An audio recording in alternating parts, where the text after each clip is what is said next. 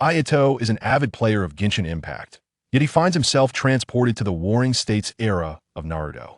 Initially, he believed he had acquired an inspiring script that would enable him to lead the Feathered Clan, akin to the original narrative, to become a dominant force in the ninja world through diligent training. However, to his astonishment, he discovered that he had been granted a narrative filled with cheats, gacha mechanics, and an invincible power. Thus, he resolved to toil diligently, aspiring to deliver a decisive blow to Sarutobi and a swift kick to the Uchiha, aiding the Feathered Clan in overcoming their existential crisis. By a twist of fate, Ayato encounters Hashirama and Madara by the banks of the Naka River. Subsequently, under his persuasion, the Feathered Clan forms an alliance with the Uchiha clan. In a bid to secure the benefits of this alliance, he inadvertently saves Madara's life, after which everything begins to spiral out of control. First, Tobirama and his close companions regard him with increasingly unsettling gazes, and soon thereafter, Madara too looks at him with a growing sense of unease. Ayato feels a chill run down his spine, wishing for Madara to retreat in the face of difficulty, only to find Madara confronting the challenge head-on. Ayato states, "Madara, I aspire to become the Hokage. Perhaps you might reconsider?" Madara replies, "I could reluctantly assume the role of Hokage." Tobirama interjects, "Uchiha, do not indulge in self-adoration. Ayato is clearly addressing me." Ayato retorts, "Is it not possible that I am speaking of myself?" Chapter 1. A nap leads to transmigration. Ayato rubbed his eyes, gazing at the white-haired little girl with a playful smile, who was silently observing him while making a peace sign. The scene he had just witnessed felt like a mere illusion. Was it truly an illusion? He could swear that Paimon's eyes had just moved. If he were lying, his little guarantee would surely be compromised. Yet, as he continued to stare until his eyes grew sore and tears welled up, Ayato begrudgingly confirmed that what he had seen was indeed real. "Perhaps I have been overworking myself lately." Ayato skillfully double-tapped the Paimon icon. Under ordinary circumstances, he would have ceased playing upon encountering such bizarre occurrences, but now he had no choice. The labor contract still had over 100 days remaining, and he must continue to play, even through tears. At that moment, the screen displayed several risk warnings as usual, as if everything remained unchanged. One cannot deny that Mihoyo's risk planning was remarkably thorough. Regrettably, Ayato had never bothered to read what was written above. Subsequently, a melodious and ethereal female chant emanated from the screen, and several fragmented cylindrical stone pillars began to materialize slowly in the air, followed by a marble floating bridge that extended endlessly forward. Until, at the bridge's end, a semicircular archway appeared. Ayato eagerly clicked on the archway, and a blinding white light erupted abruptly, causing him to lose consciousness. Coldness and trembling. Well, perhaps not. Ayato slowly opened his eyes, gazing at the familiar aged wooden ceiling, silently sighing within. The tatami beneath him was uncomfortably rigid, a wretched sensation perpetually reminding him that he was no longer in Blue Star. In total, this marked Ayato's 6th year in the world of Naruto, with the reason for his transmigration remaining a mystery. He only recalled that day after work, dragging his weary body home, hastily bathing, and preparing to muster his energy to complete his Genshin daily quests before sleeping. Little did he know that the moment he opened the game, he would lose consciousness. When he next opened his eyes, he had assumed the identity of the original owner of this body, becoming Ayato of the Feathered Clan, an ordinary orphan of war in the Naruto world. Knock, knock, knock. Suddenly, a series of knocks interrupted Ayato's reverie. "Ayato, if you don't get up now, you'll be late. Today is the first day of clan school." Late? Clan school? It seemed that such a thing did exist. Ayato rubbed his cheeks, attempting to rouse himself from the haze. The clan school referred to by the person outside the door was likely akin to the ninja academy depicted in the original work, specifically established within the clan to provide ninjutsu enlightenment for children of appropriate age. Today, he has reached the appropriate age, and his oversleeping is solely attributed to the anticipation of finally engaging with the enchanting art of ninjutsu, which left him so exhilarated that he could not find rest until the early hours of dawn. As Ayato pondered a myriad of disordered thoughts, he hurriedly donned his attire and attended to his morning routine. The voice from outside the door sounded once more, "How much longer?" I'm coming, do not rush me." Hagi stood outside the door for quite some time. Observing Ayato's leisurely pace with a sigh, he remarked, "Jinja mentioned he wished to take a day off today and would return to the clan school tomorrow." "Very well, let us visit him this evening." Hagi nodded. "Indeed, he listens to your counsel. You must find a way to—" Ayato's eyes darkened as he waved his hand, Interrupting Hagi, I understand. Leave this matter to me. The gentle morning sunlight cascaded upon the two, their bodies warm, yet their hearts burdened with an inescapable heaviness. For today marks the 7th day of mourning for Jinjia's father. To put it bluntly, Hagi, Jinjia, and Ayato together do not constitute a complete set of parents. Jinjia fared slightly better. Although his mother had passed away long ago, at least his father remained. However, similar to Ayato, Hagi had been an orphan for as long as he could remember. While they received meager relief funds from the clan, it was insufficient to meet their nutritional needs as they were in a phase of growth. Thus, Jinjia's father would often invite them to dine together. Though the meals were not lavish, they were at least adequate for their sustenance. Consequently, while the three of them were physically frail, they were not short in stature. In moments of boredom, the trio would engage in playful ninja games. Despite the hardships, they managed to lead a tolerable existence. It was not until 7 days prior that the clan's ninja returned with Jinjia's father's lifeless body. The ninja reported that Jinjia's father had perished on the battlefield against the Uchiha clan. Ayato vividly recalls the day of the burial, when Jinjia clutched his father's cold corpse, his cries rendering him hoarse. Since that day, whenever he was conscious, Jinjia would sit in a daze within the cold confines of his home, gazing at his father's portrait, neither weeping nor making a sound, remaining in that state for an entire day. Each day, it was Ayato and Hagi who compelled him to eat even a morsel of food. Hagi, I have always felt that my arrival in this world carries a certain historical mission. Otherwise, why would it be he, among the multitude of individuals on Blue Star, who traversed into this realm? In his previous life, Ayato often felt that the dreams of Hashirama and Madara Uchiha were overly naive. With such formidable power, why did they persist in dreaming of world peace? If such power were granted to him, he would undoubtedly prioritize his own desires. After all, the relentless pursuit of improvement is fundamentally for one's own betterment. He had maintained this belief until 7 days ago. It was only upon witnessing Jinjia's sorrow after losing his father that he truly grasped the despair of this era, where human life is regarded as inconsequential in the Warring States period by the average person. Ayato halted, grasping Hagi's shoulders, his bright crimson eyes radiating an unwavering resolve. In the past, I was unaware of what this mission entailed, but now I understand. Hagi stared at Ayato in astonishment. What is it? The gentle morning sunlight bathed Ayato, illuminating his visage with exceptional clarity, as if casting a delicate layer of soft light upon him. His satin-smooth, pale skin shimmered in the sunlight, captivating the eyes of onlookers. My mission must be to bring an end to this chaotic era. Even if my talents are mediocre, perhaps I may never even rise to the rank of a jonin. I shall exert every effort to transform this world. Moreover, I also possess a system. However, the system's loading screen has been stuck on the final golden diamond-shaped block for 6 years. At that moment, Ayato, as he uttered these words, appeared to Hagi even more radiant than the rising sun. Regaining his composure, Hagi smiled faintly. All right, I believe in you. From a celestial vantage point, the domain of the Hagi clan is an expansive circular area encircled by towering walls.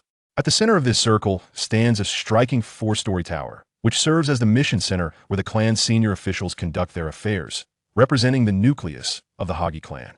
Surrounding this tower are concentric circles of standalone traditional Japanese houses, many of which are grand residences with courtyards.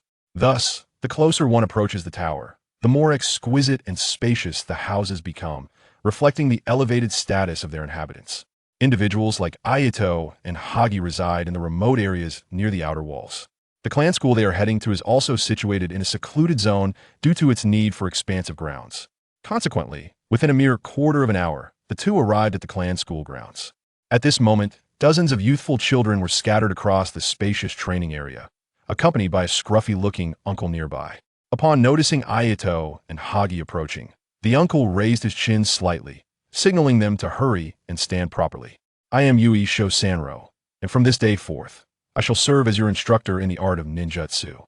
Clad in a grayish-white clan robe, Uchiha Sanro crossed his arms and surveyed each individual present with a stern gaze.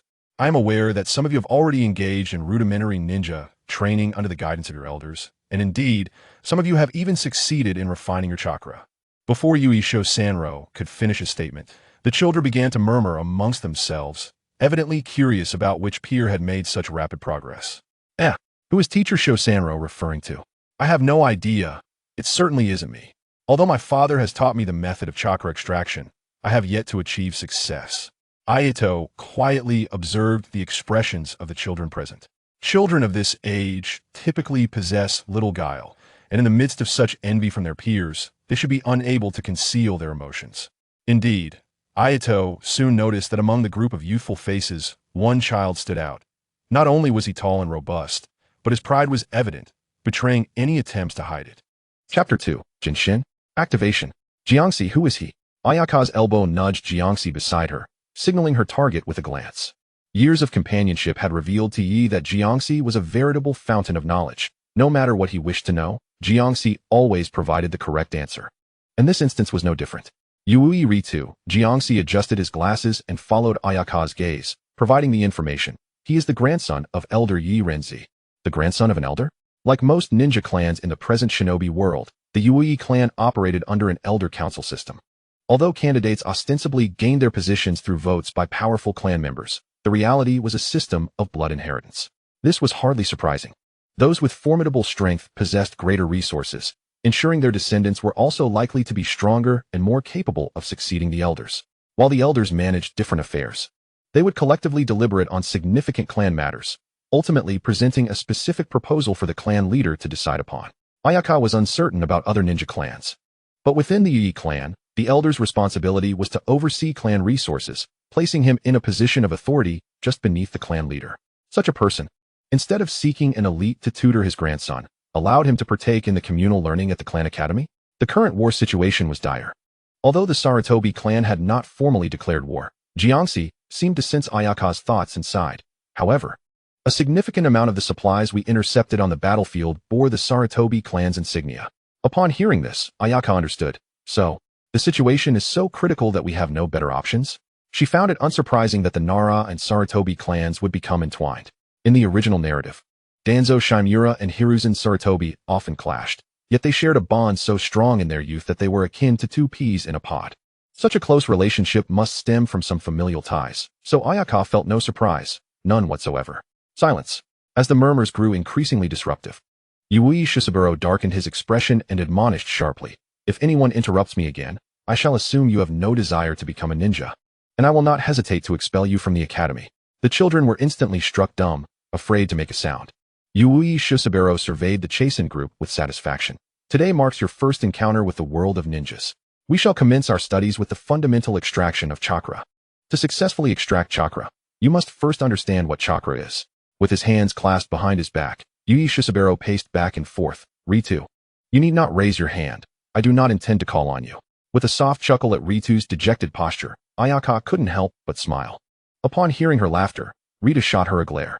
In response, Ayaka raised her hand in a gesture of apology, though the smile at the corner of her mouth was impossible to suppress.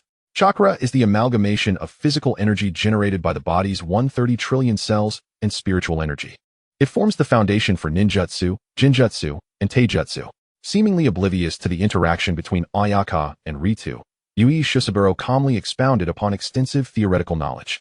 Many aspects of this subject had not been covered in the original work, and given its relevance to their future ninja careers and personal safety, Ayaka listened intently. Unbeknownst to them, Yui Shisaburo had completed his lecture, and he settled cross-legged. "Now, I would like you to attempt to extract chakra using the methods I have outlined. Those who successfully extract chakra may practice further." After casting a glance at Ritu, he closed his eyes to meditate. Eagerly, Ayaka began her attempt to extract chakra, uncertain if her soul from another world possessed the spiritual energy necessary to blend with her physical energy to yield chakra. Nervously swallowing, she mimicked the posture described by Yui Shisaburo and commenced her efforts. To her astonishment, after just a single attempt, she felt a peculiar warmth coalesce in her abdomen. Could it be? Was she successful on the first try? Ayaka internally marveled at her own talent. She recalled Yui Shisaburo mentioning that generally, a first-time chakra extractor deemed exceptionally gifted would succeed within a day. So how had she accomplished it so swiftly? Did she possess the spirit of an emperor? Just as Ayaka's mind wandered, a mechanical voice suddenly resonated within her consciousness. Ding! Energy source detected. System loading. 110-3599. System loading complete. In an instant, a cacophony of mechanical notifications flooded her mind, the noise causing her to furrow her brow in discomfort, yet it did not dampen her exhilaration. After 6 years, she had finally completed the tutorial. Detecting differing world rules, Attempting system modifications. Modification successful. Postbound. Yui Ayaka. Wishing you a pleasant journey. After a prolonged wait. Confirming the absence of further system prompts, Ayaka exhaled deeply, finding the world around her much quieter. System? Are you there? No response. Was this a mute system? A backpack? Surely, that must be included. It would be quite disappointing for a system to lack even a backpack. Indeed, a virtual screen materialized before her. Glancing at it, she noted that apart from an envelope-shaped icon, her backpack was utterly bare. What? No starter pack? How miserly. Ayaka mentally grumbled, reluctantly clicking on the envelope. Dear traveler, it is our utmost honor that you have become an experiencer of this interdimensional journey. As a token of our appreciation for your participation, we present you with 10 entangled fates. Please be sure to claim them. What was this overwhelming sense of déjà vu? After bypassing a lengthy introduction, Ayaka trembled as she clicked to claim her reward. The envelope instantly transformed into a blinding flash of white light, which then coalesced into 10 pastel blue gradient spheres, quietly resting in her backpack. No way. Could it be? She had crossed over yet was subjected to a gacha system? As she lamented, Ayaka expertly summoned the gacha interface. 10 pulls. Streaks of blue meteors streaked across the sky, one appearing to carry a glimmer of purple light. Please, don't give me weapons. They are utterly useless in this world. I would prefer a Layla, capable of both defending and attacking. Most importantly, she wields ice techniques. Ice release is a noble bloodline limit in the world of Naruto. With her anticipation at its peak, Ayaka could hardly bear to watch the pulling animation, opting instead to skip it. Acquired Ninja Experience 1. Acquired Ninja Experience 1. Acquired Transformation Technique 1. Acquired B-Class Ninjutsu, Gale Palm 1. Acquired Starlight 10. The results yielded items rather than characters, transforming into objects suitable for the Naruto universe. Staring at the outcome of her 10 pulls, Ayaka pondered deeply. The guaranteed purple item had morphed into B-Class Ninjutsu. The complementary blue items had become E-Class Body Flicker Technique and this so-called experience. What purpose did it serve? Was it possible it could grant her direct upgrades? After contemplating for a moment, Ayaka resolved to use the 6 ninja experience points she had obtained without further hesitation. Congratulations. You have been elevated to level 6. At the instant the notification sound resonated, a surge of chakra erupted from Ayato's abdomen, significantly more potent than the previous extraction. Is this truly an upgrade for me? With this thought, Ayato's eyes sparkled. The system's extraordinary talent seemed to herald my ascension to something divine. Shouldn't I be able to deliver a resounding defeat to Kaguya and a swift kick to Hashirama? No, wait. Before I transmigrated, I was merely engaging in daily activities in Genshin. How could you present me with such a system? Had I known I would delve into Honkai, whose power structure vastly surpasses that of Genshin. What can a level 90 character in Genshin accomplish? At best, they can engage in some divine retribution. However, Honkai is an entirely different affair. According to the game's portrayal, one can shatter stars at level 80. The disparity is staggering. With this realization, Ayato lamented and smacked his forehead. Meanwhile, Jiangxi, who was attempting to refine chakra, observed Ayato's actions and offered some words of encouragement. Shaoran-sensei mentioned that the first attempt is quite challenging. Do not be overly anxious. Maintain a calm mindset and temper your expectations. Here we go again, Ayato thought. If you're going to comfort someone, do it properly without the incessant rambling. He covered his ears to interrupt Jiangxi's chatter. I'm not troubled by trivial matters like this. I've already refined chakra. Chapter 3. The so-called genius Jiangxi looked at Ayato with a mix of skepticism. Is that true? Noticing Jiangxi's doubtful gaze, Ayato crossed his arms and feigned indifference. Of course it's true. I am a prodigious talent of the Yui family. Based on my successful chakra extraction just now, even without the system, I would still be a genius. If one is indeed a genius, they should proclaim it loudly.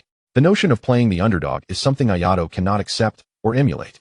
After all, having suffered the drudgery of mediocrity in his previous life as a corporate slave, he finally possesses extraordinary talent in this life. How could he not proudly showcase it? Don't be ridiculous. Even if vanity is at play, one should not boast about achieving chakra extraction on the first attempt. A mocking voice interrupted, and Ayato turned to find it was Raito. Ayato raised an eyebrow at the remark and retorted, even if it's vanity, one should not claim others cannot achieve what they themselves have not. You. Raito's face flushed with anger, recalling how he had struggled all afternoon to refine chakra without success. Yet, even at that pace, his grandfather praised him as a rare genius. Thus, when he heard that adult males in the clan were heading to the battlefield, he eagerly volunteered to study further in the clan school for the upcoming ninja courses. He harbored the same thoughts as Ayato. Possessing talent without broadcasting it is akin to walking in splendid attire under the cover of night. With such thoughts, How could Raito accept the reality that a peer possessed greater talent? Moreover, whether Ayato was telling the truth remained uncertain. Since you claim to have refined chakra, would you dare to face me in battle? If you can endure 5 strikes, I'll concede your words are true. A battle would indeed provide a straightforward assessment of one's chakra. After all, regardless of the amount, possessing chakra guarantees overwhelming power against ordinary folk. Nevertheless, Raito's method of testing was certainly the most absurd. Shaoran-sensei cast a troubled glance at Ayato, internally doubting anyone could successfully extract chakra on the first try, as such occurrences were unheard of. The current situation was evidently Raito's deliberate provocation, and as a teacher, he hesitated to allow a mere child to confront someone who was already considered a ninja.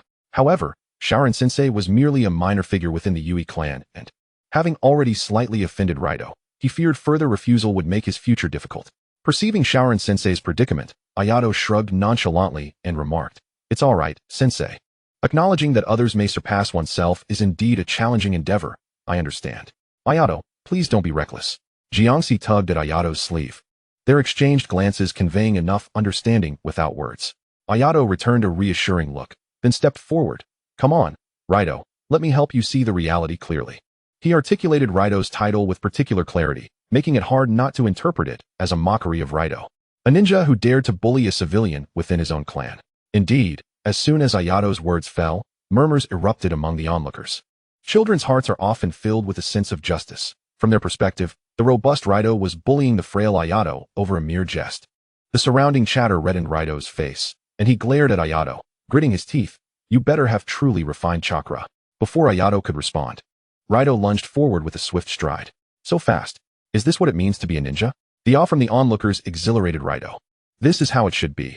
I am the most exceptional genius of the Yui clan. What is Ayato? A mere civilian. But a fool destined to lie on the ground, repenting for his lies?" Contrary to expectations, there was no sensation of impact. Ayato, who should have been sprawled on the ground in agony, elegantly evaded the blow at the last moment, like a butterfly flitting away. Raito stumbled, struggling to regain his balance as he stared incredulously at Ayato. Compared to ordinary children, Raito was indeed swift. Yet, to Ayato, his movements were as clear as day. Ayato observed the dazed Raito and extended a single finger. No words or excessive gestures were necessary. The mockery was fully palpable. "Were you not going to finish me off in 5 strikes? Well, that was only the first. Damn it." Raito charged again, his right fist aimed squarely at Ayato's face. Ayato sidestepped Raito's attack with a slight shift, seizing the opportunity to grasp Raito's arm and execute a shoulder throw. With a resounding thud, Raito hit the ground, disoriented, as gasps echoed across the training ground. "Hiss, that must have hurt." After lying on the ground for a moment, Raito finally regained his composure and shouted furiously, "That was just a mistake." Again, before Raito could finish his sentence, Ayato dashed to his side and forcefully pinned him down, pulling his arm back sharply. "Ah, it hurts. It hurts. It hurts." Ayato leaned closer to Raito, who was grimacing in pain, and struck a victory pose. Whether it was a gesture for the second strike or a sign of triumph remained ambiguous. This guy, witnessing Ayato subdue Raito in merely 2 moves. Jiangxi adjusted his glasses, chuckling softly and shaking his head. Meanwhile, Shaoran-sensei looked on in astonishment at Ayato's display of prowess. He had been prepared to intervene at any moment to save Ayato. After all, a ninja possesses powers vastly different from those without chakra.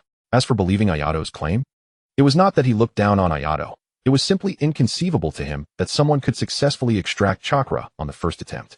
Yet, everything unfolding before him was shattering his previous understanding. Although the battle concluded swiftly, being a seasoned warrior, he could not escape the awareness of whether either participant had utilized chakra. He was acutely aware that both individuals in the arena had just utilized their chakra. Ayato was donned in a standard grayish-white clan robe, which had become faded and worn, making it immediately evident that he was an orphan. It was improbable that anyone had instructed him beforehand. Thus, it could only mean one thing. Raito watched as Zhaojuru instantaneously appeared in the center of the arena, his expression brightening as he began to complain. "Sensei, please make him let me go. I can still." However, Zhaojuru disregarded Raito, who lay helplessly on the ground, and instead gently addressed Ayato. "Good boy, let me examine your chakra pathways." The genius Ayato was far more significant than the grandson of the third elder. Even if the third elder were present, Zhaojuru would confidently wager that the latter would prioritize Ayato. Such a prodigious talent could lead the Ui clan to new heights in the ninja world, seizing greater resources. "Ah, good. Zhaojuru grasped Ayato's arm and cautiously probed with his own chakra, indeed detecting a weak, yet undeniably present chakra cluster. His expression lit up as he released Ayato's arm, cheerfully announcing to everyone, "Let us call it a day for now. Everyone, head home early." With a nod towards Ayato, he vanished with a whoosh, never once glancing at the sprawled Raito. Observing this, Ayato extended his right hand, grinning at Raito. "How long do you plan to lie there, Raito-sama?" Ayato possessed enchanting peach blossom eyes, and although young, his smile radiated brilliance. Yet, at that moment, Raito found Ayato's visage more detestable than that of the Chimera clan. "Don't get too cocky. I'll come back to fight you once I master ninjutsu." Raito swatted Ayato's hand away, trembling as he scrambled to his feet. Running off without raising his head, his voice tinged with a hint of tears. "Tisk, how dull." Ayato clapped his hands together, brushing aside the loose strands of hair that had fallen due to his earlier vigorous movements. The younger members of the Ui clan, who had witnessed the spectacle, gazed at Ayato with wide eyes, chattering excitedly, yet none dared to approach him. After all, this extraordinarily handsome individual had just defeated Raito in mere 2 moves. Until they grasped his temperament, none wished to inadvertently provoke him and face the consequences. They could only watch with curiosity as Ayato and Jiaozhu exited the training ground. Chapter 4. What's wrong with adults having a drink? Although Ui Jinja had a father who was a ninja, the family was not well off, and he, like Ayato and Jiaozhu, resided in the outskirts of the Ui clan. By the time Ayato and Jiaozhu arrived, the sky had darkened considerably. The sun was setting in the west, and the white funeral banners that had not yet been taken down added an air of melancholy to the aged Japanese-style house. In what could barely be considered the living room of a makeshift mourning hall, a familiar face to Ayato was displayed prominently, with Jinja kneeling directly in front of the portrait. Ayato feigned a casual demeanor as he approached Jinja. "Jinja, have you eaten today?" Jinja's youthful voice carried an unmistakable fatigue, his dark circles under his eyes evident. "No, I haven't had much of an appetite." "Then let's eat together. We bought a lot of delicious food." Ayato raised the plastic bag in his hand, containing the expensive ingredients he and Jiaozhu had purchased on their way over, items they usually couldn't afford. "I really don't need it. You two don't have to worry about me." Ayato was about to say more when Jiaozhu patted his shoulder, subtly shaking his head. "You should eat something. We'll go prepare the meal and call you when it's ready." The two moved to the kitchen with practiced ease, and by the time the meal was prepared, night had fully fallen. They had prepared 3-tailed mackerel, a platter of grilled meat, and several servings of pickled vegetables. While the living conditions did not compare to those on Blue Star, this was undoubtedly one of the few delightful meals Ayato had experienced in the 6 years since his arrival.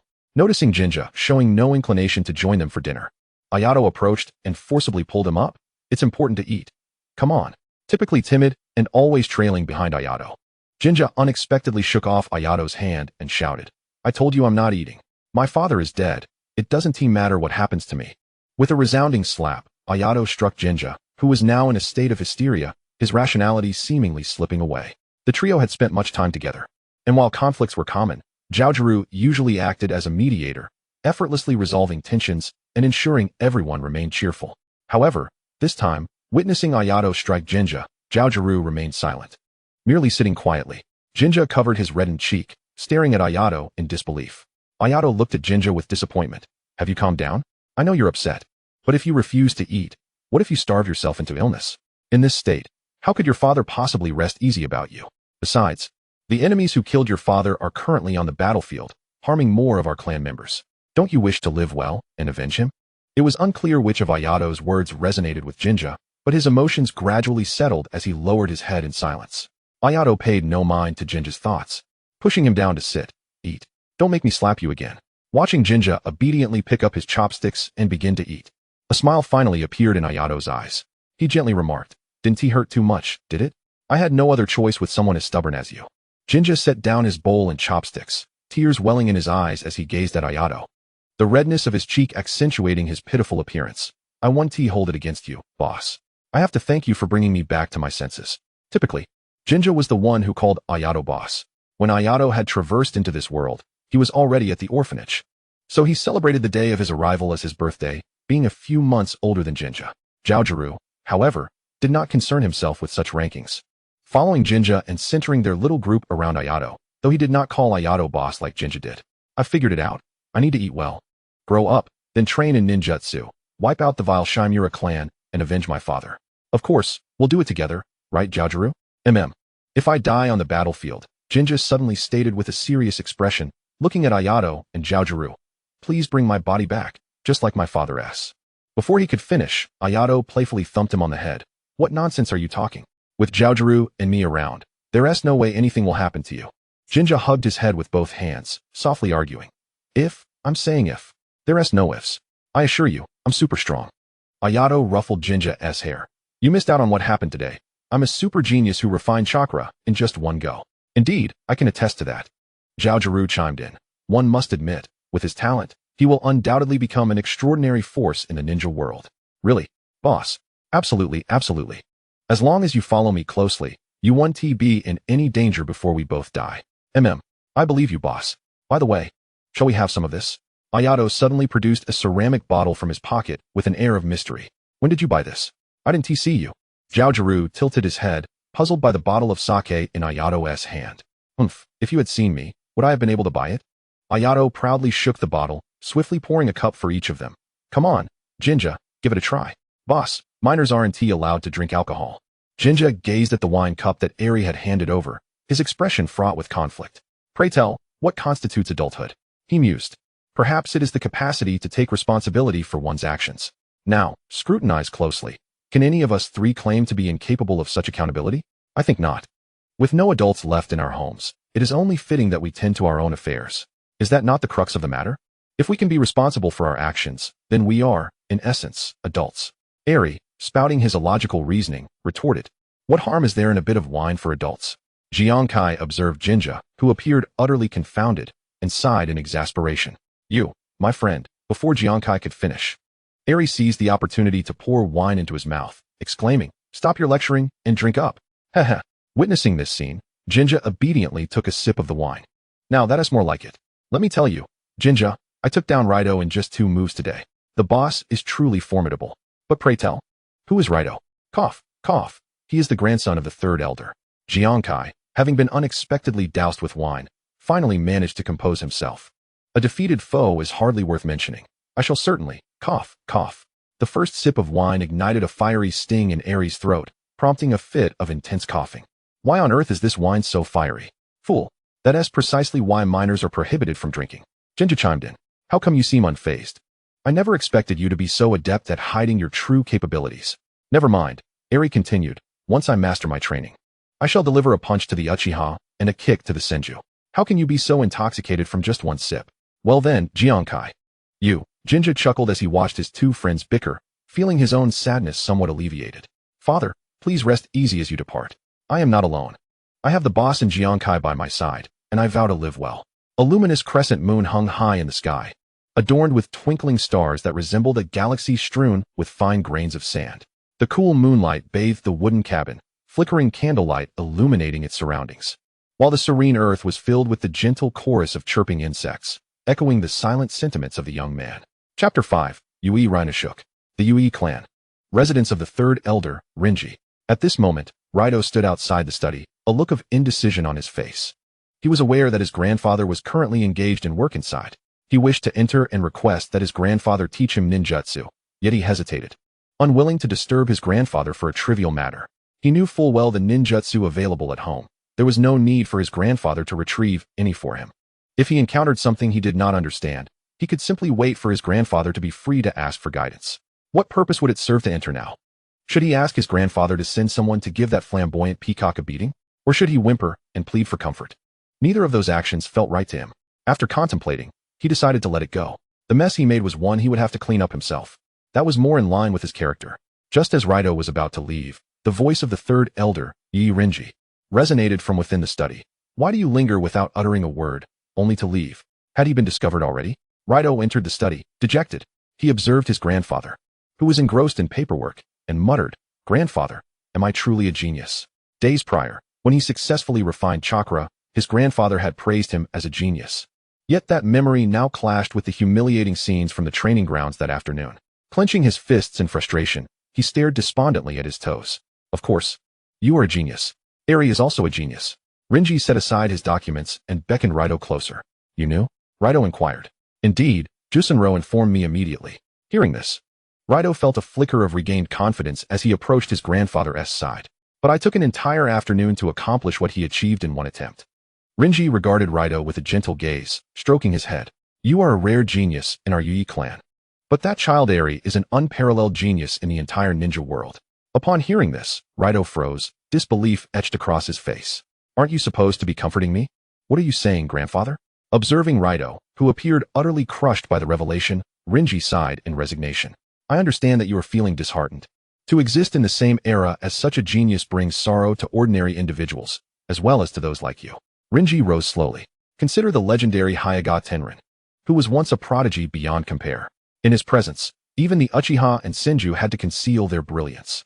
But, grandfather, Raito began. Rinji interrupted. His wise eyes locked onto Raito, speaking softly. Raito, why must you compare yourself to him? Do you recall what I once told you? What did you say, grandfather? For reasons unknown, Raito immediately recalled the afternoon when he refined chakra, remembering the grave expression on his grandfather's face following his praise. With such talent, and with the resources of the Uchiha clan, you will surely become a formidable force in our clan, but that is all you will be.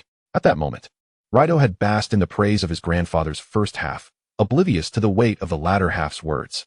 Now, however, as he observed Raito's crestfallen countenance, Rinji's heart ached, and he tenderly stroked his head. The Uchiha clan has not produced a top-tier powerhouse in far too long, Raito. Once a clan that stood alongside the Senju and Uchiha, the Uchiha has now fallen to the point where even minor clans like the Shimura and Sarutobi dare to seize our resources. Your talent may very well enable the Uchiha to endure in this ninja world. However, that child Eri possesses the potential to restore the Uchiha to its former dominance. Witnessing Raito's despondency, Rinji felt a pang of compassion and encouraged him. Cheer up, Raito. Are you truly prepared to succumb to despair? I am not, but grandfather. You just said my talent pales in comparison to his. What use is my effort? There is still hope. From this moment forward, if you dedicate yourself sufficiently, even a talent like his may not be insurmountable. Is that truly so, grandfather? Of course not. Rinji had long since experienced the feeling of coexisting with geniuses. In his youth, he was considered one of the clan's top talents, yet now he lacked even the qualification to contend with Uchiha Tajima or Senju Butsumo one-on-one. The gap between individuals was indeed wider than that between man and dog. However, such realities would gradually dawn upon Raito. For now, he was still a child, and his hopes must not be extinguished. Do you not believe me? Of course I believe you. Raito's fighting spirit began to rekindle. Grandfather, teach me ninjutsu. Next time, I will surely defeat him. Very well. Meanwhile, in the very heart of the Uchiha clan, within a brightly lit office on the third floor of a towering structure, a vast expanse of silence reigned. Aside from the rustling of papers and the scratching of pens, even the sound of breathing seemed to be muted. Yui Jusenro knelt anxiously before an expansive desk, where a lean yet sturdy middle-aged man was engrossed in paperwork, seemingly oblivious to his presence. From the moment Jusenro had entered the office that afternoon, he had remained in this position, his forehead slick with cold sweat despite the other man's silence. The slender, robust middle-aged man before him was none other than Ryuji Nakanishi, the esteemed leader of the Uchiha clan. The reason he found himself kneeling in this manner was clear to him. It was a subtle reprimand from the other party. This afternoon, he had failed to promptly inform the clan leader about the incident involving Ayato, opting instead to report to the third elder, Rinji. What a lapse in judgment. A wave of trepidation washed over Shaosabara Yui as he contemplated the impending consequences he might face. Lost in his anxious musings, the office was suddenly filled with a venerable voice. Ryuji, enough of this. Very well, you may rise now, Shaosabara. Upon receiving permission, Shaosabara sprang to his feet. But his prolonged kneeling had left him unsteady, and he stumbled, nearly collapsing, when a pair of hands, wrinkled and sagging with age, caught him. The Grand Elder? When had he arrived? To think that he had been oblivious to the presence of a third party in the office. Shaosabara stared in astonishment at the unexpectedly appearing elder, immediately recognizing his identity. Heh, Grand Elder, he chuckled. We are already aware of the events concerning the clan. You may return now. I haven't even spoken yet. And these two have already grasped the situation? The extent of their control is truly frightening. Realizing this, Shaosabara felt a cold sweat trickle down his back, and he quickly bowed before hastily exiting the office. Look at how frightened you've made this child, the Grand Elder teased, casting a sidelong glance at Ryuji before addressing the matter at hand. So, is the situation as reported? A hint of a smile broke Ryuji's previously stoic demeanor upon hearing the Grand Elder's words. Indeed, if that child does not perish prematurely, he will undoubtedly become a pillar of the Uchiha clan. And how do you intend to handle this? I shall observe for a time, assessing his character. If he displays excellence in all aspects, I will personally take him under my wing. Chapter 6. The Function of the Golden Finger. The following day, when Ayato awoke, it was already noon. Indeed, minors should refrain from indulging in alcohol. shaking his groggy head. Ayato completed a brief morning routine before reclining on his bed to delve into the intricacies of this system. Yesterday, he had been unable to fully explore the system's specific functionalities due to a disruption from Xiaoji. Consequently, many aspects remained unclear, but with a bit of time before class. It was the perfect opportunity to decipher this system that bore a resemblance to Genshin Impact. As he immersed himself in his studies, time flew by swiftly. Knock, knock, knock. Ayato was once again interrupted by Xiaoji's persistent knocking.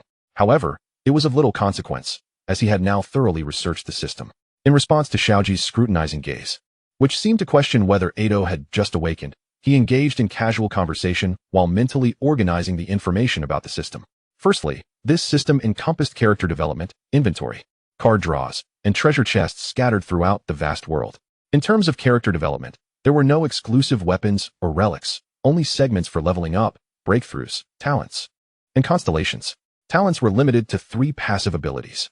Upon inspection, he discovered that his starting talent was Bloodline of Yui. All ninjutsu, taijutsu, and jinjutsu are learned instantaneously. The subsequent 2 talents would unlock at levels 41 and 61, respectively, and were currently inaccessible. As for the changes in leveling up and breakthroughs, they were minimal. He experimented and found that, aside from using the obtained item, Ninja's experience, he could also refine chakra to gain experience points for leveling up. Breakthroughs could be previewed, and the process remained largely unchanged. A breakthrough occurred at level 20, again at level 40, and subsequently at levels 50, 60, 70, and 80. The attributes added upon breakthroughs pertained to chakra capacity, which Ayato found quite satisfactory, as it spared him the worry of becoming a mere unit of measurement like Kakashi in the future. Regarding breakthrough levels, Ayato suspected they were likely linked to the power classifications within the Naruto universe, as these levels corresponded precisely to the ranks of Jinin, Chinin, Jounin, Elite Jounin, Kage, Super Kage, and the Sage of 6 Paths. In terms of breakthrough materials, only 2 remained: Lily of the Valley and the Certificate of the Strong.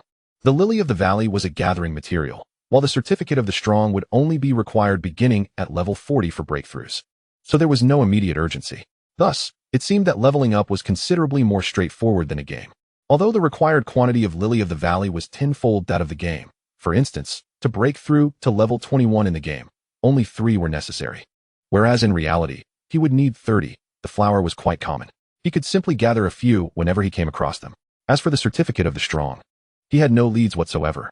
Lastly, the vast world and card draws complemented each other. Despite the absence of mechanisms and puzzles in the Naruto universe, the system indicated that various chests of differing levels were scattered across the globe, awaiting his discovery. This was the sole means of acquiring resources for card draws. The card draw cost remained at 160 primogems per attempt, with a guaranteed purple item in a 10 pull. Characters would not be included. Instead, ninjutsu and ninja experience would serve as substitutes. Blue items corresponded to EC level ninjutsu, purple items to BA level ninjutsu, and gold items to S level ninjutsu.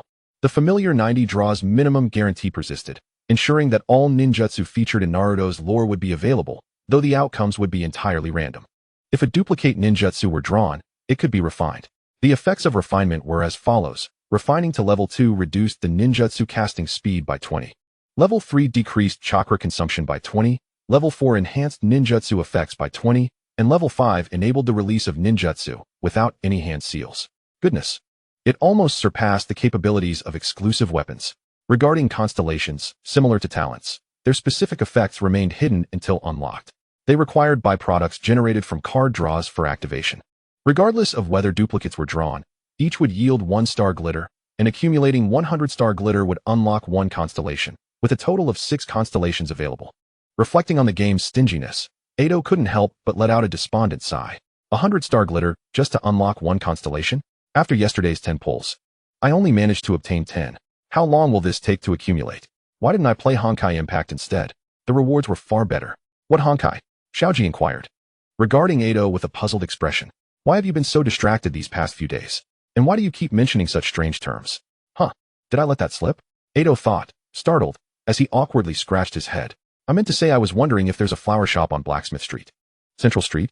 There isn't one, Xiaoji replied, looking at Ayato as if he were daft. Didn't we visit that area yesterday to gather supplies? Moreover, there would be no one opening a flower shop within the clan grounds. Who would have the leisure to buy flowers when they could instead stock up on explosive tags for self-defense? Once Xiaoji started to critique, he could go on indefinitely. Ayato, feeling overwhelmed, quickly interjected, yes, I didn't rest well yesterday and got a bit muddled. Why do you need a flower shop? I've suddenly developed a fondness for the lily of the valley and wanted to buy some. Lily of the valley?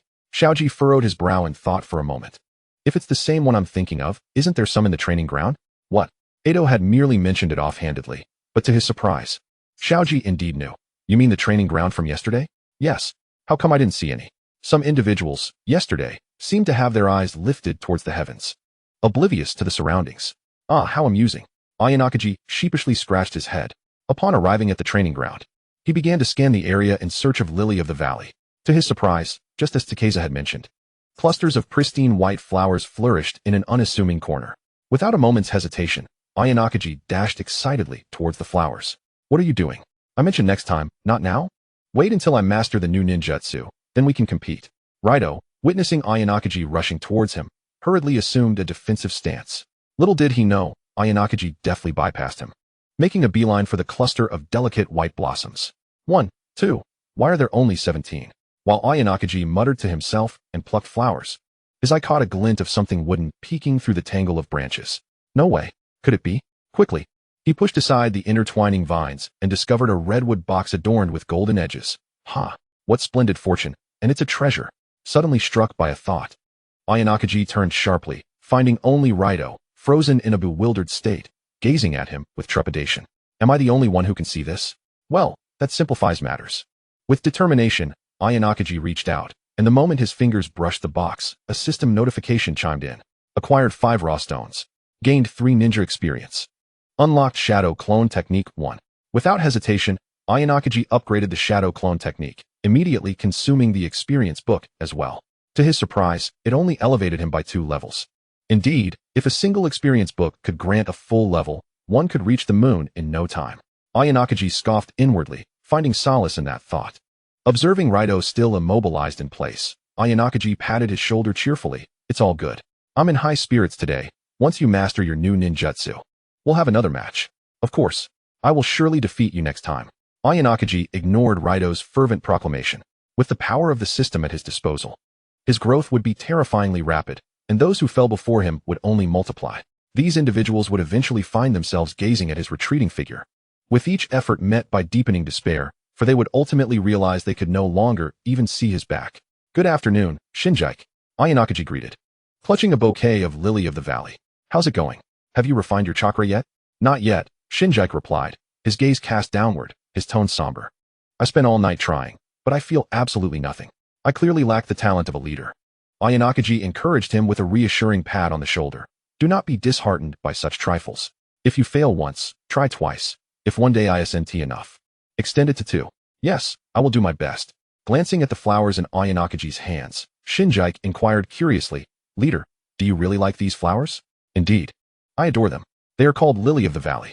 If you ever come across them again, be sure to bring them to me. The youth held the pure white flowers aloft, his smile radiant. I will remember. Shinjike nodded earnestly. Meanwhile, Takeza observed the bouquet silently, merely adjusting his glasses without a word. Chapter 7. Gifted, diligent, and strikingly handsome. Months slipped by in the blink of an eye. With the system at his side, Ayanakaji learned swiftly, mastering every ninjutsu and combat technique taught by Yui Sozabero. In no time, his reputation as a genius spread from his classmates to their parents, and from them to their peers, proliferating like wildfire. There were undeniable perks. Now, every child in the clan addressed him respectfully as leader, and while shopping for groceries, adults would often offer him discounts or extra produce upon recognizing him. However, the downsides were equally apparent. For instance, the prodigious Raito, who once sought Ayanakaji out for sparring sessions twice within 3 days, had grown increasingly withdrawn, refraining from challenging him for weeks. Ayanakaji felt genuine concern for his mental state. Furthermore, while preparing to stealthily escape the clan grounds, Ayanakaji's burgeoning notoriety led to him being caught by the guards. The reality was undeniable. His fame had indeed blossomed.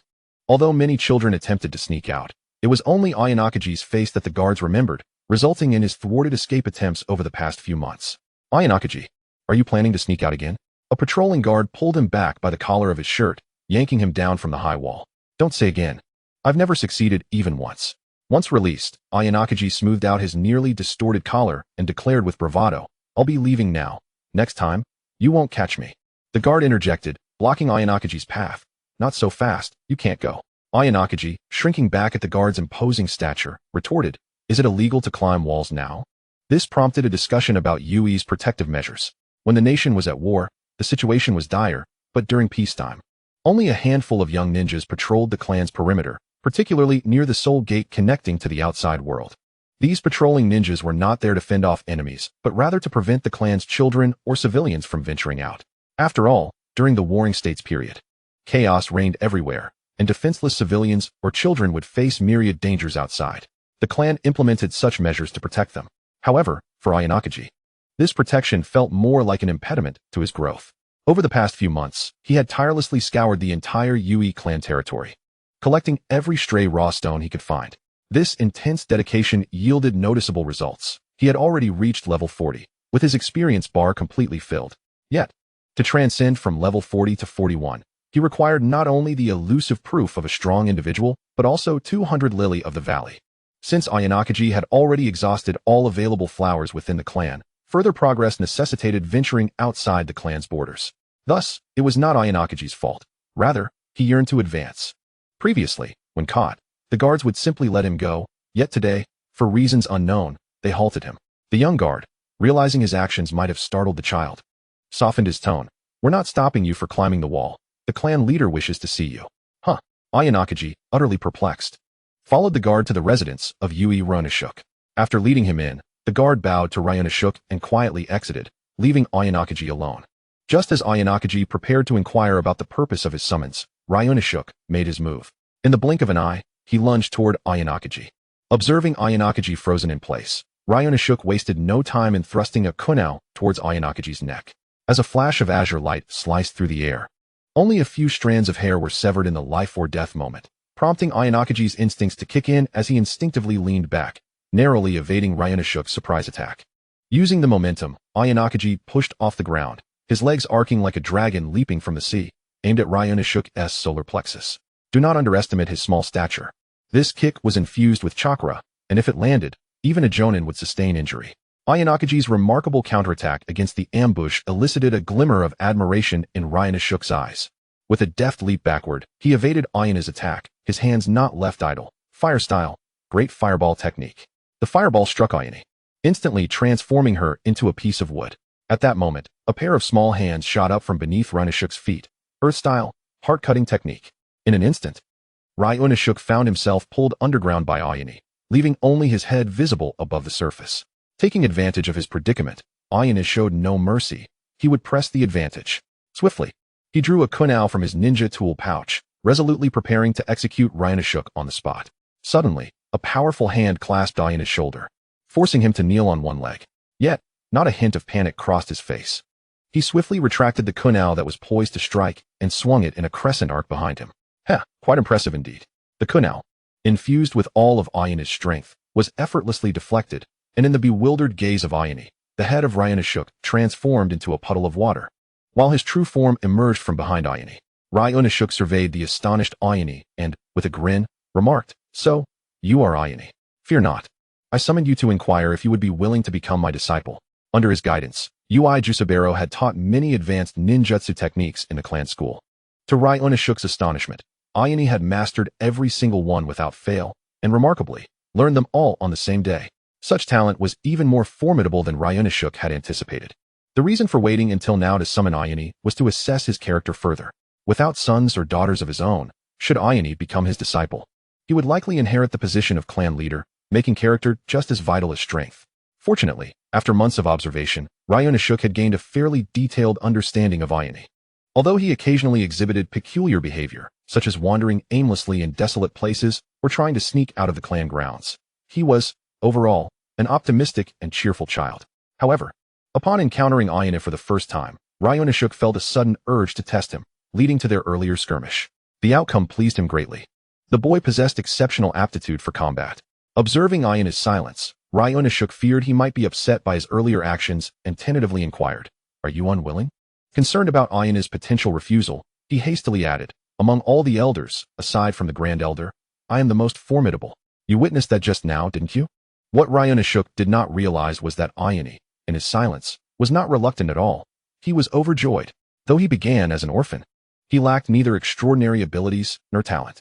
Now, having merely showcased a fraction of his potential, the clan leader wished to take him as a disciple. Indeed, gold shines wherever it may be. He truly possessed the makings of a great leader. With an exuberant spirit, Aya's tail stood high, his expression composed as he replied, "Of course, I am willing. So, shall I call you master from now on?" Upon hearing Aya's agreement to become his disciple, a glimmer of joy flickered in Ryanashuk's eyes. "The title of master feels too formal. I have no children of my own. If you wish, you may call me grandfather instead." Talented, diligent, and handsome, Ryanashuk genuinely cherished this boy. Chapter 8. The Formation of Team 7. Ever since Ayane became a disciple of Ryanashuk, his life transformed from a monotonous routine into a dynamic journey. By day, he continued attending the clan school, offering guidance to Yasuke and Seek in their training, and playfully sparring with Ryota when he felt the urge. In the evenings, he would study more profound ninjutsu knowledge under Ryanashuk's tutelage. Thus, a year and a half slipped by in the blink of an eye. Today, Ayane was particularly elated, for it marked the day he would officially graduate from the clan school and become a ninja. In the Warring States era, ninjas often began their careers at a remarkably young age, with children barely a few years old sent into battle, much like the early demise of characters like Senju Tobirama in the original narrative. In truth, many minor clans adopted even more ruthless methods, training children to extract chakra and teaching them a few basic techniques before sending them to the battlefield as mere cannon fodder. In contrast, larger clans like the UI would at least provide 2 years of training before allowing their children to face the horrors of war, ensuring they would not perish in vain. In this grim era, such an approach was already commendable. Although becoming a ninja implied the constant risk of death, it also meant Ayane could freely enter and exit the clan grounds without restrictions. Today, as he officially became a clan ninja, he could do so openly, no longer needing to scale walls. This signified he could discover more treasures, gather more resources for breakthroughs, and perhaps uncover the true nature of that mysterious symbol of strength. Hence, he was filled with joy. With a cheerful smile, Ayane arrived at the training grounds, greeted by shouts of boss. As he approached Yasuke and Seek, "I will miss hearing so many people call me boss after this." Over the past 2 years, Ayane's reputation as a prodigy had spread throughout the UI clan. Even the dogs on the street knew of the beautiful child who could master any ninjutsu after a single demonstration. Presently, only 2 individuals in the clan school refrained from calling him boss, Yasuke and that stubborn Ryota. "I will still call you boss, boss." The little angel Seek, noticing Ayane's mood seemed a bit subdued, offered words of comfort. "Seek is so sweet, unlike that stoic one, who only says nice things when he needs my guidance." The stoic one adjusted his glasses, choosing silence to appear profound. "Are we?" Ayane raised an eyebrow, intending to tease Yasuke, for it was one of his current life's little pleasures. "The teacher has arrived. Let's discuss this later and not delay the group formation." Glancing back, he saw Jusabero just land from his body flicker technique. Meeting Ayane's gaze, he smiled and nodded. Though Ayane's achievements were largely independent of him, as a teacher, he felt a sense of pride in his gifted student, and even the sternest of instructors were inclined to offer a warm smile in the presence of such talent. "From this day forth, you will officially become ninjas. The battlefield is not like your usual practice sparring. The risk to your lives is ever present." Over the past 2 years, despite the inevitable frictions that have arisen among you, Jusabero paused, glancing at Ryota and then at Ayane, on the battlefield, beyond the clan grounds. "You will be comrades entrusted with each other's lives." He scrutinized each child earnestly, his tone grave. "Regardless of the circumstances, I hope each of you can survive. The longer you live, the better." Though his words were simple, each child could feel Jusabero's heartfelt wishes for their well-being. Sensing the atmosphere had grown heavy, Jusabero refrained from continuing and produced a booklet from within his robe. "I want to elaborate further. Let us proceed with the group formations." Just as Seek, moved to tears by Jusabero's earlier speech, heard the mention of group formations, anxiety washed over him. "Boss, Yasuke, do you think we'll be assigned to the same group? If we end up in different groups, you must take good care of yourselves. Boss, don't always try to be a hero. Seek help from your comrades in times of trouble. Make sure to get along well with your companions. Don't always wear a stern expression, as it may lead to isolation." Takezu advised. Ayato chuckled at the incessant nagging of the seemingly maternal Jinji, interrupting, "Stop worrying unnecessarily. We are a trio. I can manage too, right?" Jinji abruptly raised his gaze to Ayato, exclaiming, "Really? How do you know, boss?" Takezu responded nonchalantly, "When it comes to prodigies, there are always certain privileges. Besides, have you forgotten who his teacher is?" Indeed, Ayato nodded with a smile. Over the past 2 years, Ryanashuk had increasingly valued him, granting him unrestricted access to the ninjutsu scrolls and occasionally inviting the Grand Elder to provide him with guidance. To hone Ayato's combat experience, Unearthing even compelled the 4th and 5th elders to take turns training him during their task assignments, treating him as if he were his own grandson. Given such circumstances, arranging a grouping with Unearthing would be a mere formality for Ayato. As expected, Susubaru did indeed place the 3 of them in the same group. Team 7, comprising Ayato, Tsukasa, Jinji, and Raito. This era diverged from the original narrative, featuring both 3-person and 5-person squads without a fixed standard. The Yui clan favored 5-member teams. Upon hearing he was grouped with Ayato, Raito, standing in the corner, fixed his intense gaze on him, as the arrangement suited his intentions perfectly. He had feared that if they weren't in the same group, the chances of encountering Ayato outside of missions would be minuscule, thereby diminishing his opportunity to defeat him head-on. After 2 years of repeated failures, Raito was exceptionally confident that he could triumph over Ayato. After announcing the group list, Susubaru slowly stated, "In a moment, elite ninjas from the clan will come to escort you.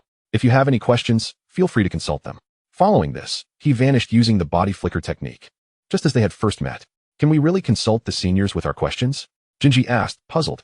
It was understandable for him to inquire, as not only did the squad sizes differ from the past, but the roles of the leading ninjas had also changed.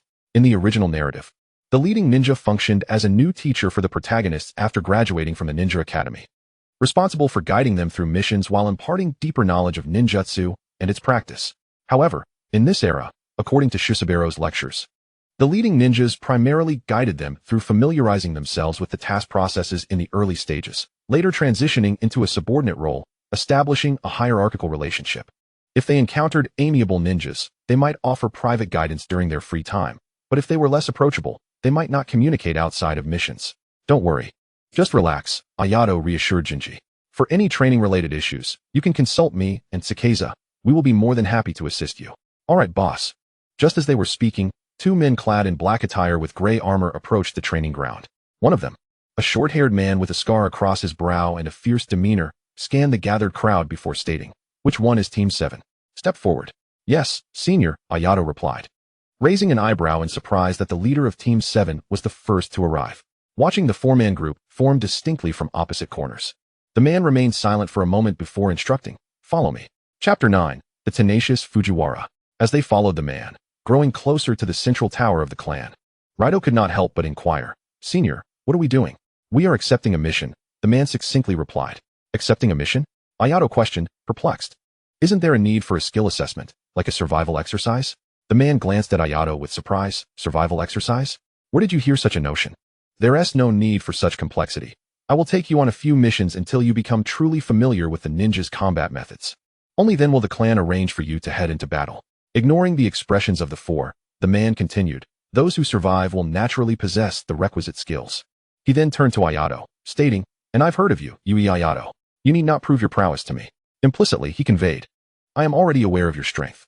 "All right then, perhaps I was overthinking," Ayato shrugged. Having reached level 40 with maximum experience, he was ostensibly at the level of a Chunin according to the system's classification. However, considering his personal training achievements and the guidance from several elders, even an average special jonin would not stand a chance against him. Of course, in this era, there was no classification of shinobi into upper, middle, and lower tiers. Based on his current strength, Ayato was entirely unfazed by the elders of ordinary clans. Meanwhile, Raito silently observed Ayato's profile, grappling with his own inadequacies.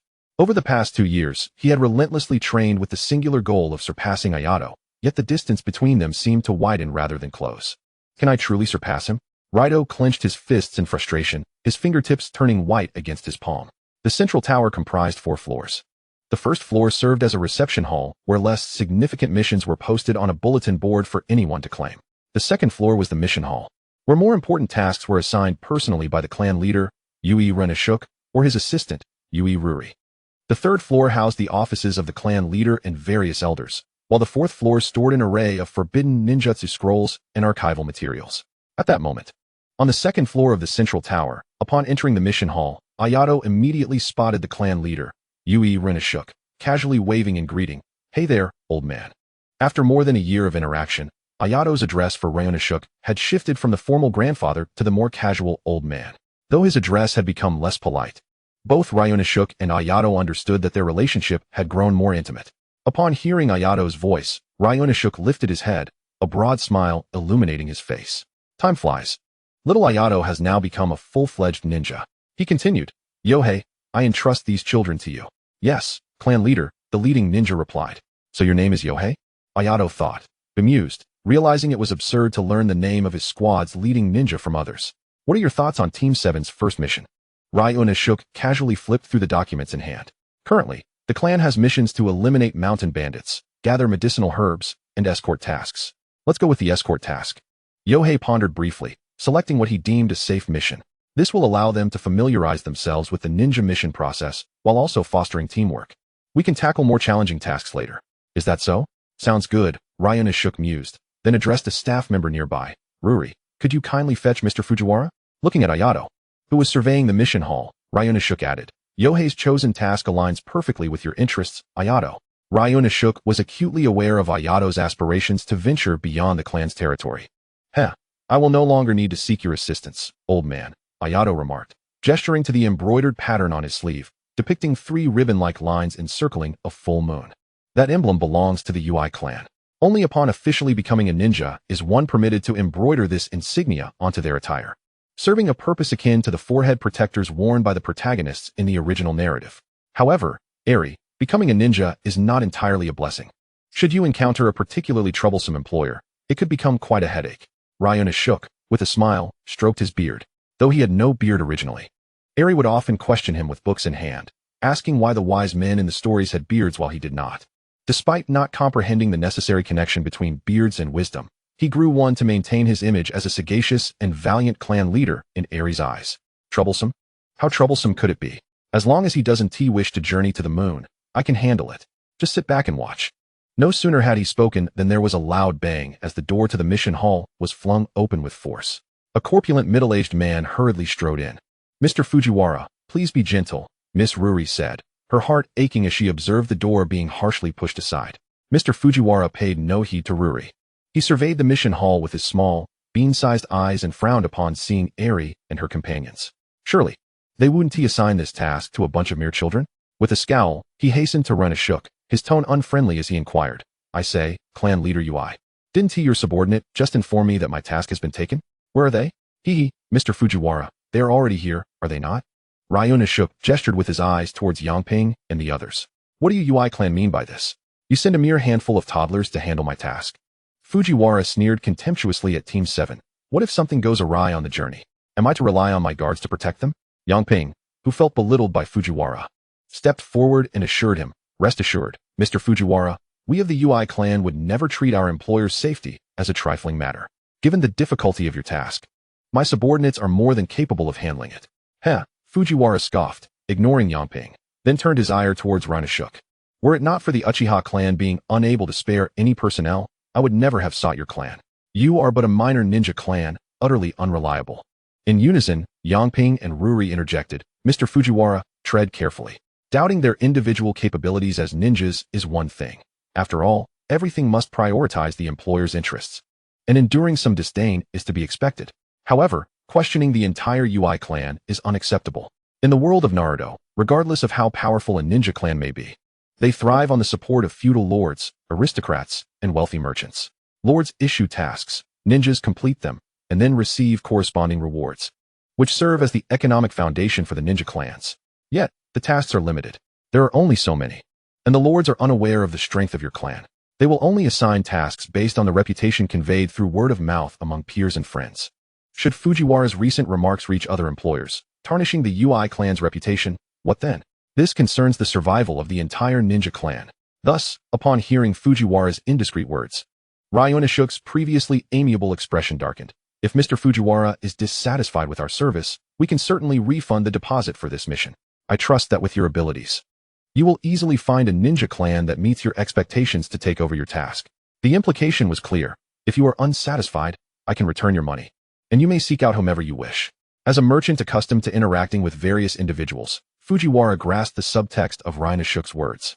He too wished to seek another clan, but aside from the Uchiha, there were indeed no stronger ninjas available.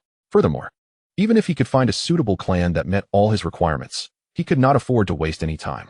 Delays in delivering his goods would incur penalties that could negate all his efforts for the year. With this thought, Fujiwara's haughty demeanor softened somewhat, yet he feigned calmness, stating, I, Fujiwara, have never taken back what I have offered. If I said I would seek you out, then I shall. I will now go inventory the goods and depart promptly in the afternoon. I hope your noble ninjas can at least uphold punctuality. With that, Fujiwara left the mission hall without a backward glance. Eri, who had witnessed the entire exchange, sighed. Indeed, quite troublesome. If I recall correctly, this is merely a C-rank escort mission, yet the employer is already so demanding. Will A rank and S rank be even more burdensome? Eri felt a sense of foreboding regarding his future as a ninja. Receiving payment to resolve troubles. One must simply grow accustomed to it. Ryunosuke smiled as he stroked his beard, a gesture he was increasingly fond of, indeed becoming quite addictive. Chapter 10. The Ambush. Amidst the lush, verdant mountains, a convoy laden with supplies was steadily advancing. The caravan comprised 2 horse-drawn carriages, the foremost of which was lavishly adorned, with only a coachman visible, leaving one to wonder if there were others inside. The rear carriage, however, was overflowing with gold and silver trinkets, and aside from the driver at the front, a youth reclined atop the cargo. Jiangxi, Jinja, and Ryatu leisurely trailed alongside the latter carriage. Jiangxi, do you think if danger were to arise, Senior Yangping could truly arrive in time? Jinja cautiously surveyed their surroundings. How can you sleep so soundly, boss? Just after departing the clan's territory, Yangping had informed them that he would remain in the shadows throughout this mission to hone their skills, only revealing himself in life-threatening situations. Eri, lying languidly in the carriage, retorted, who said I was asleep? While my eyes may be closed, I remain ever vigilant. Jiangxi chuckled. The typically taciturn Ryatu spoke solemnly, worry not. My grandfather has spoken highly of Senior Yangping's strength. If anything unusual were to occur, he would undoubtedly appear at the first sign. Noticing Jiangxi still appeared unconvinced, he added, this trade route is quite remote. The likelihood of danger is minimal. Moreover, we have been traveling for 2 days and are nearing our destination. If something were to happen, it would have transpired by now. Eri interjected unexpectedly. Perhaps Senior Yangping is secretly observing us from the shadows. Really? Is that true, boss? Upon hearing Eri's assertion that Yangping was indeed following them from the shadows, Jinja felt a wave of relief wash over him. As for whether Eri was deceiving him, he trusted his leader's words completely. After all, why would the boss lie to him? Eri was indeed not deceiving them. Much like his innate talent for training, his sensory abilities had sharpened alongside his growing strength. Since the moment Yangping had vanished after issuing his instructions, his chakra had remained within Eri's perceptive range. However, maintaining such heightened awareness placed a considerable mental strain on the young boy. Thus, he preferred lying down rather than standing and shutting his eyes instead of keeping them open. Rather than fretting over this, he was more concerned about what would happen if Eri were to damage Fujiwara's goods. How would they compensate for that? Jiangxi adjusted his glasses and remarked, each person's share of this mission comes to around 4,000 Rio, which wouldn't even suffice to purchase the cloth you're sitting on. No worries. That fellow has been holed up with his wife in the carriage since we left the clan grounds. Eri waved dismissively. Even if I were to damage it, as long as I hide it at the very bottom, it won't be discovered. Yui Raito, your actions are misguided, tarnishing the honor of the Yui clan. Is someone speaking? Did you hear that, Jinja? Well. Jinja glanced between Ayato and Raito, caught in a dilemma. Why is the boss so immature? We're all part of the same team. Can't we just get along? Wait, there really is someone. Ayato's expression suddenly shifted as he sensed 3 unfamiliar chakra signatures rapidly approaching their direction, one of which was even comparable to his own. Quietly, Ayato retrieved a kunai from his ninja tool pouch, his peripheral vision catching a glimpse of the treetops not far away. Sensing that Yangping was still there, he felt a surge of reassurance. How many are there? Jiangxi also adopted a vigilant stance. Just as Ayato trusted Jiangxi's intelligence, Jiangxi reciprocated that faith in Ayato's prowess. There are 3 individuals. One of them is likely not much weaker than me. I'll engage him first. Ayato's demeanor turned serious. Jiangxi, you choose one, while Raito and Jinja take another. Although Ayato often quarreled with Raito, he recognized his strength, which was nearly on par with Jiangxi's and significantly superior to Jinja's. Acknowledging the gravity of the situation, Raito said nothing more. After Jinja and I handle our target, we'll come to assist you. No, you should help Jiangxi first. Raito cast a deep look at Ayato, nodded slightly, and fell silent. This feeling of passive defense was disconcerting. Though less than 2 minutes had passed, Ayato felt as if time itself had stretched into an eternity. 200 meters, 100 meters, 50 meters. Maximizing his sensory intensity, Ayato silently gauged the distance between them and the approaching foes. Now, for kunai, equipped with explosive tags, soared through the air, accurately striking the trunk at the center of Ayato's line of sight. This was the tactic they had previously agreed upon. The 3 chakra signatures, upon being sensed by Ayato, did not slow their advance. Their trajectory remained unchanged. Ayato speculated that they likely lacked sensory ninjas and were wholly unaware of their detection.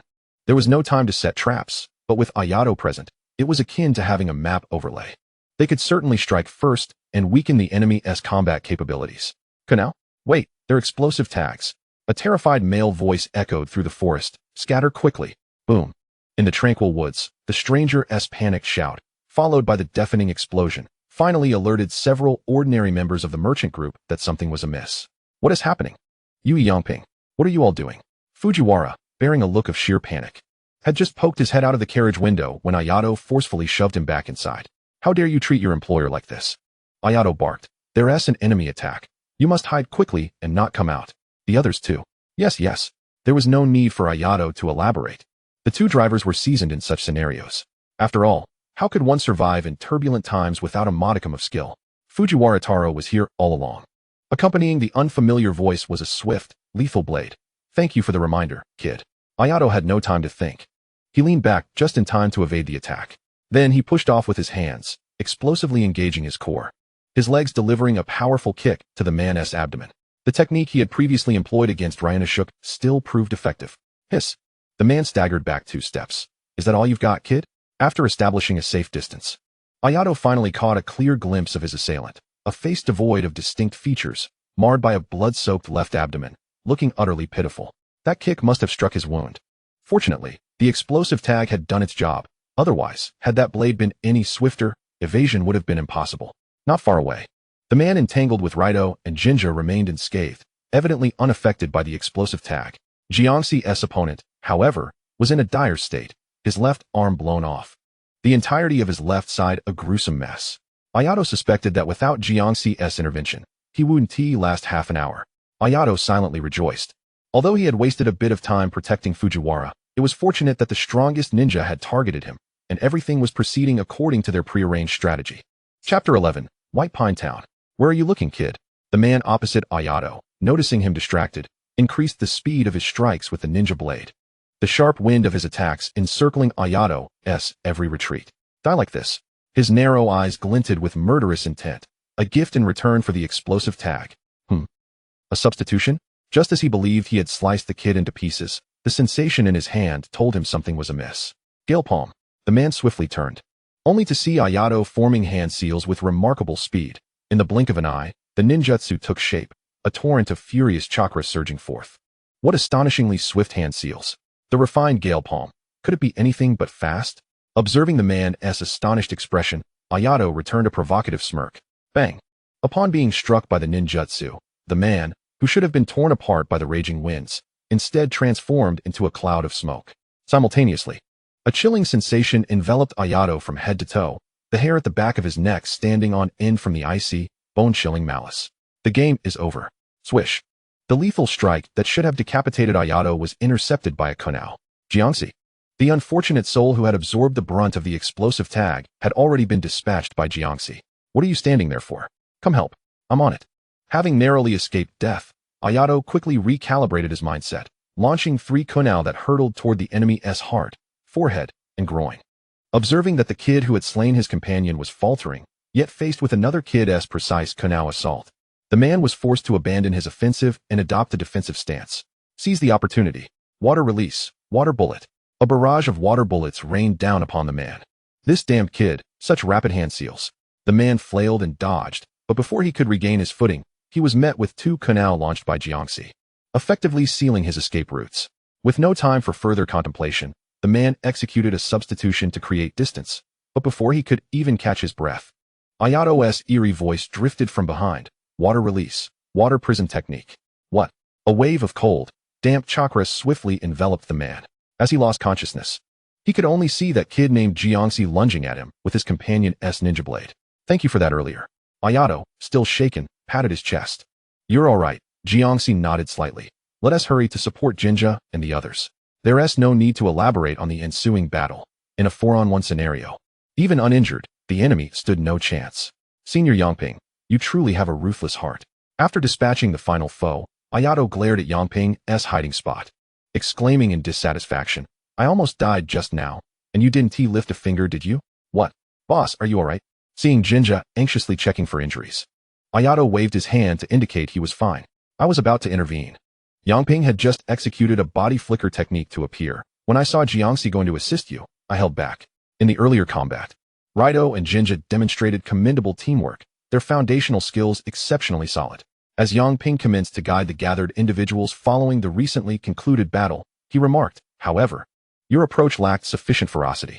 On 2 occasions, you had the opportunity to conclude the skirmish prematurely, yet your indecisiveness led to missed chances.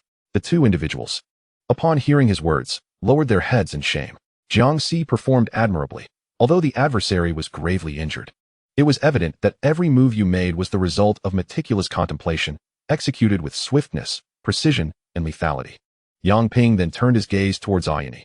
As for you, your hand seals were executed with remarkable speed, and your timing in releasing ninjutsu was commendable. Your methods for handling emergencies were also exemplary.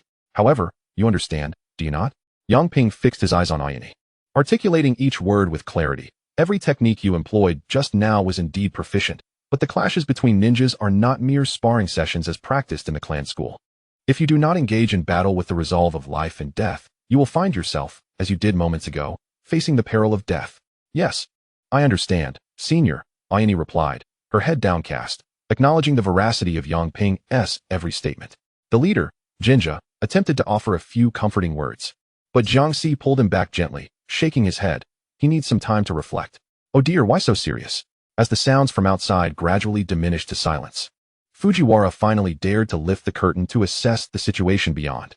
Upon witnessing that the enemies had been thoroughly dealt with, Fujiwara leapt down from the carriage, brimming with renewed energy as he approached the group.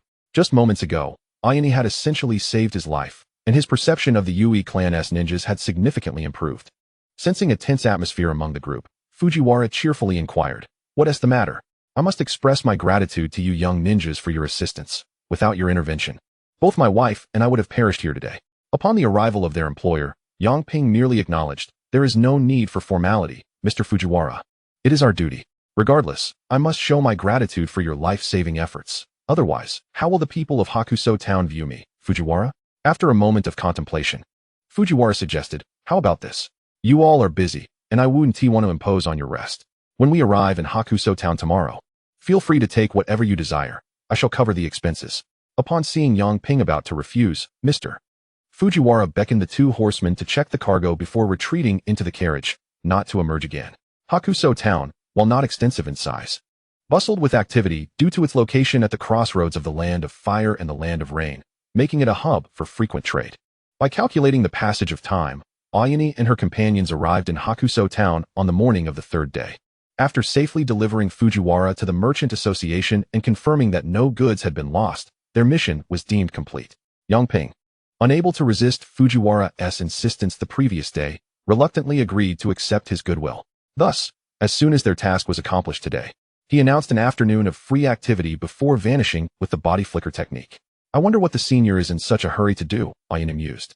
"Perhaps he has gone to the red light district." Over the course of the night, Ayane reflected on the entire battle, acknowledging her shortcomings and adjusting her mindset. At this moment, she felt inclined to jest. Upon hearing the term red light district, the earnest Reto's cheeks flushed crimson like a crab. It is unbecoming to speak ill of a senior behind their back. Indeed, indeed. What are you, a gentleman, planning to do this afternoon, Reto? I've heard that Hakuso Town is abundant in spices. However, whether I go there has no bearing on you."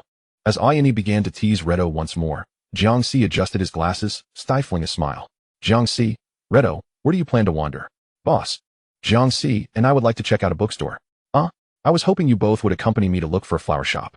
Ayane lamented at the prospect of exploring the streets alone that day. "As for the flower shop, I inquired about it with Mr. Fujiwara last night," Jiangxi replied, observing Ayane's despondent demeanor.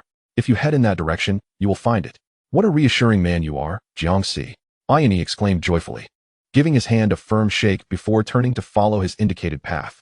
As Ayane disappeared around the corner, Jiangxi tightened his fist slightly, still lingering with the softness and warmth of the youthful touch. "Let us go, Reto." Indeed. Chapter 12, Senju Tobirama. "Good heavens, I've finally found it," Ayane exclaimed, nearly brought to tears at the sight of the brightly lit sign of the flower shop. After finishing lunch, she had searched from noon until nearly sunset. The distance Jiangxi casually pointed out had turned out to be quite extensive. Not caring whether anyone was present, Ayane burst through the door with an air of confidence, waving her hand grandly. "Boss, I'll take all the lilies of the valley in your shop. After all, it was Fujiwara footing the bill. It would be foolish not to take advantage. Huh. The boss, initially taken aback, repeated in disbelief. Are you certain you want to purchase all the lilies of the valley in our humble establishment? He scrutinized Ayane's attire, noting that while her appearance was exceptionally refined, she bore no resemblance to a scion of a prominent family. Nevertheless, adhering to the principle of not easily offending patrons, the boss quickly formulated his words in his mind. Dear customer, do not be misled by the modest size of our shop. We have a substantial daily turnover of flowers. Our stock of lilies of the valley is considerable. The unspoken words were quite evident, questioning whether Ayane truly possessed the financial means to make such a purchase, fearing that she might be just a young ruffian seeking to amuse herself at his expense. Noticing the concern in the boss's eyes, Ayane remained unfazed. Do not worry. Mr. Fujiwara is covering the expenses. Fujiwara? While there were many with the surname Fujiwara in Hakuso town, few could afford to outright purchase an entire variety of flowers from his shop. Could it be the Fujiwara from the Merchant Association? The boss, now harboring a suspicion, cautiously inquired. May I ask who you are? My identity is of little consequence. If you fear you may not believe me, here is a gold embossed business card, Ayane offered. He said you would understand upon seeing this. This was a card that Fujiwara had given to them that morning, one for each individual. It would grant them credit in Hakuso town upon presentation. Upon seeing the gold embossed card bearing the name of the Fujiwara Merchant Association, the boss indeed ceased to hesitate, respectfully accepting the card with both hands before joyfully retreating to prepare the order. Ayane couldn't help but click her tongue in astonishment. Was Fujiwara's reputation truly that grand? Why was he so frugal when issuing tasks? Was it true that the wealthier one became, the more miserly they tended to be? Having lived 2 lifetimes in poverty, Ayane found it utterly perplexing. Once the delighted figure of the boss disappeared into the back, Ayane finally had the opportunity to address the gaze that had been fixed upon her since she entered. This flower shop was indeed modest, with narrow aisles lined with long flower racks, where a multitude of flowers, both familiar and unfamiliar, bloomed in a riot of colors, creating a stunning spectacle. At present, with the boss occupied in the storeroom, Ayane found herself alone with a silver-haired youth, each hand cradling a bouquet of flowers. The youth appeared to be of similar age to Ayane, boasting short silver hair, and his slender phoenix-like eyes were slightly upturned, with crimson irises now fixated on her. It was astonishing to find someone with the same red eyes as her own. Ayane boldly scrutinized him, noticing the 2 distinct types of flowers he held, and she felt a sense of understanding. Given that the breakthrough materials were flowers, she had become quite knowledgeable about various blooms. Daffodils would be suitable for gifting to a dear friend, while daisies would be more fitting for a secret crush. With a smile, Ayane approached the silver-haired youth. Which type are you? I can offer assistance if you need. Senju Tobirama was momentarily taken aback. He was originally accompanying his younger brother, Senju Tobirama, on a mission today, but as fate would have it, they passed by a flower shop, and he was reminded of their mother, who had been bedridden for quite some time due to illness. In Tobirama's recollection, their mother would always be immensely delighted whenever she received flowers from their father, a joy that lingered long afterward. However, with their father preoccupied by clan affairs, he had been neglecting the trivial matters at home, and it had been quite a while since their mother last received flowers. Would presenting her with a bouquet uplift her spirits and hasten her recovery? Contemplating this, Tobirama found himself unconsciously stepping into the flower shop. He vaguely recalled that there were certain etiquettes associated with gifting flowers, and one should not choose indiscriminately. Yet, having devoted himself to training, he was utterly oblivious to which flowers would be appropriate for his mother. After much indecision, he picked up 2 bunches of flowers that seemed visually pleasing. Just as he was pondering whether to seek the assistance of a shop attendant, the door suddenly swung open. Despite his youth, Tobirama fancied he had encountered countless beautiful Uchiha, yet none had ever captivated him quite like the individual before him. The silky black hair was casually tied into a high ponytail, cascading elegantly, and the distinct facial features resembled that of a porcelain doll, his fair skin radiating a soft glow under the evening sun. Could he be a fool, given his youthful demeanor? As he observed the silver-haired boy standing there in a daze, Ayato curiously stepped closer, scrutinizing the boy's eyes. It was said that fools lack the sparkle in their gaze. Was that truly the case? Snapped back to reality, Tobirama was taken aback as Ayato's exquisite face drew near, causing his cheeks to flush a deep crimson. He could even feel the warmth of the other's breath. How rude. Tobirama hastily stepped back, briefly averting his gaze from the boy's eyes, and awkwardly stammered. These are for my mother. These are for your mother? What a good son you are, Ayato chuckled lightly, reaching past Tobirama to grasp a bouquet of tangerine lilies from behind him. While everyone tends to gift carnations, I personally prefer daylilies. Here, take this. Trust me. For your mother, Daylilies are the way to go. You won't regret it. It was only when Tobirama's brother called out to him that he snapped back to reality. Was that person a friend of your older brother? Tobirama's brother queried, observing his sibling staring vacantly at the retreating figure. No, I see. I was just wondering how your brother could befriend someone from the UI clan. So he belongs to the UI clan? Tobirama silently mused. I didn't even notice. That means he is a ninja as well? Hey, are you buying flowers for mother? His brother asked, glancing at the 3 bouquets in Tobirama's hands, astonished. 3 bunches? At this, Tobirama quietly set down the 2 bouquets he had selected, retaining only the tangerine lilies. Just this one. Huh. Your eye color is similar to that of the flowers. Both are so beautiful. Is it? Tobirama recalled the enchanting gaze of the boy from earlier, his eyes, of vibrant crimson. Were indeed striking. Yeah, I feel like you're acting a bit strange, his brother scratched his head, sensing a change in Tobirama. Meanwhile, Ayato was under interrogation by Kanjisuke and Shinkai. Why were you gone for so long? Kanjisuke remarked, noticing Ayato's empty hands and adjusting his glasses. Couldn't find the flower shop? Following Kanjisuke's gaze, Ayato suddenly remembered that he had stuffed all the flowers into his backpack the moment he exited the shop, leaving him without a single bouquet in hand. Feeling the weight of Kanjisuke's curious stare, Ayato awkwardly scratched his head. I got a bit lost and arrived late. The Lily of the Valley was unfortunately sold out. As if worried they wouldn't believe him, Ayato earnestly reiterated, no, really, it was sold out. What a shame. We can try again next time. Shinkai readily accepted this explanation. Let us hurry and regroup with Senior Yangping. It's time to head back. Yes, let us hurry. Ayato expressed profound gratitude for Shinkai's innocent nature, fearing the exposure of their secret. Chapter 13. Senju Hashirama, Uchiha Madara, and Ui Ayato. With practiced ease, Ayato opened the unassuming, dusty little box before him, rubbing his hands together in anticipation. At last, he had amassed 1,600 origin stones. Surely. It was time for a golden card? Give me a tenfold pull. The familiar meteor shower materialized before him. But as he beheld the animation still featuring 9 blue and 1 purple, Ayato cursed under his breath and hastily skipped ahead. Congratulations. You have obtained Wind Palm 1. Congratulations. You have obtained Body Replacement Technique.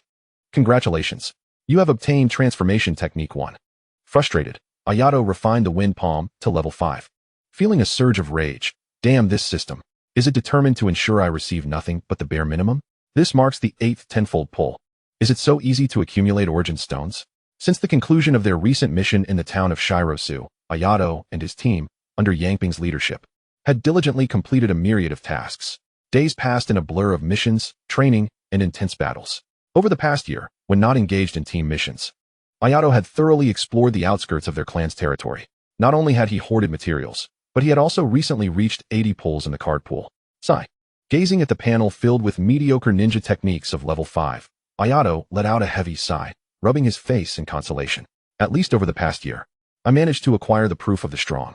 Looking at the glimmering proof of the strong in his bag, Ayato couldn't help but reminisce about that harrowing mission. Initially, it was a routine task to eliminate bandits, but unexpectedly, a few rogue ninjas infiltrated their ranks, 2 of whom were powerful enough to nearly ensnare Yangping. Fortunately, they managed to complete the mission, albeit at the cost of significant injuries, and the proof of the strong had dropped from one of the formidable ninjas. It was Ayato's first time defeating a ninja of Yangping's caliber, surely ranking as a jonin by the original story standards. From that moment on, Ayato understood that the proof of the strong only dropped from ninjas of jonin level. No wonder he hadn't encountered a single one despite completing so many missions. As he concluded his wandering thoughts, Ayato glanced at the picturesque environment surrounding him, letting out a gentle sigh. He was now quite far from the UI clan's territory. Having ventured here for the first time today, he had intended to pull a golden card and then dive into another tenfold pull. But the previous Wind Palm at 80 pulls had utterly dampened his enthusiasm. Forget it, I'll take a break today. Listening to the gentle babbling of a nearby stream, Ayato found a sprawling tree and lazily rested his head on his right hand, gradually succumbing to sleep amidst the cacophony of cicadas heralding the height of summer. Not long after Ayato fell asleep, a boy with a mushroom haircut, clad in a green short-sleeved shirt, emerged from the opposite side of the river. He skillfully picked up small white stones from the riverbank, tossing them in a rhythmic manner. Another splendid 7 skips across the water. Hashirama clapped his hands, as if he had played enough and was ready to return. Just then, a sudden voice from behind made him tense up. Oh no. I was too absorbed in my play. I didn't notice a stranger had approached so closely. How careless. Who? Startled, he whipped around, hands poised to form seals, only to find a boy with spiky hair dressed in a dark blue, waist-tied robe, gazing at him with keen interest. Me? The boy with the spiky hair did not directly answer Hashirama's question, merely stating, just like you. I came here to have a look. He casually picked up a pebble and, mimicking Hashirama's earlier motion, tossed it into the water, exclaiming, it looks rather simple. However, before he could finish his sentence, the stone sank as soon as it touched the water's surface. Ha! Hashirama erupted into laughter upon witnessing the boy's suddenly dismayed expression, clutching his belly in mirth. Infuriated by Hashirama's relentless laughter, the boy retorted, I wasn't serious just now. That doesn't count. Watch closely. This time, he meticulously selected a smooth stone, weighing it in his hand before launching it with a peculiar gesture. Indeed, was he a ninja?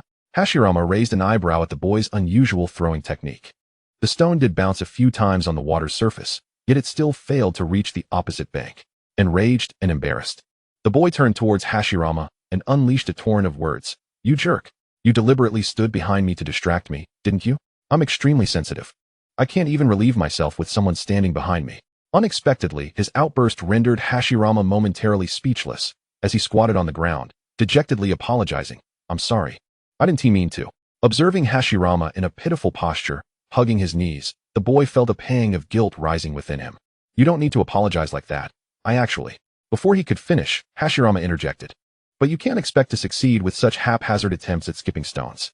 Realizing he had been made a fool of, the boy seethed with anger. If you keep jabbering, I'll treat you like a stone and throw you into the water. However, Hashirama seemed unfazed by the boy's words, suddenly rising and cheerfully offering to teach him the art of stone skipping. You need to hold your fingers like this, slightly raised, he instructed with a smile. The boy dismissed him curtly. You're so annoying, go away. With that, he picked up another stone from the ground and, in an act of frustration, hurled it towards the opposite bank. Ouch! To their surprise, the stone seemed to strike someone on the other side, eliciting a sharp cry. You noisy brats have disturbed my sleep, and now you intend to attack me? The boy and Hashirama exchanged a worried glance. This was bad. It seemed they had hit someone. Hashirama hurriedly began to apologize. I'm sorry, my friend didn't mean it. We were just playing a game. Friend? The boy was taken aback at Hashirama's choice of words, pondering if they were now considered friends. The half-awake Aoi, rubbing his head where the stone had struck, gradually stood up and, upon seeing the two figures on the opposite bank, was instantly alert. Hashirama Senju? Madara Uchiha? Is this the Naka River? Realization dawned on Aoi as he surveyed his surroundings. Hey, are you okay? Hashirama asked, noticing Aoi's dazed expression, worrying that he might have been knocked silly. Such a handsome face, what a pity. Upon hearing Hashirama's inquiry, Aoi snapped back to reality. When it came to formidable opponents, who could rival these two? Gazing at the youthful yet potent deities of the ninja world before him, Aoi's mind rapidly concocted a plan. As if I'm unscathed. Aoi donned a menacing expression towards Madara and Hashirama, his smile turning sinister. I'm absolutely furious right now. The Naka River was flowing vigorously, surrounded by lush trees, and the high humidity was ideal for unleashing water techniques. With this in mind, Aoi swiftly formed hand seals, water style, exploding water shockwave. A tremendous surge of chakra coalesced in Aoi's mouth, transforming into a colossal wave that roared towards the opposite bank. Is this guy even crazier than the Uchiha? Madara's eyelids twitched at the sight of the terrifying water technique. So what if he accidentally hit him? Did it warrant such a grand display? Get out of the way. With no time to ponder further, Madara urgently warned Hashirama to flee while simultaneously forming seals to defend himself. Fire style, great fire annihilation. Sizzle. The crashing waves collided with the intense heat, dissipating into a thick fog. Within the mist, Madara could no longer see the boy with the mushroom haircut, let alone the maniac who had resorted to violence at the slightest provocation. As visibility diminished, Madara assumed a defensive stance, anxiously fixating on a specific point, the direction they had previously faced across the river. Not bad, he has got some skill. Aoi, like a specter, appeared behind Madara, delivering a powerful kick to his back. Behind him, Aoi's speed was astonishing. Madara could only manage to turn and brace himself with his arms crossed in front. Ugh. With a single strike, Madara's arm went numb. This lunatic possessed immense strength. Are you alright? In the midst of the fog, Hashirama heard Madara's muffled grunt and felt a surge of anxiety, disregarding any concerns about revealing his identity. Wind style. Great breakthrough. Chapter 14. I'm not some psychopathic killer. The fierce wind instantly dispersed the fog, and upon seeing Madara, Hashirama rushed over. Are you hurt? I'm fine. Madara shook his head, keeping a vigilant eye on the boy in the distance. This was instigated by me. You should leave quickly. What are you talking about? Aren't we friends? He asked very strong. You don't need to take risks. Upon hearing the word friends again, Madara's expression subtly shifted. It's all right. We're strong too, Hashirama replied, equally cautious of Aoi, his tone resolute. If we join forces, we can surely defeat him. Oh dear. It seems they've mistaken us for the villains, Aoi mused, observing the two before him. But to defeat me, friendship alone won't suffice. Before he could finish, the fog, previously dispersed, began to thicken once more, even denser than before. Water style, hidden mist technique, C rank. This was one of the elite jutsu Aoi had drawn earlier. Casting it required no hand seals and was perfect for dealing with an unseeing Uchiha Madara. Heart, liver, spleen, lungs. Aoi, relishing the moment, unleashed his murderous intent. Mimicking Zabuza, guess which part of your body I'll attack next? The boy's cold voice echoed from a distance one moment, only to seem as if it were right beside them the next. Madara's eyes flickered with caution. The sensation of being unable to pinpoint his enemy's exact location was utterly unsettling. Suddenly, two sounds of air slicing through the atmosphere approached from either side. Caught off guard, Madara was struck in the abdomen, but he quickly regained his composure, grabbing the assailant's right leg and swinging them forcefully to the ground. At that moment, Hashirama seized the opportunity, unleashing his jutsu, Earth Style, Earth Spear. With a resounding thud, the Earth Spear pierced through the enemy, who vanished in a cloud of mist. Hashirama's brief moment of shock allowed Aoi to capitalize, launching a water bullet aimed directly at him. Watch out, that is not the real body.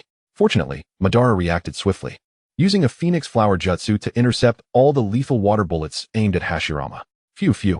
After rapidly casting several jutsu, both Madara and Hashirama leaned against each other, cautiously observing the treacherous fog that surrounded them.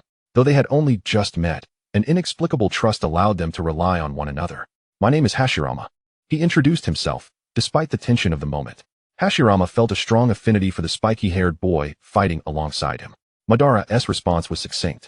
Just moments ago, Ayato's onslaught was predominantly directed at Madara, who found himself exhausted from the relentless defense, depleting his stamina significantly.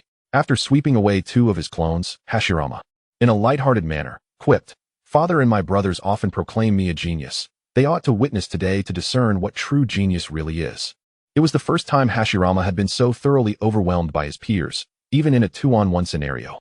Madara, with a bittersweet smile, pondered, who isn't in this predicament? The pride I have harbored has been shattered by this madman before me. Furthermore, Madara's intuition warned him that he was not only outmatched by Ayato, but that he also lacked assurance in confronting Hashirama. With a swift motion, Ayato executed a wind release technique, piercing through Madara's fireball while nimbly evading Hashirama's punch as he leaped backward. As rounds of ninjutsu clashed, Ayato felt a surge of irritation at seeing the beleaguered duo of Hashirama and Madara. Why hadn't they yet acquired the mark of the strong? Was it that they were not formidable enough? Or was it that only by slaying could such a mark be obtained? On the surface, it appeared as though Ayato was effortlessly dominating Hashirama and Madara, yet the reality was far more nuanced. The prevailing circumstances were primarily due to the fact that most of his techniques were cutting-edge ninjutsu, yet to be unveiled, coupled with several advanced techniques that did not require hand seals, catching Hashirama and Madara off guard. Once they adapted to Ayato's tactics, he feared that the advantage he held might not be as pronounced. Time was of the essence. Should he linger, he risked a potential reversal of fortune.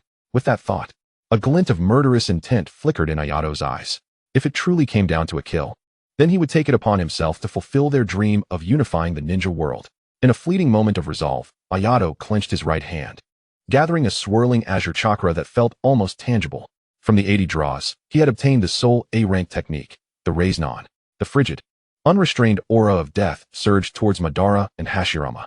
They exchanged a glance, each recognizing the weight of the other's apprehension. Today might very well be their last.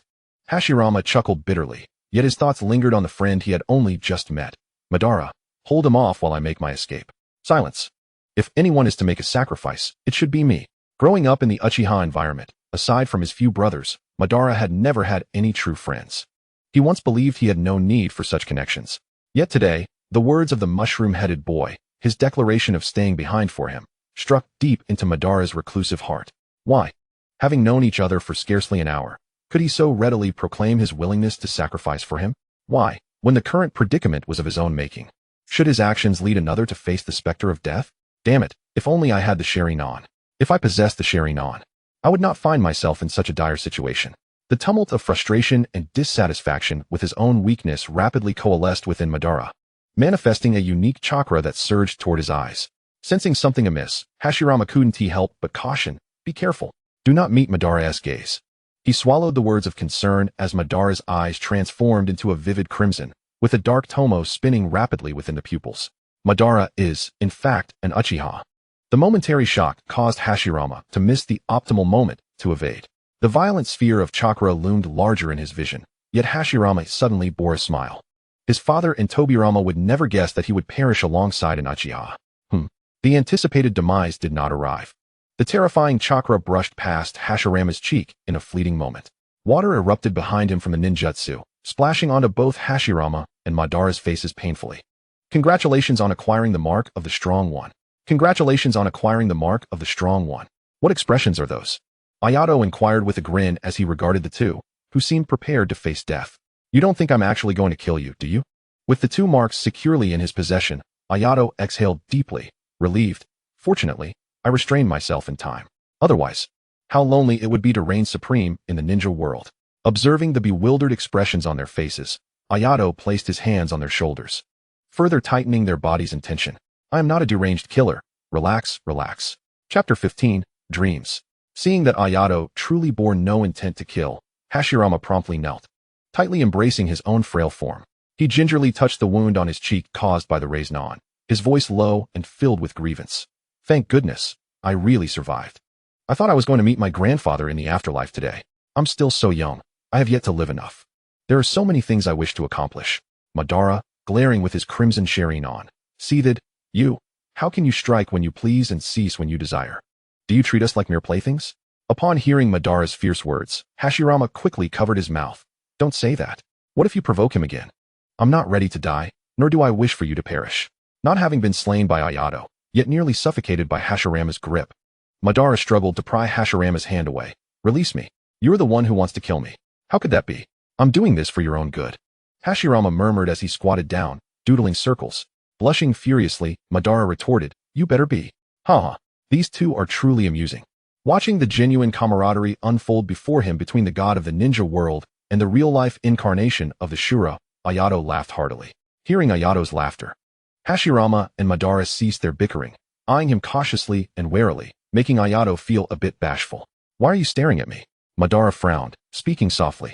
"Who are you really? You appeared out of nowhere and sought to kill us." "It wasn't out of nowhere." Hashirama quietly tugged at Madara's sleeve. "You were the one who struck him with the stone first." Madara unleashed a torrent of indignation towards Hashirama. Who would kill someone over that? Exactly. Who would resort to such measures for such a trivial reason? Ayato nodded in agreement. "And when did I ever attempt to kill you?" Both of them pointedly gazed at the crater, over 5 meters in diameter, created by the raised non. Falling silent. "Heh," Ayato chuckled awkwardly. "I merely wished to see how you would fare." Clearing his throat, Ayato adopted a serious expression as he turned to Hashirama. "I, Ayato, hereby declare you, Hashirama, as the second strongest." Then he shifted his gaze to Madara. "And you, Madara, shall be known as the third strongest." Having overheard the heartfelt exchange between the two earlier, Ayato deemed it fitting to declare their names now. While Madara felt a twinge of dissatisfaction at being ranked below Hashirama, he also recognized that his current strength was indeed the weakest among the trio. Strangely, he felt an inexplicable satisfaction with Ayato's words. He resolved that once he unlocked the full potential of his Sharingan to 3 Tomo, he would defeat Ayato and personally express that sentiment to him. "This is too dangerous." "Ayato!" Hashirama exclaimed, his focus distinctly different, staring at Ayato in astonishment. "Ninjas are forbidden from revealing their surnames upon meeting." "Dangerous?" Ayato raised an eyebrow. Smiling brightly, "What danger is present here? I only see 2 defeated foes. You." Before Chujian could succumb to despair, he swiftly embraced Lanrin as he observed Ban preparing to strike. "Ian, you were right. Do you lack the courage to admit your inferiority, Ban? Even if I remain silent. It is evident to anyone with eyes. This clan emblem," he declared, pointing to the insignia on his arm. His gaze wandered towards the lush forest in the distance. His tone bold. "Moreover, I aspire to lead the Uchiha clan to the pinnacle of the shinobi world. Being secretive is not my style." "I concede that your strength surpasses mine," Ban scoffed upon hearing this. "But to lead the Uchiha and Uchiha clans in a struggle for dominance over the shinobi world? Not even the mighty Hyaga Tenrin dared utter such words in his time. Yet, the Uchiha clan, with its population exceeding 1,000, wielded innate elemental techniques and an astonishing amount of chakra, making it a considerable force during the Warring States period. However, This so-called astonishing chakra paled in comparison to the monstrous physiques of the Senju and Uzumaki clans. Their expertise in elemental techniques revealed no secrets before the Uchiha. A mere glance would suffice for them to steal it away. Ban found it difficult to comprehend how the Yuya, lacking both a bloodline limit and exclusive techniques like those of the Nara, Yamanaka, and Akimichi clans, could possibly stand against the Uchiha and Senju. Sensing Ban's unspoken implications, Lanren remained unfazed. It matters not. I shall grow to the heights of the Sage of Six Paths and subdue every defiant shinobi clan. Such audacity, such charisma. Both Chujin and Ban regarded their contemporary, whose eyes sparkled with unwavering resolve and ambition, as if any outrageous claim he made would inevitably come to fruition. Chujin scratched his head in agreement. I believe in you, Lanren. You will undoubtedly accomplish it. You are correct. How could one who cannot even disclose their own name ever hope to realize their dreams? Chujin said earnestly as he looked at Ban and Lanren. I am Senju Chujin. It is a pleasure to meet you. Ban, despite knowing that his identity had been discerned, responded earnestly. I am Uchiha Ban. He paused momentarily. Casting a provocative glance at Lanren, you must be the greatest obstacle on his path to achieving his dreams. Is your dream to thwart Lanren's ambitions, Ban? Chujin began to ramble. How could you engage in such self-destructive behavior? One must commend the Uchiha, I suppose, whose dream entails such matters. Chujin effortlessly riled Ban's emotions. My dream is to establish a shinobi world where children do not die prematurely. After spilling his thoughts, Ban suddenly regained composure, a self-deprecating smile escaping him. You must find my aspirations laughable, don't you? Not at all, Chujin exclaimed, his eyes sparkling as he grasped Ban's shoulders with fervor. Do you realize our dreams align perfectly? Lanren, Ban, once we all become clan leaders, let us unite and establish a village together. Chujin seemed to envision their dreams materializing, smiling as he added. A village where children are spared from the battlefield, able to enjoy their childhood and live to adulthood. Such matters are yours and Ban's to pursue. Why involve me? Ban's focus shifted to the tattered appearance of Chujin. Do not concern yourself with trivialities, Chujin declared loudly. With Lanren's talents, he will undoubtedly become a clan leader. Lanren gazed at the two bickering friends with exasperation. Almost simultaneously, the trio turned their attention to the Naka River. A face-down adult male corpse floated downstream. As Lanren discerned the familiar pattern on the corpse's arm, his expression darkened, and he rushed forward. Indeed, upon closer inspection, he recognized the same clan emblem adorning his own arm, and a heavy weight settled in his heart. 2 years prior, the Yuya clan had exerted considerable effort to defeat the Shimura clan. Yet, they had not remained compliant for long, as they recently allied with the Sarutobi clan to declare war on the Yuya. Consequently, this impending conflict would prove more arduous than the last. However, Lanren never anticipated they could advance the front line to this extent, considering its proximity to the Yuya clan's stronghold. Is this from the Yuya clan? Ban and Chujin quickly noticed the emblem on the corpse, concern etched on their faces as they looked at Lanren. Could it be someone you know? Lanren shook his head, sealing the corpse within a scroll. With a grave expression, he addressed Chujin and Ban. I apologize, but this is where we must part ways for today. Perhaps fate will allow us to meet again. Without waiting for their response, he executed a body flicker technique and sped towards the clan's territory. Chapter 16, The Gathering Storm War. Observing Lanren's hurried demeanor, Chujin sighed somberly, turning to Ban. It is indeed unsafe here. We should return. Agreed. After running a distance, Chujin suddenly recalled something and called back to Ban. Let us meet here again next time. With Lanren. Ban nodded in acknowledgement before turning and swiftly disappearing into the forest. At the center tower of the Yuya clan, in the clan leader's office, Ryuji stared solemnly at the 4 high-ranking elders of the Yuya clan, who were embroiled in a heated argument. A tall, intimidating man suddenly slammed his palm on the table before Ryuji. What more are you hesitating about, Ryuji? The third elder, Rinji, interjected. This matter is of great importance. It is only natural for Ryuji to have reservations. The man spun around fiercely, his expression darkening as he glared at the third elder. What is there to hesitate about? The Shimura and Sarutobi have already formed an alliance. 2 years ago, it was exhausting enough to contend with the Shimura clan alone. Now, with both clans united and our elite forces yet to recover, and the new generation of shinobi unprepared for the challenge. Aside from accepting the alliance request from the Uchiha clan, tell me how we can win this war? Noticing the third elder's silence, he turned to the man beside him. What about you, Tora? Tora appeared dazed, as if pulled from a daydream, struggling to comprehend the situation. I will follow my brother's lead. Observing Tora's demeanor, the man then addressed Ryuji, who was seated. Are you planning to take the field personally? Without waiting for Ryuji's reply, he continued, if you do, Sarutobi Sasuke and Shimura Musashi will not remain idle. They are not to be underestimated. Do you possess the confidence to defeat them? As he spoke, a hint of helplessness flickered in his eyes. After all, it is already a challenge for me and the fourth to handle Sarutobi Taro and Shimura Naren. Or do you intend to have the elder accompany you in a battle? Upon hearing this, the elder, who had been standing in the corner, slightly opened his half-closed eyes. The elderly man, nearing 70, bore a face weathered by age and time. The other elders, all in their 40s, appeared youthful in comparison, despite his frail appearance. The elder was the unspoken strongest member of the Uchiha clan, having saved the clan from dire straits on multiple occasions and serving as a stabilizing force. Thus, when Ayato spoke, the other three's expressions shifted instantly, and Ryuji snapped, "Enough, Ayato. What nonsense are you spouting?" At this moment, the Feather Garment clan had not yet reached a point where the elder needed to intervene. He chuckled, "Well, if this old body of mine can ultimately perish for the Feather Garment clan, it would indeed be a fitting conclusion." The elder smiled nonchalantly. "That is not what I meant, elder." Upon hearing this, Ayato was about to offer further explanation when the office door suddenly swung open. "Elder, it's bad." A glance at the peculiar atmosphere in the room made Ayato swallow hard. It seemed he had arrived at an inopportune moment. "This is the fine disciple you have taught." "Ryu no Suk," Ayato remarked, smirking at Raido's hasty entrance. "Do you think this is a marketplace, barging into such a confidential gathering?"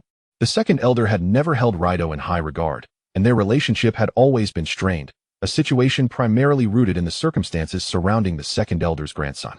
Apart from the Hinata clan, which held bloodlines above all else, the majority of clans in the shinobi world determined their leaders based on strength. The one who exhibited superior prowess would become the next clan leader, although it was likely that the descendants of clan leaders would not be lacking in skill. The succession within most shinobi clans ultimately adhered to the direct bloodline inheritance. For instance, Sarutobi Sasuke, who recently ascended to leadership, had previously been a commoner of the Sarutobi clan, his rise attributed solely to his exceptional abilities.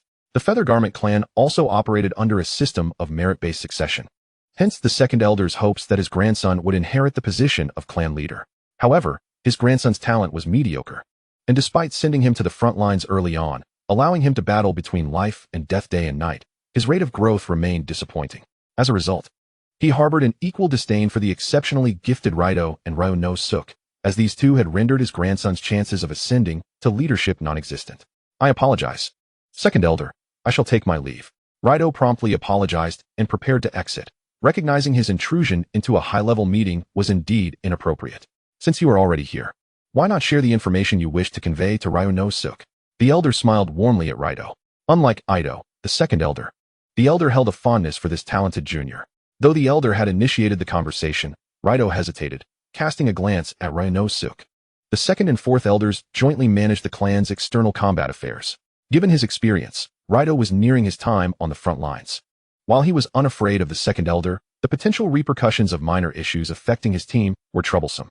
Since the elder had spoken, he decided to go ahead and share the information, as there was still time to do so. "You agree, don't you, Ayato?"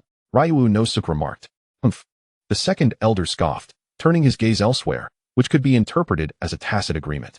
Receiving the affirmative response, Raido wasted no time and swiftly unsealed the scroll. "Yuta?" Upon seeing the corpse on the ground, the second elder gasped. "I remember he was supposed to be at the Eastern Front. How did he die?" "The Eastern Front?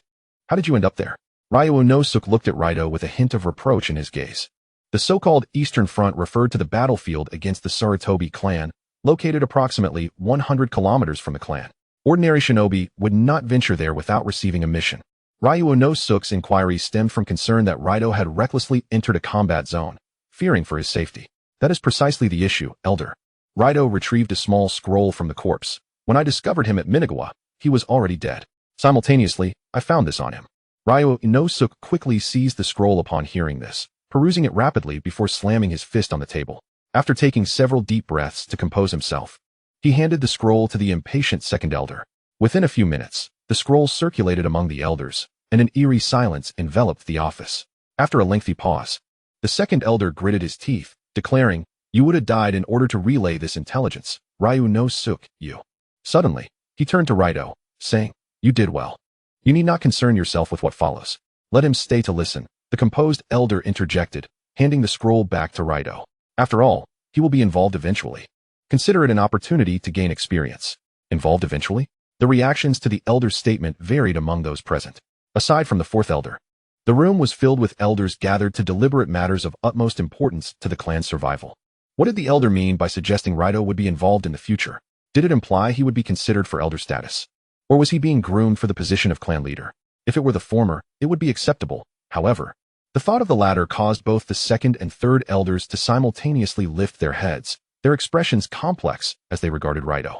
The fifth elder, Tora no Suk, was oblivious to the thoughts of others and was the first to speak. Elder brother, based on this intelligence, we have no choice but to ally with the Uchiha clan. Indeed, it is infuriating that the Nara, Akimichi, and Yamanaka clans dare to interfere in our affairs, the usually mild-mannered third elder fumed. How did they manage to entangle themselves with the Sarutobi clan? The second elder's expression was dark enough to drip water. If it weren't for our current lack of manpower, I would lead a team with the fourth elder to annihilate those three clans. The elder's countenance was equally grave, precisely because we are stretched thin that they dare to take advantage of our plight. Having perused the scroll, Raito also managed to piece together the information. Chapter 17, The Outbreak of War. 3 months ago, the Sarutobi clan unexpectedly formalized an alliance with the Shimura clan while simultaneously declaring war on the Feather Garment clan. Geographically, the Shimura clan lies to the west of the Feather Garment clan, designated as the Western Front, while the Sarutobi clan is situated to the east, marking the Eastern Front. During this period, battles raged on both the Eastern and Western fronts. Although the Feather Garment clan seemed to be at a disadvantage, the opposition had not fared any better. As long as the duration of the war could be prolonged, with greater tasks and a larger number of shinobi, the Feather Garment clan's chances of victory were significantly enhanced. However, unbeknownst to them, the Sarutobi clan had offered some form of incentive, as just yesterday, the Nara, Akimichi, and Yamanaka clans, as allies of the Sarutobi clan, joined the battlefield. While these three clans were not particularly large, their combined secret techniques made their strength formidable. Moreover, since they were all located to the east of the Feather Garment clan, their involvement exacerbated the pressure on the Eastern Front. The message that Ueda had risked his life to deliver pointed directly to this. The Uchiha clan, also positioned to the east of the Feather Garment clan, likely received the information promptly. They sought to secure an alliance with the Feather Garment clan in exchange for their assistance in repelling the five-clan coalition. However, it was unexpected that the Uchiha's proposal for an alliance reached them even faster than the battlefield intelligence received by the Feather Garment clan. Observing Raito's contemplative expression, Ryunosuke took a deep puff from his pipe. Raito, what is your perspective? In an instant, all eyes turned to Raito, who remained unperturbed, stroking his chin as he organized his thoughts. Currently, our forces are barely sufficient to contend with both the Sarutobi and Shimura clans. And in light of the five clans joining forces, defeat is merely a matter of time. Thus, accepting the Uchiha clan's proposal for an alliance appears to be the most prudent course of action. Noting the anticipated expressions of agreement from the others, Raito continued at a measured pace. However, why would the Uchiha clan seek to ally with us without provocation? I suspect it may be connected to their recent setbacks in the war against the Senju clan. Having identified a crucial lead, Raito spoke with conviction. Recently, the Senju clan has been engaging in frequent communications with the Uzumaki clan. It is not just we who are facing pressure from enemy clans. The Uchiha are also contending with the Senju and Uzumaki clans, Ayato proclaimed with a resonant voice. Thus, it is not merely we who require the Uchiha. The Uchiha equally necessitate our support. The elders, who initially harbored no expectations of hearing valuable counsel, found their eyes alight with understanding upon Ayato's analysis. Indeed, our relationship with the Uchiha is one of mutual assistance. The third elder swiftly calculated in his mind. Even if we were to engage in warfare against all five clans simultaneously, we could endure for at least 3 months. The fifth elder, brimming with excitement, interjected, we can withstand for 3 months. The Uchiha may not be so fortunate. Moreover, their historical rivalry with the Senju means that should the Uchiha show signs of decline, their allied clans will undoubtedly gravitate towards the Senju. This is something the traditionally proud Uchiha cannot abide.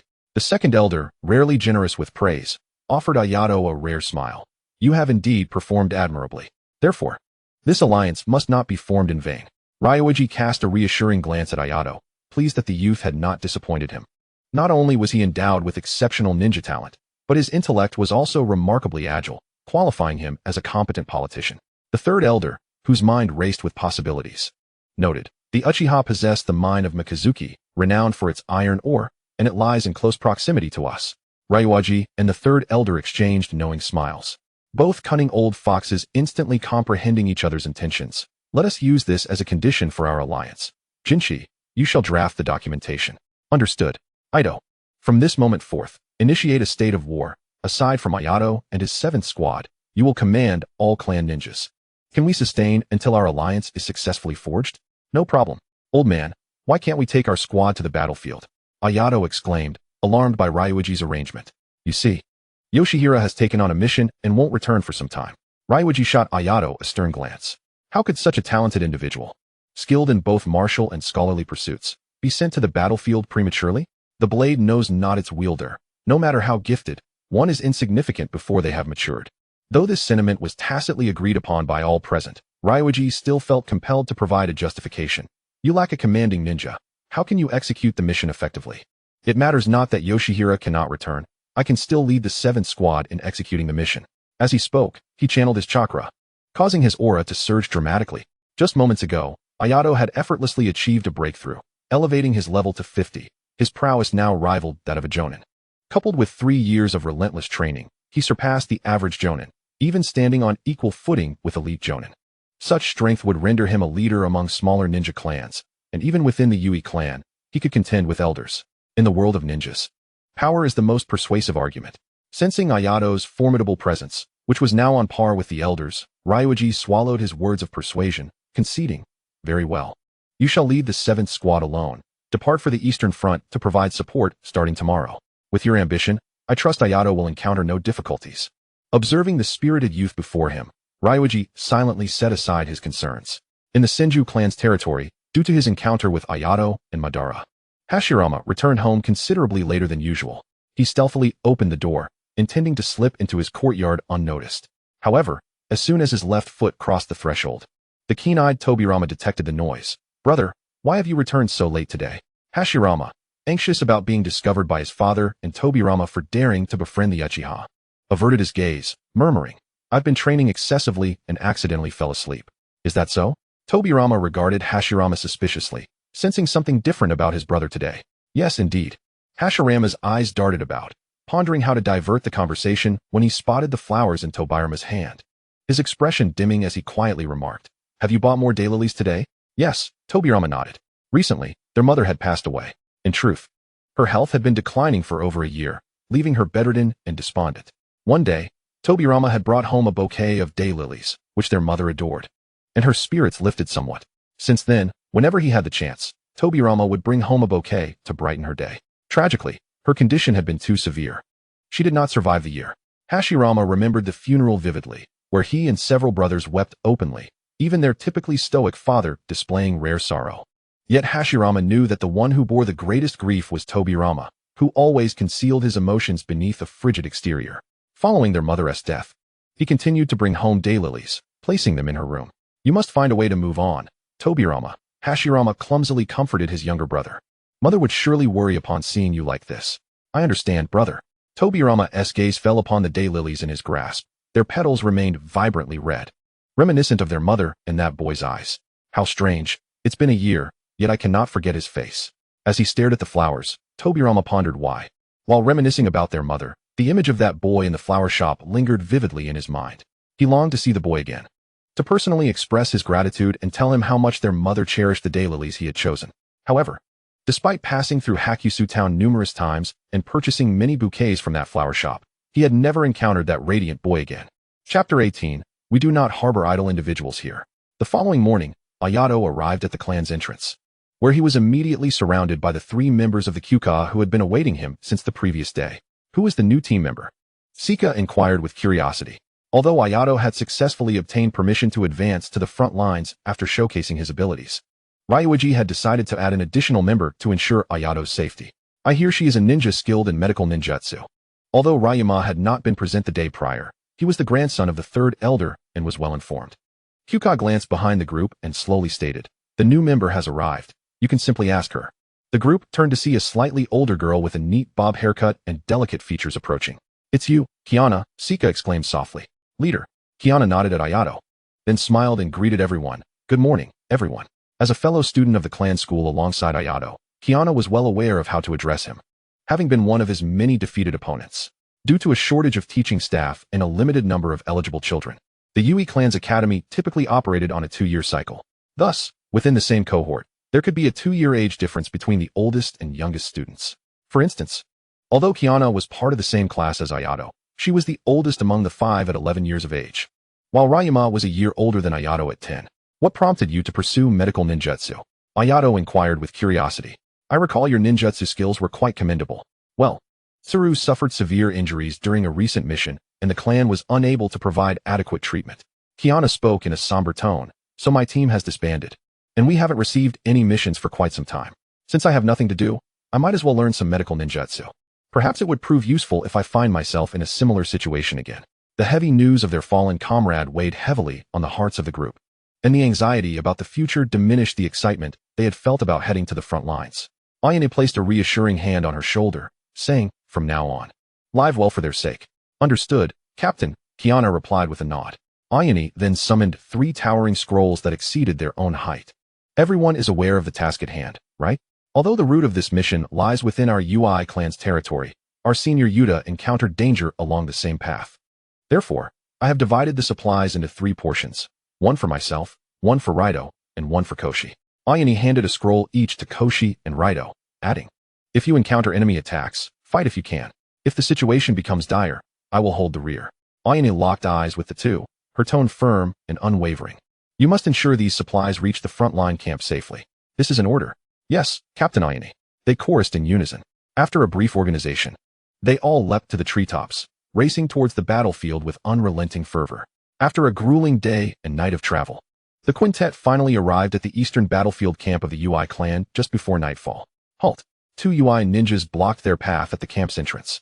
Ayane stepped forward and presented a command plaque. We are here on the clan leader's orders to deliver supplies. One of the ninjas examined the plaque, his tone softening considerably. My apologies, we were merely conducting a routine check. Please follow me.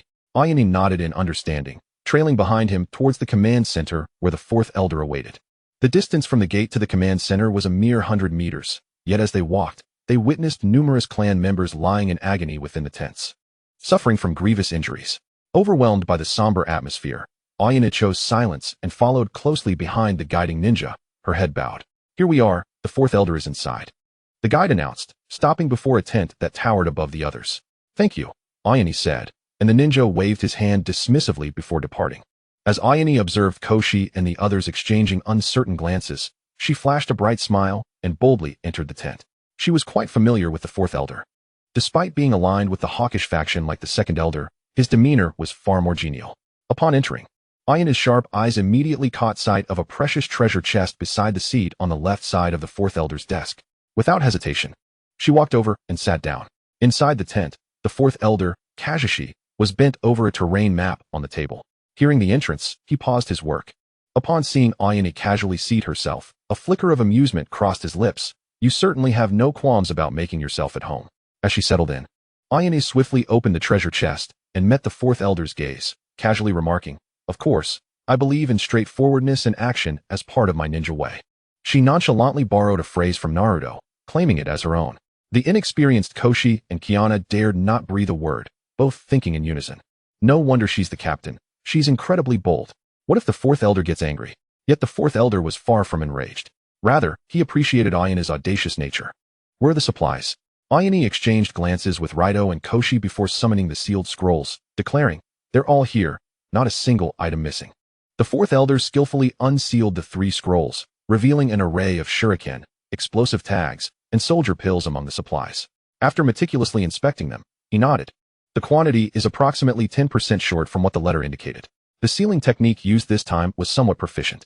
Although sealing techniques had long been widespread and utilized across civil and military sectors, it seemed that many were still lacking in skill, as portions of supplies often inexplicably vanished during sealing.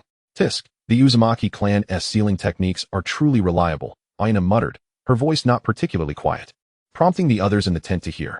The 4th elder rubbed his temples. Who doesn't he know that the Uzumaki clan's sealing techniques are superior? The issue is, we can't obtain them. Renowned for their sealing prowess, the Uzumaki clan was not particularly powerful, yet no ninja clan dared to challenge them, given the formidable Senju clan backing them. Moreover, the 2 clans, previously only acquaintances, had been engaging in more frequent exchanges lately, hinting at an intention to strengthen their collaboration. Who would dare provoke them? It would be unwise to do so. If we can't acquire it, perhaps a union through marriage would suffice. allowing the Uzumaki to bestow their sealing techniques as a dowry. What did you just say? Aya's murmurs were too quiet for the others to catch. But the fourth elder vaguely picked up on the mention of sealing. It's nothing. Ayane quickly shifted the topic. Fourth elder. The old man mentioned that our 7th team will be stationed at the eastern battlefield from now on, so please don't leave us on the sidelines. Upon hearing this, the fourth elder, busy with the supplies, recalled the instructions from Ryo Suk, looking at Ayane with a half-smile. Rest assured, I do not harbor idle hands here. Chapter 19. Schemes from all sides at the Uchiha clan estate. The clan leader, Tajima Uchiha, presented Ryo Suk's reply to the clan elders for their review. The atmosphere turned quiet for a brief moment before the elders began to murmur amongst themselves, their discussions growing increasingly heated, bordering on argument. Tajima's expression darkened as he observed the discord among the elders, and the eldest elder seated to his left was the first to break the silence. Clan leader. Is there room for negotiation regarding the conditions presented by the UI clan? The UI? What's the matter with the UI? The lengthy deliberation on clan affairs had rendered Madara, seated in the corner, drowsy. Half awake, he perked up at the familiar term. What is there to negotiate? The hot-tempered second elder glared with his crimson eyes, clenching his fists audibly. Does Ryo Suk of the UI clan truly believe himself to be a figure of importance, demanding whatever he desires without fear of overreaching? Indeed. Even if we concede, can the UI maintain such demands? Absolutely. We can simply ally with another ninja clan. The second elder's sentiments found resonance among many. Clarifying the current situation for Madara, his father sought an alliance with the UI clan.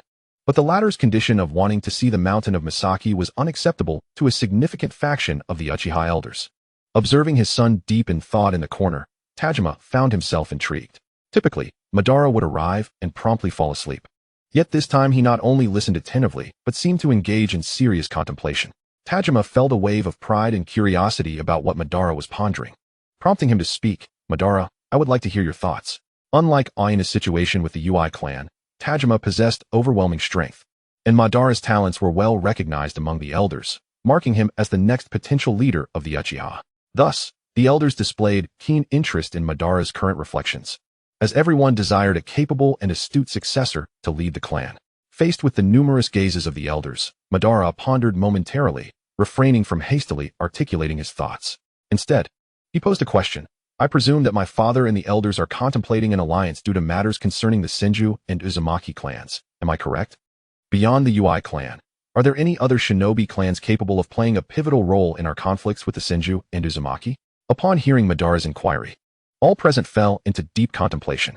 Indeed, as the two foremost shinobi clans in the ninja world, it is not every Tom, Dick, and Harry that possesses the strength to be deemed worthy allies. The third elder seemed quite insistent on the merits of the UI clan. I find the Hyaga clan's strength to be rather commendable. The Grand Elder chuckled derisively at this. I believe you have lost your mind. If we possessed something capable of persuading the Hyaga to take action, why not simply offer Mount Kinkaku to the UI? The cost would be far less. Uchiha Tajima also regarded the third elder with discontent, as the old man seemed to be growing increasingly muddled. While the Hyaga clan may not rival the strength of the Senju or Uchiha within the Land of Fire, they rank fourth, and no one dares to declare them third. To sway them into action would undoubtedly require a price far exceeding that of a mere mountain. Noticing Tajima's disapproving gaze and the subtle mockery from the other elders, the third elder's face flushed with embarrassment, and he fell silent. Tajima cleared his throat. Halting the elders' discussion, the UI indeed represents the best alliance we can secure. Exchanging Mount Kinkaku for an alliance with the UI clan seems feasible. After Tajima spoke, he turned his gaze to the Grand Elder. The Grand Elder immediately understood. I concur. If the rest of you disagree with this decision, please present a better alternative. Observing the Grand Elder and Tajima in accord, the other elders dared not voice dissent, nodding in agreement.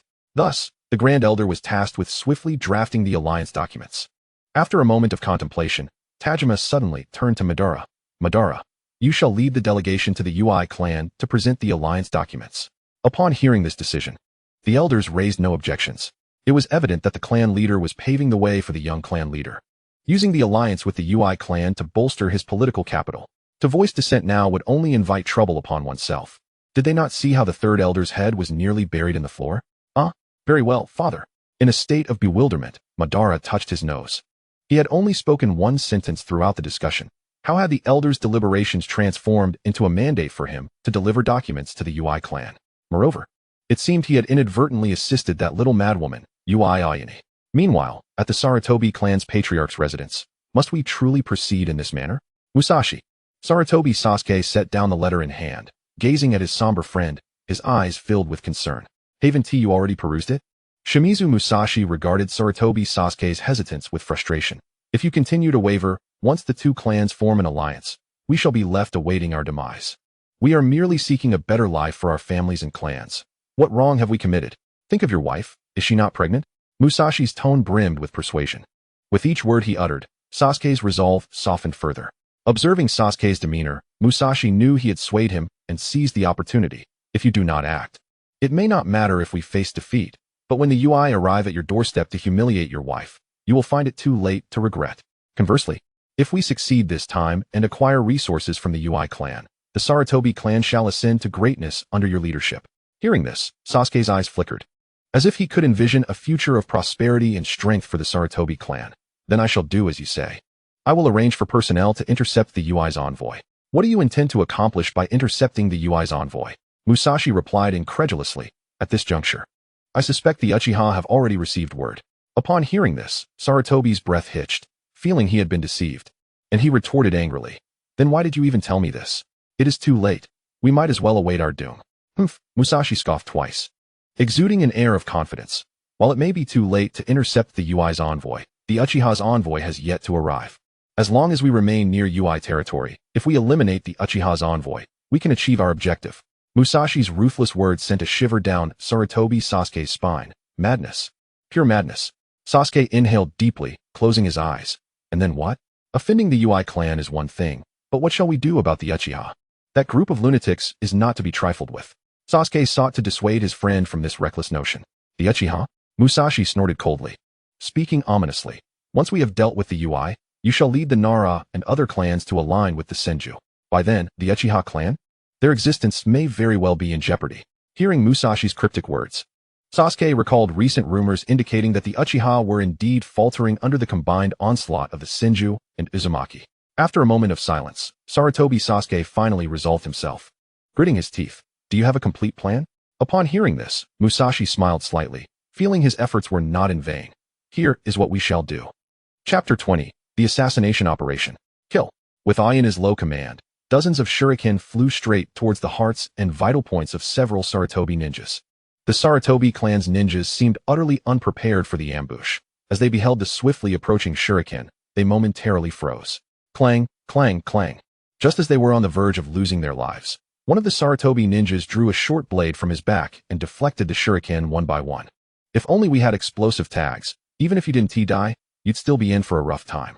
Realizing the surprise attack had failed, Ayane no longer concealed her presence, leaping from the treetops while swiftly forming hand signs. Water release. Exploding water wave.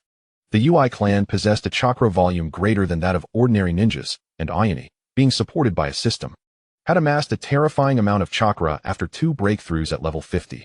Thus, executing such a large-scale water technique was effortless for her. In the face of Ayane's ninjutsu, the enemy ninjas scattered, hastily employing fire techniques to counter the tidal wave of water. How did you know we were here? One of the Sarutobi ninjas glared at Ayane with rage. You simply had poor luck. You happened to cross paths with us. Ayane was not deceiving them. Since arriving at the Eastern Front, their team had been tasked with patrolling. The usual patrol route had become so familiar to Ayane that she could traverse it with her eyes closed, and enemies were never expected to appear. This situation was entirely different from her initial intent upon arriving at the Eastern Front. She felt as though she remained under Rhinashuk's control. Frustrated, Ayane impulsively led Team 7 down a route that was typically devoid of passage. Initially, her purpose was to scout for treasure chests, but unexpectedly, she stumbled upon a group of noteworthy foes. Enough idle chatter. There must be a traitor in our midst. The leading ninja's eyes brimmed with murderous intent. Kill her and return to report to the clan leader at once. Heh, Ayane chuckled lightly, leaping onto a tree branch. Just as Ayane left the water's surface, Takeza's ninjutsu immediately followed. Lightning release, electromagnetic field. The damp ground instantly surged with high-voltage electricity, incapacitating 2 weaker Sarutobi ninjas. What? There's more of them? The group of Sarutobi ninjas had just begun to focus on the possibility of a traitor within their ranks, completely oblivious to the fact that Ayato had just referred to them. Fire release, great fireball technique. Wind release, great breakthrough. The response came in the form of a searing combination of ninjutsu executed by Jinja and Ayato. The agonizing screams of their comrades echoed in the air. and in the blink of an eye, only the leader of the ninjas remained.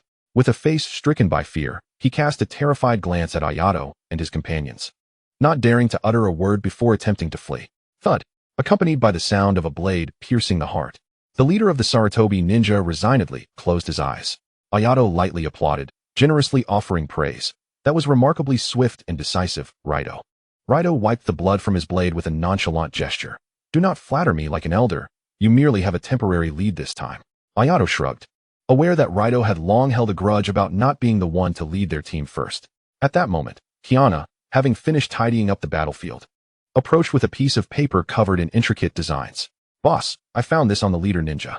Ayato took the paper and scrutinized it for a considerable time. Unable to discern what this abstract creation was, jesting, it must be the doodles of his son or daughter. Jinja and Kiana were instantly enraged. This is no time for jokes, boss. Jiangxi sighed, resigned, as he seized the paper, furrowing his brow as he examined it. Before taking a blank sheet and beginning to sketch, curiosity piqued, the others gathered around, observing the increasingly recognizable patterns forming in Jiangxi's hands. Ayato suddenly had an epiphany. This crooked line represents the Nanhe River, does it not? And that blob in the lower left corner must signify our clan's territory.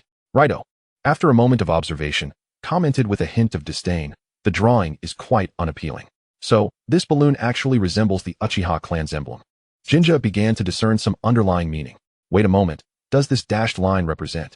As Jiangxi gradually restored the doodle, Ayato's expression darkened significantly. Jiangxi and Raito nodded gravely. This group is likely targeting us or the Uchiha envoy. Seeing Jinja and Kiana's bewildered expressions, Raito briefly explained the latest diplomatic situation within their clan. Upon hearing this, Jinja queried, but this group is not strong. We could easily dispatch them. Wouldn't attempting to ambush Uchiha ninjas be akin to courting death? Jiangxi nodded, adjusting his glasses. That is precisely the most troubling aspect, Jinja. To dare ambush Uchiha ninjas with such a small number implies one of two scenarios. Either they possess considerable strength themselves, or they are merely a small faction of a larger plan, having just fought with the opposing group. The 7th squad quickly realized that the enemy's strength clearly indicated the latter. Understanding that a mining deal was at stake, Ayato swiftly made a decision. Kiana, Jinja, take this original drawing back and report to Elder 4 immediately. He pointed to the highlighted location on the map. Jiangxi, Raito. We must head to the marked site without delay, regardless of whether it involves our clansmen or the Uchiha envoy. We cannot afford any mishaps. Recognizing the gravity of the situation, the group wasted no time and promptly followed Ayato's orders to split up. Meanwhile, in the Nanhe River forest, what should we do, Captain? Sarutobi Morita's group hasn't arrived yet. Could there be a problem? A ninja adorned with the Sarutobi clan emblem spoke anxiously to an older Sarutobi ninja at the center of the formation. The 3rd squad just reported that the Uchiha envoy is about to reach the ambush site. The older ninja cursed Morita internally for failing at such a critical moment, his eyes flashing with irritation. However, given the magnitude of the situation, which concerned the future of the 5 clans, any unforeseen incident could lead to failure. He attempted to steady his emotions and calmly inquired, have the 3 squads from the Shimura clan arrived? According to intelligence, the Uchiha envoy consisted of 9 individuals, only 2 of whom were formidable 3-tomo ninjas, while the remaining 7 were inexperienced novices. Encountering the Uchiha, one-on-one, would ensure escape. No one in the ninja world would dismiss this statement as a joke, as they had arranged double the number of ninjas for insurance. The final lineup comprised 3 squads from Sarutobi and 3 from Shimura, each led by capable ninjas from their clans, ensuring a high chance of success. However, with Morita's unexpected absence, the team leader felt apprehensive about facing the notorious Uchiha. Captain, the Shimura ninjas are all in position. We are just waiting for our signal. Upon hearing this, the team leader's eyes flickered with hesitation. The clan leader had emphasized the importance of completing this mission, and he had confidently made a vow before his superior, promising that no mishap would occur. After a moment of contemplation, he gritted his teeth and issued the command. We cannot wait any longer. Inform the Shimura ninjas to proceed as planned. He understood the implications behind this action. A once-in-a-lifetime opportunity could not be sacrificed for one individual. Understood. Chapter 21. You've done exceptionally well. When Ayato and the others arrived at the marked location, the acrid smell of gunpowder and the nauseating stench of blood assaulted their senses. The dense forest had been transformed into a pockmarked clearing from the fierce battle. The ground was littered with splattered blood and mangled corpses. The trio surveyed the grim battlefield with somber expressions, swiftly checking the bodies for any recognizable ninja traits. With a heart full of trepidation, Ayato examined one lifeless body after another, hoping not to encounter any familiar faces. Suddenly, Raito, who was inspecting another direction, shouted, "Jiangxi, Ayato, come quickly. There's an Uchiha ninja still clinging to life here." Upon hearing this, Ayato felt a wave of relief wash over him. As long as it wasn't a member of the Hikari clan, things could still be manageable. Yet, he fervently hoped that no significant Uchiha figure had met their demise. Contemplating the implications of this alliance for the Hikari clan, his heart sank once again. The Uchiha, whose body had been reduced to a mere torso by explosive tags, was indeed on the brink of death. When Ayato arrived, a glimmer of murderous intent flickered in the Uchiha's eyes, and upon recognizing their clan emblem, a spark of life seemed to return to his otherwise vacant gaze. "Quick, save young Master Madara." Madara. Upon hearing that name, Ayato's scalp prickled. How could the Uchiha clan send their young leader to deliver the alliance documents? If something were to happen to Madara, not only would the mining deal be jeopardized, but the frenzied Uchiha might also turn their wrath upon the Hikari clan. Jiangxi and Raito exchanged bewildered glances, their expressions reflecting confusion as they were still unaware of Madara's significance. Ayato succinctly briefed them on Madara's identity, and their faces instantly turned ashen. Which direction did he go? Ayato inquired anxiously. The Uchiha ninja's fingers twitched, attempting to point the way for the trio, but his current struggle rendered him unable to perform even the simplest of actions. In a desperate bid to convey the information, he forsook raising his hand, and instead fervently rolled his eyes, directing them with his gaze. This way, this way. As the final words faded away, the Uchiha ninja departed from this world with an expression filled with resentment. Ayato gently closed the eyes of the fallen ninja, his countenance fluctuating between despair and determination as he gazed in the direction indicated by the Uchiha. The surroundings were cloaked in a dense forest, and the leads they had received were merely vague directions. Attempting to locate an individual based on such scant information was akin to chasing shadows. Yet, no matter how arduous the task, it must be undertaken. Ayato swiftly allocated tasks. Raito, you must return immediately to relay the message. Request Elder 4 to dispatch additional personnel to assist in the search. Subsequently, Ayato divided the forest into two sections. Saki, you will search the left side, while I will explore the right. Should you find anyone, signal immediately. Without waiting for a response, Ayato dashed into the depths of the forest. At that moment, Madara was likely still being pursued by the ninjas intent on his demise. Each passing second increased his peril. Approximately 30 kilometers from the battlefield, Madara, pale and clutching his bleeding abdomen, pressed on despite his numerous wounds seeping blood. He leaped over fallen trees, desperate to evade the pursuing Sarutobi ninja. The Uchiha delegation had previously fallen victim to an ambush orchestrated by the Sarutobi and Nara clans. In a mere moment of confrontation, they had suffered the loss of 3 members. Fortunately, 2 elite ninjas, specifically assigned by his father, quickly rallied the remaining clan members to counterattack. However, the overwhelming number of adversaries forced the 2 Uchiha elite ninjas to sacrifice one and severely injure the other in the process of eliminating 3 squads from the Nara clan and 1 from the Sarutobi clan. Seeing the dire situation, the severely injured Uchiha elite swiftly activated the contingency plan. The 2 younger ninjas, peers of Madara, would retreat in 3 different directions to maximize his chances of survival. The 2 surviving Sarutobi squads immediately pursued the other 2 Uchiha youths, but unfortunately, the strongest among them had chosen to chase Madara alone, reflecting on the 2 clan members who had selflessly sacrificed themselves to ensure his safety. Madara was overwhelmed by a tumult of emotions.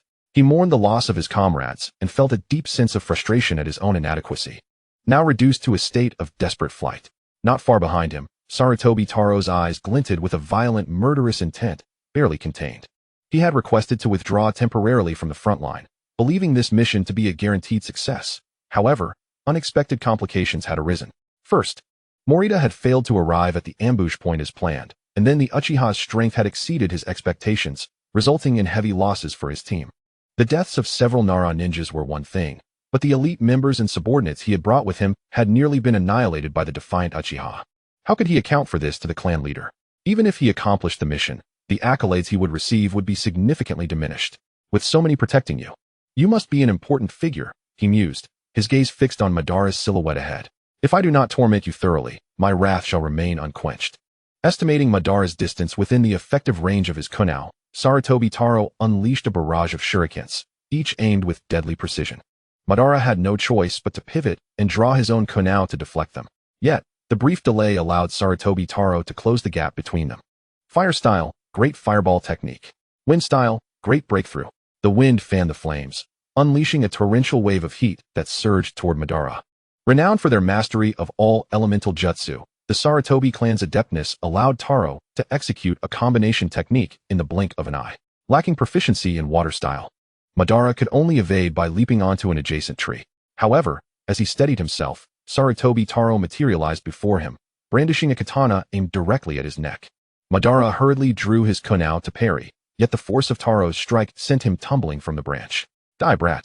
Taro sneered, witnessing Madara suspended in midair. A vicious grin spread across his face as he declared, "Wind style, vacuum sphere." In a moment of desperation, Madara activated the body replacement technique, narrowly evading the wind-based jutsu. However, before he could catch his breath, Sarutobi Taro had already moved behind him, delivering a powerful kick infused with chakra to Madara's back. He was sent hurtling backward like a shooting star, the force of the kick shattering 2 trees before he finally came to a stop. Coughing and leaning against the roots of a tree, Madara spat out a mouthful of blood, his crimson Sharingan fixed intently on his foe. "What do you see in my eyes?" Taro scoffed, unimpressed by the fierce gaze directed at him. "This is merely an appetizer. Can you not endure? There is still plenty of time ahead, and I will savor every moment." With that, he instantly appeared beside Madara, launching a vicious upward kick that struck directly at Madara's already wounded abdomen, sending him soaring into the air. Following closely, Taro ascended as well, crashing his elbow into Madara's back with tremendous force. Taro's speed was overwhelming. Madara had no opportunity to defend himself. In a desperate attempt to retaliate during his rapid descent, he launched a few kunai, but Taro effortlessly anticipated their trajectory, countering with his own projectiles. Clang! The kunai Madara released collided with Taro's earlier kunai, altering their flight paths and redirecting them toward Taro's vital areas. Damn it! Taro narrowly evaded the incoming kunai, his attention drawn to the mocking expression in Madara's eyes. "You dare to laugh in the face of death? I will see to it that you pay dearly." Enraged by Madara's gaze, Taro suddenly noticed thin steel wires glistening ominously around him. Boom! As Madara's body crashed to the ground, several ferocious fire dragons roared along the wires, erupting in flames that engulfed Sarutobi Taro in an instant. Uchiha's signature fire style, dragon fire technique. Madara thought to himself, perhaps this would be the end. Quite an impressive trick. Taro's irritable voice resonated, piercing through Madara's thoughts. What? In shock, Madara struggled to rise, witnessing Taro, only slightly scorched, approaching him with a cruel grin. "Damn you, brat," Taro growled, raising his shinobi blade high. "For that, you will die obediently." Exhausted of both chakra and strength, Madara collapsed to the ground, accepting his fate as he gazed at the blade glinting coldly in the sunlight. "It seems my journey ends here. Father, Izuna, I am sorry." For reasons unknown, he suddenly recalled the fleeting encounters with Hashirama and Ayato by the Naka River. If those two were here, they would undoubtedly perform far better than I clang. The jarring sound of metal clashing jolted Madara back to reality. He beheld a familiar yet foreign silhouette standing before him, disbelief lacing his trembling voice. "You." Hearing his name, the youth turned to face him, bright and glistening eyes filled with warmth as he softly replied, "It is I. You have done well. Now, allow me to take over." Chapter 22. This kid is remarkably fortunate. Another damned brat. At the very moment Ayato appeared, Sarutobi Taro's attention was immediately drawn to the emblem of the feathered attire on his arm. "You too might as well perish right here. Your arrogance is suffocating, old man. Can you even fathom how many lives the Sarutobi clan would lose on the front lines without you?" Ayato retorted without hesitation. Although he had been active on the Eastern Front for 2 to 3 months and rarely engaged in direct combat, he instantly recognized Sarutobi Taro upon their first encounter. At the same time, he silently rejoiced at having arrived just in time to prevent the future hell of the ninja world from facing an untimely demise. "Humph, just because of your feathered attire?" Sarutobi Taro scoffed disdainfully, suddenly lunging forward with a swift and powerful strike aimed directly at Ayato's heart. "How dare you disregard the principles of combat?" The unexpected assault forced Ayato to roll backward in a desperate attempt to evade the lethal blow. Clang, clang, clang. Sarutobi Taro would not let the opportunity slip by. His relentless strikes rained down upon Ayato like a tempest, moving so swiftly that only fleeting shadows could be discerned. Within mere seconds, the clash of blades had rendered Ayato's hands numb, nearly causing him to lose grip on his weapon. It must be said that Sarutobi Taro's prowess far surpassed that of the rogue ninjas encountered during the mountain bandit cleanup. Although Ayato had also grown considerably stronger since then, the disparity in age was evident, and his body simply could not match that of his opponent. Nonetheless, this presented an opportunity. Despite Sarutobi Taro's tenacity, Ayato was confident he could obtain a new testament of strength from him. In any case, engaging in physical combat any longer was unwise. He needed to create distance and utilize ninjutsu instead. Water release, hidden mist technique. Ayato seized the moment to swiftly execute his jutsu, obscuring Sarutobi Taro's line of sight as he retreated to create distance. A futile struggle, how laughable, Sarutobi Taro jeered, forming hand seals. Wind release, great breakthrough. As the dense mist was dispersed by a furious gale, four identical figures armed with kunai surged towards Sarutobi Taro from all directions, targeting his heart. Sarutobi Taro remained unperturbed. With a flick of his left hand, he hurled a kunai, then executed a spinning kick to obliterate the shadow behind him, while simultaneously slashing down with his right hand, shattering 3 of the duplicates in an instant. A bloodthirsty smile crept across his lips. This remaining one must be the real deal. With his left hand enveloped in violent chakra, Sarutobi Taro seized Ayato's neck as he charged from the front, slamming him forcefully into the ground. Boom. Accompanying the sound of the vanishing shadow was Ayato's taunting voice. Earth release. Yellow spring swamp. The once solid ground beneath Sarutobi Taro morphed rapidly into a quagmire, rendering it impossible to maintain his footing. Sensing his body sinking swiftly, Sarutobi Taro felt a shock of alarm rise within him. When did this happen? The speed at which this brat performed hand seals was astonishing. Of course, it was swift. Ayato had recently advanced from level 40 to 41, gaining the passive talent of the feathered attire, which increased his hand seal speed by 20, reduced chakra consumption by 20, and boosted ninjutsu damage by 20. Coupled with his refined ninjutsu, Ayato's techniques now bore a striking resemblance to the late-stage abilities of Hashirama, where every clap of his hands summoned forth powerful jutsu with remarkable speed. Farewell, Ayato said, observing Sarutobi Taro's body partially submerged in the earth as he swiftly drew his ninja blade. What? The enemy before him suddenly transformed into a piece of wood, and Ayato's face betrayed his surprise. May you descend into the depths of hell with your doubts. Sarutobi Taro's delight was palpable as he witnessed Ayato's fearful expression. As long as he could eliminate these 2 prodigious members of the opposing clans, even if this mission did not yield perfect results, he would still be rewarded by his clan. However, as he swung his blade, he felt no familiar sensation of impact. Instead, a surge of electricity coursed through his body from the ninja blade. Lightning clone? Wait, something's amiss. ZZZ. The sound of an explosive tag being ignited reached Sarutobi Taro's ears, and his battle-hardened instincts kicked in, recalling the mocking glint in Ayato's eyes before the shadow vanished. A chill shot up his spine. Boom. Ayato observed the explosion with satisfaction, nodding in approval. Although he had expended his last explosive tag, acquiring the Testament of Strength made it worthwhile. Yet, why was there no sign of the testament dropping? Sensing a surge of chakra racing toward him through the dust cloud raised by the explosion, Ayato swiftly fled the scene. Thud. With a tremendous crash, a massive tree, thick enough to require 5 people to encircle, toppled over. Covered in blood, Sarutobi Taro appeared where Ayato had just stood, his left hand wielding a lightning-infused ninja blade. His crimson eyes ablaze as he howled to the heavens. I will first kill that Uchiha brat, and then I will come for you. This was bad. Ayato had been intentionally maneuvering their battlefield further away from Obito, fearing that the old man might seize the opportunity to eliminate him. Now Sarutobi Taro, realizing he could not overpower Ayato, was infuriated and set on targeting Obito instead. Had he known this would happen, he would have disregarded all caution and launched a Raiznon attack immediately. Although Ayato's chakra reserves were significantly greater than those of an ordinary ninja, the consumption associated with the Raiznon was also substantially higher than that of regular ninjutsu. Even at full capacity, he could not unleash it more than a few times. Thus, he had always regarded the Raiznon as a trump card, to be used only when absolutely necessary.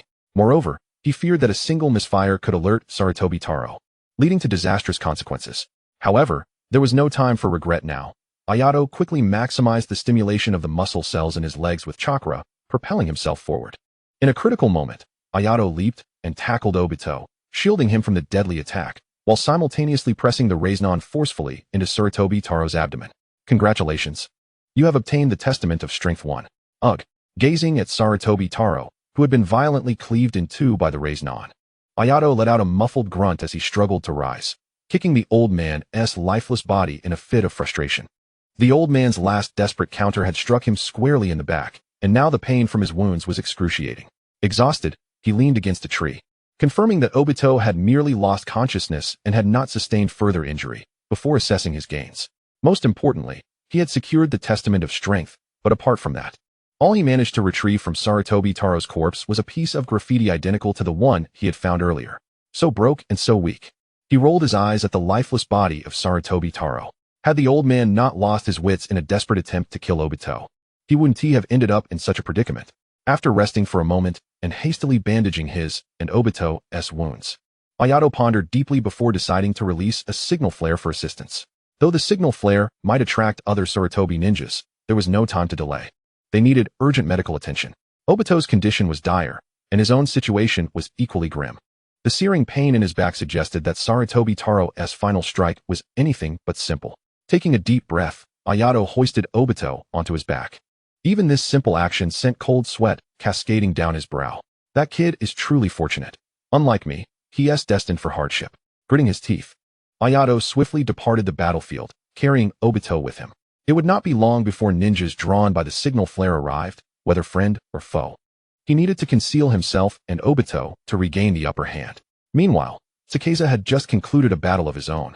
He unexpectedly encountered a four-man team led by Sarutobi. Fortunately, there were no formidable ninjas among them, and after expending some effort, the battle reached its conclusion. Just as he relaxed, a sharp explosion pierced the silence, and following the sound, he discovered it was a signal flare from the Ui clan. Ayato, Kamizuki's expression changed, and without a moment's hesitation, he hastened toward the source of the flare. Regardless of whether he found that Uchiha Madara or faced some insurmountable predicament, he fervently hoped nothing ill would befall Ayato. Chapter 23, The Rescue of a Mine. The forest at night was eerily tranquil. The expected subtle sounds of the wind and cicadas had vanished, leaving only a faint metallic scent mingling with the mournful cries of unknown birds drifting through the air. In the night sky, a sliver of moonlight penetrated the thick canopy, illuminating Ayato's pallid visage. He was unaware of how long he had been carrying Madara. He only knew that his consciousness was fading into a haze. The chill of the night was rapidly sapping his body heat, and he could no longer continue in this manner. Gently biting the tip of his tongue, the taste of iron now served as his best stimulant. He sought out a slightly recessed cliff face, carefully placing Madara down, then retrieved several shuriken from his ninja pouch, arranging them in a specific pattern amidst the grass surrounding them. He then began to weave an intricate series of hand seals. The Genjutsu, earth-binding technique. This was a C-rank illusion jutsu he had drawn from the system, notorious for its lengthy and cumbersome hand signs, which required shuriken to be strategically positioned beforehand to activate. Its effect was merely to confuse the visual perception of those outside the formation. When he had first drawn this technique, he had thought he would never have use for it. Yet, life, indeed, resembled a box of chocolates, never revealing what one might face in the next moment. What jutsu is this? Madara asked as he awakened just after Ayato had laid him down. The night was deep, obscuring visibility. He saw Ayato pacing with shuriken in hand, and initially assumed he was setting traps. However, upon witnessing Ayato seated on the ground, his hands moving like fluttering butterflies in a rapid succession of seals that lasted a minute or two, Madara grew perplexed. What could this possibly be? Judging by Ayato's speed, Madara estimated that the hand signs for the technique must number in the hundreds. What kind of jutsu requires such an extensive series of signs? Surely, it was longer than the lives of their enemies. This is an illusion technique. Ayato glanced at Madara and explained, it can disrupt visual perception without the need for chakra. Though it may seem trivial, at this moment, we have no better options. After toiling for a while, Ayato felt a gnawing hunger. Do you have any food pills in your pack? If not, you can have mine. You've been hungry all day. He retrieved a pill from his own pouch and sat beside Madara, offering it to him. This technique doesn't mask the scent of smoke, so you'll have to make do with this. In the dim moonlight, Madara then noticed Ayato's face was alarmingly pale, his lips devoid of color. Did you sustain injuries while rescuing me? Observing Ayato's demeanor, which was markedly different from their first meeting, Madara's gaze fell, filled with guilt. Seeing Madara lying there in silence, Ayato turned and popped the food pill into his mouth. Resources were scarce, every meal counted. Madara pursed his lips, propping himself up with his hands. But an array of wounds quickly reminded him of his limitations. Don't move, your injuries are quite severe. Noticing Madara's wince of pain, Ayato quickly stepped forward to help him lie back down. However, the sudden movement pulled at his own back injury, causing him to break out in a cold sweat. This is a mine. I've exerted tremendous effort to rescue it. A little pain is bearable. I'm sorry. Perhaps unaccustomed to apologizing, Madara's expression was one of deep embarrassment. Unable even to meet Ayato's gaze. I've caused you trouble. What nonsense are you saying? Ayato rolled his eyes, exasperatedly looking at Madara. Wasn't it to deliver the alliance document that you encountered this predicament? If anyone should apologize, it is I. Suppressing his pain, Ayato spoke softly. If our UI clan could enhance our intelligence confidentiality or increase patrols, those Uchiha would not have perished. At this, Madara's eyes dimmed further.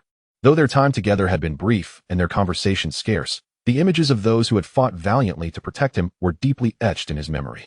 Were they willing to risk their lives simply because he was the junior clan leader? Noticing Madara's increasingly troubled expression, Ayato hastily added, if we must lay blame, it should fall on Sarutobi and the Chimera clan. If they hadn't instigated matters, we would not have formed an alliance, and you would not have encountered such a fate. Madara, if you must point fingers, let it be at Sarutobi and Chimera. I am your savior. You cannot hold a grudge against the UI. Yes, I understand. Madara began to speak, but was suddenly overcome by a fit of coughing, his body trembling slightly. Suddenly, a cool hand pressed against his forehead.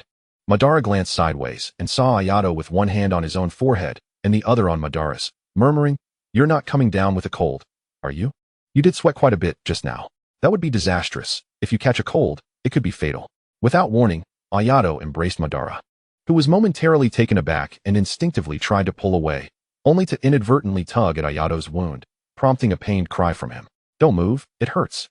Those words caused Madara to freeze. He had forgotten that Ayato was also injured. After a prolonged silence, he hesitantly said, "Let go of me." "No," Ayato firmly refused. "Your body is beginning to show signs of hypothermia, but igniting a fire poses a risk of exposure. Thus, I must keep you warm like this. But your body is cold too, because I am also beginning to suffer from hypothermia." With that, Ayato rested his chin atop Madara's spiky hair, the dense strands providing additional warmth. "Therefore, we must stay close together to prevent our temperatures from dropping further." Ayato's words quelled Madara's struggles. He found logic in Ayato's reasoning and dared not move, fearing it would aggravate Ayato's wounds. Time seemed to stretch endlessly until Madara felt a dampness against his chest. He softly inquired, "Are you sweating?" "Perhaps," Ayato replied. "Thank you." Madara's voice was barely a whisper. Half asleep, Ayato momentarily stirred at the utterance, thinking he had misheard. "What? Thank you. There's no need for thanks. Sleep now. I'm so tired." Ayato's voice was hoarse, laden with fatigue, and Madara's cheeks flushed with realization. He had been unconscious for a day and had just awakened, feeling quite energetic, yet he had forgotten that Ayato had not rested at all that day. "I'm sorry." Madara fell silent, and Ayato was content to close his eyes and rest. In that moment, both fell into a serene quietude. In this tranquil environment, Madara could distinctly hear Ayato's heartbeat and the warm breaths above him. For reasons he could not quite comprehend, this sensation brought him great comfort. Thus, Madara lay quietly in Ayato's embrace, eyes wide open, until the eastern horizon began to glow with a magnificent dawn, the golden sun slowly rising from behind the clouds. As the night faded and dawn gradually broke, the warm morning light penetrated the thin mist, illuminating the dense branches with a golden hue. Suddenly, Ban heard faint footsteps approaching their direction. "Ayan, someone is coming, wake up." Seeing that Ayan did not respond, Ban fell silent, discreetly reaching for the ninja tool pouch behind him, readying himself for any impending confrontation. The earth-binding technique. Thankfully, the figure outside uttered a name of a familiar ninjutsu, allowing Ban's tense body to relax slightly. The ability to recognize such an eccentric technique surely indicated an ally. Indeed, shortly after, the illusion was dispelled, revealing a boy from the Feathered Garment clan, holding the kunao that Ayan had used for the jutsu the night before, advancing towards them. "Ayan, what happened?" The boy cast a brief glance at Ban before rushing forward with an anxious expression, forcefully pushing Ban aside and tightly embracing Ayan. Ban was abruptly shoved to the ground. As he was about to erupt in anger, he caught sight of the pale face of the boy who had sheltered him the previous night, devoid of any color. His grayish clan robe soaked dark with blood flowing from his back. In that moment, he lay silently in the embrace of his kin, appearing eerily lifeless. Witnessing this scene, Ban's mind went blank. "Are you sweating? This is the only way I can warm you. My body is starting to lose heat." Reflecting on the conversation from the previous night, Ban collapsed onto the ground in despair. What had he been doing? Why had he not noticed Ayan's severe injuries?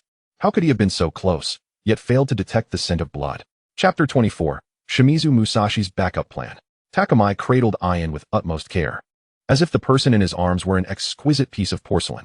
Rising, he caught sight of Ban standing dazedly in place, a surge of anger swelling within him. It was to protect this Uchiha that Ayan had suffered such grave wounds, wasn't it? Although he longed to eliminate the Uchiha before him, there were more pressing matters at hand. Suppressing his fury, he spoke in a low voice, "Step aside."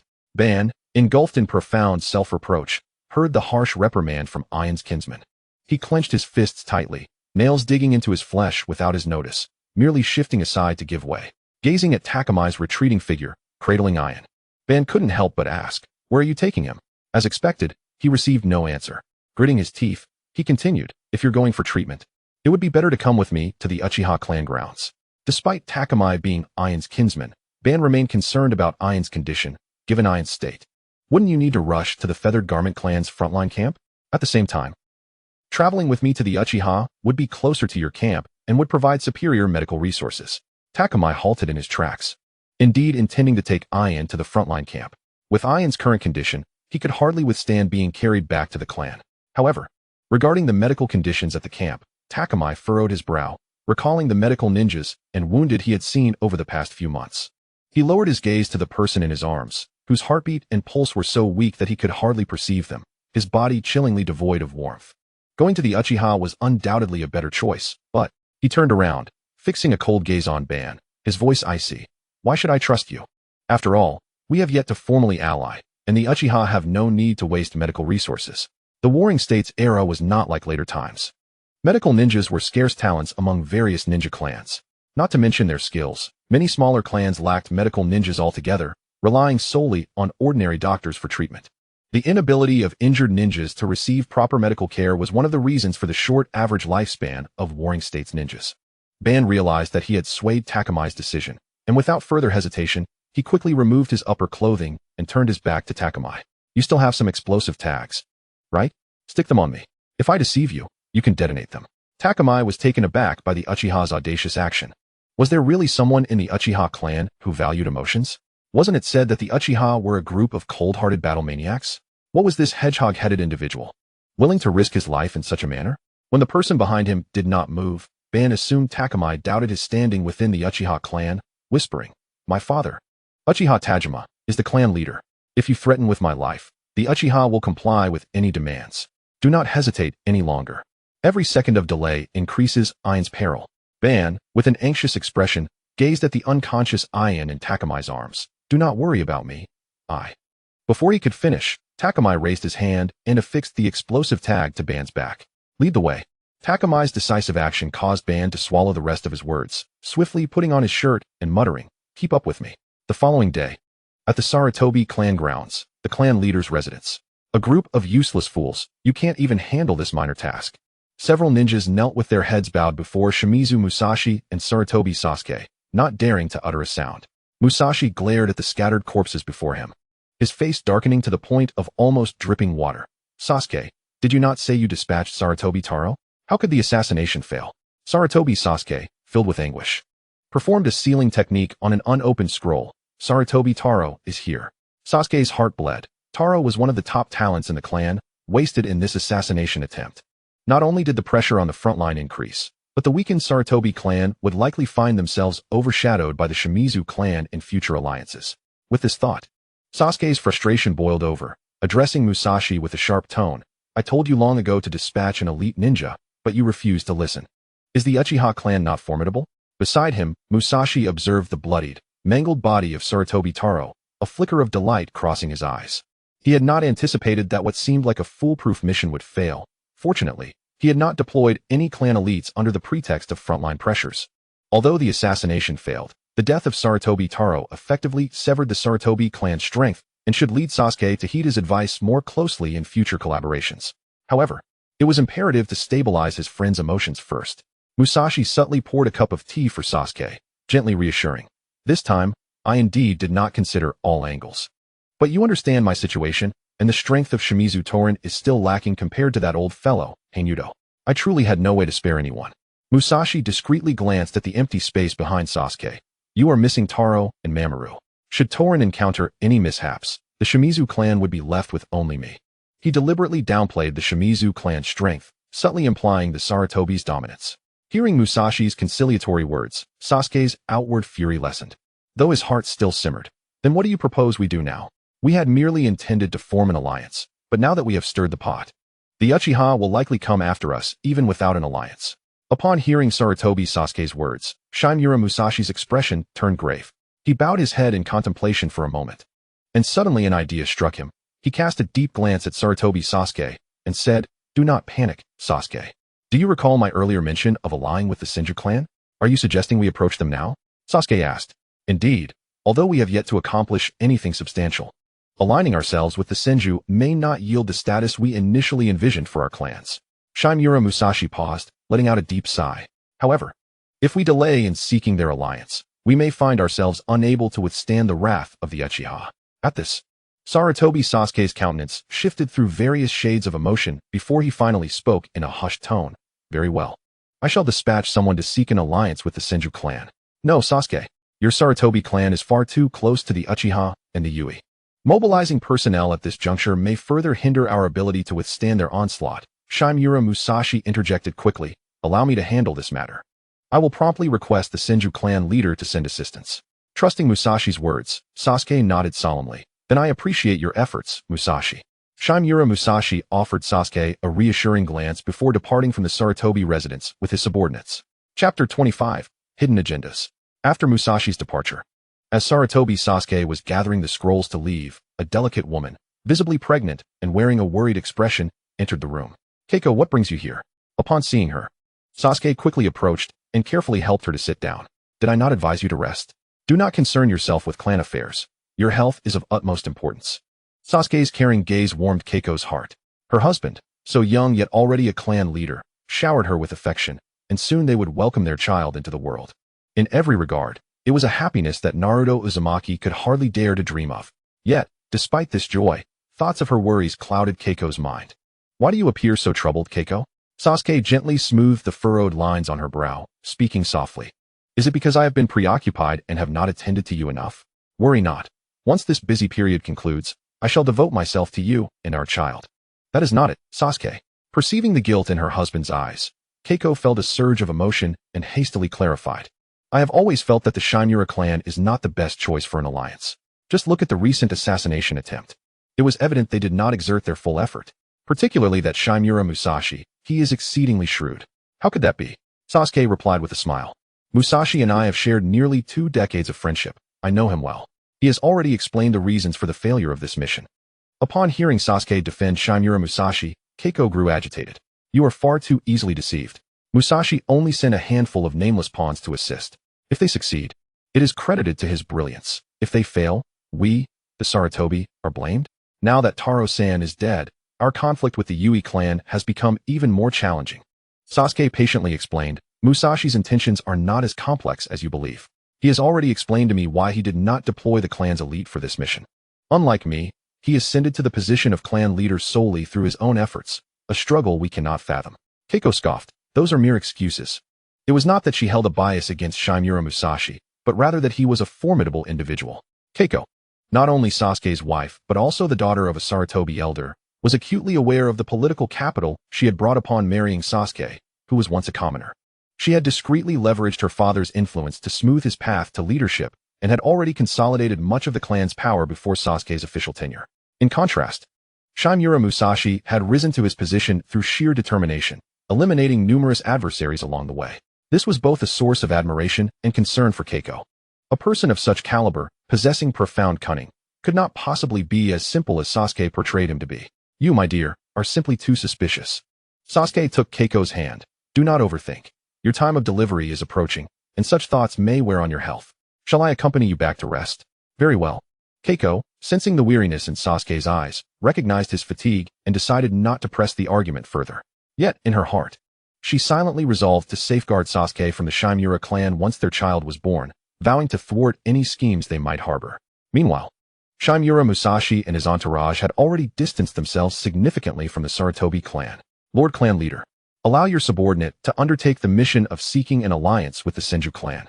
As they left the Sarutobi estate behind, a young ninja trailing Musashi spoke with determination. I will ensure the task is executed flawlessly. Please grant me an opportunity to redeem myself. Musashi halted, surveying the surroundings before turning back to reprimand. Silence, fool. The young ninja, taken aback by Musashi's rebuke, felt bewildered. I must not have spoken out of turn, right? Does the clan leader not even grant me a chance for redemption? What punishment awaits me upon my return? He recalled the dismal fates of other ninjas who had failed their missions, and his anxiety deepened. Observing the growing pallor on the young ninja's face, Musashi recognized the misunderstanding. He had an impression of this individual, whose name was Shimura Wushin. Despite his young age, he possessed considerable strength, though he lacked intelligence. Were it not for Musashi's recent ascension to clan leader and the absence of reliable allies, he would have relegated such a dimwit to the front lines as cannon fodder long ago. Yet, with no one else available, Musashi had to patiently explain to Wushin, who do you believe is stronger, the Uzumaki clan or the Yui clan?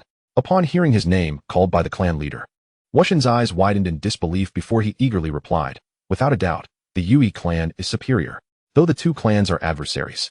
The Yui clan is indeed one of the most formidable clans in the ninja world. The Uzumaki, known primarily for their sealing techniques, cannot hope to compete. And do you think the combination of the Senju and Uzumaki can defeat the Uchiha and Yui alliance? Wushin hesitated before responding, certainly not. He could not fathom why the clan leader would pose such a straightforward question. The Senju and Uchiha have always been evenly matched opponents. Although the Senju might currently have the upper hand with the Uzumaki's alliance, the Uchiha would soon receive assistance from the Yui. Wait, if the Senju and Uzumaki cannot best the Uchiha and Yui, why is the clan leader seeking an alliance with the Senju? Noting the confusion in Wushin's eyes, Musashi subtly nodded. He was not entirely dull, there was potential for guidance. Even if we ally with them, the Senju will be unable to spare the manpower to assist us. The vengeance of the Uchiha can only be borne by ourselves. Just then, a gust of wind swept through, rustling the leaves above. Shimizu Musashi raised his hand to catch a leaf that had been blown down. This time, Sarutobi Taro had nearly slain Uchiha Tajima's son. If the mission had been successful, it would have been one matter, but alas. Just moments ago, Shimizu Musashi had clarified the entire assassination mission to him on their way from the Sarutobi clan's territory. Hence, Shimizu Musashi understood that Uchiha Tajima would undoubtedly not tolerate the existence of the Sarutobi and Shimizu clans, who dared to lay hands on his son. However, the situation was not without a glimmer of hope. Although the Shimizu and Sarutobi clans had formed an alliance, they were, in fact, quite distant from one another. The Shimizu clan was geographically closer to the Senju, while the Sarutobi clan was nearer to the Uchiha.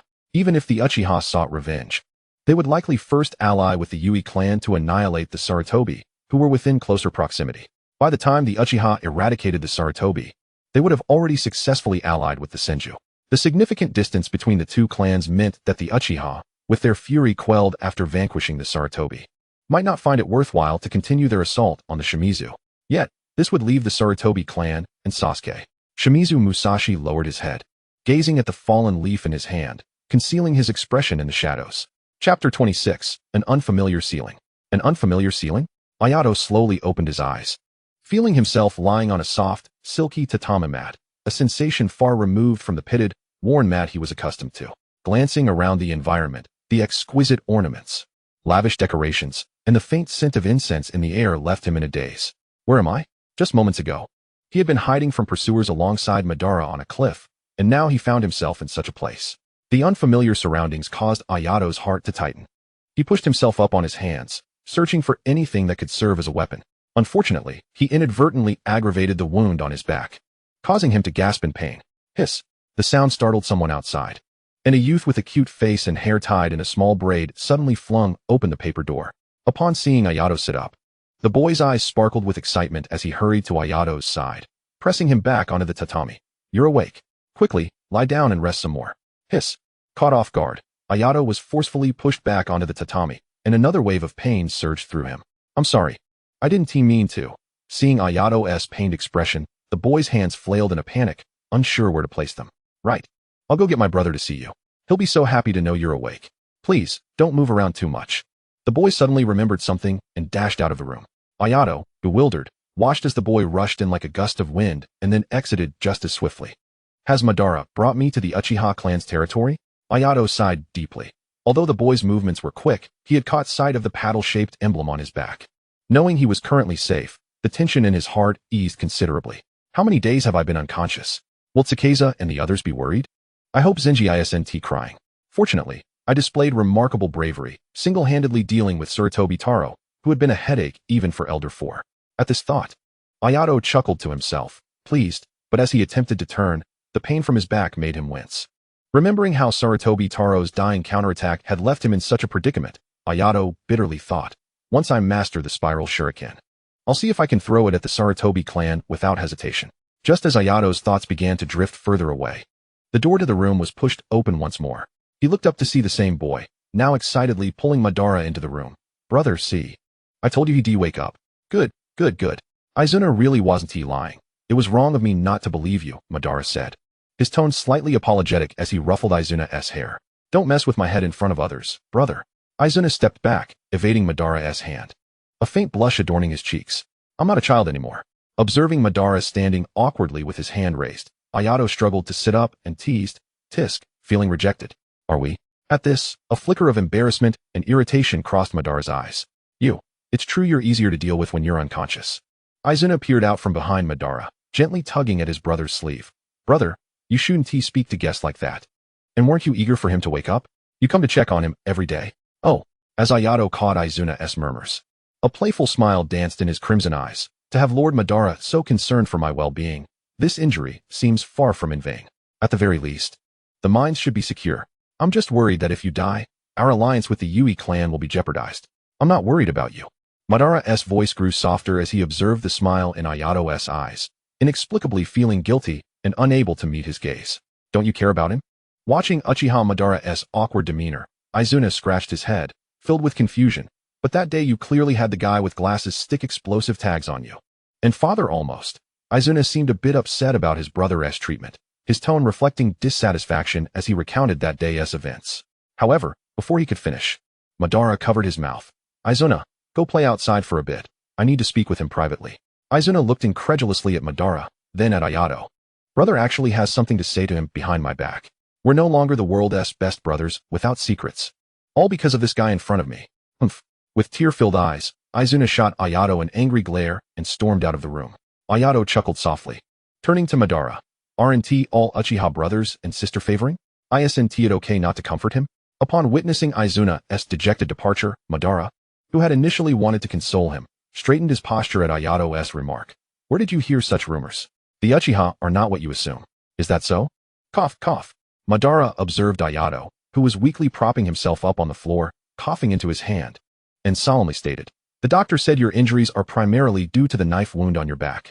Sarutobi Taro infused a large amount of lightning chakra into that strike, preventing the wound from healing and causing excessive blood loss. Fortunately, Madara's gaze fell, recalling the day when the Uchiha medical ninja had torn open Ayato's shirt to reveal that gruesome, bloodied wound. His expression darkened as he said, you were injured to save me, weren't you? If it weren't for my burden, you could have easily dealt with Sarutobi Taro. At the very least, it wouldn't have ended up like this. Madara lowered his head, half of his face shrouded in shadow. The room fell into a hushed silence. Only the sound of the gentle breeze outside rustling through the leaves could be heard. This has nothing to do with you. It's purely my lack of experience. As Ayato watched Madara's self-reproachful demeanor, a rare sense of guilt welled up within him. Should I clear up this misunderstanding? Or maybe not. The favors of Uchiha Madara are far too precious. Do not be overly self-reproachful. Even if it were not due to your actions. I would eventually have to confront that old scoundrel. By eliminating him sooner rather than later, our UI clan could gain a decisive advantage on the Eastern Front. Alas, you missed witnessing my valiant display as I delivered a thorough thrashing to that old fellow. A youthful voice, clear and gentle as the morning sun, dispelled the shadows from Ban's heart. His eyes sparkled with joy, confidence, and brilliance, reminiscent of a child who had aced an examination, or a sword gleaming with newfound sharpness. Ban's fingers twitched slightly. He longed to ruffle his hair, surmising it would be as pleasant to the touch as Izuna's. Oh dear. It seems you and Hashirama have left me at quite a distance. The more Ayato spoke, the more animated he became. Do not get too cocky. I have awakened my double sharing on. Ban, always striving for superiority, would never concede defeat. He opened his eyes, revealing crimson orbs with two dark tomos swirling within. You may have a temporary lead this time, but I shall undoubtedly catch up next time. This was the double Sharingan he had awakened during his life and death battle with Tobirama. Indeed, indeed. In response to Ban's grandiose declarations, Ayato replied rather dismissively, regardless. I appreciate you bringing me to the Uchiha for treatment. Ayato pondered the medical ninjas of the UI clan, both those stationed in the clan grounds and those in the frontline camps, and concluded they appeared rather unreliable. Had you taken me to the UI camp, I might have already been reincarnated. It was I and your bespectacled companion who brought you here. Ban awkwardly stated, meeting Ayato's grateful gaze. Bespectacled? Izuna mentioned that just a moment ago. Ayato's eyes flickered with realization. The one with glasses must be Kamizuki, right? Where is he now? Yes, it should be him. Ban actually did not know the name of the bespectacled individual. That day, The expression on the bespectacled man's face had been one of intent to eliminate him, and Ban had not been foolish enough to inquire about his name. After confirming your safety, he returned to your camp, presumably to report back to your clan. I see. After sitting in one position for too long, Ayato's hand had grown slightly numb. He waved at Ban. Please assist me. Lying here has become quite uncomfortable. Observing Ayato's face pale from a mere small movement, Ban hastily approached, carefully helping Ayato lean against the wall. Do not constantly attempt to sit up. What if the wounds that have finally begun to heal reopen? I'm hungry, Ban. Ayato felt overwhelmed. In the Ui clan, he was being lectured by Kamizuki. While in the Uchiha clan, he was being scolded by Ban. It was utterly exasperating. Very well, I shall call someone to bring you food. Do not move again. Chapter 27. You still claim you are not possessive of your brother. Days swiftly passed. During this time, Ayato experienced a remarkably comfortable stay with the Uchiha. Ban, concerned for his mobility, had assigned 2 attendants to cater to him. Living in such a manner, where one merely needs to extend a hand for food or clothing, was a luxury Ayato had never enjoyed even in his previous life on Blue Star. Indeed, capitalists seemed to thrive in any environment. Today, taking advantage of the fine weather, Ayato leaned against a pillar at the edge of the courtyard basking in the sunlight. However, the rays were overly bright, causing him to squint. So he raised his right hand to shield his eyes slightly. Not far from where Ayato basked, Izuna was practicing fire release techniques by the small pond in their yard. Si Wu, Shun, Hai Wu Yin. Izuna, with a serious expression, formed several impeccably standard hand seals before channeling chakra into his mouth. Fire release. Great fireball technique. In an instant, the chakra in his mouth transformed into a fireball nearly as tall as Izuna himself, blazing fiercely over the pond, sending waves of scorching heat that even Ayato could feel. He has truly grown stronger. Upon witnessing the might of his ninjutsu, Izuna jumped up in excitement, then hurried to Ayato's side. Brother Ayato, your teaching methods are truly effective. They surpass those of my instructor. Izuna eagerly grasped Ayato's hand. Brother Ayato, why don't you stay with us? With your guidance, I shall surely surpass my older brother in no time. Surpassing me is no simple feat, Izuna. Ayato, hearing a familiar voice, turned around to find Ban standing behind him, having appeared without his notice. What brings you here? This is my home. Is it strange for me to be here? Ban made himself comfortable beside Ayato. Ruffling Izuna's hair, you've made significant progress. Izuna blushed with delight at Ban's affection.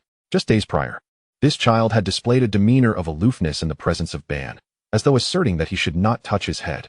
In a brief span, thanks to Ayato's profound understanding of ninjutsu, he had grown familiar with Ayato and no longer regarded him as an outsider. So easy to please. Ayato cast a sidelong glance at Ban. What is it that you want? Through these days of interaction, Ayato had gained a deeper understanding of Ban. He believed that Ban's future as a harbinger of destruction in the ninja world was not without reason. Apart from his exceptional talent, Ban was either on missions or training almost every day, returning only in the dead of night. Such diligence assured his eventual success. Therefore, it was perplexing that he would suddenly take a break today. Ban offered no response, but casually drew out 2 kunao and hurled them at a distant target beneath the wall. The kunao collided midair, altering their trajectories and accurately striking 2 different bullseyes. Brother, how impressive. Teach me. Ayato maintained a composed exterior while internally acknowledging Ban's remarkable kunao throwing technique. Having successfully garnered Izuna's admiration, Ban subtly lifted his chin towards Ayato before speaking. Your Ui clan has arrived. In response to Ban's childish behavior, Ayato silently rolled his eyes. Where did this unnecessary sense of competition come from? Noticing that Ayato was ignoring him, Ban continued. The bespectacled one has also arrived. Upon hearing this, Ayato immediately rose. Where? I will take you there. Before departing, Ban returned to Izuna. Continue practicing on your own. I will teach you again next time. Uchiha Ban, you still claim you are not possessive of your brother. Following Ban through the lengthy corridor and passing through several courtyards, they finally arrived at the guest hall of the clan leader's residence. Thank you very much for this. Our 2 clans have long intended to form an alliance. We would not neglect such matters. Oh, the 3rd elder was actually sent this time? Ayato heard the voice of the 3rd elder, Ui Hitoshi, from a distance. However, before he could greet him, a middle-aged man wearing the same clan robe as Ban, standing beside the elder, noticed Ayato and Ban's approach. The middle-aged man had a well-defined appearance and a serious demeanor.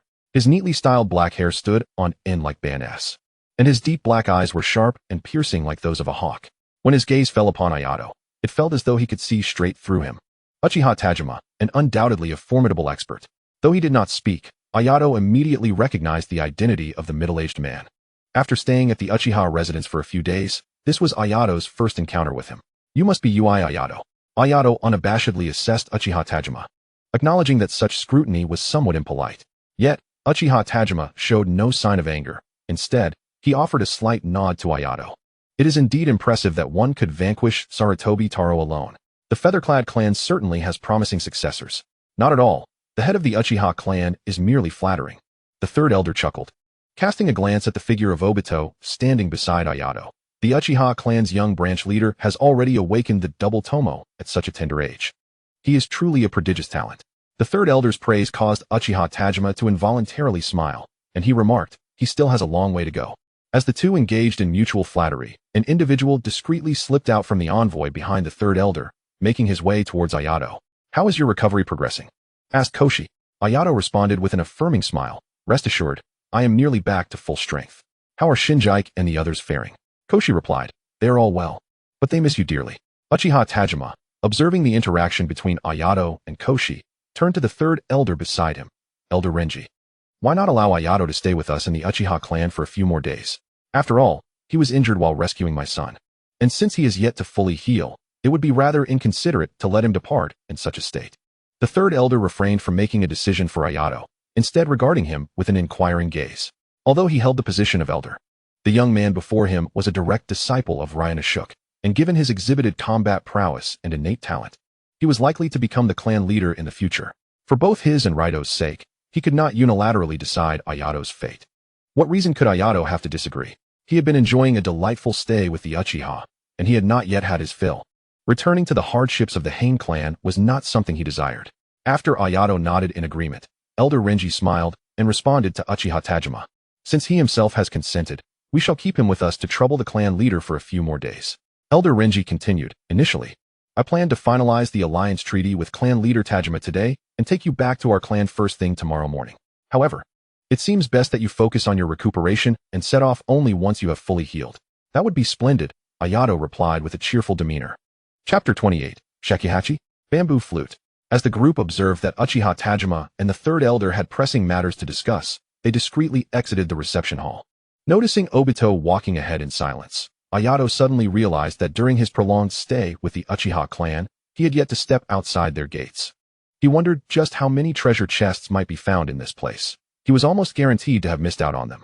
Obito, since you've already squandered the day, why not take Koshi and me out for a stroll? Upon hearing this, Obito halted his steps. Logically speaking, even as allies, they should not be wandering freely within the clan's territory. After all, the current ninja clans were each fighting their own battles, where allies could quickly become enemies. Exposing the intricate details of their clan's layout to outsiders would be unwise. However, upon seeing Ayato's hopeful gaze, Obito found the words of refusal lodged in his throat. Unable to escape. With me watching, it should be fine, right? After all, he did save my life. Denying such a modest request would make the Uchiha seem rather petty. Yes, it should be fine. Resolute, Obito finally acquiesced. Alright. The Uchiha clan, boasting a population of several thousand, vastly surpassed the Hain clan in terms of housing and the complexity of its streets. As Ayato followed Obito through countless streets and around numerous corners, they eventually arrived at the bustling commercial district. The spacious, straight avenues and the myriad of colorful shops lining the streets left Ayato utterly dazzled. Oh, the grandeur of the ninja clans is truly unparalleled.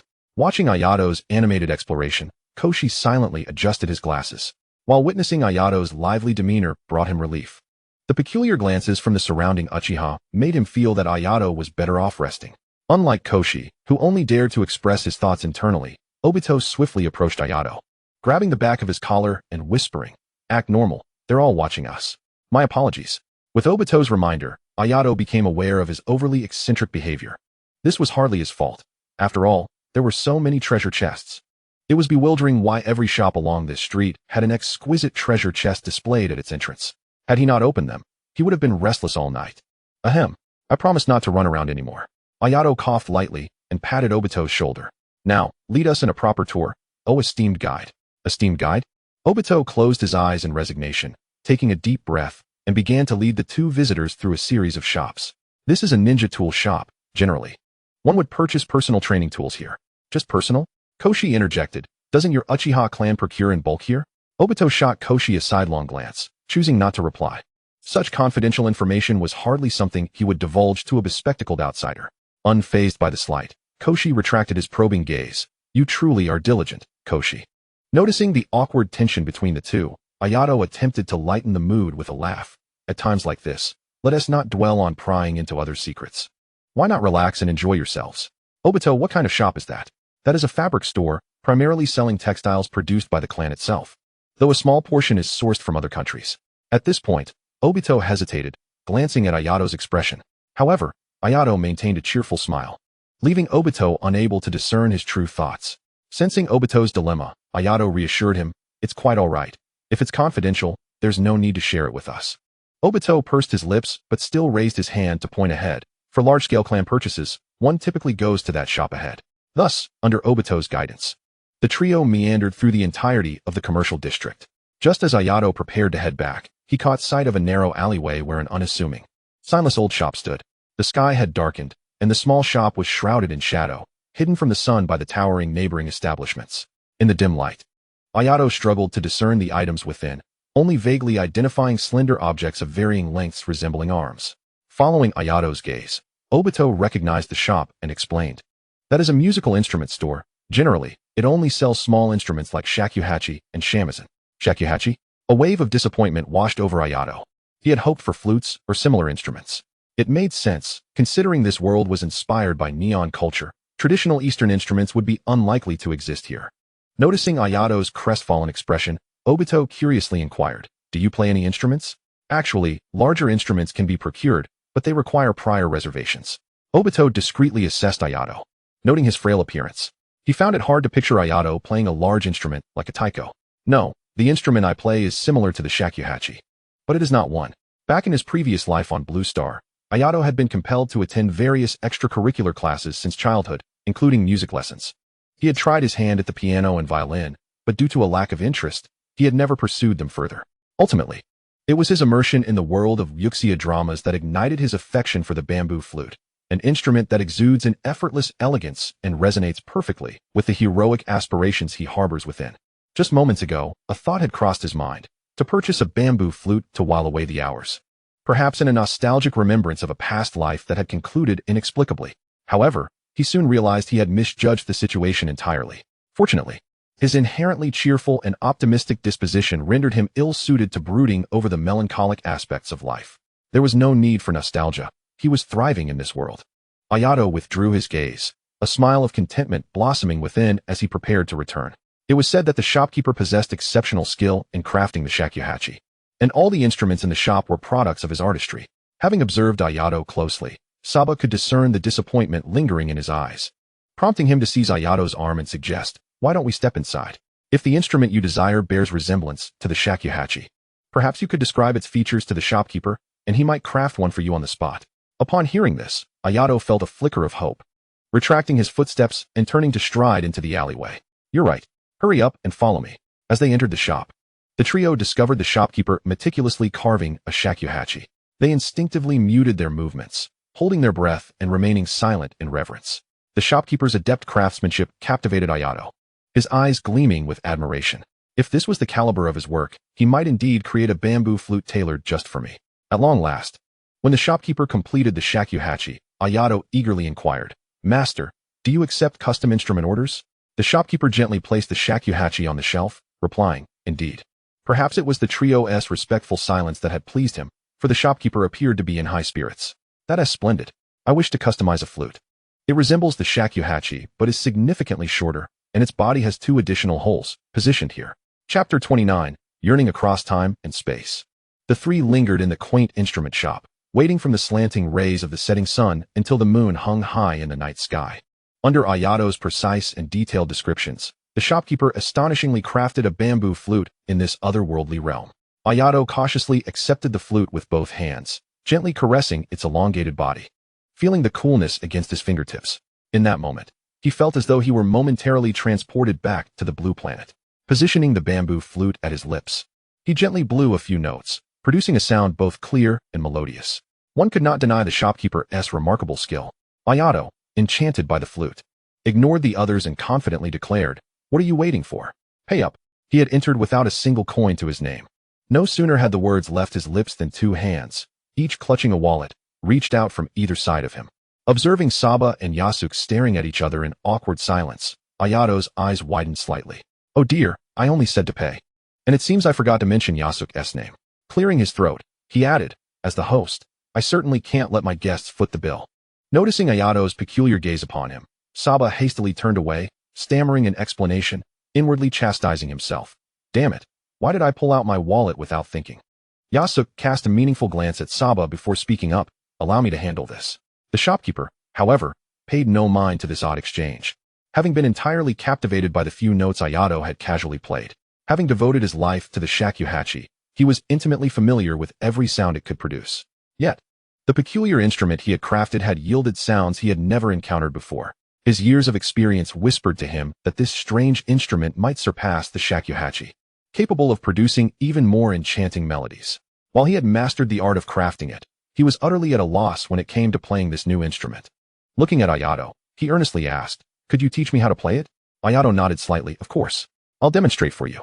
If you can play the shakuhachi, you should grasp this quickly. As the shopkeeper's eyes sparkled with excitement, Ayato slowly brought the bamboo flute to his lips. He intended to play a cheerful tune to alleviate the awkward tension between Yasuke and Saba. However, just as he was about to begin, he glanced up at the crescent moon hanging in the night sky and found himself unconsciously playing a melody he had heard in an anime from his past life. As the soft, ethereal notes filled the air, both Saba and Yasuke's expressions gradually softened, quietly savoring the lilting sound of the flute. Ayato played with finesse, and as the music ebbed and flowed, memories of his life on the blue planet unfurled in his mind like a vivid tapestry. The joy of receiving perfect scores and being praised by his parents, the exhilaration of gaming with friends at an internet cafe, the embarrassment of a confession from a female classmate, so many cherished moments that he believed had been buried deep within him now resurfaced with clarity and intensity. He pondered whether he could ever return to that world.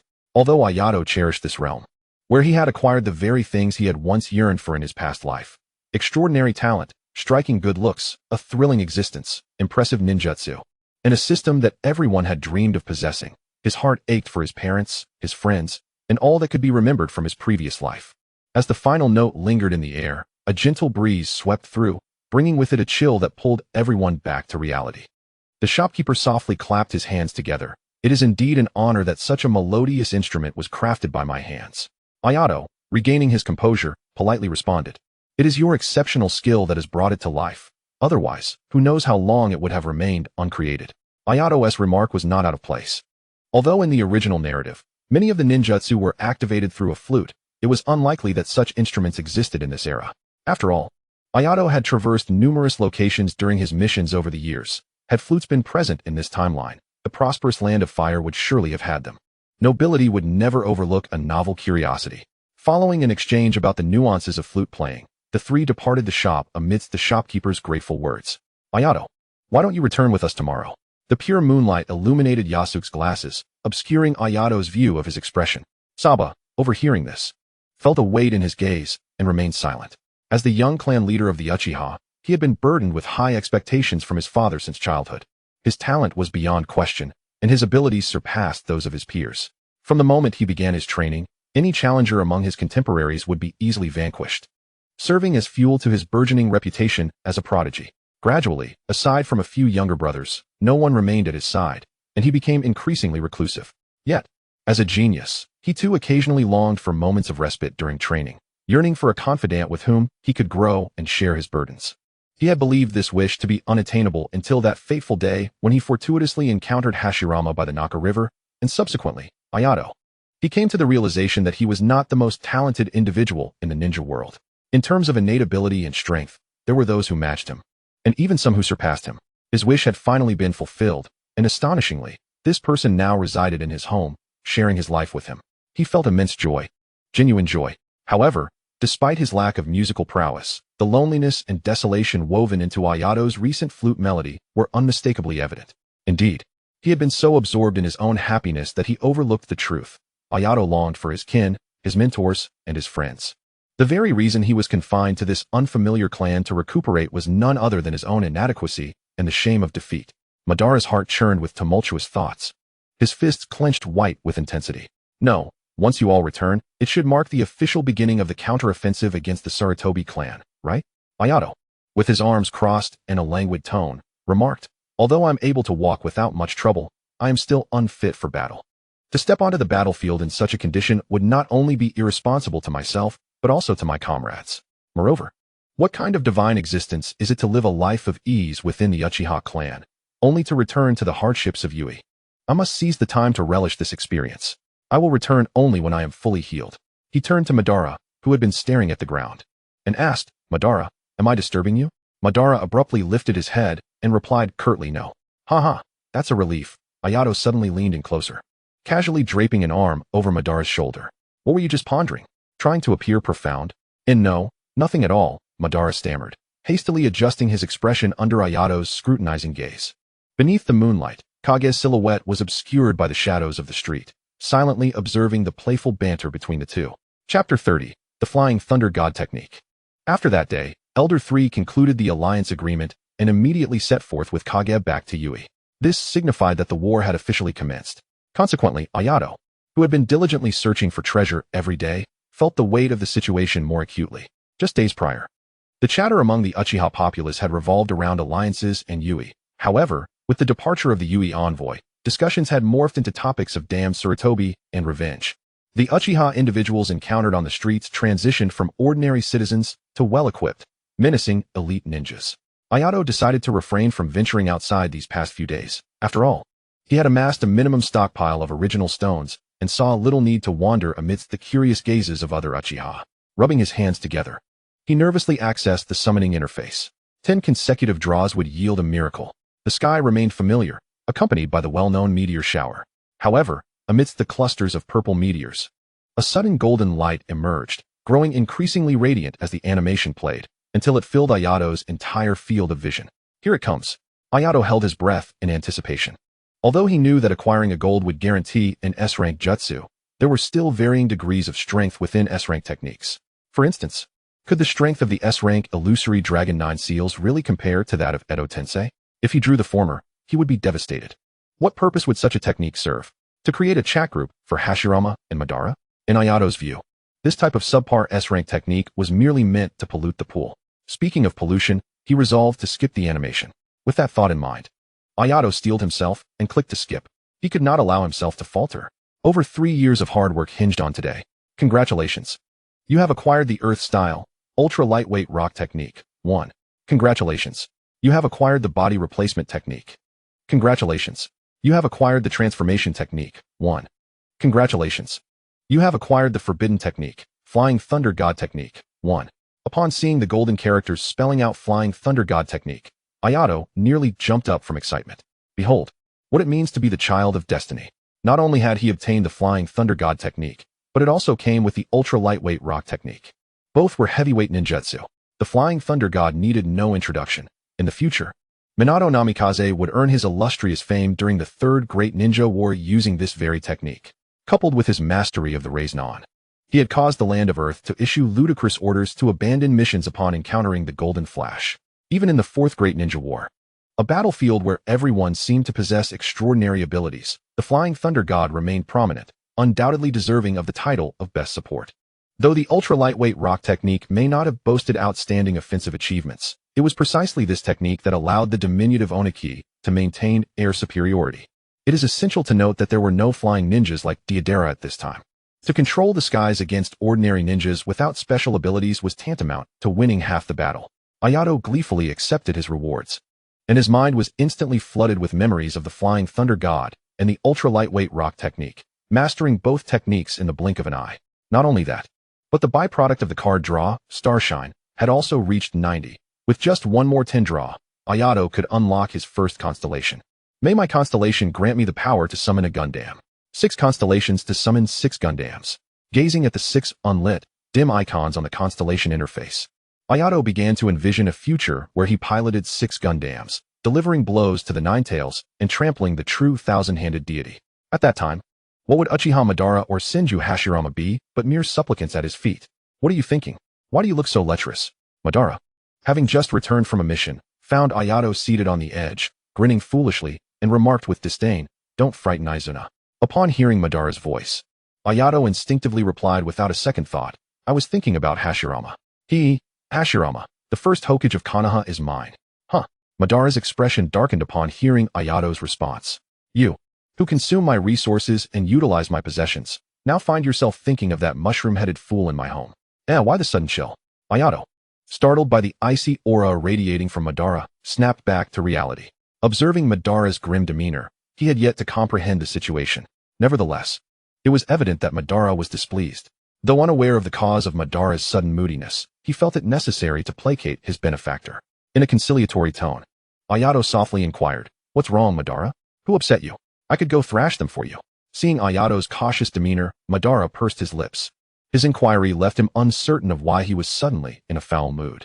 He shook his head, his gaze drifting aimlessly to the floor, casually asking, What made you think of Hashirama all of a sudden? I haven't seen him in a while, and I wonder if he misses us. The Senju clan's territory was not particularly close to the southern Hechuan. If he didn't truly lack friends, why would Hashirama venture so far to waste time? It was a nonsensical endeavor. Ayato chuckled softly and replied, That guy is probably quite lonely too. Perhaps he is still worried about whether we perished in the war against the Sarutobi. Thanks to Ayato's unexpected intrusion, Madara and Hashirama did not conceal their identities as they did in the original narrative. All three were aware of each other's ninja clans. Recently, with the alliance formed between Yui and the Uchiha, and the significant military action against the Sarutobi, the Senju clan, as the Uchiha's arch-nemesis, could not possibly have remained ignorant of the developments. Ayato's assumptions were correct. Hashirama was indeed deeply concerned for their safety. During this period, he has ceased his training. Whenever he is free from missions, he heads to the South River, the very place where he encountered Madara and Aoi, once, twice, thrice, until his frequent visits became so conspicuous that Tobirama noticed something amiss. To avoid being discovered by his astute younger brother, who would surely question his clandestine rendezvous with his arch-nemesis, Uchiha, he reluctantly decided to temper his excursions. Meanwhile, Hashirama squatted in a corner of the training ground, absent-mindedly drawing circles in the dirt with his fingers. Madara, Aoi, what has become of you? Surely, you are not in peril? Rumors of warfare among the clans of Uchiha and Sarutobi have been rampant lately. Knowing the true identities of the two, Hashirama couldn't help but worry, having not seen them for such a long time. No, they are far too formidable to perish so easily, he murmured, shaking his head as he turned to cultivating mushrooms. Then why have you both forsaken our gatherings by the South River? Have you truly forgotten me? The more he pondered, the more he felt a sense of grievance. Muttering to himself, You claim we are friends. Is this how you treat your friends? Not far off, Tobirama observed his elder brother's despondent demeanor, a flicker of inscrutable light flashing in his elongated eyes. He had long since noticed Hashirama's newfound penchant for visiting South River. With his brother's obliviousness, it was impossible for Tobirama, who spent every day in his company, to remain unaware. As a caring younger brother, he had stealthily followed Hashirama several times for the sake of his brother's safety. Yet each time, he witnessed Hashirama excitedly making his way to the river, only to engage in solitary antics for an hour, returning dejectedly afterward. This behavior was utterly perplexing to Tobirama. If his elder brother were not unhinged, he must surely be waiting for someone at South River. So, who exactly are you waiting for? Chapter 31, One Last Opportunity. Oblivious to the fact that his carefully concealed secret had long been uncovered by Tobirama, Hashirama suddenly sprang to his feet, his gaze vacant as he stared at the heavens. Speaking to himself, The day is still young. I shall seek you out one last time. If you do not come today, I shall sever our ties. Yes, sever ties. Unilaterally. As if to bolster his resolve, Senju Hashirama fiercely nodded his head and then sprinted towards South River. Tobirama, who had been hiding nearby, prepared to follow suit when he sensed a familiar chakra unexpectedly materializing behind him. He turned to greet the newcomer with a respectful bow. Father. The figure in question was none other than the clan leader of the Senju Butsuma. Indeed, Butsuma acknowledged with a slight nod, his eyes fixed on the direction Hashirama had departed. It seems you have noticed Hashirama's recent peculiarities.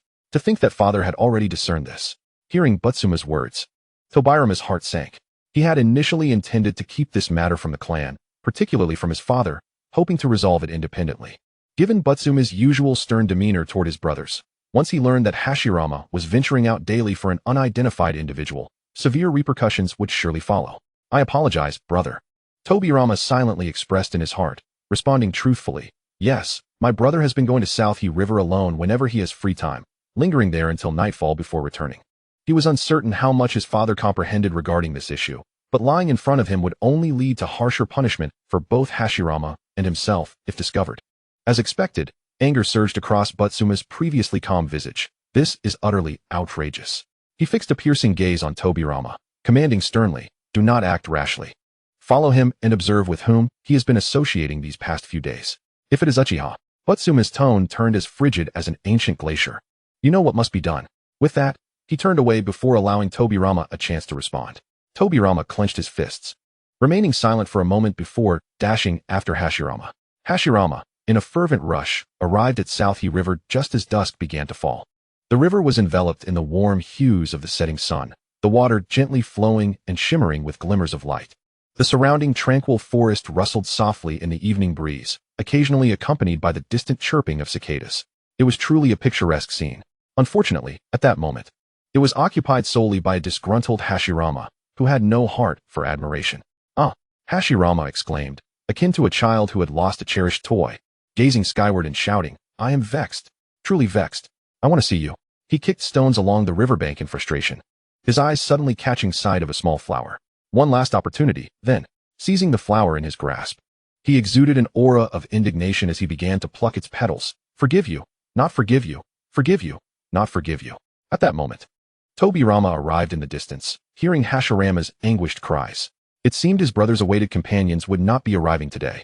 Tobirama, his conscience somewhat eased at seeing Hashirama's turmoil, prepared to make his presence known and surprise his elder brother, thinking, "Brother, your secret is out. Hashirama, have you been spurned? I can hear your lament from 800 miles away." Suddenly, a clear youthful voice rang out. Tobirama looked up to see two individuals of similar stature approaching Hashirama, one sporting Uchiha garb with spiky hair, while the other, obscured by the first, wore a long grayish-white robe, rendering his facial features indistinguishable. At first glance, Tobirama realized both were ninjas. Silently, he retracted his outstretched foot. "Ah, my big brother," with his bushy brows and large eyes, secretly courting Uchiha, and not just one, but two. Upon the appearance of the two Uchiha, Tobirama's previously troubled conscience settled considerably. "Not forgive you," Hashirama lamented, gazing at the bare stem in his hand, disbelief etched across his face. "That doesn't count, does it? Again, let us see what else there is." Just as he began to scan the area for another victim, Aoi and Madara arrived. Stunned for a moment, he then dashed toward them with excitement. "I forgive you." Hashirama moved with remarkable speed, reaching Madara in the blink of an eye, clinging to him like an octopus. "Where have you been? You've been gone so long. I thought you had perished. You could die, but I would never," Madara replied, pushing Hashirama away with a look of disdain. Hashirama turned to Aoi, asking, "Aoi, you don't find me bothersome, do you?" As he prepared to leap toward Aoi, Madara caught him firmly by the nape of his neck. "Don't touch him. His wounds have yet to heal." "What? Where are you injured?" Hashirama asked, inspecting Aoi from all angles, filled with concern. "Did you really go into battle so soon?" "Actually, I'm mostly healed," Aoi said, warmed by Hashirama's caring gaze. Observing Hashirama's puzzled expression, Aoi briefly recounted their recent experiences. "To think you have grown so formidable," Hashirama exclaimed, his eyes sparkling with admiration. "I have heard of Sarutobi Taro's renown. I wondered where he had vanished for so long. However, I am not lagging behind you by much." Hashirama exclaimed with excitement.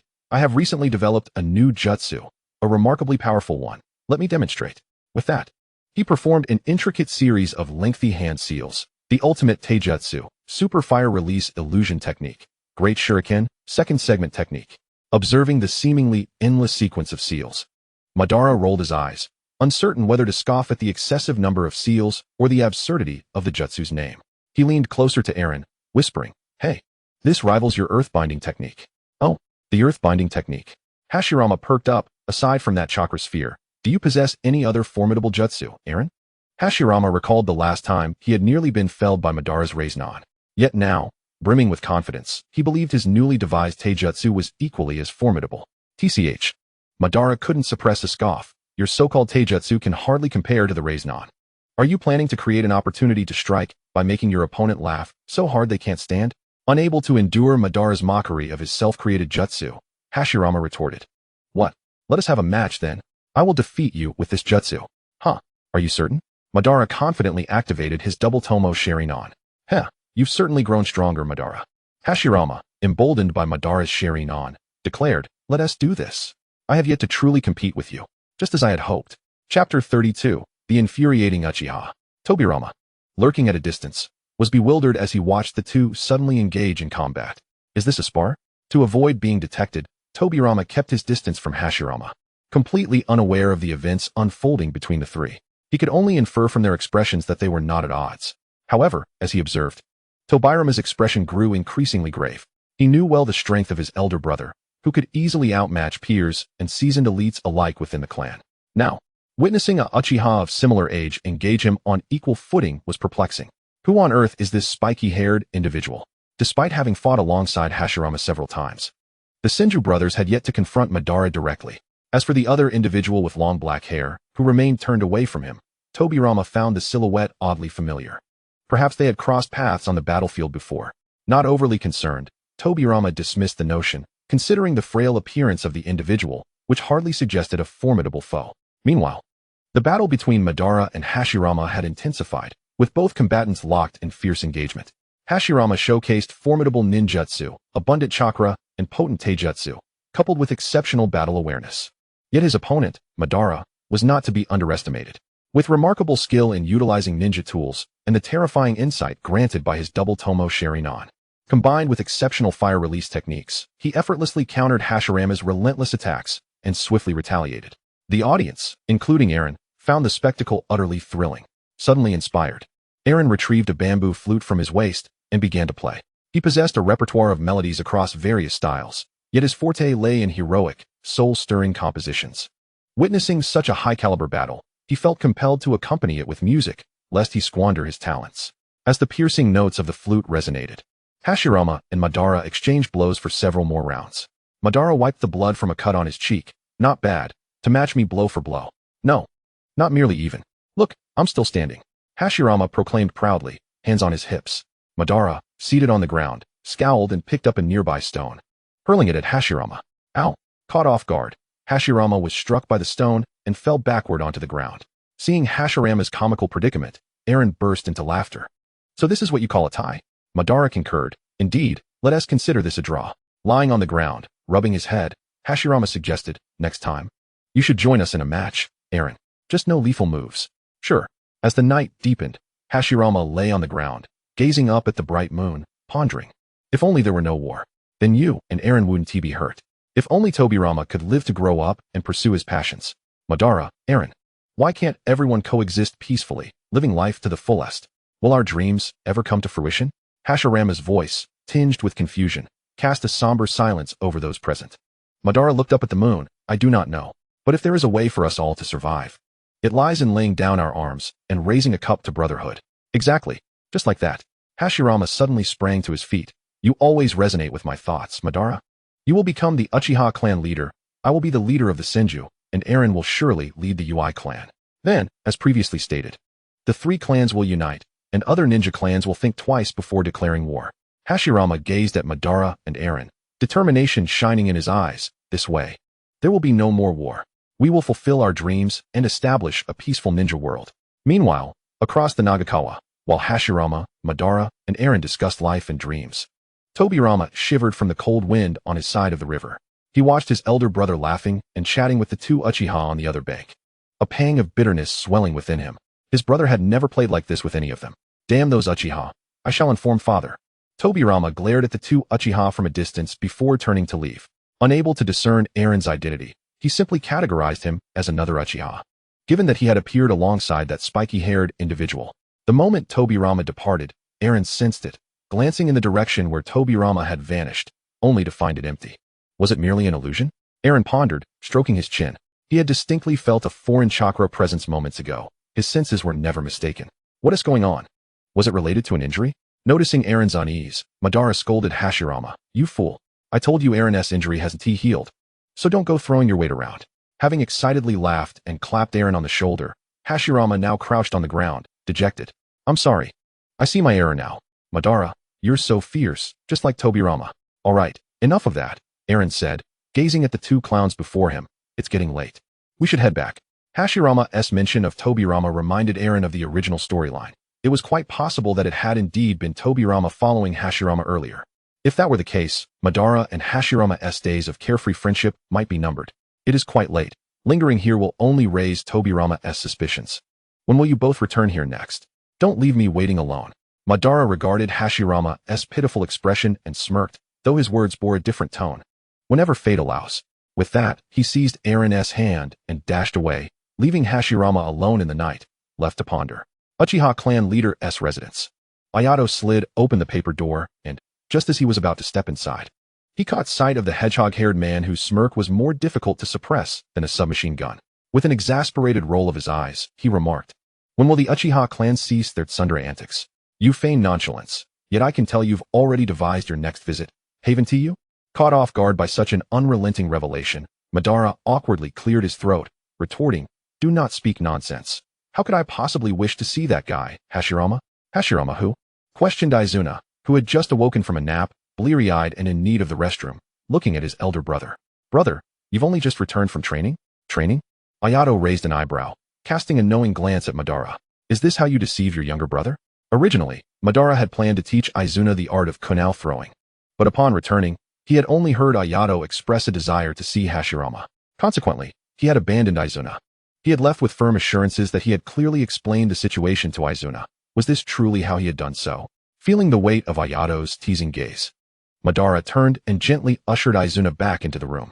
"Yes, we've just returned. What are you doing out here? Be careful not to catch a cold. I'll take you back to bed." Thus, Izuna, who had merely intended to step outside for a moment, found himself bewilderingly pushed back inside by Madara. Chapter 33, A Meeting with Fujiwara. Days swiftly passed. After multiple examinations by the Uchiha medical ninjas, Ayato's injuries had finally healed completely. He could no longer justify remaining there. "Ayato and I will miss you," Izuna sobbed, clinging to Ayato, tears streaming down his face. "I will diligently practice according to your teachings." During this time, under Ayato's guidance, Izuna had made remarkable progress. When Ayato announced his intention to depart, Uchiha Tajima had made several attempts to dissuade him from leaving, regretting not having specified in the alliance document that Ayato should remain with the Uchiha for a few more years to bolster the strength of the new generation. After all, Tajima was well aware of Izuna's talent. His current advancement was a testament to Ayato's exceptional teaching prowess. "When your brother returns, please convey my apologies to him." The Uchiha clan was particularly busy of late, with Madara engaged in missions almost daily, as they contended with their old nemesis, the Senju. They also assisted Ui in dealing with the Sarutobi clan. Ayato retrieved 2 uniquely crafted kunai from his ninja tool pouch and handed one to Izuna. "These kunai are gifts I specially prepared for you, one for you and one for Madara. Do not lose them." These kunai had been crafted by the Uchiha artisans, inscribed with his Flying Thunder God technique. Contemplating that Izuna would one day perish at the hands of the Flying Thunder God, Ayato gently ruffled Izuna's hair, hoping that these kunai might save him in a critical moment. "I promise I won't lose them." In the dense forest, Ayato's figure sped onward. After departing from the Uchiha compound, he pressed on towards the Ui clan without pause. Within half a day, he had already covered a third of the distance. Having concluded his vacation, it was time to return to his normal state with utmost haste. Suddenly, he heard the faint clanging of metal. Initially, Ayato had no intention of meddling. He had encountered numerous such incidents along the way, wandering ninjas clashing and mountain bandits robbing merchant caravans. In these times when human lives were regarded as mere weeds, such bloodshed was rampant and beyond the capacity of one individual to manage. "What do you intend to do? I am a distinguished guest of both the Uchiha and Ui clans. Should you dare to kill me, neither clan will let you go unpunished." Ayato halted, his expression peculiar. A distinguished guest of the Uchiha and Ui? Was such a status even recognized within his own clan? Driven by curiosity, Ayato altered his course, heading towards the source of the commotion. Regardless of the veracity of the claimed title, invoking the Ui clan certainly suggested some connection. If he happened upon the situation, it would be best to intervene. After all, should this claim hold any truth, it could lead to a significant accomplishment. Upon silently arriving at the scene, Ayato concealed himself and observed the unfolding events. The battle had already concluded, and numerous bodies lay scattered across the ground. 3 supply-laden carts remained stationary, and a diminutive ninja dragged a plump, extravagantly dressed man from the foremost cart, kicking him to the ground with disdain. Ayato deduced that this must be a robbery of the merchant caravan. However, that rotund figure seemed oddly familiar. "Ouch!" Fujiwara exclaimed as he was unceremoniously thrown to the ground, groaning in pain as he struggled to rise. "Let us discuss this civilly. There is no need for violence. To you 2 esteemed ninjas, these goods are yours." Gazing into the eyes of the 2 menacing ninjas, Fujiwara swallowed hard in fear. "You are only after wealth, are you not? Killing me would serve you no purpose." Noticing one of them slowly lower his weapon, Fujiwara's expression brightened. Rest assured, esteemed ninjas, I, Fujiwara, am not a miser. If you spare my life, this incident shall never have occurred, and I will not trouble you again. Conversely, if I perish, Uchiha Tajima and Ui Ryonashuk will undoubtedly scour this place until they find you, seeking revenge for my demise. In truth, Fujiwara had no such close ties with either clan. The last time he had visited the Uchiha to fulfill a task, they had dismissed him for offering too little payment, sending him to the Ui instead. Yet, upon arrival at the Ui, he had faced further humiliation. Such a relationship would hardly inspire them to seek vengeance on his behalf. They would likely not even recognize him should he stand before them. Nevertheless, it sufficed to intimidate these two brigands. Do you think we would fear your threats? The ninja brandishing the blade scoffed, casting a disdainful gaze at Fujiwara. Yet, the flicker of caution in his eyes did not escape Fujiwara's notice. Fujiwara's mind raced, and he ingratiatingly added, your strength is unparalleled, esteemed ninjas. The guards I hired were effortlessly dispatched by you, indicating your formidable prowess that surely transcends the likes of the Uchiha and Ui. Still, should those clans come seeking you due to my insignificant life, it would certainly become a troublesome affair, wouldn't you agree? The two ninjas exchanged glances, their expressions softening at his words. The shorter of the two, puffing with pride after having kicked Fujiwara, declared, our strength is beyond the comprehension of a mere commoner like you. We are not afraid of the Uchiha or Ui. A greedy glint flared in the eyes of the shorter ninja. However, you are correct, we came for wealth. The 3 carts of goods could secure your life. But if you wish to leave unscathed, I fear it will not suffice. Faced with such blatant extortion, Fujiwara was both astonished and terrified. Yet, there was little he could do. His hired guards would crumble before these two in a matter of moments. To safeguard his own life, it appeared he had no choice but to part with the ransom. Fujiwara gritted his teeth. Then how much do you demand? 5 million ryo. This sum left Ayato momentarily speechless. Given the current state of turmoil, the economy was struggling to thrive.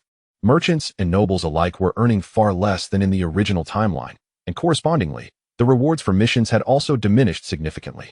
5 million ryo was an amount that many relatively weaker ninjas would never earn in their lifetimes. The figure also left Fujiwara's face contorted in pain. I do not have that much cash on me at this moment. The tall ninja wielding a blade, upon hearing these words, immediately pressed his weapon against Fujiwara's neck. Now, follow us, brother, to acquire some funds. Should you dare to play tricks, you shall not wish to know the outcome. Why yes, I will not act against you too. Fujiwara stammered. Observing Fujiwara's subservient demeanor, Ayato rolled his eyes in disdain. This old fellow is truly miserly. He would rather surrender his wealth to these robbers than hire a decent bodyguard for himself. Considering his previous generosity, I shall save you this 5 million today. Whoosh. A shuriken hurtled towards the blade-wielding ninja's head. The ninja, alert as he was, swiftly evaded the attack and warned his shorter companion, be careful, little two. We are under assault. No sooner had he spoken than a second shuriken appeared from the same direction, aimed directly at the shorter ninja. With his comrade's warning, the diminutive ninja deftly sidestepped the strike, sneering at the shuriken that landed at his feet. What a half-baked attempt. Who dares to interrupt our business? However, Ayato chose to ignore their taunts and activated the Flying Thunder God technique. The tall ninja barely registered a flash before his companion was brought down, transformed into a mangled corpse.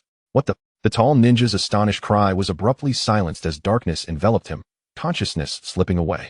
The combination of the Flying Thunder God and the Raisnon proves to be exceptionally effective. Ayato clapped his hands, surveying his handiwork with satisfaction. With these two formidable techniques, there will be no need to employ ninjutsu against these solitary low-level thugs in the future. As for chakra consumption, with the considerable chakra reserves and passive talents of the Ui clan, if measured against Kakashi, he would now at least be a 5 on the chakra scale, leaving him with no worries whatsoever. Chapter 34. Two Masters of Performance. Presently, Fujiwara was the most elated of them all. Initially, he had prepared himself for a total loss on this trade venture, expecting to expend 5 million to avert calamity. Who would have imagined that the situation would take a turn, with a ninja unexpectedly emerging to swiftly dispatch those two ruffians? Surely, it is not yet my time to perish. Esteemed ninja, thank you for your timely intervention. I am Fujiwara. As Fujiwara beheld the face of the ninja who had gallantly come to his aid, astonishment washed over him. It's you, my benefactor, Ayato. Recalling this generous yet stingy merchant, was equally surprised. Having frequently interacted with various merchants, Fujiwara's remarkable memory had retained Ayato's visage. Ayato crossed his arms, casting a sidelong glance at him. I must say, while you were indeed parsimonious last time, at least you sought out legitimate ninjas for your tasks. Gazing at the corpses on the ground, he noted the absence of any clan insignia. They were merely a couple of ruffians. With a disapproving click of his tongue, he remarked, "How is it that this time you didn't even hire proper ninjas, settling for these vagabonds? Don't gamble with your life." Embarrassment flushed through Fujiwara at Ayato's words. Having offended the clan leader of the UI on his last visit, returning would only invite further trouble. He forced a smile and explained, "It's not that I am miserly. The cost of hiring them this time are even steeper than last. For over a year now, I have employed ruffians as bodyguards, and nothing untoward has occurred." As he spoke, Fujiwara felt a chill run down his spine. Who could have anticipated the varying strengths of these ruffians? I had assumed they were all on par with those previous ninjas. Ayato raised an eyebrow at this statement. The ninjas Fujiwara referred to were the 3 he encountered during his first mission outside the village. Those 3 were indeed among the elite of the ruffians, yet it was astonishing that this old man considered them the standard among vagabonds. Moreover, having gone unscathed for over a year only to encounter me now, this old fellow truly embodies the luck of a fortunate soul. Now that you understand these ruffians are not reliable, remember to seek out legitimate ninja clans in the future, understood? Yes, yes. I will undoubtedly come to you UI for any future tasks. After a cursory glance at Fujiwara, noting he was merely shaken and sustained no serious injuries, Ayato resolved to depart. However, Fujiwara hastily called out to him, "Wait, hold on. What is it now?" Fujiwara lamented, his face drawn. "All my bodyguards are dead. As an ordinary man carrying these goods, what if I encounter such a situation again? I would surely meet my end. What does that have to do with me?" Ayato retorted without turning back. "I have already repaid you for your previous hospitality. That is not what I mean." Fujiwara sprinted a few steps to catch up with Ayato. Pleading, "I mean to say, I wish to hire you as my bodyguard now. Is that possible?" Ayato regarded him incredulously. "Where are you headed?" "To White Pine Town." "That is not on my way. I want to go." From this point, White Pine Town is not merely in the opposite direction of UI. It is a completely divergent path. Ayato had no intention of wasting his time. "Wait, don't go. Then I shall hire you to escort me to the UI clan." "That must be acceptable, no?" Fujiwara's face was etched with urgency. Having lost all his hired protectors, he felt like a child carrying gold in the wilderness, utterly vulnerable. For the sake of his own life, he could hardly bear to travel alone. "Once we reach UI, I will continue to employ you to escort me to White Pine Town. Would that work for you?" Ayato paused, contemplating for a moment before acquiescing. Since it would not require a detour and he could earn a sum of money, returning Fujiwara to his clan would benefit all parties involved. Truly a win-win situation. Thus, Ayato resumed the journey homeward with Fujiwara. However, as Fujiwara was merely an ordinary man, their pace was considerably slower, extending what should have been a 2-day journey into 5. After more than a month, as Ayato beheld the familiar gates of the UI clan, a wave of affection welled within him. Finally home, he gently knocked on the door of the clan leaderess office. "Come in. Old man, I'm back." Hearing Ayato's voice, Ryuanosuke set down the scroll he was examining and hurried to greet him. "You rascal, you've finally recovered." He placed his hands on Ayato's shoulders, inspecting him closely. All is well, all is well." Seeing the concern in Ryuanosuke's eyes warmed Ayato's heart. Over the past few days, indulging in the comforts of the Uchiha clan, he had nearly forgotten that many in his own clan were worried for him. "Old man, I'm fine," Ayato assured Ryuanosuke, "that old coot Sarutobi. Even if he brought 2 more, I could handle them effortlessly." This was no mere boast. With the Flying Thunder God and the Raised On, the level of danger was entirely different. Should a similar encounter arise, Ayato was confident he could conclude the battle with Sarutobi in under 3 seconds. Ryuanosuke chuckled, not taking his words too seriously. "Next time you find yourself in such a situation, do refrain from being so reckless. While it is indeed impressive that you could defeat Sarutobi at your age, I wouldn't want to encourage your pride." He was aware of the entire situation. Sarutobi had previously engaged with the elite of the Uchiha clan, and after that, he had clashed with one of their young warriors before finally encountering Ayato.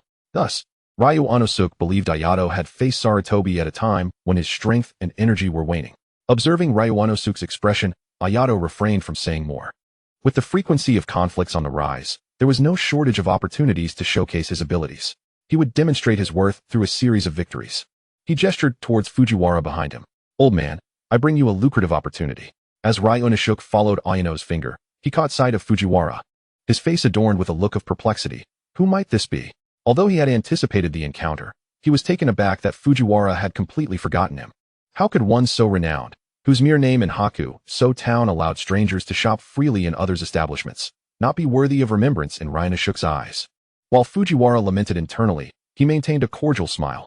"Chief Ryuanosuke, I am Fujiwara. I had the honor of escorting a task for your esteemed clan previously, so we have indeed crossed paths.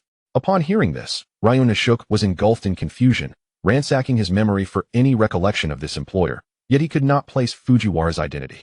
Nevertheless, regardless of who it was, offending an employer was not an option. He resolved to simply acquiesce. "Ah, it is President Fujiwara," Ryunosuke exclaimed, his expression shifting to one of enlightenment. "It has been quite some time. I even find myself missing you. After all, I have not encountered an employer as congenial as President Fujiwara in ages." Given that they had previously met, it was only natural for him to have placed an order directly with Ryunosuke. Their prior discussions regarding the task were indeed a form of conversation. "Missing you, my foot." Fujiwara scoffed inwardly, recalling the last time he had visited the Ayakashi clan, when Ryunosuke's demeanor had been nothing short of hostile. He vividly remembered the dark expression Ryunosuke had worn, as if to say, "If you cause any more trouble, I shall dispose of you." Yet now that Ayano had rendered him a favor and he found himself in need, Fujiwara was more than willing to let bygones be bygones and would certainly not expose Ryunosuke's previous poor behavior. Thus, he donned a facade of an old friend reuniting. "Indeed, our last collaboration was quite enjoyable. The moment a task arose, I immediately thought of your esteemed Ayakashi clan." Ayano observed the syrupy exchange between Ryunosuke and Fujiwara with a sense of revulsion. Their theatrics were simply too much. "Well then, you two carry on. I shall take my leave," Ayano remarked, offering a brief farewell and swiftly departing the scene. Chapter 35, Is Uchiha Beautiful? After exiting the clan leader's office, Ayano made his way directly to the training grounds. The day before departing from Uchiha, he had sent a letter to Shoji and the others, informing them of his return. However, due to the matters involving Fujiwara, he had arrived 3 days later than planned, leaving him uncertain if they remained within the clan. Ayano's concerns were not unfounded. With the Uchiha now allied with them, the Eastern Front had seen considerable success. Yet, the ninjas within the clan had not been afforded any respite. Many ninjas returning from the Eastern battlefield were assigned additional tasks from outside the clan to offset the substantial expenses incurred due to the war. Even those without assignments were not idle. They were dispatched to the Western Front to provide support in the conflict against the Shimura clan. Consequently, the clansmen Ayano encountered along the way appeared hurried and preoccupied. However, upon arriving at the training grounds and spotting 4 familiar figures, he realized his concerns had been unwarranted. He approached them with a light-hearted gait. "Shoji, Sika, Kiana, and you, I am back," he exclaimed, wrapping Shoji and Sika in a hearty embrace. Yet, Raito, who stood nearby, eagerly awaiting his own embrace, was completely overlooked, as if he were invisible. The pallor of Raito's face deepened at the slight. How could this fellow disregard him? It had only been half a month. Had he forgotten his name? Just as these thoughts crossed Raito's mind, he found himself enveloped in a warm embrace. "Hey, long time no see. Your ability to change expressions remains as adept as ever," Ayano chuckled, fully aware of Raito's presence, but unable to resist teasing him, as he had never been fond of overly serious individuals. "Boss, you shouldn't always treat Raito this way," Sika interjected softly. "Thanks to Raito and Shoji during this time, I might not have seen you otherwise." "Indeed, boss," Kiana chimed in. Had it not been for Raito's quick reflexes, Sika might not have made it out alive. Raito sustained severe injuries and has only just recovered. Ayano released Raito, turning to him with concern. "Where are you hurt?" Shoji responded, "His neck." Only then did Ayano notice a scar stretching across Raito's neck, a mark that had not been there before. It appeared the situation had indeed been dire. With utmost seriousness, Ayano addressed Raito. "Although I often enjoy teasing you, you are an invaluable comrade in my eyes. Conflicts among ninjas are often perilous, regardless of the motives behind our actions. I implore you to prioritize your own safety above all else." "My sincerest apologies, Sika," Ayano said, a look of regret shadowing his face as he gazed at Sika. "I had promised to protect you, yet I lay incapacitated in Uchiha for half a month, leaving you to face the battle alone." Sika, taken aback by Ayano's remorseful expression, hastily waved his hands. "Do not speak like that, boss. Shoji informed us that you two had sustained severe injuries. Of course, you needed to recuperate." Raito adjusted his collar to conceal his scar. "Compared to your wounds, mine are trivial. Moreover, though you were absent from the battlefield, your solo defeat of Sarutobi Taro contributed more than many." Kiana and Sika nodded in agreement. Any ninja who had traversed the Eastern Front was well aware of Sarutobi Taro's notorious reputation, as he had shed the blood of countless clansmen. The current success on the Eastern Front could be attributed not only to the aid of Uchiha, but also to Ayano's significant contributions. Shoji added words of comfort. "Indeed. Do not be overly hard on yourself." Meanwhile, Kiana, feeling somewhat anxious and unsure how to console others, abruptly shifted the topic. "Boss, Are Uchiha truly beautiful? Everyone was taken aback, puzzled by the sudden change in subject. As they regarded Kiana with questioning glances, her face flushed crimson.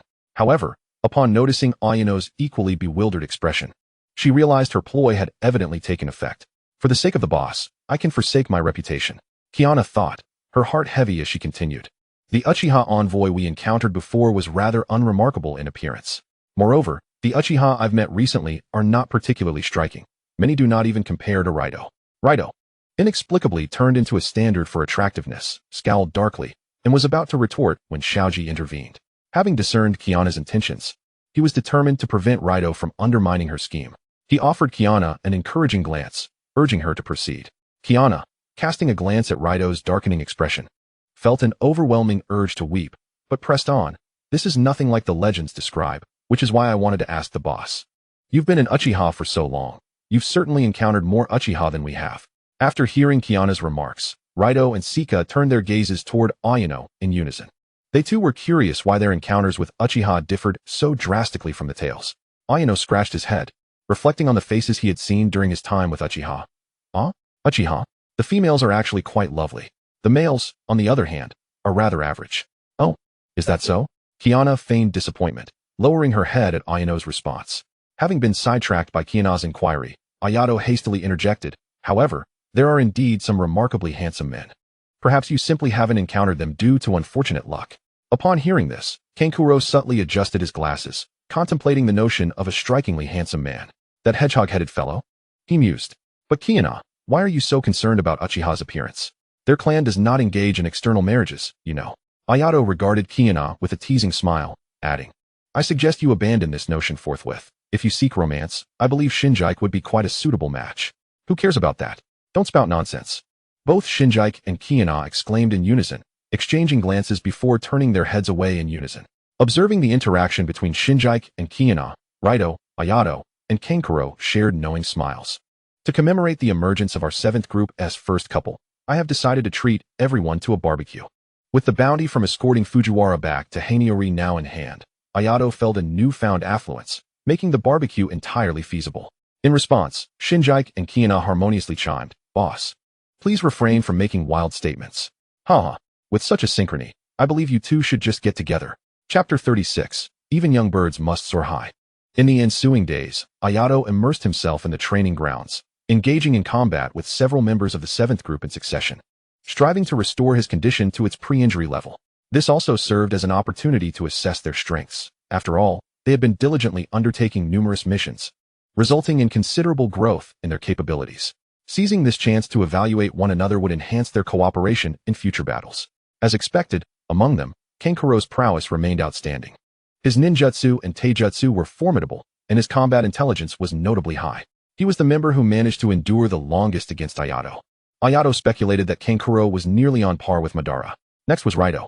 His taijutsu was comparable to Kankuro's, but he lagged somewhat in ninjutsu. Moreover, he remained as headstrong as ever, willing to endure bruises and injuries just to spar with Ayato. Shinjike and Kiana had made significant advancements. Their proficiency in ninjutsu and timing during combat had improved impressively. However, in comparison to the first two, they still fell short, potentially due to innate limitations.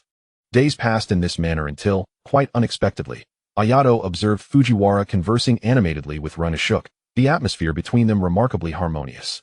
Ryun Ashok had even entrusted the task of escorting Fujiwara back to Hakusho Town to Ayato's 7th group, under the pretext of rehabilitation following a major injury. When Ayato received the task, confusion marred his expression. It was a pivotal moment in the war against the Sarutobi clan. Why should such formidable strength be expended on a mere escort mission? Yet, one could not defy the clan leader's orders. Thus, Ayato, along with his group, embarked on the bewildering task of escorting Fujiwara to Hakusho Town. The journey was devoid of peril, but upon their return from Hakusho Town, Fujiwara pulled Ayato aside, his face alight with excitement. I've already discussed it with Ryan Ashok. I will designate you for this mission. What mission? Why choose me? When did you become so close with the old man? The enigmatic riddles posed by Fujiwara would remain unspoken for now. Upon returning to the clan to report on the mission, Ayato would soon learn the reason behind his assignment to the escort duty. The Sarutobi clan had been annihilated. Upon receiving this news, Ayato's expression darkened, his gaze piercing as he locked eyes with Ruri. Sister Ruri, I won't press you. Just tell me where the old man has gone. He could not comprehend why, despite his newfound strength, the clan leader remained unconvinced of his capabilities. He had already slain Sarutobi Taro, a figure that had caused even the four elders considerable distress. Was this not enough to prove his worth? Ruri gazed at Ayato. Helplessness etched on her face. Calm down, Ayato. I understand your frustration, but this is a decision made by the clan leader. As a mere assistant, what can I do? The leader must have his reasons. What reasons could possibly justify this? Ayato interjected coldly. This time, I will let it go. The Western Front has yet to conclude, right? Issue the orders now. I will lead the 7th group to support the West. He had missed the opportunity to partake in the battle against the Sarutobi clan.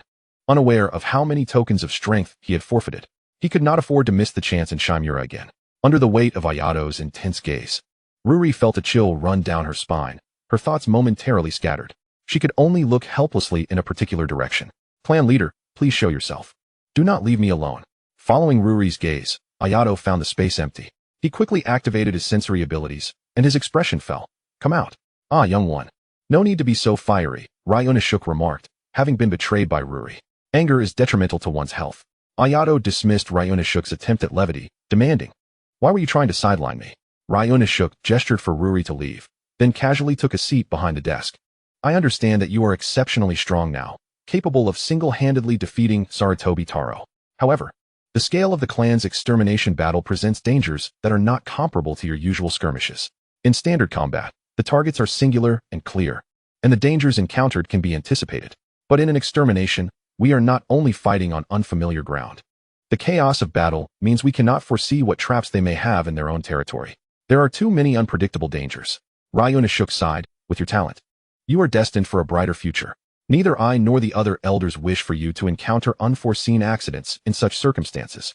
Ayato fell silent. Ryunosuke's reasoning was sound. After all, the facts were laid bare. Even without Ayato's involvement, the extermination of the Sarutobi clan had been successful, and with Ayato's presence, the outcome would be the same. Yet he could very well perish in the process. From a different perspective, if he were the clan leader, he too would not allow the clan as prodigy to recklessly take such a risk. Yet, Ryunosuke spoke of an ordinary prodigy. Ayato, with his extraordinary abilities, had already surpassed Ryunosuke's imagination. Such overprotection would hinder his development and deny him opportunities for growth, squandering the advantages of his unique system. Let us engage in a battle. Old man. Ayato's gaze met Ryunosuke's with unwavering determination. I am no longer a child in need of protection. I will demonstrate my strength, proving that I am now superior to you. The undeniable aura of his words compelled Ryunosuke to regard Ayato with newfound seriousness.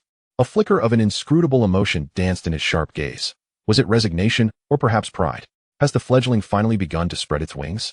As they journeyed towards the Western Front, Shinjike, brimming with excitement, inquired, who emerged victorious in your battle with the clan leader?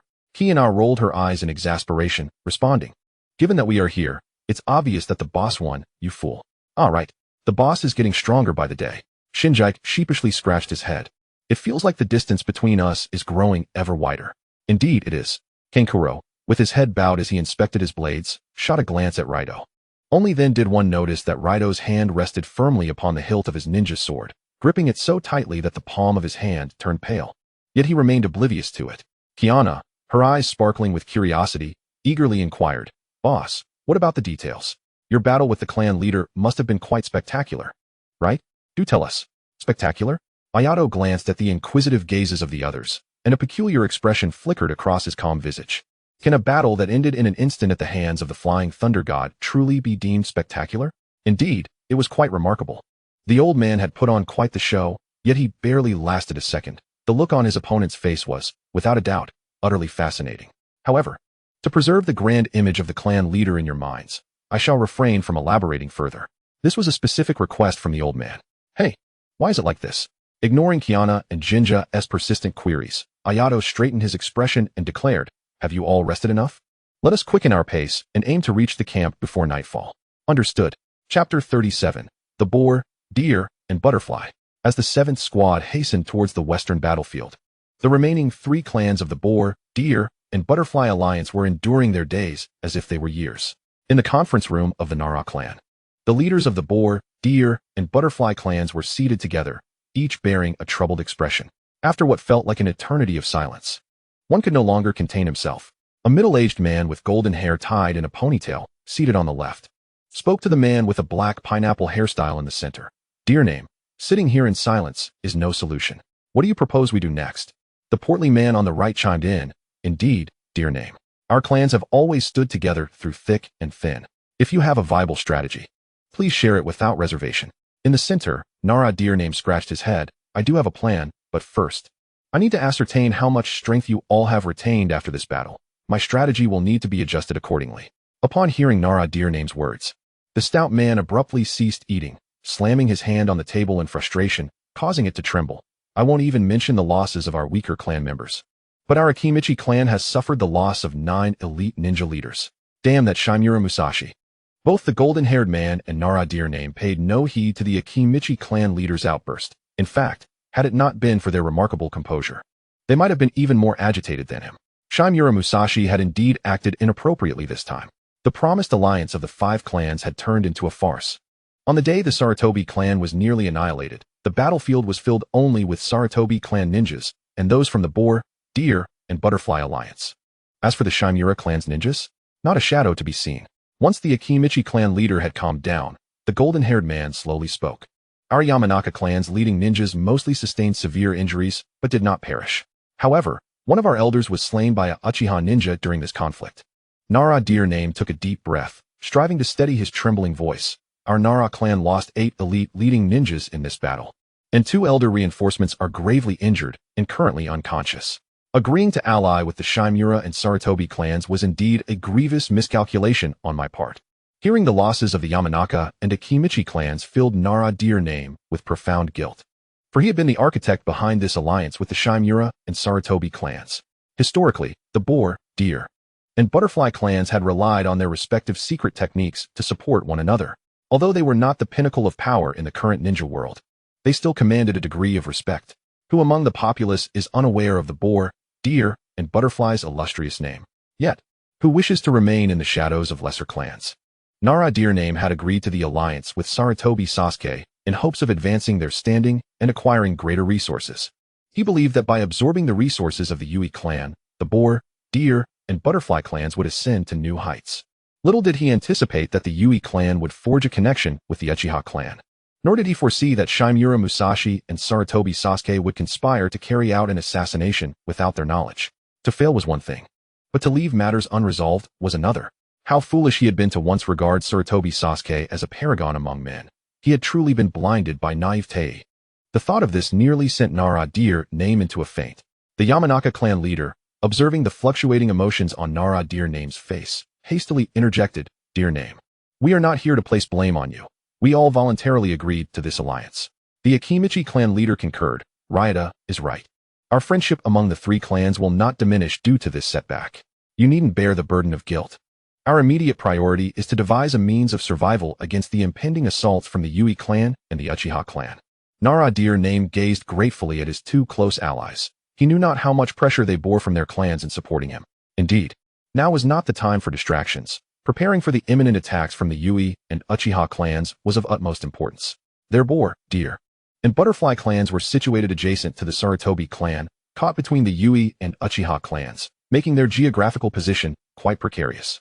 This was one of the reasons he had consented to the alliance. After all, both neighboring clans were formidable powers that he could not provoke, and seeking better prospects necessitated eliminating one of the opposing forces. Thus, under Sarutobi Sasuke's fervent assurances, he had persuaded his 2 trusted friends to join the alliance. Yet, this geographical position that had once facilitated an easy assault on the Yui clan now rendered them vulnerable to rapid retaliation. Nara dear name mused. Perhaps this was one of the reasons Shimura Musashi dared to betray the alliance. The Shimura clan was closer to the Senju clan, and during the time the Boar, Deer, and Butterfly clans faced obliteration, Shimura Musashi had ample opportunity to execute his schemes. For instance, he could choose to align himself with the Senju clan. At this moment, Nara dear name found himself sharing a thought with Shimura Musashi. Rather than opting for betrayal with the resource-depleted Shimura clan, it would be wiser to align with the Boar, Deer, and Butterfly clans, whose strength was not far inferior to that of the Shimura clan, yet they possessed a wealth of rare resources. Deer antlers, medicinal herbs, and the like. Such healing resources are always in demand. Moreover, the 3 clans were closer to the Uchiha, positioning them as a potential stronghold for the Senju in their assault against the Uchiha. Nara dear name was filled with confidence regarding the prospect of allying with the Senju clan. He He believed that as long as Senju Hashirama was not lacking in wisdom, he would consent to protect their 3 clans. However, the distance to the Senju clan posed a significant challenge by the time they awaited reinforcements from the Senju. The Yui and Uchiha coalition might very well have laid waste to the boar, deer, and butterfly clans. Thus, he needed to prepare for both contingencies, dispatching an envoy to plead for aid from the Senju clan while simultaneously sending a delegation to the Yui clan to seek peace. But will the Yui clan agree? Yamanaka Raida furrowed his brow upon hearing Nara Deer Name's plan. Yet, Nara Deer Name remained unwavering. They will agree.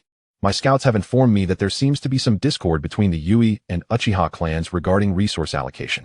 Additionally, the Shimura and Sarutobi clans are their primary adversaries. In contrast, the boar, deer, and butterfly clans, who have only recently entered the fray, would be viewed favorably by the Yui clan, eager to secure those peace offerings without incurring any costs. Very well. Convinced, Yamanaka Raida turned to the silent Akimichi Misadaro. What say you, Misadaro? Shudo Misadaro was wholly absorbed in consuming the food in his hand, not lifting his head. I have no objections. I trust your decisions. Chapter 38, Yui Soyuki. When Ayato and the 7th Squad arrived at the Western Front S encampment, they encountered an unexpected individual. Yohei-senpai, it's been a long time. As Yohei strolled through the camp, he heard someone calling him. Turning around, he saw Ayato and his companions greeting him. Ah, it's you all. A flicker of a smile graced Yohei's otherwise indifferent visage, although he had only led the 7th Squad for a year. The remarkable talents and diligent training of these youngsters had left a profound impression on him, especially Ayato, despite the long absence since their last meeting. Yohei frequently heard various updates about Ayato from other clan members. You have done well. Since Sarutobi Taro is no longer on the Eastern Front, many clan members have been dispatched here, significantly alleviating our burden. Yohei regarded Ayato with a look of appreciation, proud of the latter's growth. After exchanging pleasantries with Yohei, they approached the tent of the 2nd elder. What nonsense. You can't even handle such a simple task. Before they even entered, they heard the 2nd elder's furious voice. The group exchanged glances, unsure of how to proceed. The elder's voice grew increasingly irate. What? A few words of criticism, and you give me that attitude? A young man's voice, laced with defiance, replied. In your eyes, no matter what I say, it's always backtalk. Yui Soyuki. The group stood before the tent for a moment, witnessing the escalating argument inside. Ayato coughed lightly, exasperated. 2nd elder, the entire 7th Squad has arrived. Instantly, the commotion within the tent fell silent. After a few seconds, the 2nd elder's weary voice emerged. Come in. As they entered the tent, still trying to comprehend the situation, they saw a young man in his 20s, strikingly handsome, yet with a sinister glint in his eyes. Give a slight bow to the 2nd elder. Since you have pressing matters to attend to, I shall take my leave. Without waiting for a response, he turned and departed, nearly striking Kiana with the flaps of the tent as he left. Hey, be careful. The young man shot Kiana a fierce glare upon hearing her, causing her to shrink back, her voice barely a whisper. I won't ask for an apology this time, but do be more cautious in the future. The young man's actions seemed to reignite the 2nd elder's fury, and with a cold grunt, he slammed his hand onto the table. Humph. Such insolence. Observing the sudden crack that appeared on the once pristine wooden table, Ayato's eyes twitched slightly, and he bowed respectfully. 2nd elder, all members of the 7th Squad are present. Please issue the task. You arrived just in time. The 2nd elder composed himself in a mere second. There is a mission that requires a team of formidable ninjas to execute. He unfurled a map, gesturing for them to step closer. You are all aware of the situation concerning the Sarutobi clan. While Sarutobi Sasuke and most of the Sarutobi ninjas have been eradicated, his wife and son, along with Sarutobi Shosuke, have vanished. Who is Sarutobi Shosuke? Yui Aido observed the bewildered expressions on their faces and patiently explained. It's understandable that you haven't heard of Sarutobi Shosuke. After all, he has never appeared on the battlefield. In terms of strength, he is not inferior to Sarutobi Taro. Upon mentioning Sarutobi Taro, everyone immediately turned their attention to Ayato. Ayato's right index finger gently rested on his chin. Why has such a person never appeared on the battlefield? If he had joined the Eastern Front, perhaps. His statement trailed off, yet everyone understood his implication. Confronted with a single Sarutobi Taro was already a daunting challenge for the 4th elder. Adding another adversary of equal caliber might lead to our swift collapse against the Sarutobi's offensive on the Eastern Front. Heh, the 2nd elder scoffed derisively. And this is all thanks to the Sarutobi clan's outdated clan rules. Clan rules? The group exchanged glances, each reflecting the same confusion. It was said that the rule for competing for the position of clan leader in the Sarutobi clan is that the victor becomes the leader, while the vanquished serves as the shadow guard. And the Shadow Guard's duty, Jiangxi interjected, is to remain by the leader's side from the moment of their appointment until death, existing solely to ensure the leader's safety. Precisely, Sarutobi Shosuke is the current Shadow Guard. The second elder cast a glance of mild admiration at Jiangxi before continuing coldly. However, you overlooked a crucial point, regardless of the circumstances. The Shadow Guard must prioritize the leader's commands above all else. Before his demise, Sarutobi Sasuke likely ordered Sarutobi Shosuke to ensure the safety of his wife and child. As long as the bloodline of the former clan leader, Sarutobi Sasuke, still existed, the Sarutobi clan could not be considered truly extinguished. So what is our mission? The second elder looked at Ayato. According to our intelligence, they are likely preparing to seek refuge with the Shimura clan. He emphatically pointed to a location on the map. Our intelligence is accurate. The reconnaissance team dispatched encountered targets suspected to be the Sarutobi's wife and child here. Then why not simply eliminate them? Ayato, Jiangxi, Retsudo, and Kiana looked at the oblivious Jinja, who posed the foolish question, and collectively facepalmed. As expected, the second elder's previously composed expression darkened dramatically. The assassination team we sent previously failed in their mission. The team he referred to was one he had personally organized, led by his grandson. Aware of his grandson's mediocre talents, the second elder had assigned 3 ninjas of equal strength to Yohei as his aides, believing the operation to be foolproof. However, he had not anticipated that Sarutobi Sasuke's widow was not to be underestimated. In her collaboration with Sarutobi Shosuke, the assassination team not only failed to complete their task, but also lost an elite ninja in the process. The argument Ayato and the others overheard outside was the result of the second elder's confrontation with his grandson regarding this mission. His grandson, Yui Soyuki, believed the failure was due to the second elder's inadequate intelligence gathering, leading him to misjudge their opponent's strength. The second elder, however, felt utterly drained. Just when he had managed to tidy up this matter, who could have predicted that this oblivious ninja would blurt it out again? Fortunately, he managed the movements of all personnel on the Western Front. Otherwise, if this matter came to the attention of the clan leader Renashuk or the 4th and 5th elders, his grandson Yui Soyuki might not even have the chance to inherit the position of elder. Contemplating this, the second elder cast a deep glance at Jinja, until the latter felt a chill run down his spine, prompting the elder to speak with a stoic expression. Our misjudgment of the opponent's strength led to the previous failures. They have now split into 2 groups. The second elder then traced 2 lines in different directions from the point he had just indicated on the map. Thus, in addition to you, I will be dispatching an extra team. After speaking, the second elder shot a cold glance at the 5 members of the 7th squad. One was the grandson of the 3rd elder, inherently possessing substantial political capital.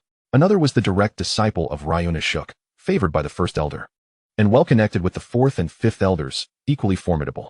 If not for the dire circumstances, he would never have entrusted such a politically advantageous mission to Ayato and Retsudo. However, at present, his grandson, despite having the advantage of time and place, has still failed in his mission. He can no longer allow his personal desires to lead to even graver consequences. The second elder's eyes blazed with murderous intent. You 2 squads, search in opposite directions and ensure the completion of your task. Chapter 39. I am sorry, Sasuke. Approximately 50 kilometers north of the western battlefield, a woman clad in layered armor, cradling an infant in her arms, raced through the forest, her delicate features etched with undeniable fatigue. This woman was none other than Sarutobi Kyoko, who had escaped the encirclement of the hunting squad alongside Sarutobi Xiaoju 2 days prior. During that breakout battle, she had successfully cooperated with Xiaoju to slay an enemy elite. Seizing the moment when their leader was thrown into disarray, she abandoned Xiaoju and fled the battlefield. She was unaware of what fate awaited the man she left behind. As a shadow guard, her oath was to protect the clan leader while he lived and to fulfill his dying wishes after his death. This was her destiny. As she contemplated this, a ruthless glint flickered in Kyoko's eyes, quickly replaced by anguish as the wound in her abdomen throbbed painfully. To shield the infant in her embrace, she had withstood an assault from the enemy leader's water-style jutsu. Fortunately, the opponent was not particularly skilled. Otherwise, that blow could have claimed her life on the spot. With a tender gaze, Kyoko looked down at her peacefully sleeping child, gently caressing his cheek with her free hand. Hisashi, I will ensure your safe passage to the Shimura clan, I promise. She harbored uncertainty about whether she and her child would be welcomed there, especially considering that the survival of the Sarutobi clan was due in part to Shimura Musashi's machinations. The thought of Musashi filled Kyoko with resentment. Had she not been in her late pregnancy, she would never have allowed Sasuke to be so easily deceived by that man. Despite the fact that the affair was a joint endeavor between their clans, it was the Sarutobi clan that bore the brunt of the retribution, while the Shimura clan thrived. Each time she closed her eyes, Sasuke's final anguished roar echoed clearly in her ears. How could she not harbor hatred? Yet, there was nothing she could do. Without the Sarutobi clan, facing the relentless pursuit of the Yui clan, she alone could not safeguard the last remnant of Sasuke's bloodline. Now, all she could do was hope that the scheming Musashi would remember their long-standing friendship with Sasuke and take them in. Even if it meant merely sheltering Hisashi, she would be content. As long as Hisashi could grow up healthy and safe, she could leave the Shimura clan and confront the Yui clan's endless chase on her own. Kyoko steadied her breath, her gaze resolute as she sprinted towards the Shimura clan's territory. Shortly after her departure, Ayato led Team 7 to the same location. As Sho carefully examined the surroundings, he noticed the faint impressions on the branches and turned to his companions. "We've found a clue. Judging by the depth of the footprints, they definitely do not belong to an adult male." Ayato clenched his right fist and struck it against his left palm. "That must be Sarutobi Kyoko, then? This is a rare opportunity," he said with a beaming smile, looking at Jinja and Kiana. "You both should cherish this moment." "Understood, Captain." "All right, just don't hold me back." Jinja. According to intelligence relayed by 2 other members of the hunting squad, Sarutobi Kyoko was indeed a formidable ninja. However, she was currently injured and burdened with a child, making it an ideal chance for them to gain experience.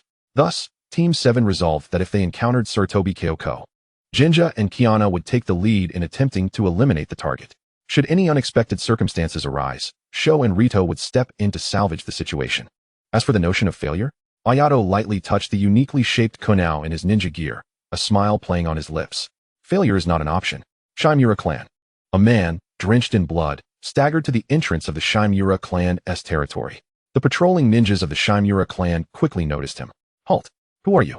Leaning against the door frame, the man slowly sank to the ground, gasping for breath. Sarutobi Xiaoju. Simultaneously, he retrieved a crescent-shaped jade pendant from his robe and accurately tossed it to one of the Shimura ninjas. "I must see Shimura Musashi. Deliver this to him. He will understand." With that, the man closed his eyes, disregarding the others. The unfamiliar ninjas, puzzled by the strange pendant, hesitated to act on their own accord. After exchanging glances, they decided to seek out the clan leader. This man was indeed Sarutobi Xiaoju, abandoned by Kyoko. The pendant he handed over was given to him by Sasuke before his demise, stating that if he presented it to Shimura Musashi, the Shimura clan would surely take them in. Thus, after the annihilation of the Sarutobi clan, he had been traversing the land with Kyoko and Hisashi, intending to seek refuge with the Shimura clan. Unfortunately, an unforeseen event had separated him from Kyoko. He had planned to search for her while healing his injuries, and once they reunited, they would proceed to the Shimura clan together. However, he collided with the second wave of pursuers from the Yui clan. This enemy was far more formidable than the last. With a resolve to fight to the death, he failed to claim any lives in return. Fortunately, his desperate struggle momentarily deterred the enemy, allowing him to break free once more. After escaping, he dared not linger, sprinting despite his injuries until he finally reached this place, where he dared to sit and rest only upon encountering the Shimura ninjas. Yet, the anxiety in his heart remained unrelieved. If the Yui ninjas could locate him, they could just as easily find Kyoko. All he could do was pray that Shimura Musashi would indeed be willing to shelter them, as Sasuke had claimed. Although the Shimura clan had not dispatched any reinforcements during the Sarutobi massacre, their leader had his reasons for such instructions. Indeed, he did not wait long before he met Shimura Musashi. "Sarutobi Xiaoju?" Xiaoju looked up at the man holding the jade pendant, making an effort to rise. His voice filled with urgency. "Lord Musashi, our clan has been annihilated." Musashi waved his hand, interrupting Xiaoju. "I am already aware of your situation. What is it that you wish for me to do?" "What does he mean by what is it that you wish for me to do?" Xiaoju was momentarily taken aback, sensing that something was amiss with Musashi's demeanor. However, the urgency of the situation left him no time to ponder. "I escaped with the clan leader's wife. But 2 days ago we encountered pursuing ninjas from the Yui clan and became separated. The clan leader's wife is with the young clan heir. Their situation is perilous." "With the young clan heir?" Musashi appraised Xiaoju discreetly, signaling for his subordinates to fetch a map. "Tell me their current location, and I will ensure their rescue." Xiaoju's heart soared with joy as he quickly marked several locations. These were the most probable sites he had identified based on the intelligence he had gathered in the past 2 days. Musashi studied the map intently, then turned to Xiaoju with a smile. "Rest well. When you awaken, you may find Kyoko and her child safe." Amidst Xiaoju's profuse gratitude, 2 Shimura ninjas escorted him into the clan's territory. "Bring him in." As he watched Xiaoju's retreating figure, Musashi's smile vanished, and he barked. "You each lead a small team. You must intercept Sarutobi Kyoko and Sarutobi Hisashi before they reach the clan. Yes. Immediately, for hidden chakra signatures vanished. After a moment of silence, Shimura Musashi took out another crescent-shaped jade pendant from his bosom and gently combined the two pieces, astonishingly forming a complete circular shape. This was a congratulatory gift he had presented to Sarutobi Sasuke when the latter ascended to the head of the Sarutobi clan. With a slight exertion of his chakra-infused right hand, the emerald-green circular jade pendant instantaneously disintegrated into powder, scattering into the air alongside Shimura Musashi's barely audible words. I am sorry, Sasuke. Chapter 40, Summoning Technique. Sarutobi Seka gazed solemnly at the few feather-clad shinobi before her, clutching Sarutobi Nikaizen tightly, her eyes revealing a glimmer of despair. After fleeing for so long, was she destined to perish here? Go now, Zenja, Kiana. Upon hearing this, Sarutobi Sayaka was taken aback. There were clearly 5 of them. Yet only the 2 weakest were sent to engage. Was this an affront to her? However, was this not also an opportunity? Sarutobi Sayaka observed the eager expressions of the 2, a calculating glint flickering in her eyes. If she could strike while maintaining distance and swiftly eliminate these 2, perhaps she could seize the chance to escape. Her mind raced as she analyzed the situation. Besides the attacking male and female, the pressure from the 2 stoic youths behind was not insignificant. However, the most fearsome presence was that individual perched on the tree, nonchalantly toying with a peculiar kunai. As Sayaka's gaze met his, the young man, Ayato, leisurely leaned against the trunk, flashing her a smile. You will die? In that mere exchange of glances, a chill surged through Sayaka's very soul. She was now utterly convinced that her instincts were correct, though it seemed absurd. Her intuition warned her that she could not withstand a single exchange with that boy. How could the Feather Clan unleash such monstrosities? Yet it mattered not. Her objective was not to slay him. Resolute, Sayaka wasted no time and swiftly scattered a handful of shuriken, ninjutsu, multiple shuriken technique. What? One-handed hand seals. Ayato halted his playful antics with the kunai, cursing inwardly. Why did no one mention that this woman could perform one-handed seals? What on earth are those people doing? In truth, the elite shinobi accompanying the Feather Clan's Yoshiyuki were equally innocent. They were not merely contending with Sarutobi Shouju and Sarutobi Sayaka. There were also several death guards alongside them.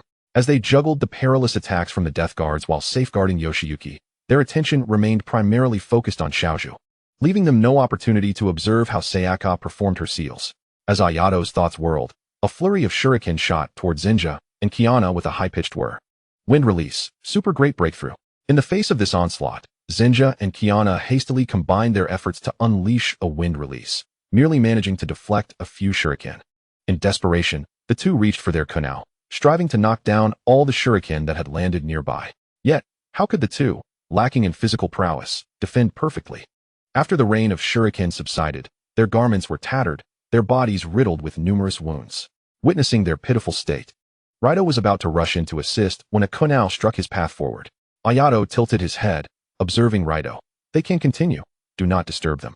Sayaka, who had been distractedly watching Ayato, felt a wave of relief wash over her. Continue to underestimate me. I will seize my opportunity. Once she confirmed that Ayato would not intervene, Sayaka offered no respite for Zenja and Kiana, instantly darting behind them, delivering a powerful kick that sent them flying. Simultaneously, she swiftly executed a one-handed seal, Earth Release, Earth Spear. As Zenja and Kiana were about to crash into the spikes, Zenja seized Kiana midair and hurled her away. Then rapidly formed hand seals, Earth Release, Yellow Spring Swamp. The moment they landed, the spears softened to a mushy state. Kiana, thrown out of the Earth Spear's range, leapt up, her fists flailing in the air. Well done. Without a moment's pause, Sarutobi Sayaka closed the distance, capitalizing on her opponent's disarray. At this juncture, Zenja and Kiana remained oblivious to the widening gap between them and their ally. They were being thoroughly dominated. Raito glanced up at Ayato, then at the nearby Shouju. Their expressions betrayed no emotion. Aren't you the least bit concerned? Shouju cast a sidelong glance at Raito, not in the slightest. On the battlefield, Zenja and Kiana were once again suppressed by Sayaka's fire release, forcing them to collaborate in unleashing a water release for defense. As fire and water clashed, a thick fog quickly enveloped the battlefield. At this moment, not only did Zenja lose sight of Shouju's position, but he also had to rely on his senses to locate Sayaka. We need to devise a plan, Kiana. In the fog, Zenja called out, if this continues, we are bound to lose. I know, but before she could finish her thought, Kiana suddenly sensed danger and swiftly drew a kunai for defense. With a resounding clang, the overwhelming force from the kunai sent shockwaves through Kiana's hands, leaving her momentarily stunned. Her body instinctively leaned back, narrowly evading Sayaka's follow-up attack. Unfazed, Sayaka pressed forward, intent on unleashing her next strike. However, not far off, Zinja had already reacted. Fire release. Great fireball technique.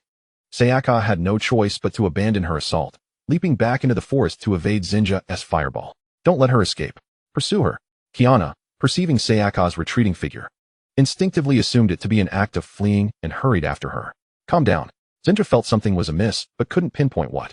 As he watched Kiana chase after Sayaka alone, he reluctantly followed suit. Wait for me. Thus, Sayaka lured them further away at a pace they could keep up with, all while calculating in her mind whether the distance she had created in these fleeting seconds would allow her to successfully execute her escape plan. Upon arriving at a definitive conclusion, Sayaka glanced back at the pursuing Kiana, a predatory grin curling her lips. With a sudden push-off of her right leg, her body, previously rushing forward, abruptly pivoted backward. As she beheld Kiana's panicked expression, Sayaka could not contain her triumphant laughter. "Huh? Kiana, be careful." Out of nowhere, a barrage of kunai surged forth, sealing off all escape routes for both Sayaka and Kiana. In a moment of instinct, Sayaka turned, sacrificing herself to absorb several kunai, successfully shielding Nikaizen in her arms. Meanwhile, Kiana was saved by the arriving Zinja. "Are you hurt badly?" Kiana leaned against Zinja, her face filled with remorse. She had just realized how impulsive she had been. Thankfully, Zinja had avoided serious injury. Otherwise, she would never forgive herself. "I'm fine, but who exactly are these people?" Zinja, maintaining a calm facade, positioned Kiana behind him, his expression grave as he regarded the unfamiliar shinobi that had suddenly appeared. "These two kids must be from the Feather Clan. What should we do?" The newly arrived unfamiliar ninjas were all masked, and one of them spotted the clan insignia on Zinja and Kiana's arms. Without a moment's hesitation, the leader of the masked ninjas declared, "Kill them all." As soon as the words left her lips, a myriad of shurikens, propelled by the wind, shot forth with alarming velocity.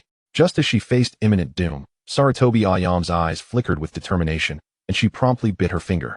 The sequence of zodiac signs, hog, dog, rooster, monkey, sheep, was invoked. The Ninja Art of Summoning. Chapter 41, The Summoning Scroll. Centered around the palm of Sarutobi Ayam, a sudden explosion of white smoke erupted, followed by a powerful surge of chakra that unleashed a furious roar, sending all incoming attacks aimed at her flying. "Is it you?" A colossal monkey, standing approximately 5 meters tall, materialized in the arena, its golden eyes fixated on Sarutobi Ayam. "I thought your clan had perished." "There's no time for explanations, Lord Saru." Sarutobi Ayam's eyes, filled with vengeance, locked onto the newly arrived ninjas. "Please, eliminate them." Jinja and Kiana were oblivious to the identities of these masked ninjas. Yet Ayam was acutely aware. The presence of Shimura Musashi's shadow guard signaled that her last hope for survival alongside Nikaizen had vanished. In her despair, all she desired was to slay every witness to her suffering, to vent her pent-up rage. Lord Saru nodded in acknowledgement. "After this, we shall be even." The Saru clan had traditionally only signed summoning contracts with the head of the Sarutobi clan. With the death of Sarutobi Asuma and the subsequent annihilation of the Sarutobi clan, the pact had effectively been severed. The successful summoning of Lord Saru was made possible only because Sarutobi Ayam had surreptitiously inscribed her name on the summoning scroll after Asuma's demise. Mistaking the call for a sign of Asuma's survival, Lord Saru had willingly answered the summons. Sarutobi Ayam's gaze darkened, her teeth clenched.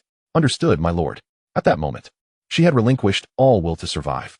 She had once hoped that Shimura Musashi, even if he did not dispatch reinforcements, would at least take pity on her and her child due to their past ties. Little did she know that Musashi would be so merciless as to send his shadow guards to hunt her down. With no safe environment for Nikaizen to grow, the Saru clan, bound to respond only to the clan leader's call, could no longer be relied upon. Thus, it seemed the Sarutobi clan's fate was sealed. What meaning was there in her survival now? Meanwhile, sensing the approach of a substantial unfamiliar chakra, Eri, leading Kiyoshi and Raito, arrived just in time. After successfully rescuing Jinja and Kiana, the members of Team 7 stared in disbelief at the colossal monkey rampaging through the battlefield as if it were slicing through vegetables. Eri's gaze remained fixed on Lord Saru, muttering to himself, "So this monkey is indeed ancestral? What do you mean by ancestral?" Kiyoshi inquired, puzzled. "Nothing." Eri shook his head. "You all stay back. I shall take over the ensuing battle." Uncertain whether this monkey was the same as the one from the original narrative featuring Sarutobi Hisashi, Eri assessed that, in terms of power, they were closely matched. The battle was of shadow level, or rather, in contemporary terms, clan leader level, far too advanced for the members of Team 7. This monkey, with its tough skin and ample flesh, posed a challenge. If the Raisnon could not secure victory, Eri doubted his ability to protect the four while achieving triumph. However, he was confident he could dispatch Sarutobi Ayam in an instant. Once the caster perished, the technique would inevitably cease. As Lord Saru wreaked havoc, Sarutobi Ayam experienced a fleeting sense of exhilaration. Die, she cried. The traitorous Chimera deserves death. The slaughtering Yuya must meet the same fate. Once Lord Saru has dealt with these Chimera scum, it shall be time for those Yuya wretches. The more she contemplated, the more her excitement surged, until an alarming intuition struck her. Danger! Danger! Danger! Her mind had yet to grasp the threat when her body instinctively leapt back, narrowly avoiding a fatal crisis. Gazing at the uniquely shaped shuriken embedded in the ground, cold sweat dripped down Sarutobi Ayam's face. Was it off target? No. The sense of impending peril intensified. Following the trajectory of the shuriken, she glimpsed Eri, his head tilted as he scrutinized her. Ayam's hair stood on end, her pupils constricting to pinpricks. Lord Saru, pleased before she could finish her plea, Eri had already closed the distance between them. They stood so close that they could hear each other's breaths. What should have been a handsome visage felt chilling to Sarutobi Ayam. In the midst of summer, her body felt as if it had plunged into an icy abyss, paralyzed with fear. Boom. Suddenly, a long black staff sent Eri flying, crashing through several trees before coming to a halt. Survived. Sarutobi Ayam scarcely had time to rejoice when an excruciating pain shot through her shoulder, rendering her face ghostly pale. Her right arm had vanished, the muscles at the shoulder joint grotesquely rupturing in one direction, a gruesome sight of blood and flesh. Her immediate concern was for the infant Sarutobi Hisashi cradled in her left arm. Upon confirming his safety, she exhaled heavily in relief. A low, rumbling voice from Lord Saru broke the tension. This young man is formidable. The next time he strikes, I cannot guarantee your safety. Did she not already know this? Sarutobi Ayam's gaze darkened. Casting a reluctant glance at Sarutobi Hisashi, she resolved to take a gamble. Gently placing her child on the ground, she said, Lord Saru, you need only eliminate the ninjas of the Chimera clan. I shall handle that young man. After a moment of silence, Lord Saru exhaled a heavy breath through his nostrils. Very well. Eri, having been sent flying, descended from the tree with a painful expression, rubbing his chest as he activated the Flying Thunder God technique. Observing that Sarutobi Ayam had neither fled nor attempted to escape, Eri paused momentarily. It seems you have accepted your fate. Indeed, I do not intend to flee. Sarutobi Ayam offered a sorrowful smile. But before I meet my end, may I utter a few final words? Eri glanced around, perplexed. Who are they for? For you. For me? Sarutobi Ayam nodded, disregarding whether Eri wished to listen, and continued. I wish to propose a deal. Hisashi is but an infant, just born. If you are willing to spare him, I can entrust you with the summoning scroll of Lord Saru. As she spoke, she retrieved a scroll from her bosom. The contract with the Saru clan was signed by the head of the Sarutobi clan, not by the entire clan. As long as you can subdue Lord Saru, he will serve you as well. This was the gamble Sarutobi Ayam had chosen to take. In a world filled with summoning techniques, few possessed true power. Those as formidable and intelligent as Lord Saru were exceptionally rare. The Sarutobi clan's esteemed position was bolstered not only by their innate bloodline, but also by the strength of this summoning. In the current predicament, rather than consigning the scroll to oblivion, she preferred to utilize it to secure a chance at survival for Hisashi. She gambled on Eri's greed for this powerful summoning. Her wager proved accurate. Eri indeed eyed Lord Saru with envy. The common summoning employed by the Yuya clan was pigeons, suitable for delivering messages, but utterly inadequate in battle. However, this powerful monkey summoning, if acquired, could significantly enhance the Yuya clan's combat prowess. Yet, such a boon was not without its costs. He would be responsible for raising a child. He himself had no desire to nurture one, nor could he abandon the child to his clan. Presently, the clan's sentiments toward Sarutobi and Chimera were no less harsh than the villagers of Konoha's feelings toward Naruto in the original narrative. Would he dare to renege on this deal? Such a thought was unfathomable. Would he resort to force? The woman before him was enveloped in a formidable aura of chakra, capable of shattering the summoning scroll in an instant. While there were advantages, the price was steep. Ayato shook his head in disappointment. Our clan will not accept the upbringing of a child possessing the Sarutobi bloodline. Upon hearing Ayato's words, Sayaka's countenance turned anxious. If it means sparing his life, I would willingly consent to have him raised by an ordinary family. Just cast him away. Upon hearing this, Ayato hesitated no longer. It's a deal. Witnessing Ayato's nod, Sayaka was filled with unrestrained joy. She promptly tossed the summoning scroll to him. I trust you know how to use it. Once Lord Monkey finishes with the situation over there, he will depart on his own. After a brief moment of hesitation, She gazed at Ayato with pleading eyes. May I have just a few more words with the child? I promise I won't run away, I swear. Observing this woman, whose foremost priority was the protection of the child regardless of circumstances, Ayato fell into silence. He recalled his mother from his previous life, who, much like this woman, was resilient and strong. No matter the turmoil, she could always provide him with a safe haven beneath her slender shoulders. With this thought, Ayato retrieved a kunao and firmly pinned the infant's garments to the ground. Stepping away, in 1 minute, I hope you are no longer alive. Thank you. Thank you. Chapter 42, Half-Step Shadow Level. As dawn broke, the inky night sky began to reveal a hint of pale light. Accompanied by the resounding crow of a rooster, Mrs. Matsuda stealthily crossed over her peacefully slumbering husband, Matsuda, to commence her day. The Matsuda family, like other farming households in the vicinity of Mount Waka, relied on the mountains and waters for their sustenance. Their entire livelihood hinged on the bounty of Waka. During the day, her husband Matsuda toiled in the fields, and in the afternoons, he would ascend the mountains to gather firewood.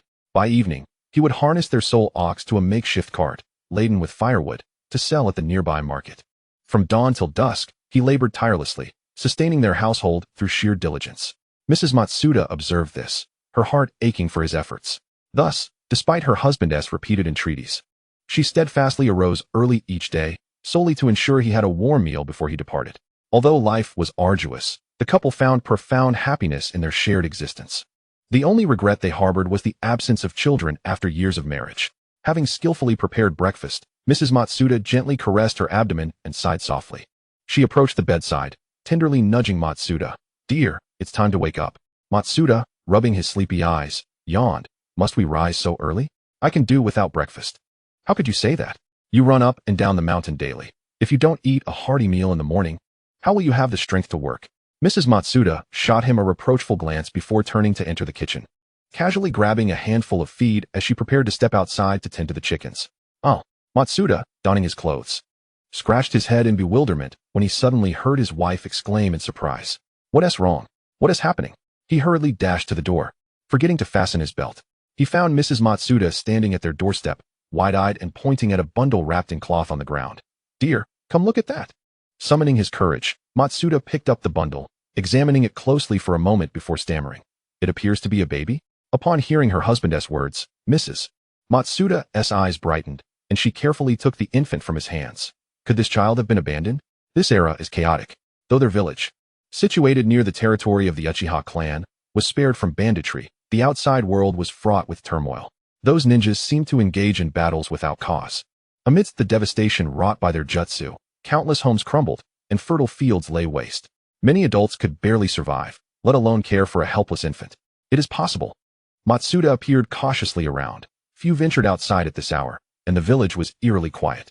Turning back, he saw his wife gazing lovingly at the infant in her arms, prompting him to involuntarily suggest, why don't we adopt him? Realizing his choice of words might be misconstrued, he quickly corrected himself. I don't mean to insist on having a child. I merely thought this little one could keep you company when I'm away. No, that's not quite right. Watching her husband's cautious explanations, Mrs. Matsuda couldn't help but chuckle. I understand your intention, dear. I too have taken a liking to this child. Perhaps Amaterasu has seen our longing for children over the years and has sent this little one to us. Relieved that his wife had not misunderstood, Matsuda adjusted his sagging trousers and poked the infant's cheek with a finger. From this day forth, he shall be our child. Indeed, our child. Matsuda scratched his head. What shall we name him? He must have a name, dear. Look at this charm. Doesn't it have some characters embroidered on it? Let me see, Nichika. Yes, let us consult with Hoden. He has been educated and will surely know what it says. Right. Let us ask Hoden. He well read and will certainly decipher the inscription. Meanwhile, the sun slowly ascended the horizon, casting warm rays upon the tranquil village. As the Matsuda family of three basked in the sunlight, their smiles radiant. So, you truly sent Sarutobi Hisashi away? Obito picked up a stone and tossed it into the water, watching it plop twice before sinking. Indeed. Recalling the elder's rapidly shifting expressions during the assignment, Ayato burst into laughter. You think you can do better? Obito shot Ayato a disgruntled glare. It's not as simple as you imagine. Realizing Obito had misunderstood, Ayato refrained from explaining, simply waving his hand dismissively. Not interested, too childish, but it's clearly amusing. Hashirama, ever the teacher, picked up a stone from the ground and demonstrated a perfect skip. See, Obito? You need to angle your fingers, just so. I don't need your instruction. Obito, frustrated, tugged at his hair, and picked up 2 stones, launching the first with a kunai throw, successfully sending it across to the other side with the assistance of the second stone. How is that not cheating? Where's the cheating in that? Clearly, it's pure skill. Ayato rested his head on his hand, reclining in the shade of a tree, quietly observing the 2 childish arguments. Due to the favorable progress of the war, perhaps to recuperate or to ease their tense minds, the clansmen on the battlefield would be rotated periodically to undertake simpler tasks. Each time Ayato returned from the Western Front, he would seize the opportunity to come here. Born under a red banner and raised in the gentle spring breeze. Since his arrival in this world as a ninja, he had taken more lives than he had ever solved on any examination paper. Such psychological burdens were difficult to share with others. Seeking counsel, he would surely offer a plethora of platitudes, leaving Ayato with a tingling scalp. And Raito? He would only ask for a good beating. As for the former little angel, Jinja, Ayato now finds him bothersome. He spends all his time clinging to Kiana, utterly disregarding the decorum expected of him. It seems he no longer acknowledges his superior. Thus, Ayato's unique way of unwinding is to observe Hashirama and Tobirama engaging in their childish games.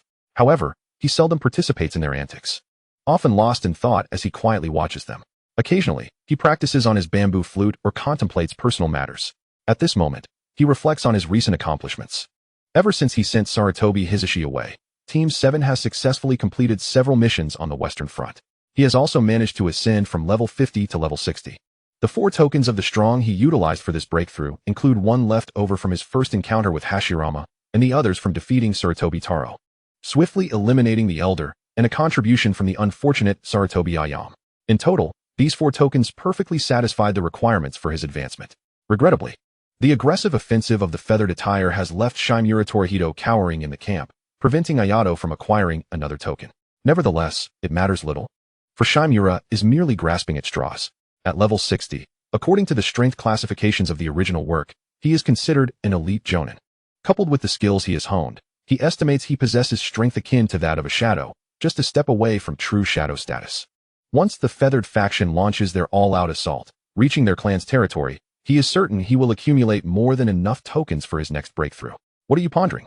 Hashirama suddenly squatted beside Ayato, following the latter's gaze. Apart from a vast expanse of earthy, towering cliffs, there was nothing else in sight.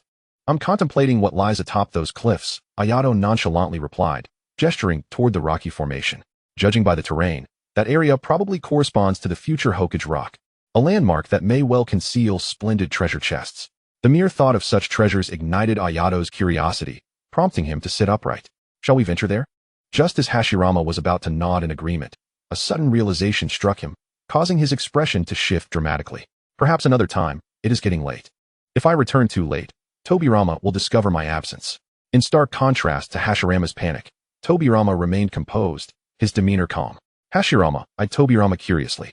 Tobirama, doesn't your father impose restrictions on your excursions? Tobirama rested his chin on his hand. He does impose restrictions. Then why have I never seen you worried about returning late? Tobirama cast a sidelong glance at Ayato. Whenever I return late, I simply tell my father that I was out training with Ayato. Upon hearing this rationale, Hashirama couldn't help but feel envious. The alliance between the feathered faction and the Uchiha was common knowledge throughout the ninja world. As the clan leader, Tajima would undoubtedly allow his son to forge a bond with the young genius of their allies. After bidding Hashirama farewell, Ayato noticed Tobirama still standing there and inquired, "Why haven't you left yet?" Tobirama pointed towards the cliffs, speaking in a tone that seemed casual yet purposeful. "Did you not express a desire to explore the cliffs? I can accompany you." "What? I was merely fabricating an excuse to brush Hashirama off. You took me seriously?" Tobirama remained silent, departing without uttering a word. Ayato scratched his head in confusion. Do all Uchiha possess such shifting expressions? Unable to comprehend the situation, Ayato decided to set it aside. Far more pressing matters awaited him. He strolled leisurely through the forest, pausing only after confirming that Tobirama and Hashirama had ventured far away. "Come out," he beckoned. The moonlight cast an eerie silence over the forest, with only the distant cawing of crows breaking the stillness. Earlier, while in Minagawa, he had sensed a strange yet familiar chakra. This chakra was something he had always perceived during his visits to Minagawa, previously appearing alongside Hashirama and vanishing with him. However, this time, the chakra lingered, following him. Is it poised to strike first? How intriguing. It seemed he needed to invite it out. Ayato crossed his arms, casting a curious gaze toward a particular direction. His right index finger slightly raised, he unleashed a torrent of wild chakra that surged forth. With a swift motion, A silver-haired boy clad in a black high-necked shirt stumbled out from his hiding place. It was none other than Tobirama Senju. As Tobirama steadied himself, he was met with the sight of the dark-haired boy basking in the moonlight, unabashedly scrutinizing him, a playful glint dancing in his captivating peach blossom eyes. The awkwardness of their encounter momentarily froze his thoughts, and after a prolonged silence, he managed to utter, "Long time no see." Typically eloquent. He now found himself at a loss for words, even more so than his elder brother. Recognizing this, Tobirama lowered his gaze, disappointed with his lackluster greeting. Do we know each other?" Ayato tilted his head, his eyes widening in confusion as he regarded the bashful Tobirama. Tobirama's head shot up, his gaze intensely fixed on Ayato. "You don't remember me? The reddening corners of Tobirama's eyes and his plaintive tone made Ayato feel inexplicably guilty, as if he were a heartless scoundrel. He pinched his thumb and forefinger together, forming a gesture akin to okay, and cautiously asked, "Could you provide a hint?" Ayato's demeanor, akin to that of a stranger, sent Tobirama into a daze, causing the blush that had once crept onto his cheeks to vanish entirely. "Do you truly not remember me?" Tobirama was at a loss for words, struggling to articulate his feelings.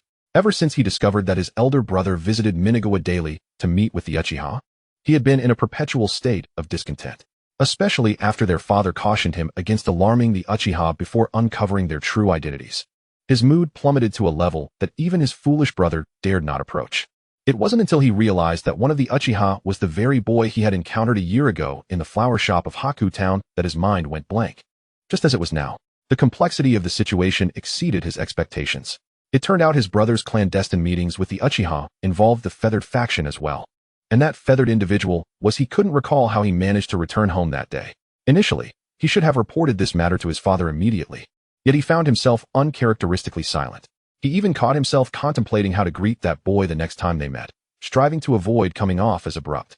With such thoughts in mind, even the arduous task of stalking his brother and enduring the bites of mosquitoes in the grass became bearable. Today, he had finally resolved to formally greet Ayato. Yet, why was it only he who anticipated this meeting? Indeed, they had merely crossed paths a year ago, so it was entirely reasonable for Ayato not to remember him. Tobirama forced a bittersweet smile, feeling like a clown in this moment. "Approximately a year ago. In Haku Town now I remember. It was you." Seeing Tobirama's eyes glistening with unshed tears, Ayato quickly approached him and patted his shoulder. "Please don't be upset. I have a rather poor memory. Will you forgive me? I am not angry." Once again, in such close proximity, the cheeks of Senju Tobirama flushed crimson. Instinctively, he took a step back, turning his head to avoid meeting Ayato's gaze. Ayato, however, was unconcerned, chuckling lightly. "I didn't expect our fates to intertwine so fortuitously. We meet again. I am Ayato Yui, but you may simply call me Ayato." Tobirama nodded slightly. "I am aware of you, Senju Tobirama, correct? Hashirama often speaks of you." Realization dawned upon Ayato. The naive boy he encountered in the flower shop was indeed the second Hokage. How foolish he had been to question his intelligence. What a grave error. "So, did your mother enjoy the flowers I chose?" "Yes, she loved them." "That's splendid. I can suggest other flowers as well." "No, thank you." Noticing the instant dimming of Tobirama's eyes, Ayato's smile faded as he softly inquired, "Is something troubling you?" "My mother has passed away," Tobirama rasped, his voice barely above a whisper. "Thank you for selecting those flowers. It has been a long time since I have seen her smile so joyfully." Although Ayato was not adept at reading emotions, he could unmistakably sense the sorrow emanating from the man before him. After a moment of contemplation, Ayato withdrew the bamboo flute from his waist and began to play softly. Whether in his past life or the present, while Ayato's existence could not be deemed blissful, it was at least characterized by peace and joy.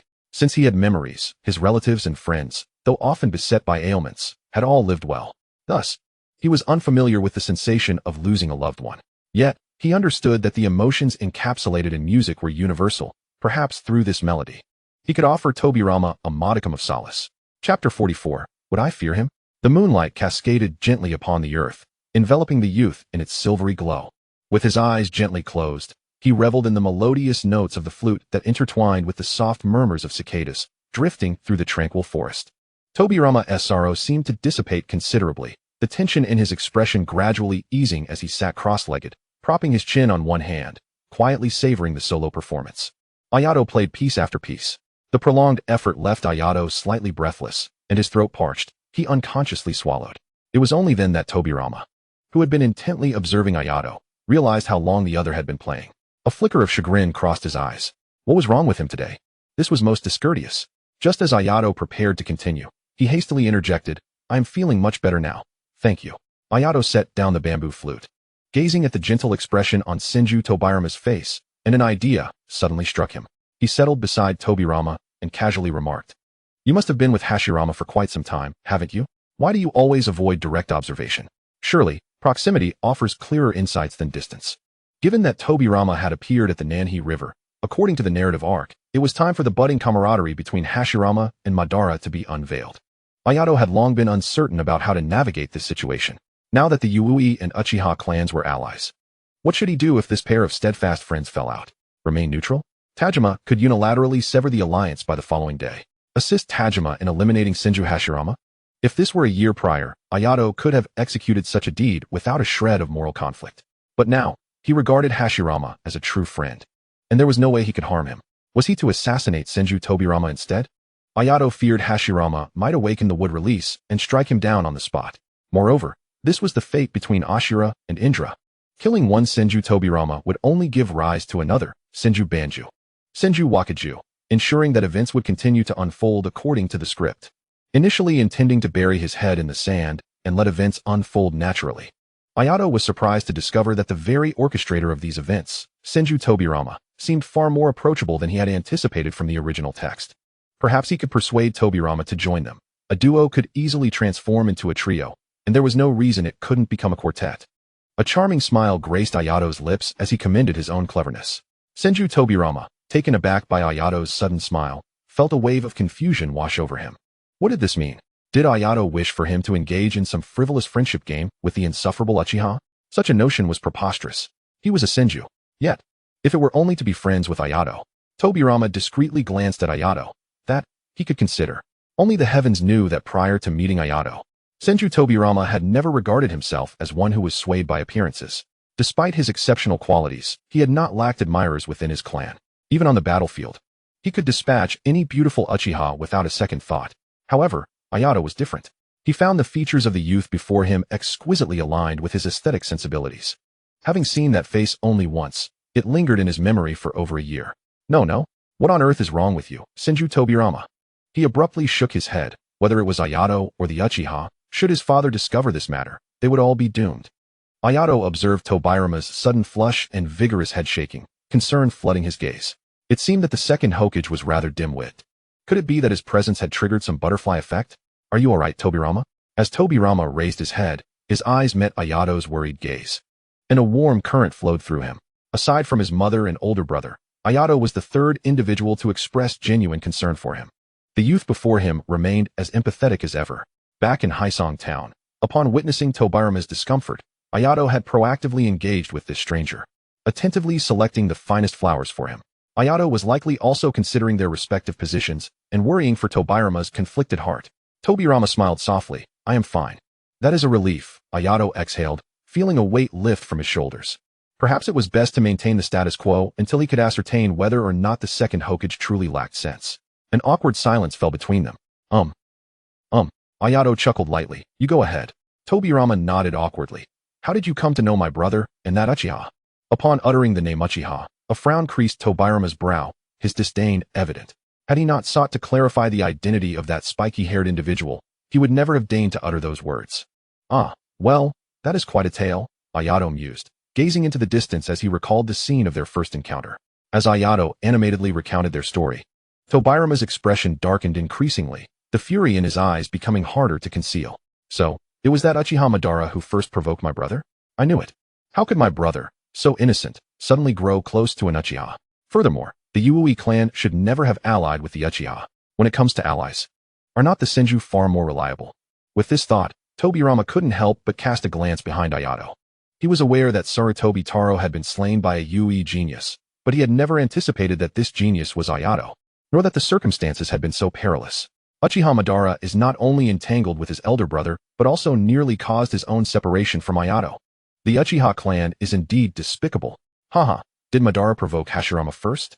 Ayato suddenly burst into laughter. Your statement is quite amusing. If Madara were to hear it, he would be beside himself with rage. The boy's radiant laughter momentarily quelled Tobirama's simmering anger, as he crossed his arms and snorted coldly. Am I supposed to fear him? In recent days, Tobirama had attentively observed the sparring sessions between Hashirama and Madara, believing that even if he were to engage Madara, he would at least be evenly matched, if not victorious. By the way, what were you about to say? Me? The smile on Ayato's face quickly faded. I was merely going to mention that it is getting late, and I should return. Initially, he intended to probe Tobirama's views on the friendship between Madara and Hashirama, but now it seemed unnecessary. Regardless of how the butterfly effect might alter events, Tobirama Senju remained the same Tobirama Senju, forever unable to regard the Uchiha with anything but disdain. As he watched Ayato gradually fade into the distance, a flicker of obscure light passed through Tobirama's narrowed eyes. Just as Ayato had lied to him, he too had refrained from divulging the truth to Ayato, although he had long suspected. The confirmation of the spiky-haired boy's identity as Uchiha Tajima's son left Tobirama grappling with a complexity beyond his imagination. Madara must be eliminated. A surge of murderous intent flooded Tobirama's slender eyes. But what of Ayato? If this matter were left to his father to resolve, Ayato's fate would surely parallel that of the Uchiha, inevitably leading to death. Until a foolproof method is found, it is best to maintain the status quo. Tobirama rubbed his temples and let out a long sigh. Chapter 45, Leadership Speech. You interject. Since the last failed attempt to recruit Tobirama Senju, Ayato had not visited Minagawa for 2 weeks. He used to comfort himself with the notion that Tobirama had not brought the Senju Butsume to capture anyone in a while, perhaps due to a change in thought brought about by the butterfly effect. But after that night, Ayato now clearly understood Tobirama's animosity towards the Uchiha. Madara and Hashirama were destined to follow the path outlined in the original story. What was he to do when caught between the two? Fearful of facing that scenario, Ayato had kept himself busy with incessant missions alongside Team 7, seeking any excuse to evade the impending confrontation. On this day, just as Team 7 had assembled, a pure white dove fluttered its wings and landed steadily on Ayato's shoulder. Upon seeing the dove, Ayato's expression darkened. This was a unique summoning beast of the Hayabusa clan, and due to their scarcity, only elite ninjas who had led teams were entitled to possess one. These doves lacked any combat prowess, their primary feature being their swift flight, dedicated to delivering messages. After retrieving the note tied to the dove's leg, Ayato quickly scanned it and announced a day of free activity for Team 7. Before making his way alone to the central tower, inside the clan leader's office, ninjas stood neatly arranged. The first row had 5 members, while the second row contained only 4. Ayato quietly took his position at the back of the second row, seizing the moment when no one was paying attention to observe the situation. Most of these ninjas were unfamiliar faces, yet unexpectedly. Alongside Renashuk at the head of the table and the third elder, Renji, the fifth elder, Torizo, was also present. Since obtaining Mizukiyama, the fifth elder had been dispatched there to guard the mines, and Ayato had not seen him for quite some time. Noticing Ayato's gaze, the fifth elder, sporting a gleaming bald head, winked at him. Once all were present, Renashuk cleared his throat twice, prompting the fifth elder to settle down a bit. Renashuk, with a cheerful smile, addressed the assembly. The purpose of gathering you all today is to discuss an important matter concerning the Shimura clan. Lord Clan Leader, what is there to discuss? Are you still considering peace talks with them? An interruption came from one of the ninjas in the first row, whose mature and composed visage betrayed his identity as a staunch hawk. Peace talks? That is simply out of the question. If the Shimura clan could offer a mine like the Uchiha, then perhaps negotiations would be feasible. Nonsense. How many of our clansmen have perished at the hands of the Shimura? You think a mine could buy your loyalty? Only their blood can grant peace to our fallen. Once someone led the charge, the atmosphere ignited with fury, and the voices of the assembled ninjas crescendoed into a heated argument. The ninjas of the Hokage truly lacked any sense. The leader's address hadn't concluded, yet they felt entitled to speak? Fools. Ayato discreetly lifted his gaze to gauge Renashuk's expression, wisely choosing to remain silent. Silence. As the situation threatened to spiral out of control, and seeing Renashuk's expression darken, the fifth elder decisively bellowed. Have you all already reached a conclusion before the clan leader has finished speaking? His shouts silenced the ninjas present, and the ninja standing beside the hawkish one interjected. We meant no offense. It's just that so many of our clansmen have fallen at the hands of the Shimura, and our emotions got the better of us. Please do not take it to heart, clan leader. Renashuk squinted slightly, waving his hand dismissively. As you all know, in the battle against Sarutobi, we eliminated a considerable number of the Inyazuka and Nara clans ninjas, yet those clans did not vanish with the defeat of the Sarutobi. Initially, there had been no activity from them, leading us to believe that they were gathering with the Shimura clan for a last-ditch effort. This statement left the gathered crowd perplexed. What did the Inyazuka and Nara clans have to do with the Shimura? Could they truly turn the tide? Hadn't the Sarutobi clan already become a thing of the past? The third elder, observing the confusion, began to explain. What you may not realize is that in our last battle against the Sarutobi, the Uchiha deployed a significant number of ninjas. We calculated afterward that without their assistance, our casualties would have likely doubled. The implication of the third elder's words was like a drop of water hitting a hot pan, igniting the crowd's emotions once more. A renewed wave of discussion ensued. But this time it quickly subsided, with the hawkish ninjas speaking up again. Then why not have the Uchiha send more ninjas this time? Indeed. That sounds like a splendid idea. The Uchiha are our allies. It is only natural that they assist us. How naive you all are. The fifth elder scoffed heavily. The Uchiha are no benevolent saints. Do you think they would help us for free simply because of the title ally? Have you all lost your minds due to the Sarutobi? The fifth elder's remarks left those who had just echoed the hawkish ninja, feeling humiliated and furious, casting resentful glances at him, yet constrained by his status. They could only simmer in silence. As the atmosphere grew increasingly tense, the third elder quickly interjected to clarify.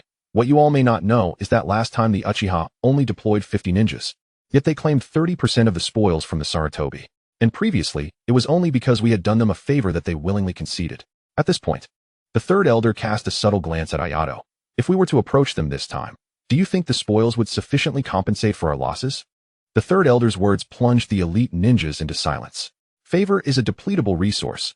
Having used it once, they likely would not be inclined to offer concessions again. Having long been a mere shadow, Ayato finally caught the key phrases in the conversation between the third elder and Ryunosuke, prompting him to inquire. The mention of the Inyazuka, Nara, and Akimichi clans by the third elder and the clan leader included the terms originally in if. Does this imply that the three clans will refrain from intervening this time? His keen political acumen did not go unnoticed. Ryunosuke cast a glance of approval at Ayato, recognizing him as a worthy heir in his heart. Casually sipping his tea, he replied, "The circumstances align closely with your assessment. I am aware that many clan members are quite dissatisfied with our recent actions, privately questioning why we do not simply launch a decisive assault on the Shimura clan. Instead, we have been engaged in minor skirmishes that are hardly impactful." Ryunosuke's words caused all present to lower their heads in shame. It was not just the ordinary clan members, but many of the ninjas present had voiced similar sentiments. Considering the possibility that the Inyazuka, Nara, and Akimichi clans might fight to the death, our forces are insufficient to confront all four clans head-on without the Uchiha's intervention. Thus, our strategic focus has been on eradicating their active forces. While the decision not to enlist the Uchiha's help is understood by the ninjas present, the mere reputation of the Inyazuka, Nara, and Akimichi clans instills fear, which has left some hawkish ninjas discontented. Clan leader, we are all prepared to sacrifice ourselves for the sake of the Hiri clan. If it ensures the peace of our fallen comrades, we will not hesitate to lay down our lives. The fervor of the hawkish ninjas did not earn Ryunosuke's approval. He glared darkly at them, declaring, "Fools. Is there anyone here who is not prepared to sacrifice themselves for the Hiri clan? If the entirety of our clan were as reckless as you lot, the Hiri clan would have vanished long ago. We have received a peace offering from the Inyazuka, Nara, and Akimichi clans. They are willing to pay a price for our forbearance. I have summoned you to select one among you to go to the Nara clan and retrieve supplies. The rest will remain on standby at the Western Front, and once the supplies are secured, we will promptly obliterate the Shimura clan." Ryunosuke was so incensed by the foolishness of his subordinates that he nearly spilled his tea. What could have been succinctly explained had become a convoluted discourse, requiring him to personally elucidate the situation. Where had the authority of the clan leader gone? Chapter 46. Counterattack. Counterattack. In truth, the matter of receiving supplies should not have required consultation with these ninjas. The elders could have easily reached a decision among themselves. However, with the prospect of annihilating a clan within reach, being assigned to retrieve supplies would understandably make anyone feel uneasy. How could Ryunosuke, so beloved by his clan, engage in actions detrimental to internal unity? Thus, the decision to convene the assembly for discussion was made. After this meeting, regardless of who bore the task, it would no longer reflect on Ryunosuke. The decision would be collectively voted on by those present, leaving any grievances to be directed at the assembly. Should Ayato be chosen, it would be splendid. Such a perilous endeavor as annihilating a clan would provide the perfect excuse to distance this young man from danger.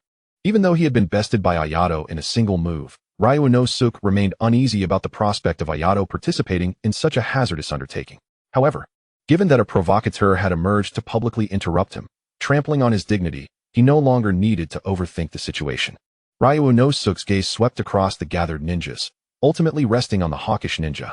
"This mission is of utmost importance. You shall be the one to retrieve supplies. Even if the Inyazuka, Nara, and Akimichi clans reconsider, I trust you can carve a path through their ranks to relay our intelligence. Ryuu no Suke's declaration drained the color from Hiri Sawahira's face, which had been flushed with excitement at the prospect of imminent battle. As a hawkish ninja aligned with the second elder, his greatest ambition was to engage in combat. The previous skirmish against the Sarutobi clan had already garnered him considerable acclaim, and he was determined to achieve victory against the Shimura clan. Yet, it seemed the clan had forgotten about the existence of the Shimura clan during this time. Each time he approached the front lines, his assignments revolved around resource acquisition and sabotaging towns within the enemy's territory. Even tasks involving the extermination of enemy ninjas had become woefully scarce. He had begun to think that the clan was content with having decimated the Sarutobi clan and reluctant to engage in further large-scale confrontations. Thus, when Ryuu no Suke called for a discussion regarding the Shimura clan, he had anxiously interjected, fearing the mention of peace negotiations would emerge from Ryuu no Suke's lips. He had hoped to leverage his accomplishments in 2 clan annihilations to accrue political capital and vie for a position as a new elder. Instead, his rash behavior had incensed the clan leader, resulting in his assignment to supply transport. Feeling the scornful gazes of his comrades, Hiri Sawahira clenched his fists. He regarded Ryuu no Suke's cold stare, and though he wished to refuse the command, the words stuck in his throat.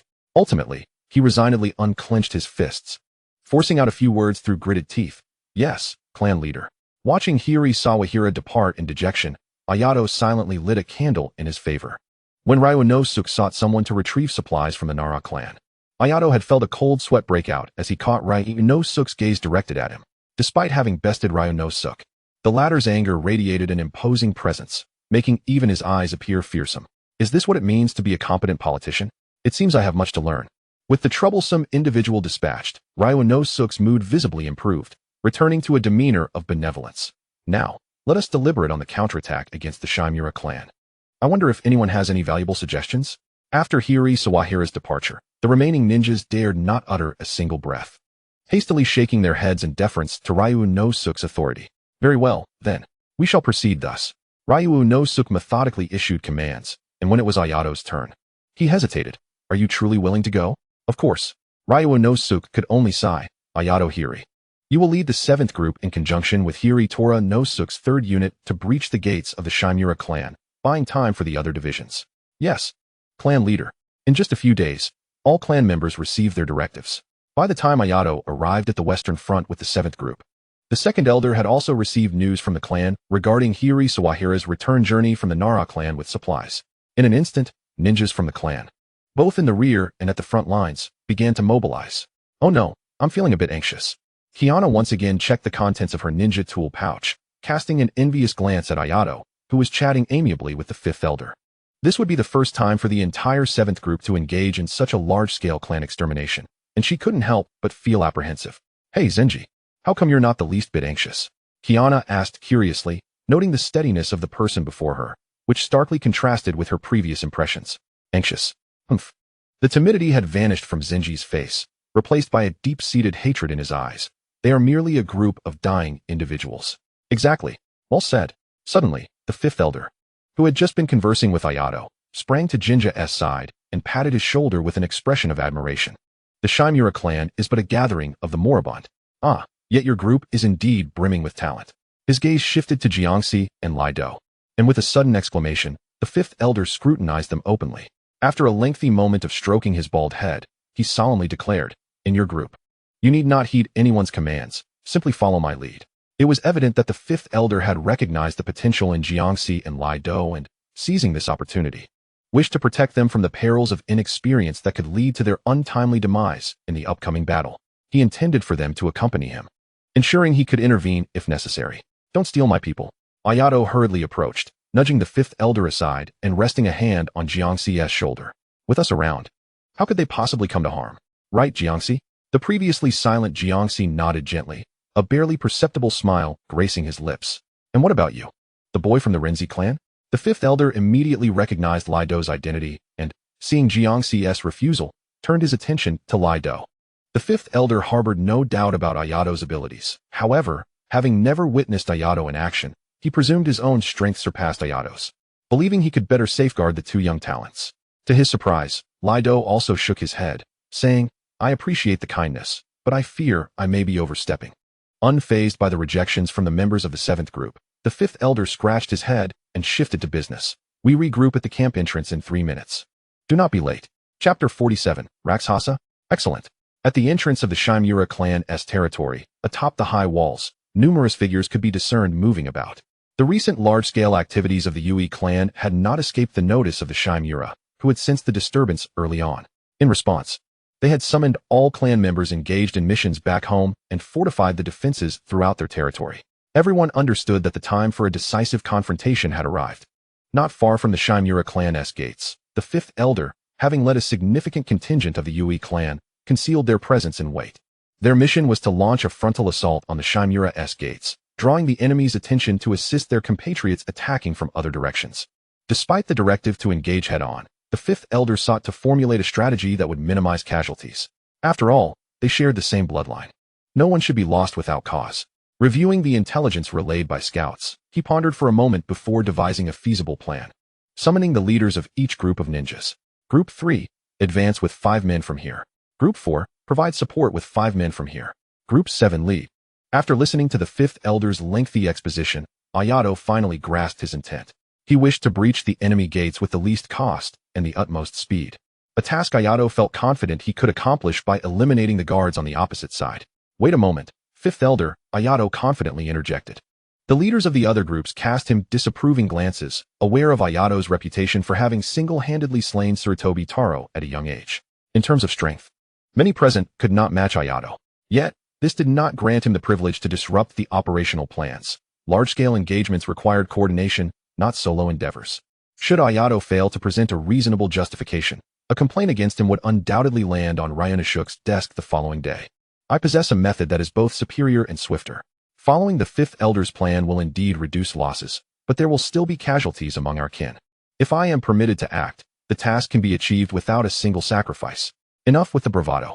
Based on my years of experience, the 5th elder's battle plan has already minimized potential losses.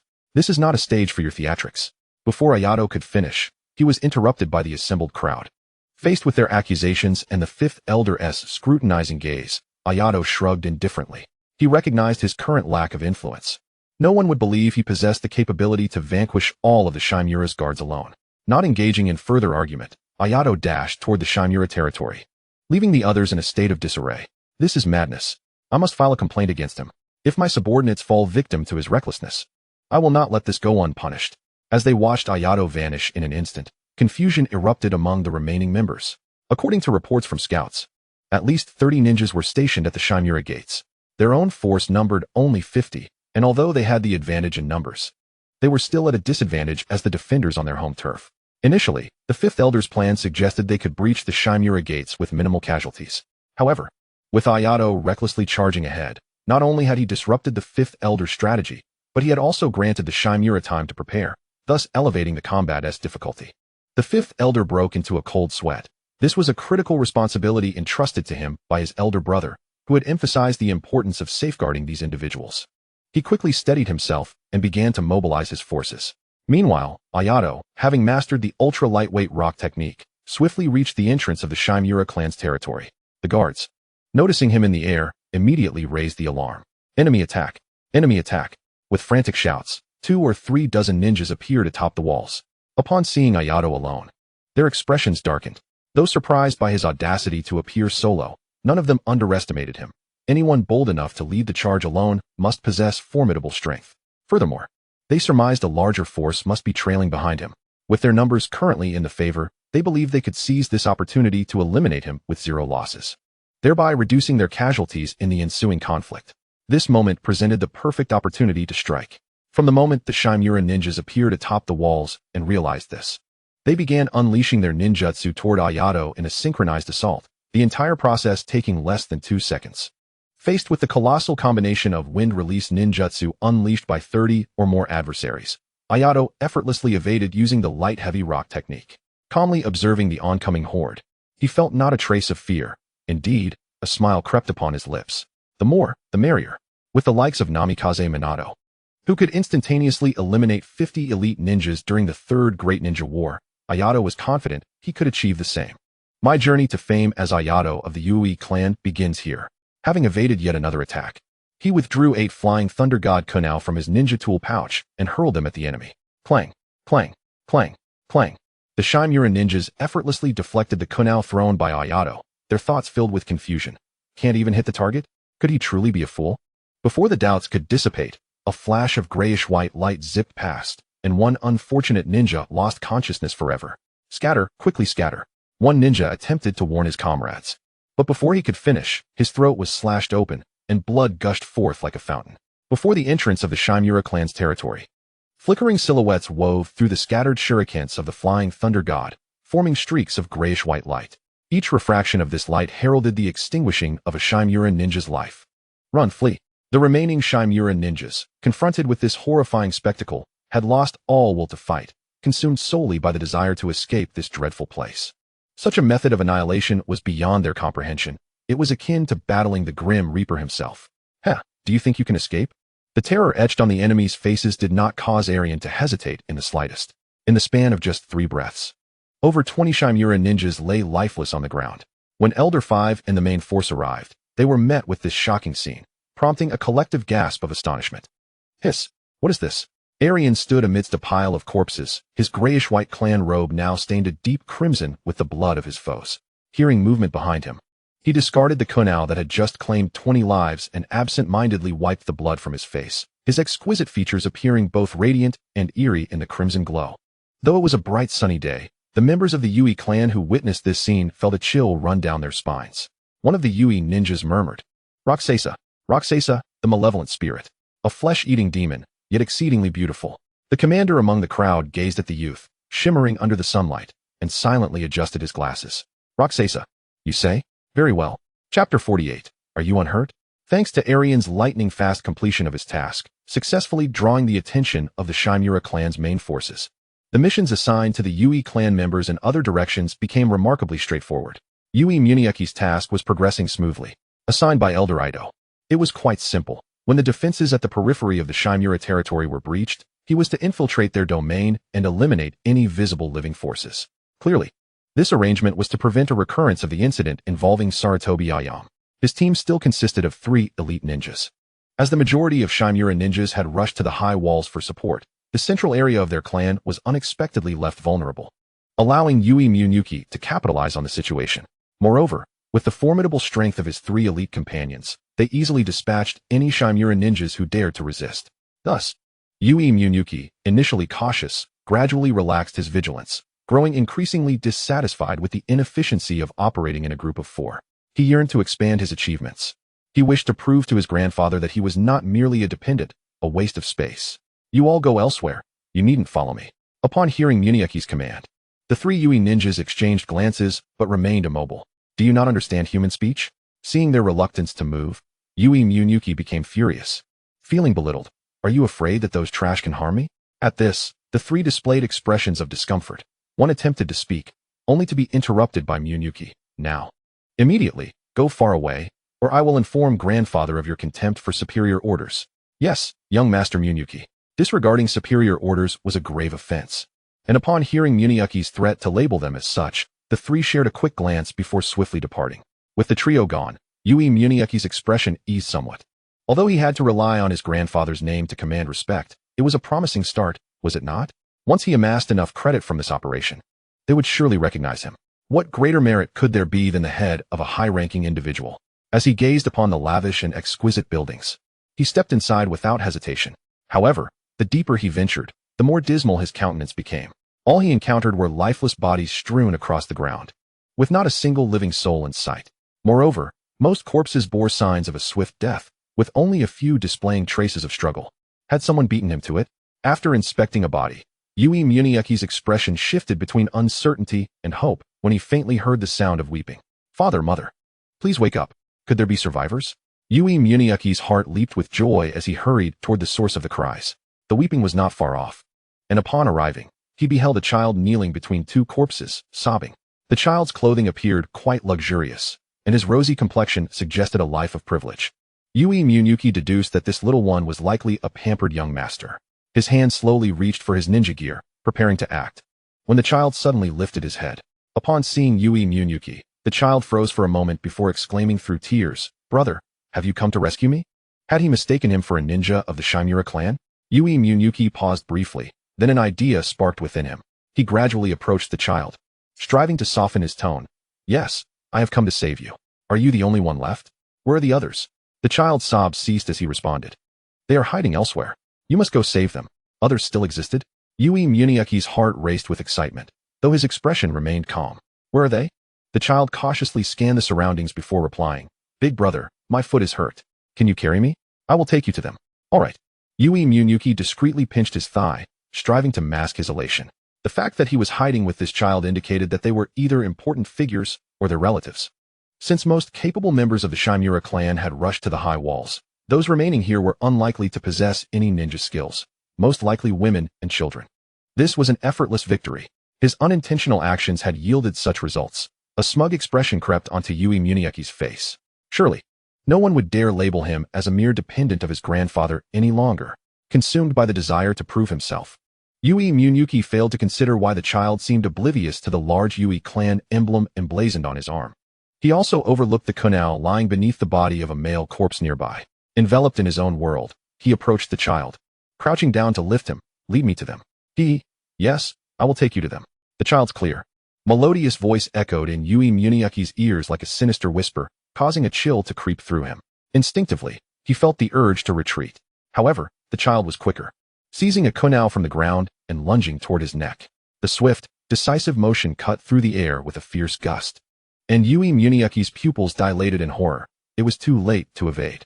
Suddenly, a clang resounded as the kunai in the child's grasp was deflected by another kunai, striking it from the side. Crack. Then, Yui Munyuki felt a blur before his eyes as a grayish-white figure flashed past, accompanied by the sound of bones breaking. The child was sent flying, akin to a kite severed from its string. The child crashed heavily onto the ground, attempting to struggle back to his feet. Yet, Arian's earlier kick had shattered several of his ribs, the jagged bone shards piercing his heart, leaving him gasping for breath. Yet he remained fixated on Ayato, his gaze rife with profound resentment and bitterness. Upon receiving the news that the outer walls of their clan's territory had been breached, his parents hastily prepared to seek refuge in the cellar, dragging him along. However, Ayato's speed was too formidable. Having already hidden in the cellar, he could only helplessly witness this adversary, who was nearly his age, slay his parents. After Ayato departed, he contemplated suicide but unexpectedly encountered a foolish member of the Hain clan. Initially, he thought that taking down an enemy before his demise would serve as a means of avenging his parents and clan. Yet, he found himself incapable of even that. Father, mother, forgive me. Observing the boy gasping for breath, Ayato refrained from delivering a finishing blow and turned to inquire about Hain Zakiki. Are you unhurt? Mind your own business. Ayato shrugged, exasperated by Zakiki's angry demeanor. Were it not for the boy being the grandson of the second elder, Ayato would hardly have bothered with such matters. Chapter 49, The Rampage of Sika. In truth, Ayato had arrived here because, after eliminating the gatekeepers of the Shimura clan, the fifth elder promptly assigned him a new task. Tiger's assistant was aware that the second elder had entrusted the mission of eradicating all living forces of the Shimura clan to his grandson. Yet he held a deep-seated disdain for the second elder's offspring. The most fitting assessment of him would be more hindrance than help. Thus, to be prudent, after completing his own task, he immediately issued the same mission to Ayato in secret. With the Flying Thunder God technique and the Super Light Heavy technique at his disposal, Ayato was not only swift in his movements, but even quicker in his killings. Consequently, when Hain Zakiki arrived with his allies, he found only a battlefield strewn with the corpses left in Ayato's wake. After Zakiki departed, Ayato scoured the area twice more, ensuring no one had escaped, before heading straight for the fifth elder's location. The 20 or so individuals at the gate had not revealed any strong warriors, and the path he had traversed was littered with weaklings. It stood to reason that the true power of the Shimura clan resided beyond those high walls. Any further delay would render this endeavor futile. With this thought in mind, Ayato propelled himself faster using the heavy light rock technique. Meanwhile, beneath the western wall of the Shimura clan, a fierce battle unfolded between over 100 ninjas from both the Shimura and Hain clans. Sika and Kyuji, in perfect synchrony, dispatched a Shimura ninja before Sika's expression hardened as he sought his next target. His eyes quickly locked onto a Shimura ninja in his 20s, who was just then plunging a kunai into the heart of a Hain ninja. Upon witnessing this, Sika's eyes turned crimson, and he gripped his ninja blade tightly, charging forward with unyielding ferocity. Sika, Kyuji called out, watching in shock as Sika transformed into a different person, his face etched with concern. Along their journey, Kyuji had learned of Sika's deep-seated enmity towards the Shimura clan, allowing her to understand his current irrational state. She even envied Sika for having a target for his vengeance, as she, along with the leader and Kyuji, had been orphans for as long as she could remember, unsure of whom to seek revenge against. Yet, Sika's reckless abandon in pursuit of slaughter filled Kyuji with dread, fearing he might once again encounter a fatal crisis. At that moment, Kyuji was wholly focused on Sika. Oblivious to the lurking danger behind her, a Shimura ninja had stealthily approached, seizing the opportunity to thrust a kunai towards Kyuji. The attack was swift, precise, and vicious. Just as Kyuji was on the brink of death, the Shimura ninja's lips curled into a bloodthirsty smile.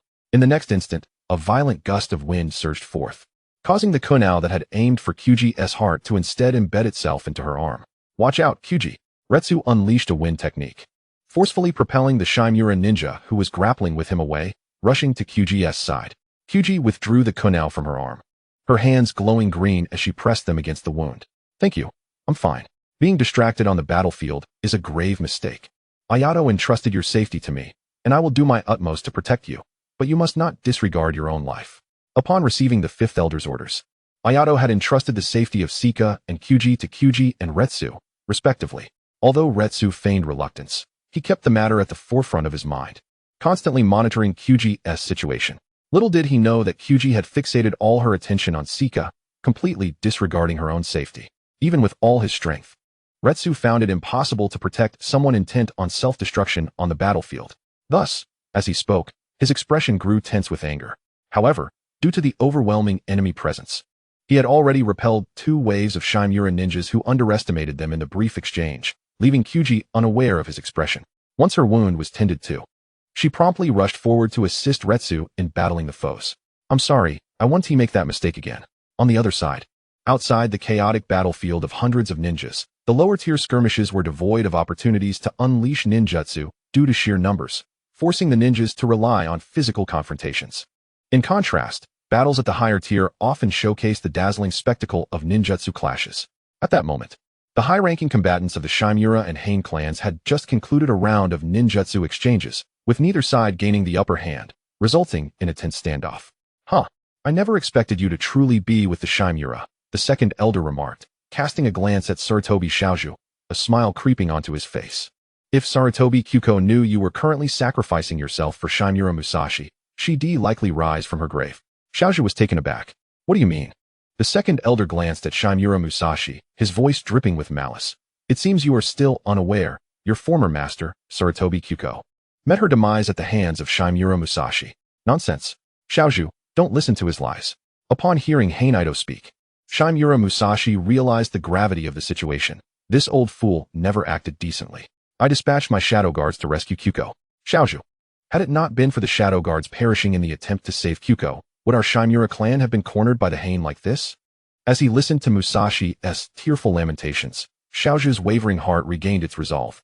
Indeed, if Musashi had truly killed Kyuko, why would he still take him in? Had the second elder been privy to Shouju's unspoken thoughts, he would have undoubtedly berated him as a fool. "Why would he take you in? You, an outsider, have now sold your life to Shimura Musashi. What reason would he have to keep you?" Yet, even without hearing Shouju's inner thoughts, the second elder still scornfully called him a fool. What kind of person is Shimura Musashi? The 3 clans of Boar, Deer, and Butterfly have seen through him. They have already withdrawn from this so-called alliance of 5 clans, yet you remain deluded? The 5th elder, Tiger's assistants, chimed in coldly. "I did not see any Shimura ninjas on the day the Sarutobi clan was annihilated." Upon mentioning the Boar, Deer, and Butterfly clans, Shimura Musashi's expression darkened. While these clans were undoubtedly a ragtag assembly terrified by the alliance of Hain and Uchiha, the leading Nara clan was remarkably astute. The message he had dispatched to the Senju clan seeking an alliance had yet to receive a reply. But the Nara clan had already seen through his intentions and preemptively betrayed the Shimura clan. Had the 3 clans not changed their stance at the last moment, the alliance of the 4 clans would certainly have sustained itself until the Senju clan's response arrived. The silence of Shimura Musashi left Sarutobi Shouju momentarily indecisive. On the day of the clan's annihilation, he had witnessed the ninjas from the Inyazuka, Nara, and Akimichi clans come to aid, alongside the Uehai and Uchiha ninjas. Yet the Shimura ninjas were conspicuously absent. "Musashi Dano," Shouju began, "you are aware of the bond one share with Sasuke. Would you truly prefer to place your trust in a Uehai over me?" Sarutobi Shaoju cast a peculiar glance at Shimura Musashi. Although he was present within the Sarutobi territory that day, Sasuke had commanded him to confront the Uchiha forces. Thus, when his clansmen informed him of Sarutobi Sasuke's impending demise, he hurried to witness Sasuke on the brink of death. At that moment, Sasuke was entirely preoccupied with entrusting his legacy, leaving Shaoju uninformed about the Shimura clan's treachery. Only Sarutobi Sasuke and Sarutobi Kaimeko were privy to the Shimura clan's insidious tactics, and fortuitously, both had perished. With a knowledge gap, Sarutobi Shaoju was unaware of the veracity of the claims made by the opposing side, but he recognized that the Sarutobi clan had fallen victim to the Uchiha's machinations. That knowledge sufficed. As for Shimura Musashi, he would devise his course of action once the truth came to light. Humph, today I shall terminate you, exacting a measure of vengeance for the Sarutobi clan's grievous blood debt. Sarutobi Shaoju declared, launching into the signature jutsu of the Sarutobi clan, the multiplying shuriken technique. Chapter 50. The Rakshasa approaches. This ninjutsu had previously been employed by Sarutobi Kaimeko against Jinja and Kiana, yielding impressive results. However now, confronted by the combined might of Elder Ido and Elder Tora no Su, it proved utterly ineffective. The duo, working in unison, unleashed a wind-based jutsu that sent the shuriken hurtling back. Seizing the opportunity while Sarutobi Shaoju was on the defensive, Elder Ido swiftly drew his hidden blade and advanced, intent on pressing the advantage. What if I am not present? Shimura Musashi retaliated, delivering a kick that sent Elder Ido flying. Rapidly forming hand seals, wind release, vacuum sphere. Elder Tora no Su reacted with alacrity, conjuring a water wall to shield both himself and Elder Ido. The water barrier considerably diminished the speed and impact of the vacuum sphere, affording Elder Ido precious moments to evade. With his initial strike thwarted, Shimura Musashi hurled several shuriken, effectively sealing off Elder Tora no Su's retreat. Seizing this moment, Sarutobi Shaoju picked up the fallen blade of Elder Ido, advancing swiftly towards Elder Tora no Su. Earth release, earth flowing river. Elder Ido, having been blasted out of the center of the battlefield by Shimura Musashi, immediately activated his jutsu as he witnessed Elder Tora no Su in peril, transforming the earth beneath their feet into a torrent of mud and debris. The surging flow not only swept Shimura Musashi away, but also allowed Elder Tora no Su to escape the encirclement of his foes. Elder Tora no Su grinned widely. Well done. Shimura Musashi's expression darkened at the missed opportunity, and he promptly bit his finger, preparing to perform hand seals, summoning technique. Meanwhile, Ayato was soaring through the air at high speed when he suddenly sensed two powerful chakra signatures pulsating to his left front. Surveying his surroundings and calculating his position, he realized he was situated to the south of the Shimura clan's territory. According to the battle plan, the northern flank of the Shimura clan, which was adjacent to the mountains, had no space for combat, while the eastern front had been breached by Elder Tora no Su. Elder Ido had flanked around, planning to strike from the west while drawing the fire of the Shimura clan. The southern side was commanded by Elder Shida, whose task was to provide assistance wherever it was needed. Thus, the forces present here were under the command of Elder Shida. With whom was he engaged? Ayato halted, contemplating briefly before altering his course toward Elder Shida. After all, he intended to eliminate all adversaries in the end. A mere rearrangement of priority was inconsequential. Upon arriving at the southern battlefield, he felt a sense of relief for having checked in. Beneath the high walls, the reinforcement troops, led by Elder Shida, were clashing with the Shimura clan's forces advancing from the west. Both sides engaged in fierce combat, with hundreds of ninjas clashing. However, as the primary forces of the Shimura clan were stationed to the west, their numbers here were comparatively fewer, thus giving the lower-tier battle to the Uchiha ninjas. Yet, the situation at the upper tier was dire, as Elder Shida and Uchiha were being thoroughly overwhelmed by Shimura Tori. In this era of warring states, although there was no definitive classification of ninja strength, Ayato had mentally categorized them for his convenience. First, there were the weakest, the ordinary ninjas. This tier included everyone from novices who had just learned ninjutsu to seasoned veterans before becoming team leaders, roughly corresponding to the original works classifications from trainees to elite shinin. Next were the team leaders. Based on Ayato's experience, the strength of these leaders varied across different clans. However, the weakest among them began at the level of special jounin from the original work and extended to elite jounin. Examples included the leader of the three rogue ninjas Ayato encountered upon leaving the village and Sarutobi Kaimeko. Following this were the elders of the major clans.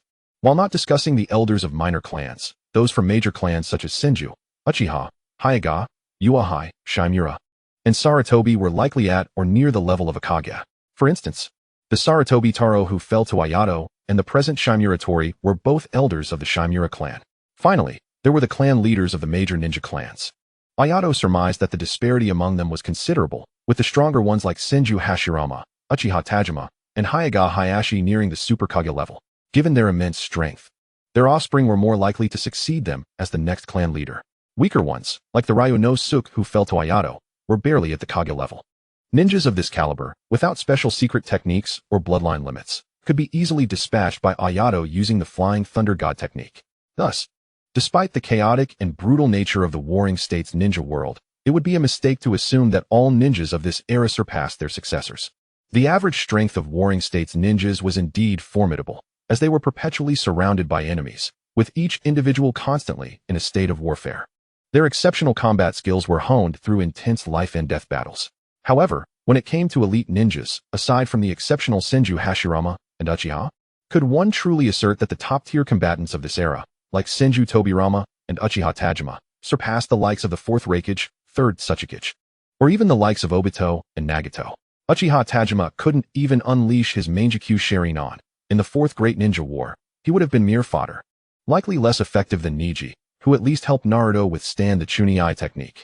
As Ayato observed Elder Shida retreating under the relentless assault of Shimura, he swiftly formed hand seals, water release, water break wave. This was originally an A-rank water ninjutsu created by the 2nd Hokage, Senju Tobirama. But Ayato had drawn it through the system, making it his.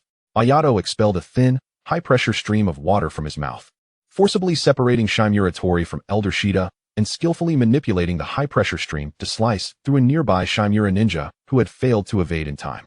Once Elder Shida had gained a safe distance, Ayato unceremoniously launched several kunai imbued with the Flying Thunder God technique. Ever since acquiring the Flying Thunder God, Ayato had grown fond of utilizing it for various tasks, finding it exceedingly convenient. Flying Thunder God coupled with kunai. Flying Thunder God combined with the Spiral Shuriken. These two ultimate combos not only exhibit flawless execution, but also yield remarkable results. Congratulations on obtaining the Certificate of Strength 1. Witnessing Ayato's sudden appearance and effortlessly taking down Shimizu Torihito, Elder 4 stood frozen in place for quite a while, exclaiming, "Heroes emerge from youth indeed. Oh dear, oh dear. Hey, Elder 4, hurry and assist Elder 5 and the others. I've got this covered." Ayato smiled back at Elder 4 before plunging into the fray below. From his elevated vantage point, Elder 4 observed with clarity as Ayato incessantly hurled kunai from his ninja tool pouch, indifferent to whether he struck a target. As the kunai littered the battlefield, a horrifying scene unfolded that would forever haunt Elder 4 and all present. Ayato transformed into ethereal strands of gray-white light. Resembling the Grim Reaper, wherever he lingered, a Shimizu ninja would collapse. Soon, the remaining Shimizu ninjas recognized the anomaly. Their spirits shattered as they cried out, "Ghost! There's a ghost! Run!" But how could the fleeing Shimizu clan outrun the Flying Thunder God? The cries quickly faded into silence. The surviving UI ninjas exchanged bewildered glances, seeing the confusion mirrored in each other's eyes. Just then, a UI ninja who had participated in the initial siege recognized Ayato and shouted excitedly, "Reizutsu! It's Reizutsu who has arrived." Chapter 51, Spare the Blade. When Ayato and Elder 4 led the liberated reinforcement troops to the western high walls, Elder 2 and Elder 5 were nearing the conclusion of their battle against Shimizu Musashi and Sarutobi Mamoru. At this moment, the condition of Elder 2 and Elder 5 was rather grim, although their combined strength was supposed to rival that of Shimizu Musashi and Sarutobi Mamoru. The situation took a turn for the worse once Shimizu Musashi summoned a spirit beast resembling a hippopotamus with a hint of elephant lineage. In that instant, Elder 2 and Tora Nosu realized how envious they were of the Shimizu and Sarutobi clans. A powerful spirit beast could drastically alter the course of battle. Looking at the UI spirit beast, a mere pigeon, it paled in comparison to the formidable Saruoni, not to mention the peculiar creature before them. What good is a messenger? Previously, when they annihilated the Sarutobi clan, they had attempted to find the Saruoni's spirit scroll, but after turning the entire Sarutobi territory upside down, they found nothing and had to abandon the quest.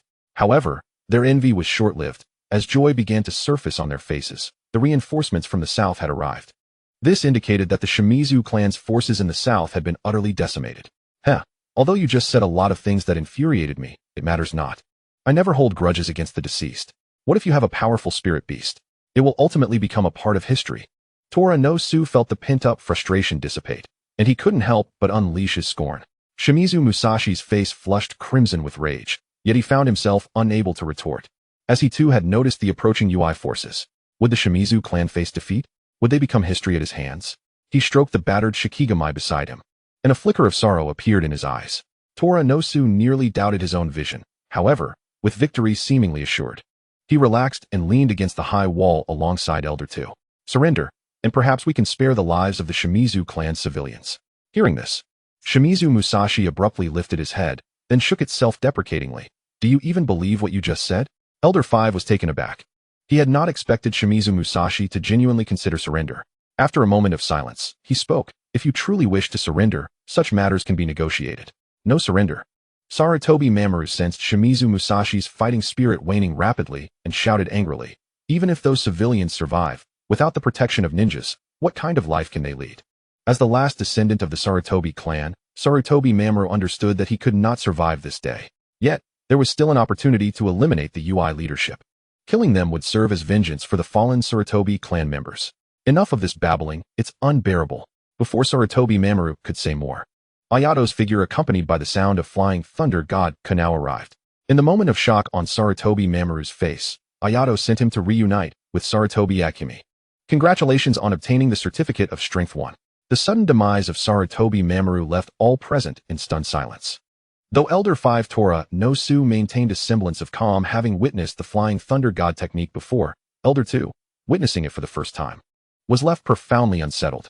It was too swift, and far too powerful. He and Tora Nosu had exerted all their efforts to maintain an undefeated stance in this battle. To speak bluntly, had Ayato not appeared suddenly, they would have been on the verge of defeat. And yet, the formidable adversary they had struggled against was effortlessly dispatched by this mere youth of a little over 10 years. Miyuki, you truly fall short. Shimizu Musashi regarded Ayato with a similarly complex expression, his mouth opening several times as if to voice something. Yet ultimately, he remained silent. Shall I strike? Or will you assist me?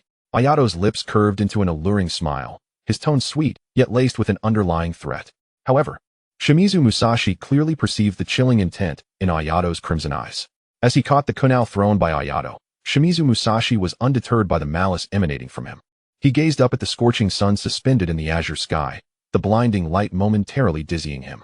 Sasuke, the one who betrayed you, has now been betrayed too. Is this your retribution? If it were you, what would you do?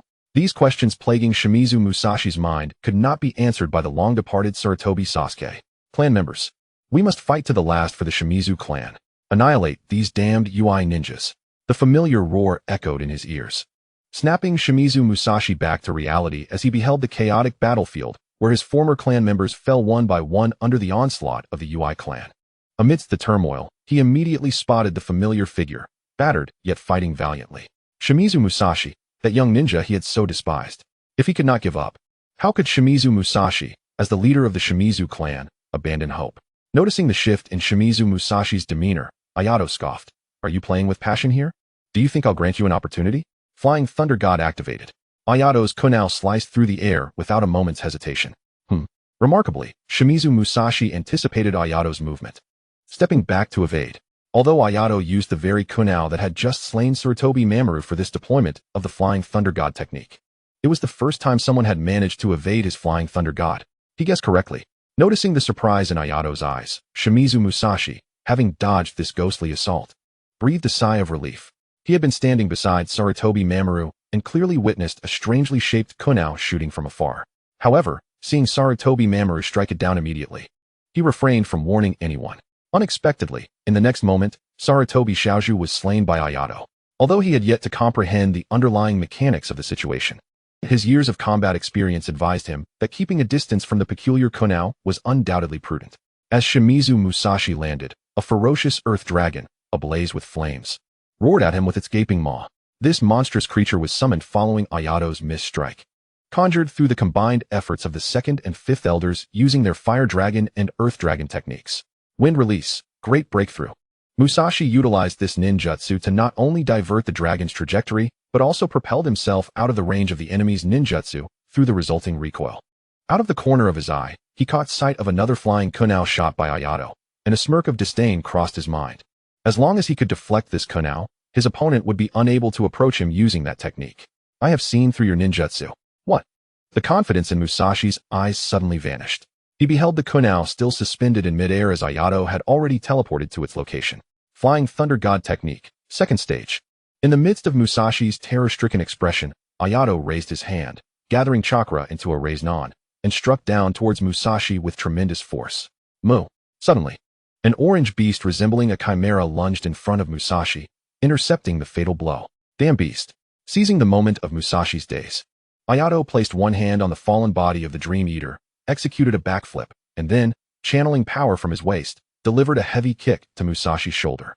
The tremendous force sent Musashi crashing to the ground. Just as he attempted to rise, Ayato was already behind him. Boom. Ayato pressed one hand firmly against Musashi's skull and slammed his head mercilessly into the ground. The immense impact sent dust soaring into the air. Observing Musashi, who had succumbed to unconsciousness, Ayato casually picked up a scattered ninja blade from the ground, poised to sever his head. Jinja, I hope you will appreciate this gift. Just as he was about to decapitate Musashi, a kunao shot forth, violently knocking the blade from Ayato's grasp. Spare him. Chapter 52. Even the Sage of Six Paths cannot save him. The 11th. Jinja deftly withdrew a ninja blade from the lifeless body of the Shimizu ninja. His grayish-white clan robe soaked in blood, darkened with both enemies and his own. Yet he paid no mind. For the grotesque expressions and anguished cries of each Shimizu ninja as they faced death filled him with unparalleled delight. Of course, such remarkable achievements could not be solely attributed to him. His companion, Jiangxi, had not only helped him guard against ambushes from other directions during the battle, but had also created opportunities for him to strike. He would forever remember this kindness from Jiangxi and their leader and would surely repay it. Jiangxi, reinforcements have arrived. We must accelerate our pace. Jinja exchanged a knowing glance with Jiangxi before charging towards the next enemy. With the arrival of the new reinforcements and the fourth elder, the chaos of battle had transformed into the Yuya clan overpowering the Shimizu clan. The battlefield was rife with scenes of 2 or 3 Yuya ninjas surrounding a single Shimizu ninja. The remaining Shimizu ninjas were dwindling, leaving no time to waste. Soon, he spotted a target. It was a young ninja, seemingly in his 20s. Covered in numerous wounds, yet confidently repelling 3 attacking Yuya ninjas, while rallying his comrades with inspiring cries. Observing the surrounding Shimizu ninjas rallying fervently in response to his encouragement, Jinja realized this individual could not be allowed to survive. He subtly signaled to Jiangxi, who immediately nodded in agreement. Their unspoken synergy in this battle rapidly intensified. Jinja, charging forward, suddenly made a sharp turn, targeting another Shimizu ninja. Jiangxi, undeterred, barreled towards Shimizu Musashi, his youthful features resembling that of an inexperienced fighter. Humph. Musashi effortlessly parried Jiangxi's attack with a casual lift of his hand, easily deflecting Jiangxi's ninja blade. Noticing Jiangxi's open stance, Musashi revealed a look of disdain. Then, with his right hand gripping the ninja blade, he swung it towards Jiangxi. A strategy too simplistic, little boy. Bang. Struck by the ninja blade, Jinja transformed into a wooden figure before Musashi's incredulous gaze. Earth release, Yellow Spring Swamp. Damn it. If only I hadn't exhausted so much stamina. If only my chakra hadn't run dry. If only this weren't the battlefield. I could have evaded. Musashi, eyes wide with disbelief, watched as Jinja suddenly leapt from beneath him, only to helplessly see the kunao draw ever closer, consciousness plunging into darkness. Boom. Having successfully slain Shimizu Musashi, just as Jinja seized a ninja blade from another Shimizu ninja to pass to Jiangxi, a tremendous noise erupted not far away. Spare him. Ayato, the second elder, and the fifth elder all looked on in astonishment at the sudden appearance of a group of individuals on the battlefield. Judging by their attire, it was apparent that they belonged to different factions. Among them, a few individuals on the left had conspicuous clan emblems on their arms, and Ayato immediately recognized them as members of the Shimizu clan. Another group bore no clan emblem on their arms. Ayato speculated that the insignia must be on their backs, yet their positioning prevented him from seeing. Sensing Ayato's unabashed scrutiny, the middle-aged man leading the group without visible emblems snorted coldly and arrogantly proclaimed, "I am Senju Harika, the sixth elder of the Senju clan." The elder of the Senju clan. Ayato glanced sideways at the fourth and fifth elders, both displaying expressions of confusion. The fifth elder, reacting swiftly, noted Ayato's silence and cleared his throat to inquire, "Might I ask Elder Harika the purpose of your visit to the Shimizu clan today?" Senju Harika glanced disdainfully at Tora no Su, speaking in a nonchalant manner. "The Shimizu clan and my Senju clan are allies. Do you need to ask why I am here?" "Allies." The second elder's gaze darkened as he fixed his glare on Senju Harika, speaking with hostility. I have never heard that the Shimizu and Senju clans were allies. Just as Senju Haruka was about to respond, the leading Shimizu ninja, witnessing the devastated state of their clan's territory, interjected, "That was not the case before, but as of yesterday, it is. You would do well to release our clan leader, or the Senju clan will not spare you." Fool. The moment Senju Haruka heard the Shimizu ninja's words, his expression darkened ominously. In truth, a week prior, the Shimizu clan had dispatched this fool to the Senju clan to negotiate an alliance. Eager to gain a formidable ally, the Senju clan was agreeable. However, the Shimizu clan was reluctant to offer much while demanding quite a bit in return. The delegation sent forth was laden with implications of seeking the Senju clan's assistance to weather their plight, yet they remained tight-lipped about what they were willing to concede. They were far less straightforward than the Inuzuka, Nara, and Akimichi clans. The Senju clan was no fool and, of course, declined. Thus, negotiations dragged on until 3 days prior when the Shimizu delegation finally agreed to the terms of alliance upon learning that the Uchiha clan was preparing a massive counterattack. Once they had negotiated the specific terms of their alliance and finalized the clauses of the alliance document, Senju Haruka immediately led his entourage to follow the delegation of the Shimura clan. However, as soon as the two clans' envoys arrived, they were met with the sight of Shimura Musashi being brutally beaten by a mere child. Arriving late, being a cunning strategist, Senju Haruka had assessed the situation with a single glance. Initially contemplating a retreat upon observing the Shimura clan's diminished numbers, he was suddenly seized by a bold impulse. He decided to invoke the name of the Senju clan to intimidate the Uchiha. Although the Uchiha and the Yui were allies, Senju Haruka understood well that a clan of Yui stature would not willingly sacrifice themselves for the Uchiha. When conflict erupted, the Yui would likely feign participation, doing just enough to honor the alliance. Thus, this tactic held considerable merit. In this era, it was commonplace for ninja clans to engage in cycles of vengeance and bloodshed. Despite any past grievances, given the Shimura clan's current predicament, it seemed they had exacted sufficient retribution. Therefore, invoking the Shimura clan as allies of the Senju might deter further aggression from the opponents, who would be reluctant to offend the Senju clan. The advantages of this maneuver were evident. It could effortlessly secure an unwavering subordinate clan for the Senju. Even though the elite of the Shimura clan had perished in battle, their leader Musashi still lived. While the remaining ninjas were not particularly formidable, they could serve as effective fodder for the Senju. However, the astute calculations of Senju Haruka were abruptly undermined by a foolish remark from the Shimura, who stood nearby. Observing the playful expression on Ayato's face, Senju Haruka, filled with indignation, exclaimed, "Even though we have just forged an alliance, the Shimura clan is still an ally of the Senju." Ignoring the emotional expression of the nearby Shimura ninja, Senju Haruka continued to interrogate, "Do you know the consequences of offending the Senju clan?" "The consequences of offending the Senju clan?" Ayato murmured this phrase to himself, his eyelids half closed. Indeed, the Senju clan was not to be trifled with by the likes of the Yui.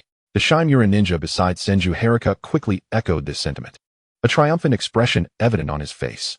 At this moment, the battlefield saw a cessation of hostilities between the Yui and Shimura clans. With nearly 200 pairs of eyes fixated on Ayato, Ayato's gaze scanned the battlefield gradually. The normally carefree fifth elder now wore a countenance of indecision, the top of his bald head glistening in the light. The second elder glared fiercely at Shimura Musashi, his murderous intent barely concealed. The fourth elder furrowed his brow, deep in thought. Kiana, Raito, and Sakeza regarded him with keen eyes. Jinja, upon catching Ayato's scrutinizing glance, quickly lowered his head, avoiding direct eye contact, though his trembling form betrayed his current emotional turmoil. "Heh, Jinja, how could I possibly disappoint you? Senju Haruka, is it?" Ayato scoffed lightly, and in the face of the other's confident demeanor, uttered with conviction, "The one I intend to kill, even sage of 6 paths cannot save." In an instant, a torrent of crimson blood erupted from the severed neck of Shimura Musashi, rendering Ayato a specter of vengeance from the depths of hell. Witnessing this scene, all present on the battlefield fell momentarily into an eerie silence, before a fervent roar erupted from the Yi ninjas. "Reisetsu! Reisetsu! Reisetsu!" Senju Haruka, enraged by this spectacle, trembled as he raised a finger to point at Ayato, struggling to articulate his thoughts. Yet, the fierce gazes of over 200 Yui ninjas bore down upon him, causing his hair to stand on end. After a lengthy moment of hesitation, he ultimately refrained from further words, retreating with the Senju delegation amidst the calls from the nearby Shimura ninja. Chapter 53, Guarding the Pond? Guarding the Mine. Mizukiyama, situated between the territories of the Uchiha and Yui clans, was a mountain rich in iron ore. Previously under the ownership of the Uchiha clan, The rights to Mizukiyama were transferred to the Yui clan following the signing of a treaty. At present, Ayato lay idly beneath the shade of a tree, hands cradling his head, enjoying a moment of respite. Ever since the annihilation of the Shimura clan, he had been dispatched by the elder to guard the pond. Oh no, to guard the mine. Previously, this task had been the responsibility of the fifth elder, Tora no Suke. However, after disregarding the proposal of the esteemed sixth elder of the Senju and beheading Shimura Musashi in full view of everyone, he found himself in this position. You did the right thing at that moment, but our Yui clan has endured 2 battles in the span of merely 3 months. We simply cannot afford further turmoil. Thus, your temporary assignment to Mizukiyama provides a reasonable explanation to the Senju clan. During his time stationed at Mizukiyama, Ayato often recalled Ru no Suke's words with irritation. What is there to fear from the Senju clan? If you let Senju Hashirama challenge me to a duel, I would prevail even if I used only one hand. As for Senju Tobirama, Ayato dismissed the thought, suddenly recalling how Shimura Musashi had evaded the Flying Thunder God technique. He couldn't help but concede that the leaders of the top ninja clans in the Warring States period possessed some prowess. At the very least, one Flying Thunder God technique could not conquer the entire era. Preferring not to dwell on unpleasant matters, Ayato turned over to contemplate his first constellation. Following the conclusion of the Shimura conflict, he had scavenged that area twice, and combined with the treasures found at Mizukiyama, he had amassed enough raw stones. Consequently, he had drawn twice from the tenfold summon. Though no golden glow emerged, he had gathered enough star brilliance to illuminate his first constellation. Yui's authority. Overdraft. When your chakra is insufficient to utilize this ability, you may choose to expend your own vitality in place of chakra to continue controlling the technique. Ayato vividly recalled the bewilderment he felt upon lighting this constellation and reading the description. What kind of ominous thing necessitated sacrificing life? His first talent, Yui's bloodline, and his second talent, Yui's gift, were both related to chakra and ninjutsu. He had no knowledge of what this, Yui's authority, entailed. However, the mention of gift in the description, coupled with the naming format, led Ayato to speculate that it might pertain to his yet-to-be-unlocked third talent. Previously, upon leveling up from 50 to 51 using 4 proofs of strength, he had an extra 1 left over. To advance from 60 to 61, he required 8 proofs of strength. In the battle against the Shimura clan, Shimura Tsuruhito, Sarutobi Kageyaki, and Shimura Musashi each provided him with 1. He only needed 4 more proofs of strength to complete the breakthrough and unlock the final third talent. Initially planning to collect them gradually, Ayato soon realized the potential significance of the third talent and could no longer wait. After repeated requests, he had confronted the second, third, fourth, and fifth elders before returning to Mizukiyama, successfully gathering the necessary materials for the breakthrough. Indeed, the third talent was Yui's authority. This talent did not continue to provide him with passive effects related to his physique, but instead granted a remarkably powerful active skill. Contemplating this, Ayato unconsciously raised his right hand, and a sphere as dark as ink slowly formed in his palm. Seemingly unremarkable, yet the ominous black sphere subtly emanates an apocalyptic ferocity that sends shivers down Ayato's spine. The truth-seeking ball. Indeed, this is the pinnacle of ninjutsu that amalgamates offense, defense, and support within the original narrative. Naruto Uzumaki, Obito Uchiha, and Madara Uchiha have all wielded this technique on the battlefield during the Fourth Great Ninja War, making it a hallmark of 6 paths level power.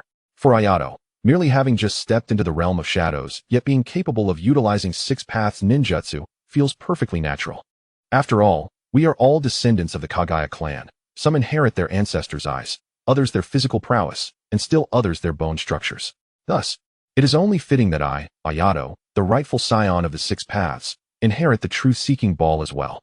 Initially, Ayato had intended to strive diligently to keep pace with the empowered Madara Uchiha and Hashirama Senju, but to his astonishment, the system generously bestowed upon him the truth-seeking ball.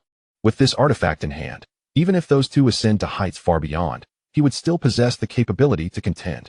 The sensation of coasting to victory is indeed delightful. Kudos to the system. However, for reasons unknown, he possesses only a single truth-seeking ball, whereas in the original narrative, both Naruto and Madara, as well as Obito, seem to wield multiples. Perhaps unlocking subsequent destinies is a requisite. Ayato, with a pallid countenance, gazes at the truth-seeking ball morphing through various forms in his hand. Within mere moments, his chakra, comparable to a 10-card capacity, is nearly depleted. No wonder the system granted me the privilege of life sacrifice. Lord Ayato. At that moment, a young Yui ninja abruptly appeared before him, interrupting his contemplation. Lowering his head, he stole a glance at the truth-seeking ball in Ayato's hand, the terrifying aura it exuded causing him to involuntarily swallow hard. What in the world is this? The Lord of Demons has grown even stronger. Ayato concealed the truth-seeking ball and cast a discontented glance at the ninja, languidly inquiring, "What brings you here this time? Tisk. How is it that, even in hiding, you managed to find me?" Detecting the impatience in Ayato's tone, the ninja offered a wry smile. "The Uchiha are here to collect their goods." Understood. Understood. Reluctantly, Ayato rose and made his way to his office. If it weren't a matter of importance, subordinates would never dare to disturb Lord Ayato's rest. He hoped for understanding. The ninja trailed behind Ayato, fearful that his interruption might provoke his ire. Yet, how could Ayato genuinely be angry? This matter of his subordinate seeking him was merely part of his work responsibilities. Now, as the principal overseer of Mikasayama, everything that needed to be transported from the mountain required his signature of approval. What vexed him was the Uchiha. Although ownership of Mikasayama had already transferred to the Ui clan, the two clans had previously agreed that the Uchiha could always purchase ninja tools at cost price. Thus, many Uchiha ninjas, upon passing by Mikasayama, would invariably seek to exploit the Ui's free labor. But does mining not require manpower? Does forging ninja tools not necessitate labor? He had only learned of this upon arriving here, hence his deep-seated disdain for the Uchiha's audacity to exploit the Ui's resources. Cursed Uchiha. Ayato glared fiercely at the few Uchiha stationed at his office door. "Follow me." The Uchiha, taken aback by his glare, exchanged glances, yet, given the opportunity for free labor, spoke in a relatively amicable tone. "Our captain is inside. You just need to liaise with him." Humph. With a flick of his sleeve, Ayato strode confidently into the office, his gaze landing upon a short figure clad in a dark blue clan robe, facing away from him, seemingly engrossed in something. Ayato went straight to his desk and sat down. After all, there was nothing of value in this shabby office, so he could look at whatever he pleased. With a thud, Ayato retrieved the ledger and pen from the drawer, deliberately slamming them onto the desk to express his dissatisfaction. "What do you want this time?" Without raising his head, he opened the ledger, catching a glimpse of the Uchiha standing before him, ready to record. "Don't waste time, get on with it." The Uchiha seemed momentarily taken aback, but after a brief pause, he spoke in an odd tone. "I wish to purchase 100 kunal. So much at once. It's enough to exhaust us." Ayato silently rolled his eyes, swiftly jotting down the requested items before tearing off the order. "When you exit, turn left to the forge to collect them. I also need to purchase 500 shuriken. Why do you sound so out of breath when speaking?" Ayato gripped the pen so tightly it creaked, exhaling deeply to calm his emotions before turning to a new page, quickly noting the previous kunal and the current shuriken. Just as he was about to tear off the receipt, Ayato suddenly inquired, "You haven't forgotten anything this time, have you? Also need 20 ninja swords." The Uchiha appeared to be stifling laughter, his tone growing increasingly peculiar. Ayato's anger reached its zenith, and he could no longer contain himself. He slammed his hand on the desk and bellowed, "Can you not say it all at once? And why are you laughing? What is wrong with you?" Chapter 54. Your matter with Madara Uchiha has been exposed. Upon recognizing the Uchiha before him, Ayato's mouth fell agape in astonishment, nearly large enough to fit an egg. Although several months had passed since they last met, the spiky-haired figure had grown considerably, yet Ayato still recognized him instantly. "Madara Uchiha?" Madara, observing Ayato's incredulous expression, could no longer contain himself and burst into laughter. "Ha! Who would have thought? The rising star of the ninja world, the white demon of the Ui clan, is here guarding a mine. I was wondering why you hadn't come to Minagawa in so long. What is wrong with guarding a mine? I willingly dedicate my youth to the Ui clan. What business is it of yours, Uchiha? And what on earth is this white demon nonsense?" That title is utterly humiliating. Hearing Madara's mockery, Ayato's fair cheeks instantly flushed crimson, whether from indignation at Madara's taunts or from the shame of that ridiculous title. "You shut your mouth." In a moment of desperation, Ayato pushed himself up, vaulting over the desk, and firmly covered Madara's mouth. "Do not ever mention that cursed title again. MMPH. Madara gasped for air, nodding vigorously to indicate he would refrain from laughing, and only then did Ayato slowly release his grip. Cough, cough, cough. "I nearly suffocated at your hands." Madara bent over, hands on his knees, gulping fresh air. "Most would be thrilled to earn a title. Why do you appear so desperate to distance yourself from it? Whoever wants it can have it." Ayato rolled his eyes. It was entirely his clan's fault for their low cultural standards, bestowing upon him such a juvenile title. White Demon. If Konoha were to be established in the future and he donned a green vest, would his title then change to Green Demon? Who has a title that shifts with the color of their clothing? It lacks any distinctiveness. With my lustrous black hair, shouldn't I have something like Black Flash instead? After all, my hair color 1T change. Ayato's inner monologue went unheard by Madara, who, noticing Ayato's prolonged silence, resumed speaking. Hashirama heard about your recent exploits and is quite envious. He has been clamoring to have a match with you, but regrettably, you haven't visited Minagawa in months, I thought. At this point, Madara's tone faltered momentarily. He cast a furtive glance at Ayato, noting the other's rosy complexion and lively spirit, which brought him a sense of relief. I was worried you might have been injured again. Humph. A mere handful of Chimera rabble. Do you think I would be wounded? Ayato scoffed disdainfully, suddenly leaning closer to Uchiha Madara. Tell Hashirama that I will return in 4 months. Once I'm back, I shall certainly pay him a visit. It wasn't that he was averse to leisure, rather, it was the incessant flow of deliveries at Kizuyama that kept him tethered. Whether it be Uchiha or Hikari, there was not a single day of respite. He longed to escape, yet felt utterly trapped. Fortunately, Ryo had granted Ayato a 6-month term. Having already spent 2 months here, he only had 4 months left until his release. Ayato's sudden closeness startled Madara, who instinctively took a step back. You can speak without getting so close. Ayato looked at Madara with bewilderment. I'm not even standing behind you this time. Why are you so sensitive? What do you care? Madara retorted awkwardly, his eyes darting about, deliberately avoiding Ayato's gaze. He himself could not fathom why his heart raced uncontrollably when Ayato drew near. It was all Ayato's fault. How could a boy possess such beauty that even outshone the girls of his clan? With a hint of suspicion, Ayato scrutinized the unusually flustered Madara, about to voice a thought when an enticing aroma wafted through the air. Following the scent, Ayato's gaze landed on a plump little pouch at Madara's waist. Seizing the moment when Madara was distracted, Ayato snatched the pouch. What is this? It smells delightful. Taiyaki. No wonder it has a whiff of wheat. Madara, having just calmed himself, felt his body stiffen again at Ayato's sudden proximity. He slowly extended his hand, wishing to explain that the taiyaki was meant for Izuna. But upon witnessing Ayato's gleeful expression as he held the treat, he silently withdrew his hand. My apologies, Izuna, I shall buy you some next time. In truth, Ayato wasn't particularly fond of taiyaki.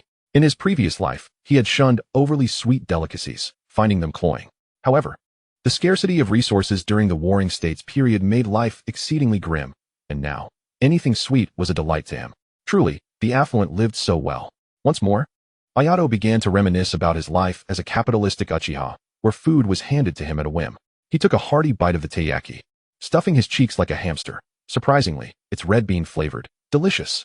Consider this a token of apology for disturbing my work. With his mouth full, Ayato's words came out muffled and indistinct, leaving Madara unable to decipher anything. All he could see was Ayato's lips, glistening like vermilion, moving rhythmically. Wait a moment. Uchiha Madara, what are you doing? Madara suddenly felt like a pervert. He averted his gaze from Ayato, hastily picking up an order from the table and fleeing as if his life depended on it, leaving behind a hasty, I have urgent matters, I must take my leave. Ayato, struggling to swallow the taiyaki, called out to Madara's retreating figure, make sure to bring some takoyaki next time. I wonder if he heard me? After muttering to himself, Ayato leisurely resumed eating his taiyaki. Cough, cough. Where's the water? I'm going to choke to death. The following day, Madara knew that Hashirama was deeply concerned for Ayato's safety, so upon receiving the latest news about Ayato, he hurried to Minagawa. Indeed, Senju Hashirama was there. After relaying the information, Hashirama raised his right hand, extending 4 fingers, and said, I see. Then I shall wait another 4 months. Yes, when the time comes, the 3 of us shall spar once more and re-establish our rankings. This time, I shall be the strongest. Madara, huh? You're still holding on to that nonsense, he casually uttered. Madara rolled his eyes silently. The message had been conveyed, and he had other matters to attend to. I shall take my leave now. You should return early as well. Until next time. Hashirama waved goodbye to Madara's back, turning to leave when he was confronted by a face that sent chills down his spine. Tobirama, what brings you here? The weather is quite lovely today.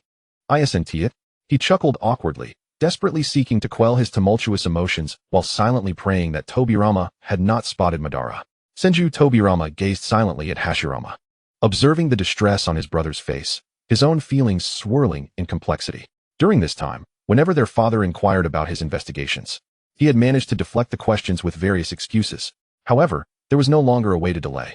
2 months prior, due to issues concerning the Chimera clan, Elder Six had been pressing their father during clan meetings, urging him to teach Hikari and the Uchiha a lesson. Their father, beleaguered by Elder Six, had become increasingly impatient regarding his brother's situation. Tobirama had even inadvertently discovered that their father had taken it upon himself to investigate the matter. He realized that the truth could no longer be concealed. It would be better to resolve this situation while Ayato was away. After all, it was merely a matter of eliminating one Uchiha. Tobirama believed his brother would soon forget. As long as Ayato remained unharmed, that was all that mattered. Seeing Tobirama's silence, a cold sweat broke out on Hashirama's brow. Tobirama, please say something. Your silence frightens me. Tobirama slowly spoke. Brother, your affair with Uchiha Madara has been exposed.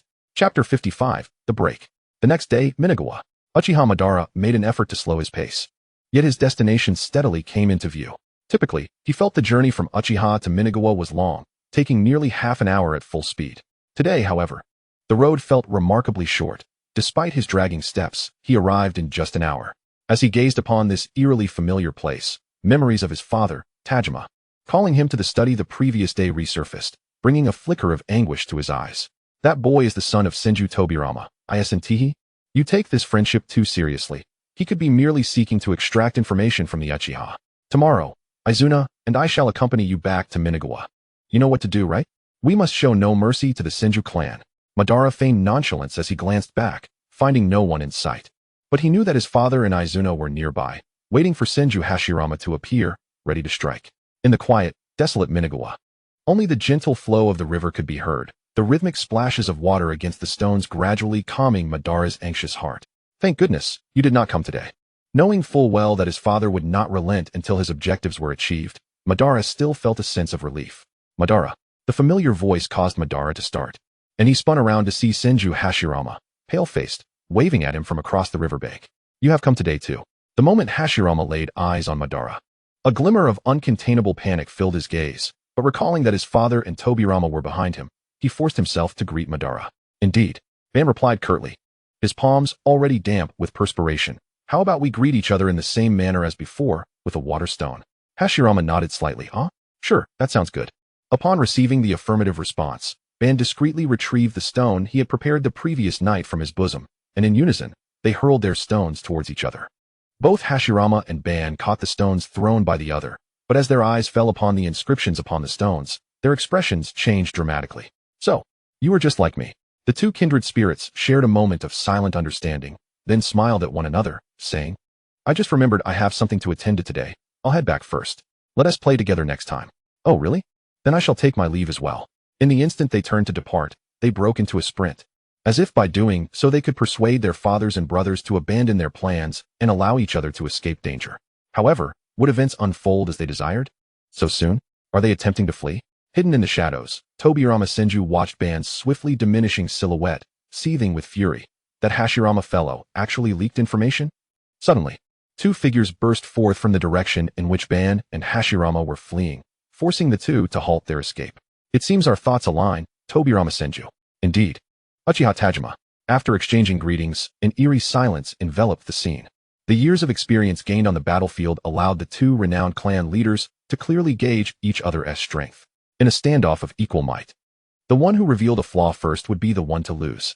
The unspoken contest did not last long, as a gentle breeze swept through.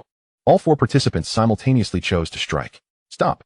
The shouts of Ban and Hashirama could not deter the four individuals who had already resolved to eliminate one another. Clang! Their weapons clashed, sparking a flurry of light. Yet, as Tobirama and Tajima matched each other blow for blow, they both realized that without identifying the other's weakness, victory was unattainable. Where lay the opponent's vulnerability? In that fleeting moment, Tobirama and Tajima turned their gazes towards the two youthful figures in the center of the fray. Whoosh! Tobirama's kunao and Tajima's ninja blade flew forth with a whistling sound. Clink! To the astonishment of the four combatants, the kunao and blade were deftly intercepted by two unremarkable stones. Uchiha Ban shielded Izuna behind him, his gaze fierce as he glared at Tobirama and Hashirama. I shall never forgive anyone who dares to harm my brother. At the same time, Hashirama returned to the battlefield, resolutely guarding Tobirama. Neither will I. In that instant, both Ban and Hashirama perceived unwavering killing intent reflected in each other's eyes. They understood that from that moment forth, all the promises and dreams they once cherished would cease to exist. The friendship between the Senju and Uchiha clans was destined to be ephemeral. 3 against 3? What do you think? Is it feasible, Ban? Tajima's words jolted Ban from his reverie. No, Hashirama is stronger than I am. If we confront them head-on, we will lose. Izuna, eyes wide with shock, exclaimed, What? Is there a child stronger than my brother aside from Ayato? Tajima replied, Is that so? What a pity. It would have been wonderful if that child were here today. We should retreat. The child Tajima referred to as Ayato, who at that moment was lamenting the lack of understanding from the Uchiha clan, though now allies of the Uchiha. Why was there a need to explain anything to the Senju? If that child had not been dispatched to meet with Kazuki, he should have been here to assist in subduing the 3 Senju across from them. So, have you awakened the Mangekyo Sharinan? Ayato, while savoring the takoyaki Ban had brought him, mumbled, and is it true that you cannot defeat Hashirama? Impossible, I just fearful that if I won, it would lead to Hashirama's demise, right? Ayato leisurely finished the last piece of takoyaki before stating, but Ban, have you truly considered that you cannot defeat Hashirama? If you had acted that day, it's entirely possible that the 3 of you would have perished at the South River. Uchiha Ban stared at Ayato, momentarily at a loss for words, but had to concede that in his current two-tomo state, he could not overcome Hashirama Senju. Acknowledging this, Ban fell into a deeper despair. Don't wear that expression. Ayato seized the opportunity to ruffle Ban's spiky hair, feeling a bit prickly. You should be happy. Ban, bewildered, retorted happy? Indeed. The fact that you Haven T unlocked the Mangekyo yet shows that Hashirama isn't as significant to you as you thought. You've already been downcast for days over a mere friend. It's high time you moved on. Ouch. Why are you hitting me? Ayato clutched his head, looking at Ban with a pitiful expression. Hashirama is not just a mere friend. Seeing Ban's angry face, Ayato secretly sighed in relief. As long as he wasn't in despair, having any emotion was better than being utterly despondent. During his time with Kazuki, Ayato had not merely been lounging about. He had been racking his brain, contemplating what he could do as the third party if Ban and Hashirama ever fell out. After much deliberation, Ayato resolved to combat negativity with more negativity. Regardless of how Ban felt after their potential fallout, it would undoubtedly be a negative sentiment. Thus, he might as well stoke the flames further. He was quite adept at uttering words that struck deep. Now it seemed to be working. Ban was clearly no longer in a melancholic mood, so it was time for the next step. Seizing the moment, Ayato encouraged, don't be angry. I never meant to question the bond between you two. Think about it. Who are you? You are Uchiha Ban. Whatever you do, whatever friends you make, does it require anyone's approval? As long as you and Hashirama still regard each other as friends, does it matter whether you play together at South River? Just stick to the original plan. When you become the head of the Uchiha clan and Hashirama becomes the head of the Senju clan, who would dare to say otherwise? If love endures, does it truly matter if it's morning or evening? Such trivial matters should not weigh heavily on your heart. Ban, arms crossed and leaning against the door, silently observed Ayato chatter away, the corners of his mouth gradually curving into a charming smile. Chapter 56. Welcome home. Time flows like water, and leaves fall in abundance. In the blink of an eye, over 3 months had quietly slipped away, and the once barren Kazuki Mountain had transformed into a blanket of white. Hooray, I'm free. Free at last. I shall never return to this wretched place again. Heaven knows why the food at Kazuki Mountain is so dreadful. Ayato had lost several pounds over the past 6 months. Had it not been for the occasional treats from Kiyoshi, he would have starved to death by now. Speaking of snacks, Ayato thought of Ban. Ever since that day, Ban had not returned to Kazuki Mountain. As he packed his belongings, he murmured incessantly, I hope he is all right. He seemed in good spirits when he left that day. My comfort must have worked wonders. Kiyoshi, who was helping with the packing, looked up. Who? Oh, it's nothing. I was just pondering why the old man suddenly showed kindness and released me a week early. Although Kiyoshi never spoke of it, Ayato could sense his disdain for Ban. Hence, he never mentioned Ban in Kiyoshi's presence, nor inquired why Kiyoshi held such animosity towards him. After all, they are the Uchiha clan, bearing an appearance that is rather unappealing, and their words are far from charming. What reason could there possibly be to tolerate them? Do you remember President Fujiwara? Asked Kiyoshi. Fujiwara? Ayato pondered for a moment before nodding. Yes, that miserly wealthy merchant, right? Upon hearing Ayato's assessment, Kiyoshi fell silent for a moment. Your early return this time is largely thanks to him. Ayato, puzzled, inquired, why is that? A few days ago, President Fujiwara approached the clan leader to announce a substantial long-term bounty, specifically requesting you to undertake it. Huh, he would be that generous? Considering the fact that the other party is a benefactor and has granted him an early week of freedom, Ayato refrained from voicing his subsequent thoughts. After swiftly packing his belongings, Kiyoshi noticed Ayato looking around as if searching for something. What are you looking for?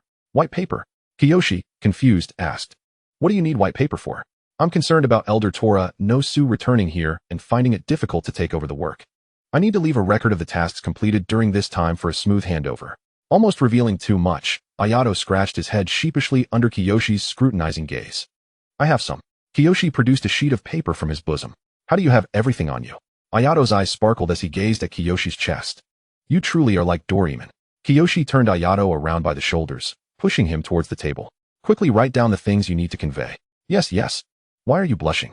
Seizing the opportunity while Kiyoshi turned around, Ayato hastily scribbled a note and, under Kiyoshi's watchful eye, stealthily handed it to the ninja guarding the office door. Please keep this safe. If that arrogant hedgehog-headed fellow arrives, give this to him. The young ninja, baffled, held the note. Lord Ayato, are you referring to that Uchiha? Ayato swiftly covered the ninja's mouth, turning to Kiyoshi with a disarming smile. Then whispered in the guard's ear, why shout so loudly? Just knowing who it is enough. Having said that, Ayato dragged Kiyoshi and hurried down the mountain, as though something unsavory were pursuing them. Their pace was swift, the distance from Minzaki Mountain to the territory of the UI clan, which typically takes 2 days for an ordinary ninja, was traversed by Kiyoshi and Ayato in just a day and a night. After spending some time tidying up a home that had been unattended for half a year, night had already fallen deep. Ayato surmised that Elder Ryanashuk would still be in the office handling documents and planned to check on him. However, when he turned around, he found Kiyoshi appearing hesitant, which amused him. What's wrong, Kiyoshi? Since when did we become so formal with each other? Kiyoshi, upon hearing this, smiled silently, then took out a summoning scroll from his robe. To Ayato's astonishment, he summoned a large bunch of pristine lilies of the valley. Kiyoshi presented the bouquet to Ayato. Welcome home, Ayato. Due to the sealing technique, some flowers had mysteriously vanished, leaving only green stems behind. Upon closer inspection, their appearance was not particularly splendid. Yet Ayato felt a surge of emotion. It was the heart of winter, long past the blooming season for lilies of the valley, and Kiyoshi must have put in a great deal of effort to present such a large bouquet. Since activating the system, Ayato had sought opportunities to acquire lilies of the valley.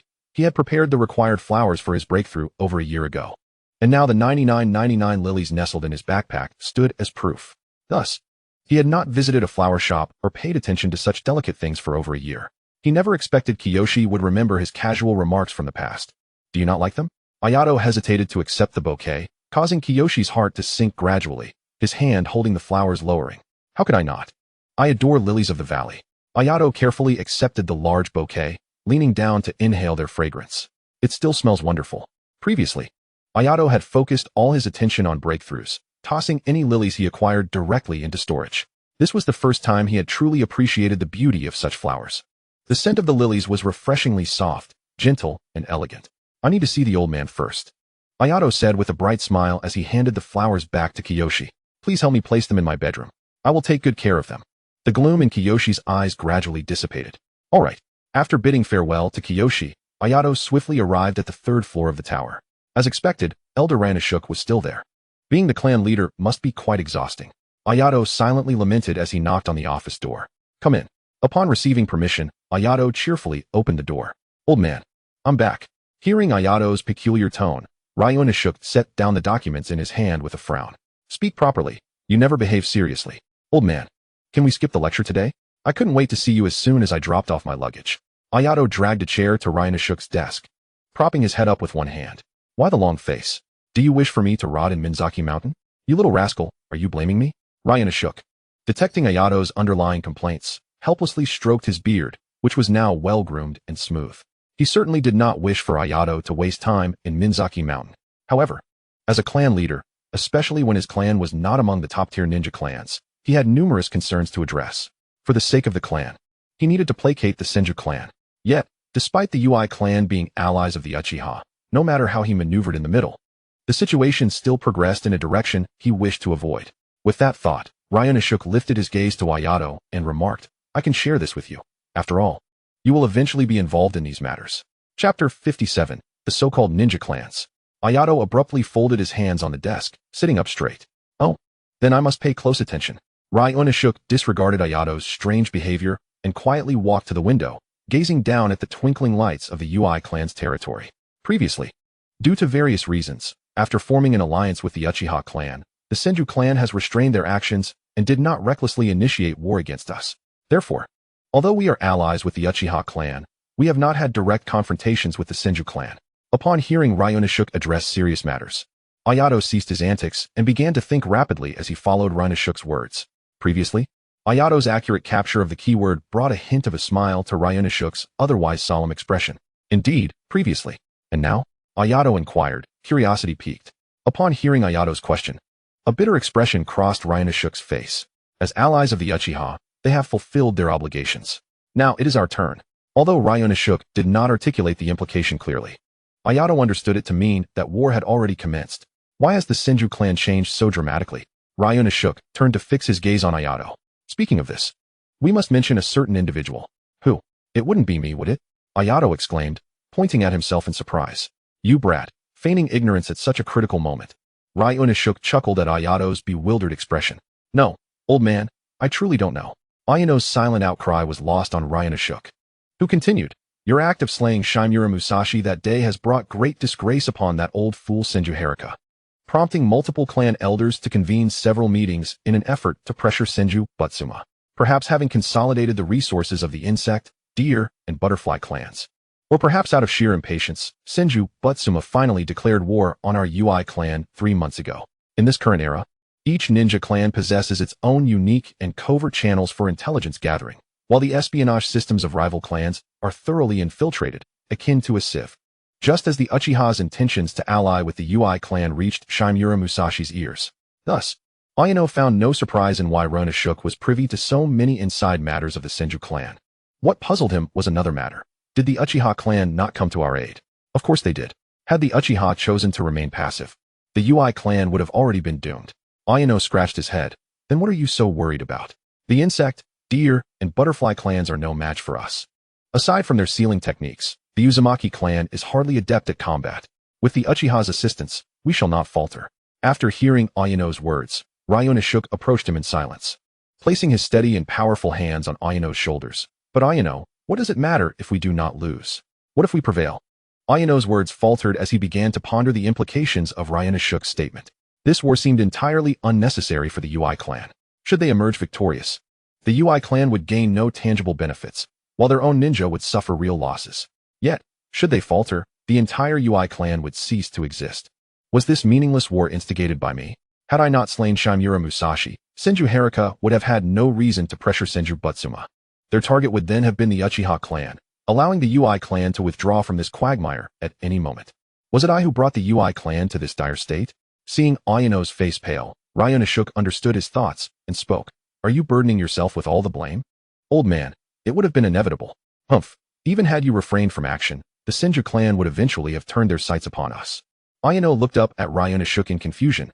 What do you mean? Unearthing chuckled softly. This is the lament of small clans, regardless of your alliances. In the eyes of those top-tier ninja clans, if you are not their ally, you are deemed an enemy that must be eradicated. Had you not acted that day, it would have merely resulted in the Senju clan gaining another loyalist. After some time, they would still have sought an opportunity to strike the UI clan. Unearthing's words invigorated Ayato. Then why did you say all of that? I was contemplating the future path of the UI clan. Unearthing's gaze turned once more to the window. Though this time his eyes lacked a specific target. Though we UI share a name with the Sage of Six Paths, we possess neither bloodline nor secret techniques, nor summoning prowess. Yet, even so, we have carved a niche for ourselves in the Land of Fire. But what does that matter? The Uchiha, Senju, and Hyuga clans could extinguish us at any moment. Our clansmen are now fighting on the battlefield for the interests of others, and I can only sit here helplessly, watching as their vibrant lives are reduced to mere casualty numbers. Ayato, we old fellows have grown weary.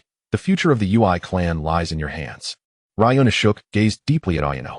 He understood that this young man harbored secrets, a multitude of new ninjutsu, a training speed that was astonishing, and that peculiar space-time ninjutsu. Among others, he was aware of all this, yet he had never inquired. What mattered was that this young man was of pure UI blood, loyal to the UI clan. His duty was to cultivate Ayato properly, preparing him to inherit his position and enabling the UI clan to flourish under his leadership, becoming a top-tier clan capable of thriving independently without reliance on others.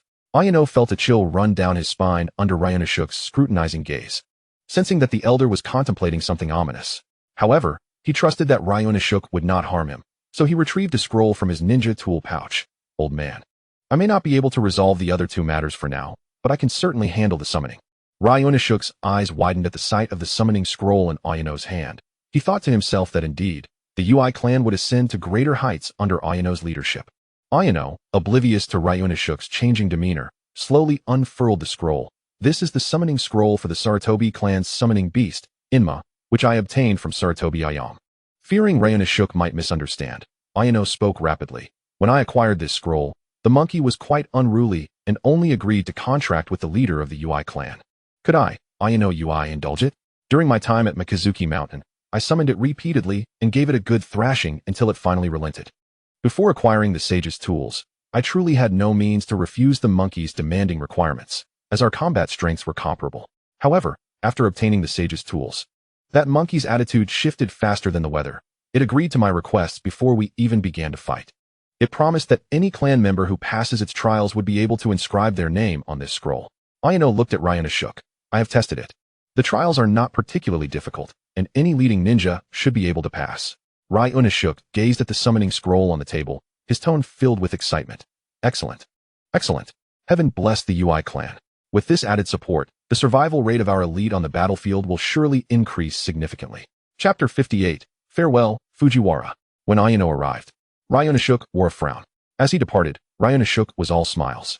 As for the scroll, Ayano had always intended to turn it over to the clan, for he did not hold the Sarutobi's Inma in high regard. During his time at Mikazuki Mountain, Ayano had inquired about that monkey, discovering that the Sarutobi clan's Inma was only barely capable of matching the strength of the clan leaders of the major ninja clans, while the other monkeys mostly ranged from Jonin to elite Jonin, offering little help to Ayano. Now, being able to use this summoning to reduce clan casualties brought a measure of solace to Ayano. Upon returning home, he found that Sakeza had already left, and the bedroom was filled only with a large bouquet of lilies blooming quietly.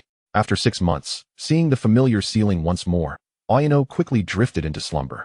He slept soundly until the following noon, when he was awakened by Sakeza's knocking at the door. Coming. Ayano exerted all his strength to break free from the warm cocoon of his bed, leisurely washed up and dressed. It was only when Sakeza knocked again that he finally sauntered out. It's just a meeting with a Fujiwara. Why are you in such a hurry? When the two arrived at the tower, they were instantly greeted by UI Ruri, who had been waiting at the entrance for quite some time. You finally made it. Hurry. Follow me. President Fujiwara and clan leader Ryuna have been waiting for you for a long time.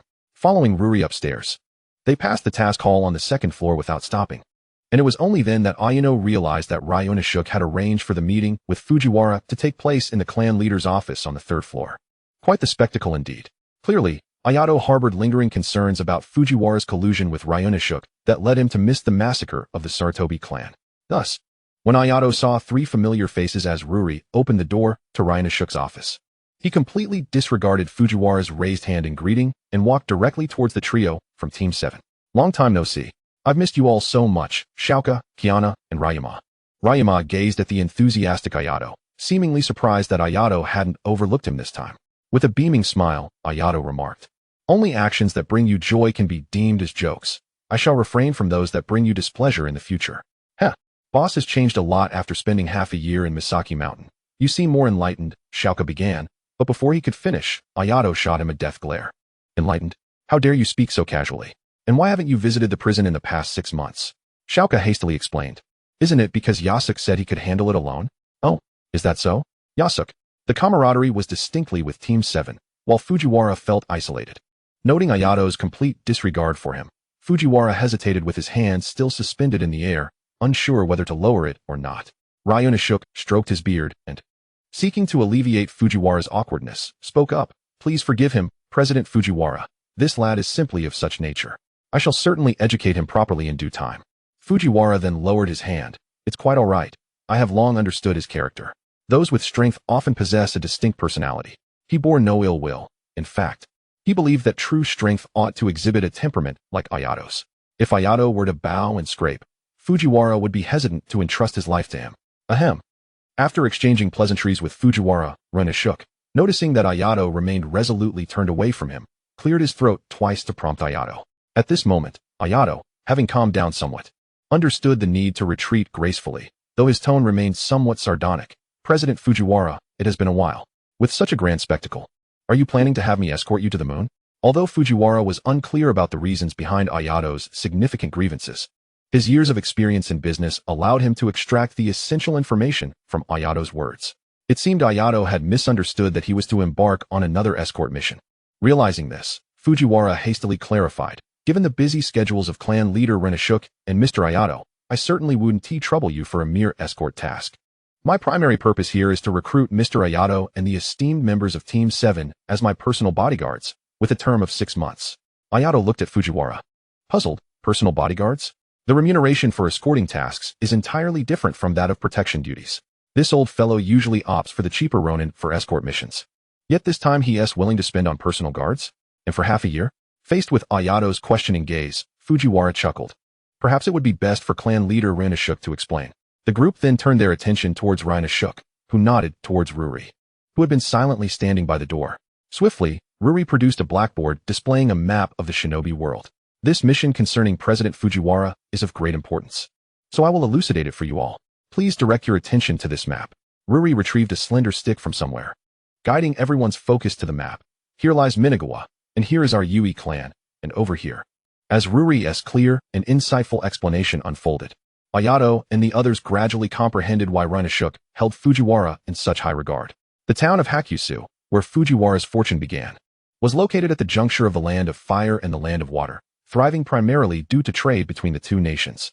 However, in this era of stagnation, trade between nations had its limits. In Fujiwara's eyes, Hakusu had reached its developmental peak. Unwilling to let his commercial empire stagnate, he observed that the surrounding smaller nations had fallen into poverty due to years of warfare. The land of rivers, beyond that, was bordered by the land of earth, which not only lacked resources but was also exceedingly insular, making business ventures challenging. Maritime trade was out of the question, as Hakusu lay deep within the inland of the shinobi world, with not even a river nearby.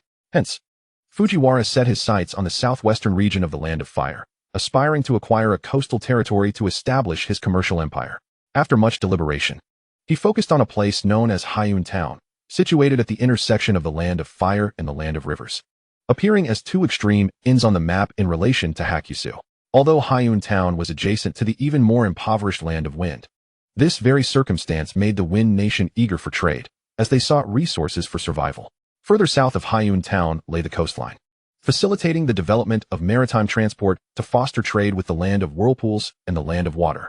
Thus, in Fujiwara's estimation, Hyun Town represented an unparalleled opportunity for the growth of his commercial empire, leading him to purchase the entire territory of Hyun Town earlier this year. Chapter 59. Is he not just traversing through time? Ayato pondered, looking at Ruri with confusion. She returned a sweet smile and continued her explanation. Our Yui clan has caught President Fujiwara's attention. Once the commercial infrastructure in Hyun Town is established, he will. Upon hearing Ruri's elucidation, Ayato's understanding deepened.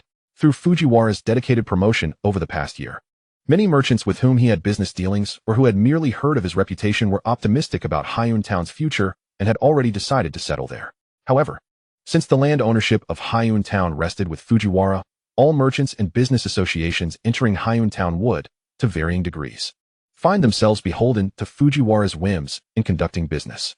Moreover, Fujiwara had already reached an agreement with Rinashuk that all orders from merchants and individual traders in Hyun Town would be assigned to the Yui clan for execution. What does this imply?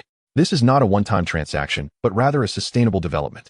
This means that as long as the Yui clan can secure the orders from Hyun Town, the continuous influx of economic benefits will inevitably strengthen the Yui clan's ninja prowess.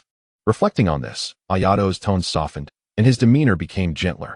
President Fujiwara, is our Team 7 sufficient for this task? Should we consider recruiting additional ninja groups? Previously, Ayato would have never sacrificed the opportunity to battle the Senju clan for such matters. After all, the ninjas of the Senju clan generally possessed formidable strength, and one could potentially earn a substantial reward from defeating them. However, the words of Rinashuk from the previous night had indeed made an impact, leading Ayato, now filled with a sense of guilt, to prioritize the interests of the ninja clans over his own. Was this all part of your meticulous planning, old man? Ayato glanced sideways at Rinashuk, who merely offered a mysteriously enigmatic smile in return. Ayato's sudden shift in attitude made Fujiwara feel slightly uneasy. He pulled a handkerchief from his pocket to wipe the cold sweat from his brow. That is more than sufficient. Hyun Town is inherently a stable and peaceful place. Yet these past 2 years, due to the rampant activities of bandits, the townsfolk have been unsettled, resulting in a decline. I usually disregard such rumors, but who would have thought they would dare to attack me last time? Ryuma, who had remained silent thus far, turned to Fujiwara, incredulous. Bandits actually dared to lay hands on you? It is hardly surprising that Fujiwara and Raito were so taken aback. The audacity of common thugs daring to target a wealthy businessman like Fujiwara is utterly inconceivable. In a world where ninjas exist, even the slightest semblance of skill can lure rogue ninjas into engaging in quick money ventures such as banditry or highway robbery. Proud and ambitious ninjas are often employed by affluent merchants like Fujiwara to ensure their safety, yielding substantial returns. Consequently, occupations such as that of the thugs, which yield slower profits, are typically pursued by those of modest capabilities. These individuals may bully ordinary folk without a second thought, but they would never dare to offend the wealthy merchants or nobles who can afford the protection of ninjas. The means available to ninjas would allow for swift retribution, and the consequences they would face upon being discovered are beyond their endurance. Hearing Raito's words, Fujiwara managed a bitter smile. Of course, ordinary thugs would not dare to lay a hand on me, but those individuals are also ninjas. At the time, only 2 came to kill me, while I had 5 rogue ninjas at my side. At this point, a look of dread crossed Fujiwara's face. Even so, I narrowly escaped death in Hyun Town. Given the rampant behavior of these thugs, did the merchants of Hyun Town not enlist the nearby ninja clans to eradicate them? Jinja inquired. On the map, the bold characters of the Oil Woman clan were prominently marked next to Hyun Town, and even further afield was the renowned Hagoromo clan. If they were to intervene, no thug would stand a chance of survival. In response to Jinja's query, Fujiwara sighed. That is precisely the most troublesome aspect. According to my investigation, they have never targeted the merchants of Hyun Town. Ayanamai stroked his chin thoughtfully. It appears that someone does not wish for you to be in Hyun Town. Do you have any competitors? Fujiwara shook his head. I understand your implication, but those thugs have been active in the vicinity of Hyun Town for 2 years. While I only purchased the land there a year ago. Joshi picked up Ayanamai's thread. So, you mean the local forces of Hyun Town wish to drive you out? In that case, those thugs must have some formidable backing. Rai Unashuk regarded Ayanamai and Joshi as they pieced together the events, his appreciation for their intellect barely concealed. Fujiwara, observing Ayanamai's silence, cautiously inquired. As long as Mr. Ayanamai is willing to accept the task, we can negotiate the bounty further. In matters of life and death, Fujiwara could not afford to be reckless. Among the entire Yairi clan, he held Ayanamai in the highest regard, despite his youth. Ayanamai had saved him on 2 separate occasions in dire circumstances. Just the sight of Ayanamai's figure brought a profound sense of security. Moreover, he was now the white-robed demon. Reflecting on Ayanamai's deeds he had heard from other ninjas during his visits to the Yairi clan, Fujiwara felt an unwavering confidence about this journey to Hyun Town. Thus, while he was open to increasing the bounty, he would not entertain the idea of changing personnel. Rest assured, President Fujiwara, we have already settled on a price, and we shall not act in bad faith. With our 7th group on this mission, you will not encounter any mishaps. Ayanamai readily acquiesced to Fujiwara's hopeful gaze. Then I shall prepare and depart immediately. No, you should stay with our clan for a few more days. I have a few matters to attend to before we set off, Ayanamai replied. Very well. This mission will indeed require ample preparation, Fujiwara conceded, albeit disappointed by Ayanamai's decision to delay their departure. Ayanamai was not deliberately stalling Fujiwara. He had not seen Jinja and the others for half a year and wished to catch up while also assessing their current abilities. To Ayanamai's delight, the growth in their skills over 6 months was substantial.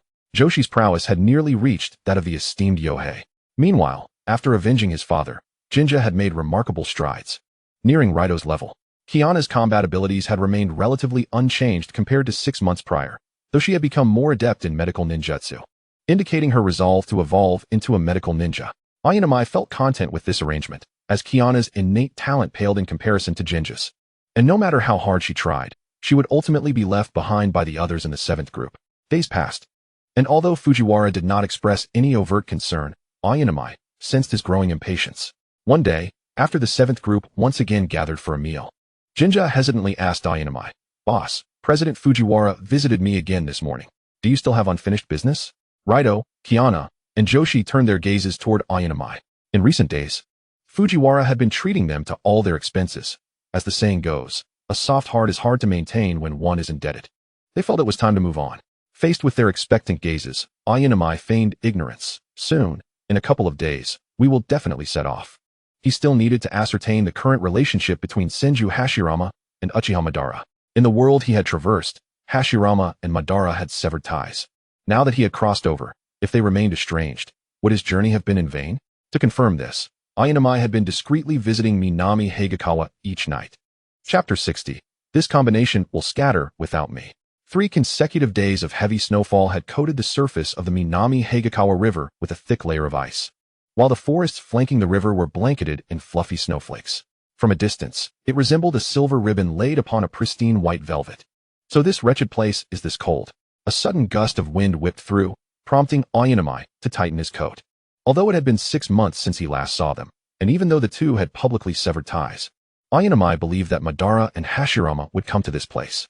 During their first meeting at Misaki Mountain, Ayanami had mentioned that his release date was yesterday, and at that time, Madara and Hashirama had not yet fallen out. He was confident that Madara had conveyed this information to Hashirama. Thus, Ayanami was certain they would come looking for him. If they did not come, then he would sever ties with them once and for all. Why did you come so early? A familiar yet unfamiliar voice called out from behind Ayanami, despite not having seen the person for 4 months. And noting the deepening tone of their voice, Ayanami instantly recognized the identity of the newcomer. Madara, you truly came. I knew I wasn't mistaken about you. Ayanami spun around, his pale cheeks flushed from the cold wind, his eyes sparkling with anticipation as they locked onto Madara's. The vibrant hues of the sunset accentuating his already exquisite features. Thump, thump.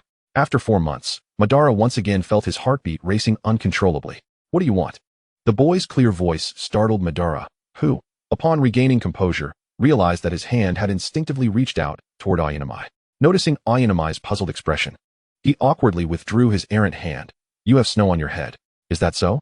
Ayanami absent-mindedly brushed his hair, glancing up at Madara, who towered over him. How have you grown so much? Don't use your height as an advantage to sneakily pat my head. Misunderstood, Madara silently chuckled.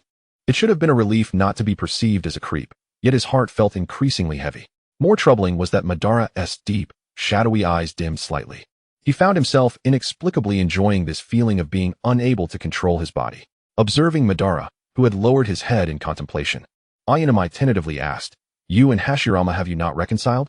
For months had elapsed since their last encounter, and Madara's appearance had undergone considerable transformation. His unruly long hair cascaded carelessly down his back, and paired with his now taciturn demeanor, he increasingly resembled the Shura of the shinobi world as depicted in the original text. When Hashirama was mentioned, the agitation within Madara's heart intensified. No. Ayane, sensing the urgency in the moment, exclaimed, Why don't you just tell him? Don't you still care about him?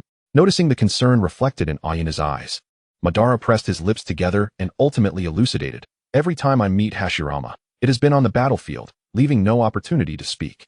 After a brief silence, Ayane responded. Then seize this moment. Meet and clarify everything. Clarify everything?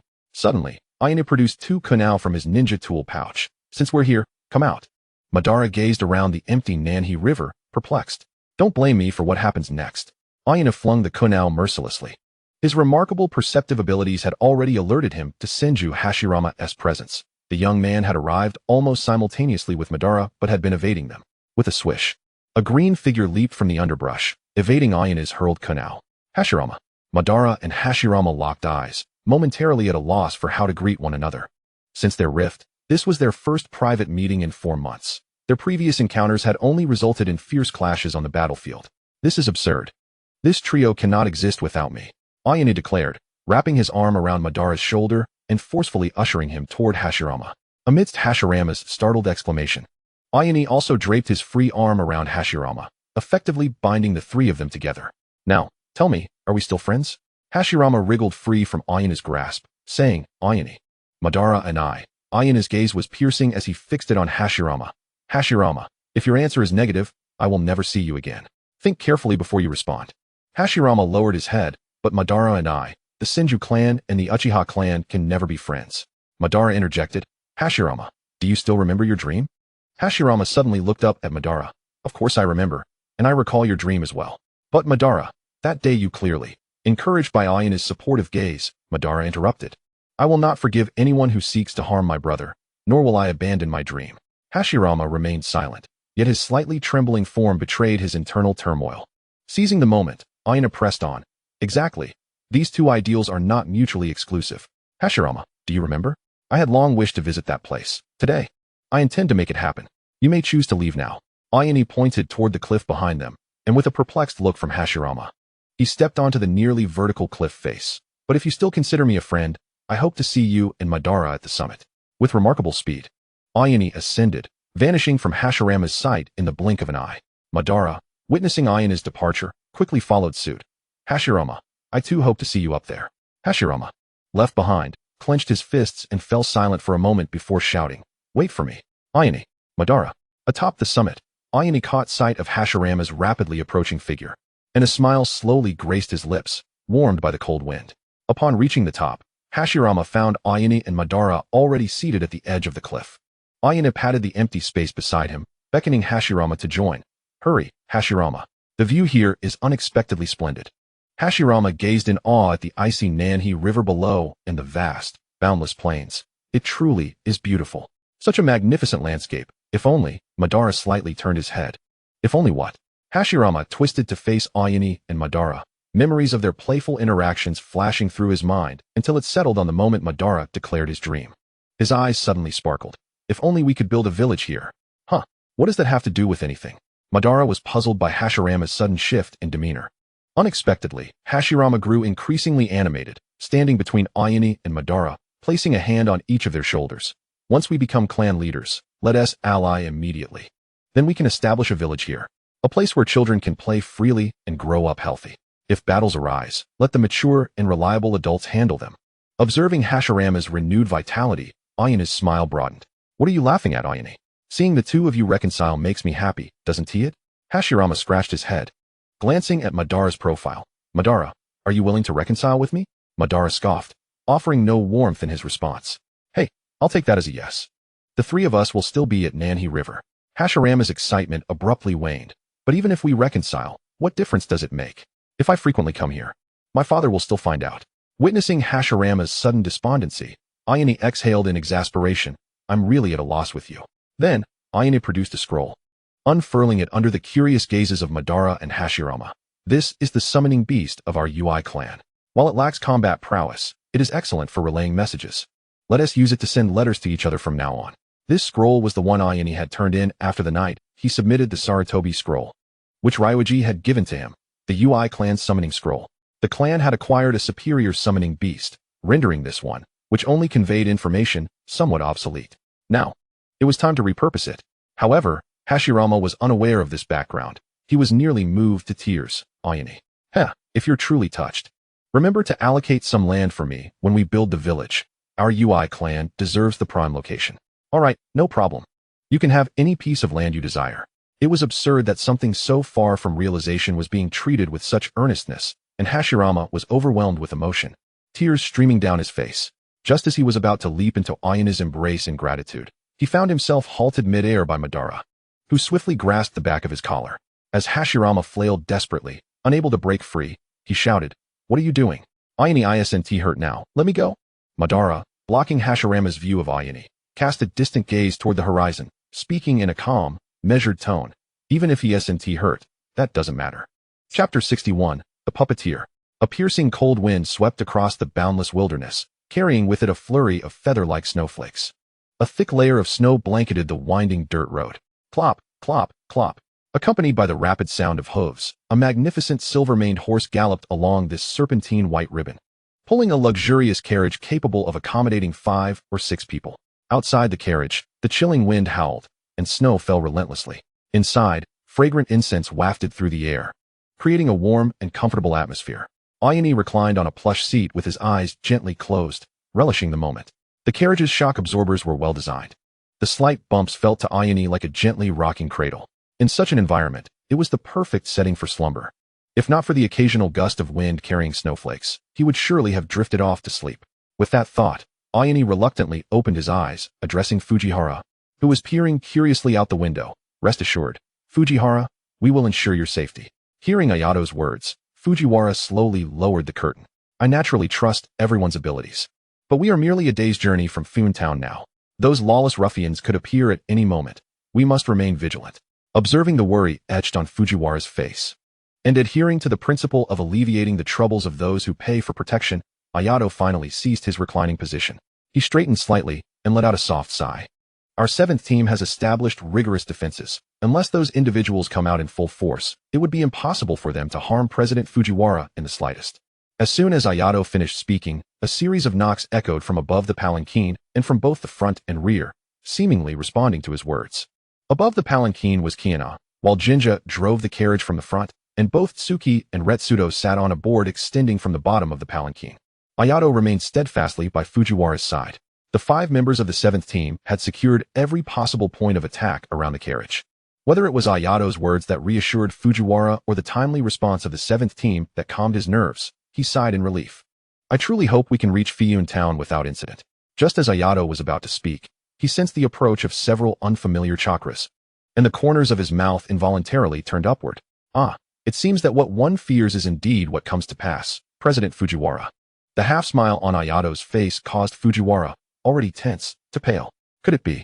Ayato nodded slightly, his slender fingers resting on his lips. Please remain quiet. President Fujiwara. Outside the palanquin, Suki also sensed the approaching enemies.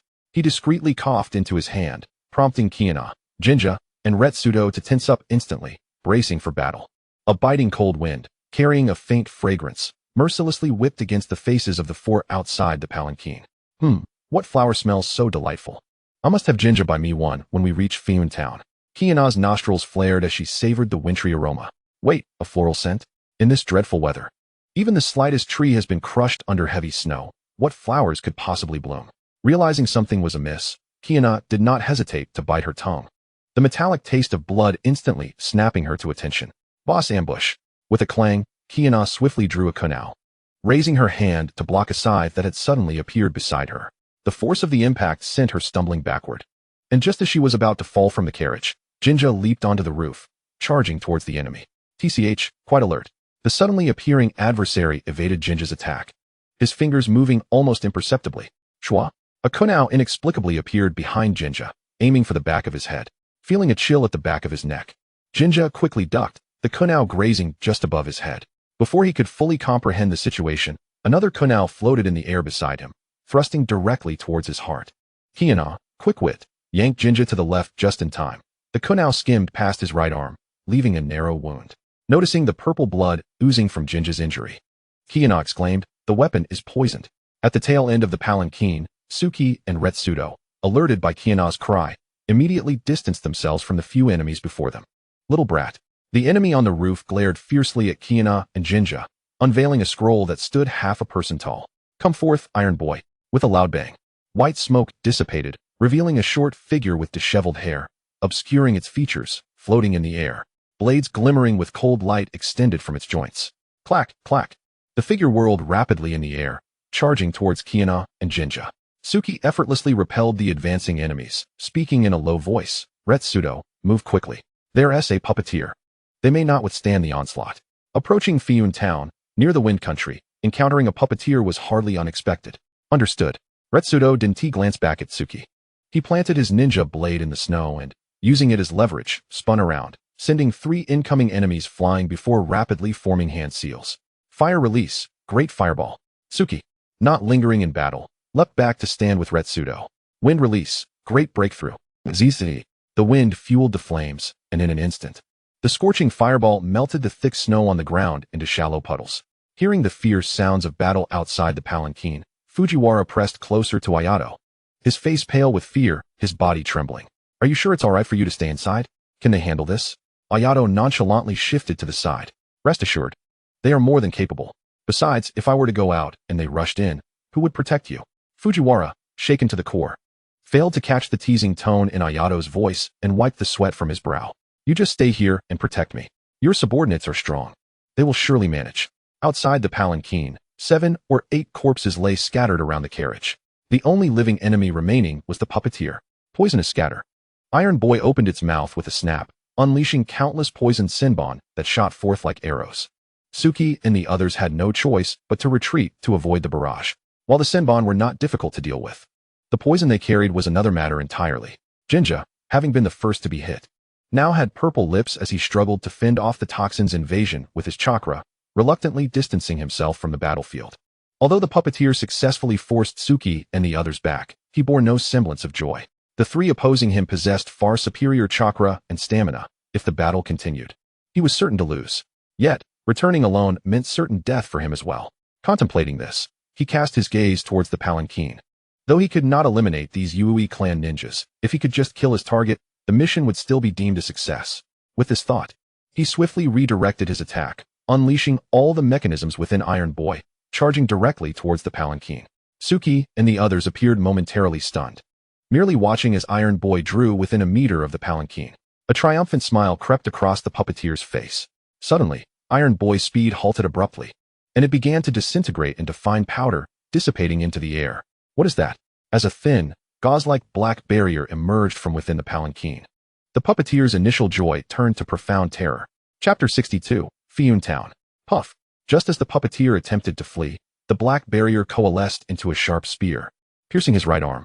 Not a drop of blood flowed from the arm impaled by the obsidian spear. Like Iron Boy moments before, it crumbled into fine powder.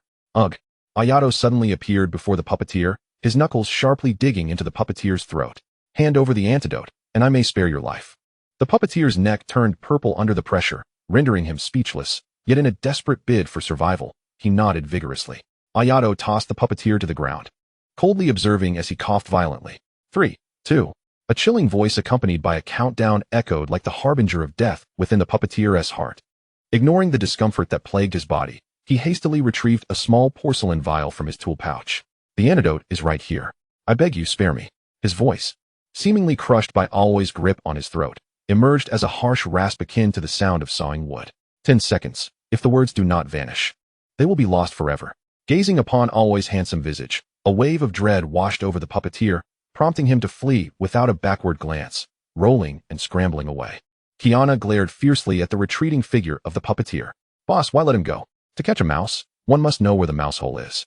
As she spoke, she handed the antidote to Kiana. You'll take care of Jinja, right? Kiana nodded in affirmation. No problem. Fujihara, who had been observing from the carriage while Aoi took action, stepped down as the battle subsided. Mr. Aoi is correct. A thief can operate for 1,000 days. But one cannot guard against thieves for 1,000 days. Seizing this opportunity to uproot the enemy would be splendid. Aoi lifted Jinja and addressed Fujihara. My companion is injured.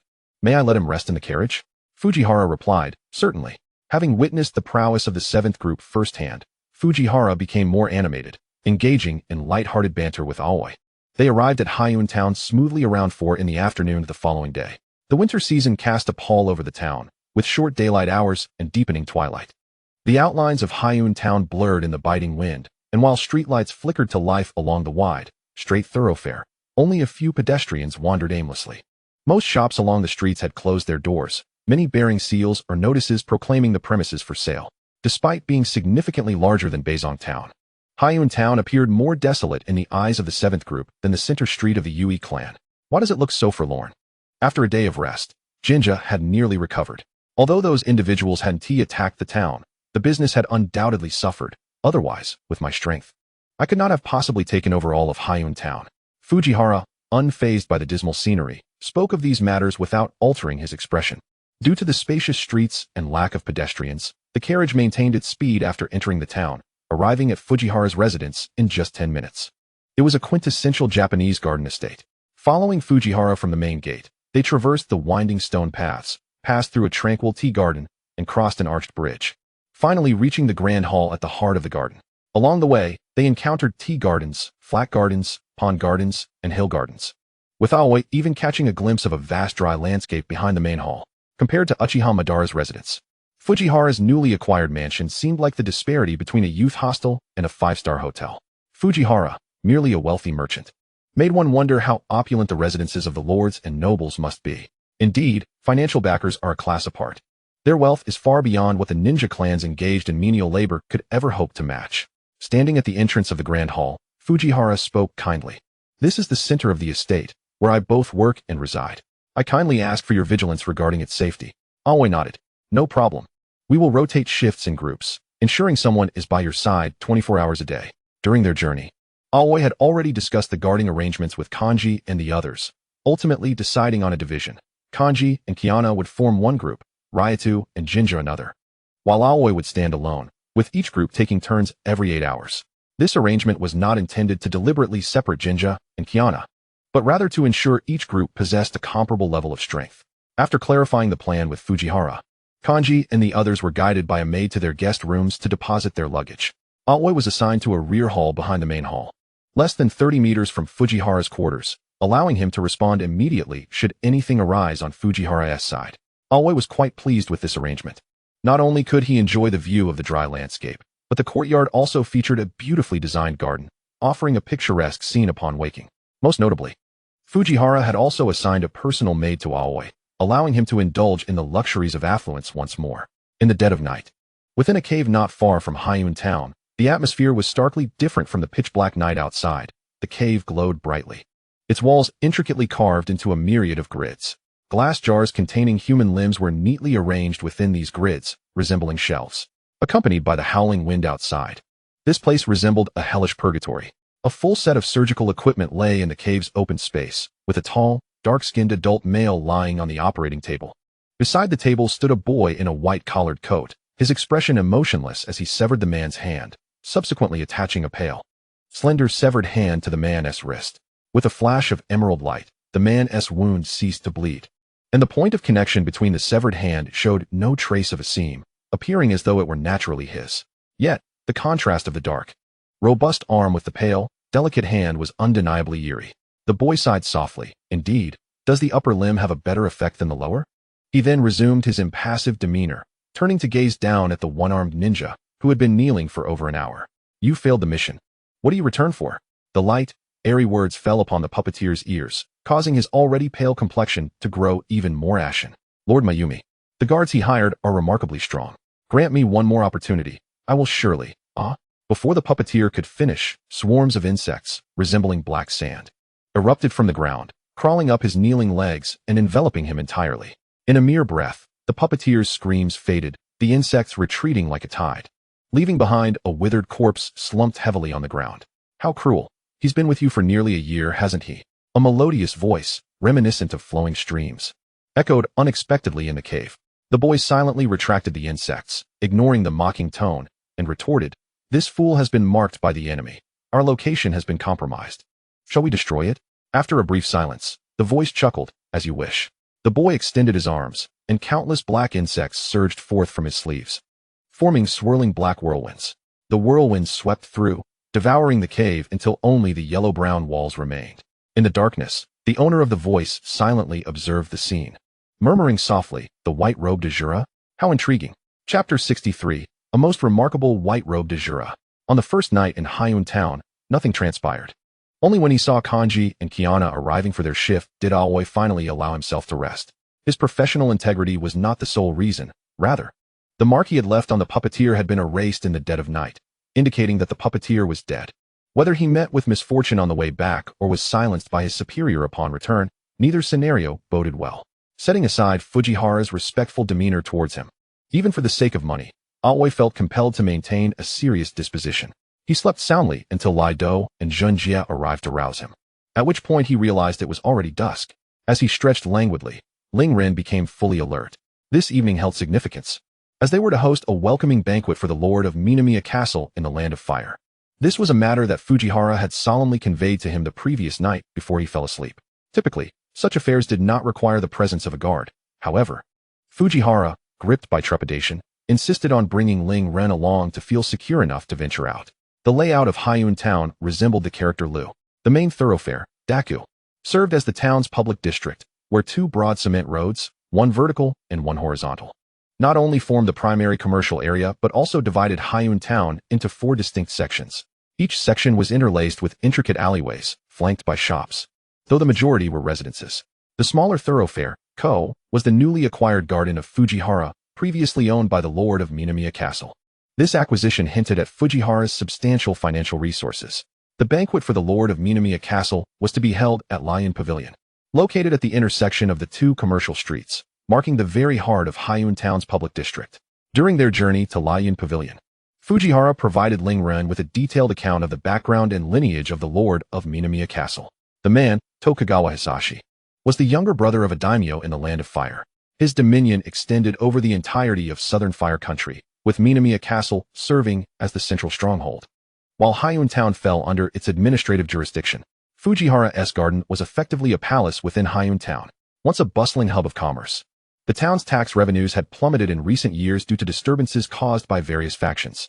Moreover, Tokugawa Hisashi deemed the area unsafe, leading him to sell all the land in Hyun Town to Fujihara when the latter approached him.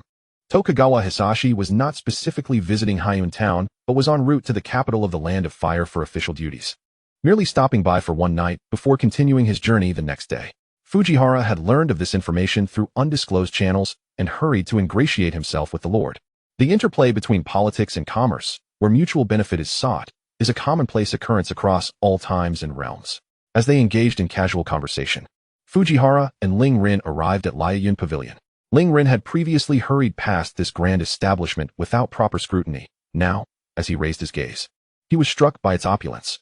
The pavilion was a 5-story structure with a square layout, adorned with strings of paper lanterns suspended beneath the eaves, casting a radiant glow that made the entire edifice shimmer against the night sky. Upon their arrival, they were greeted by a well-dressed middle-aged man. President Fujiwara, the esteemed lord is already resting upstairs. Please, follow me, he said. Fujiwara nodded slightly in acknowledgement. Thank you, Mr. Sakata. The smiling face of Sakata, the pavilion's proprietor, beamed with goodwill. He was aware of the significance of his establishment and was eager to maintain favorable relations with Fujiwara. As they exchanged pleasantries, Sakata led Fujiwara and Ling Ren to the 5th floor and discreetly departed. The spacious venue was furnished with merely 5 low tables. At the center stood a raised platform, flanked by 2 tables on either side. Seated atop the platform was a man clad in a purple haori, with a lovely young woman gently massaging his shoulders. This was likely Tokugawa Hisashi. The 2 tables to the left of the platform were occupied. Closest to Tokugawa Hisashi was a middle-aged man in official garb, presumably one of Hisashi's subordinates. The other occupant was of particular interest, a youth of about 15 or 16, dressed in white, possessing striking features and a tall, elegant stature. Yet, what captivated attention most were his eyes, pure and white as jade. Fujiwara found himself stealing glances at the youth, and as Ling Ren sat beside Fujiwara at one of the tables, he openly scrutinized the boy across from him. He had not anticipated encountering a member of the Hagoromo clan here. Truly, they were renowned as the 3rd great ninja clan, alongside the Uchiha and Senju. Their legacy formidable despite a slight disparity in strength. Feeling the intensity of Ling Ren's gaze, the young Hagoromo ninja spoke, his voice clear and gentle as a spring. Might I inquire what peculiarity has drawn the attention of the white-clad demon upon me? Do you know me? Ling Ren replied, bemused, for it seemed there was scarcely a ninja in the land of fire unfamiliar with the name of the white-clad demon. The tale of the Shimura clan conflict was but whispers to him, yet it stirred a sense of intrigue. Ling Ren dismissed the compliment with a casual remark. It's merely a title. It appeared he was unable to shake off this rather juvenile moniker, which vexed him. Upon first laying eyes on Ling Ren, Tokugawa Hisashi was taken aback by the youth's beauty. He had encountered many stunning individuals, yet none possessed the ability to capture his entire focus simply by existing as Ling Ren did. Noticing that Hagoromo Shuichi seemed to recognize Ling Ren, he hastily suggested, Shuichi-kun, since you are acquainted with this gentleman, might you introduce us? Hagoromo Shuichi inclined his head, of course. It became apparent that he had conducted thorough research, even being aware of Ling Ren's initial mission to eliminate a rogue ninja. As he recounted the event, applause erupted from the assembly, and Tokugawa Hisashi cast numerous side glances at Ling Ren. Meanwhile, Ling Ren sought solace in the fruit wine on the table, consuming it to mask his embarrassment. It was not that he desired to drink. Rather, it was the only option available. The serving girl beside him was ever attentive, refilling his glass the moment it emptied. Although the fruit wine was low in alcohol content, Ling Ren's rapid consumption soon had its effect, causing a flush to rise to his cheeks. Am I speaking correctly? Hagoromo Shuichi praised Ling Ren in front of everyone, and only then did he seem to remember the guest of honor was present, turning to inquire of Ling Ren. However, this action drew the attention of all in the room toward him. Ling Ren sat languidly at the table, his long, dark hair loosely tied with a white ribbon, cascading messily to his chest. Supporting his chin with one hand, he was poised to bring the filled cup to his lips. Detecting the collective gaze upon him, he blinked slowly, his long, curled eyelashes casting a shadow over his misty eyes, staring blankly at the assembly. Truly, the title of white-clad demon was well-deserved. Chapter 64, Hagoromo Shuichi. Indeed, my reputation is forged from the lives of others. Ling Ren's cool voice held an unmistakable edge of menace. His icy gaze locked onto Tokugawa Hisashi, his pale cheeks tinged with a faint blush that might have been from the wine or his indignation. He had sensed Hisashi's lingering stare upon his entrance. Initially, he had assumed the Lord's curiosity was merely piqued by the presence of a youthful ninja as Fujiwara's guard. But Hisashi's recent words bore a distinctly suggestive tone, and the way he looked at him was overtly predatory. Though a noble, Tokugawa Hisashi evidently did not regard ninjas as equals. Thus, only one other possibility remained. The thought sent a wave of disgust through Ling Ren, as it seemed that in any era or reality, there were always those who sought to exploit the innocent. The atmosphere in the hall grew tense. Fujiwara, drenched in cold sweat, clutched Ling Ren's sleeve tightly from beneath the table. Others may not be aware of this gentleman's character, but he is Fujiwara no Munikira. The aura of murderous intent he exudes is nearly suffocating. Should Ayato eliminate Tokugawa Hisatsu, aspirations for a commercial empire would be dashed. He ought to gather his belongings and flee. Had he known better, he would not have brought Ayato along. That general possesses considerable strength as well. No, that is not right. Although the general wears glasses, he is quite handsome. What if Tokugawa Hisatsu takes a fancy to him? Who should he have brought instead? Raito? Tsukiai? Fujiwara suddenly realized that the group of Yui ninjas he had invited seemed to possess remarkable attractiveness. No. Is this really the time for such thoughts? He shook his head vigorously, attempting to dispel the chaotic thoughts swirling in his mind. Calm down, I implore you. Fujiwara's voice was barely above a whisper, tinged with desperation. Ayato cast a sidelong glance at Fujiwara. Considering the contributions brought to the Yui clan by the tasks in Hyun Town, he decided to let it go this time. Why is the food taking so long? This remark caused the tense atmosphere among those present to ease, and the Tokugawa retainer opposite Fujiwara slumped heavily onto the cushion. After narrowly escaping death moments earlier, Tokugawa Hisatsu's back was drenched in cold sweat. He hadn't expected to encounter such a formidable opponent. Even the most beautiful rose bears thorns, and he had nearly lost his life here. Yet, being of high birth, he was accustomed to acquiring whatever he desired. Tokugawa Hisatsu fixated on Ayato's profile, resolving that if this opportunity slipped away, he would seize the next one. Perceiving the oppressive gaze directed at him once more, Ayato shot a fierce glare at Tokugawa Hisatsu. His once gentle, enchanting peach blossom eyes now brimmed with brutal intent, prompting Tokugawa Hisatsu to hastily lower his head. The intimidation from Ayato dampened Tokugawa Hisatsu's enthusiasm for the gathering. He waved his hand, dismissing the women beside him and the dancers who had entered at the start of the banquet. What should have been a joyous welcoming and farewell feast had become rather dull due to this minor interruption, and the attendees felt as if they were chewing on wax. Except for Ayato, who relished the lavish spread, the rest found little pleasure in the meal. After hastily concluding the banquet, Fujiwara lingered with Ayato in the venue for a while longer, deliberately avoiding Tokugawa Hisatsu and not departing alongside him. His heart could not withstand the strain. Should this gentleman beside him lose his temper and resort to violence, his frail frame would be no match. Truly, he was a white-clad demon. Hinata Shuki approached. But as soon as he spoke, Fujiwara's previously calmed heart surged with anxiety once more. Just as he was about to say something, he was interrupted. Why does Fujiwara-sama seem so tense? I genuinely admire the reputation of the white-clad demon. My intentions are purely respectful. What you think of my intentions is of no concern to me. I merely fear you might die here and splatter my clothes with blood, Fujiwara thought bitterly. Stealing a discreet glance at Ayato, he noticed the latter's expression remained calm, allowing him to exhale in relief and adopt a demeanor of equanimity. Hinata Shuki, undeterred by the minor setback, maintained his smile. Noticing the bamboo flute hanging at Ayato's waist, he inquired, "Might I ask what kind of instrument that is, oh demon? I consider myself fairly knowledgeable, yet I have never encountered this object." This question finally elicited a response from Ayato. It was the first time someone had initiated a conversation about musical instruments since his arrival in this realm. Perhaps the curiosity evident in Hinata Shuiki's eyes was too pronounced, prompting Ayato to remove the bamboo flute from his waist and offer it to him. "This is a custom piece I had made. I call it a bamboo flute." Hinata Shuiki accepted the flute with both hands, examining it closely. Upon noticing a familiar emblem at the end, he asked, "Is this not the Uchiha clan's crest?" Ayato nodded affirmatively. The crest had been engraved by the shopkeeper. Every instrument crafted by him bore the Uchiha emblem. Ayato considered it merely a peculiar quirk of a traditional artisan and had said nothing at the time.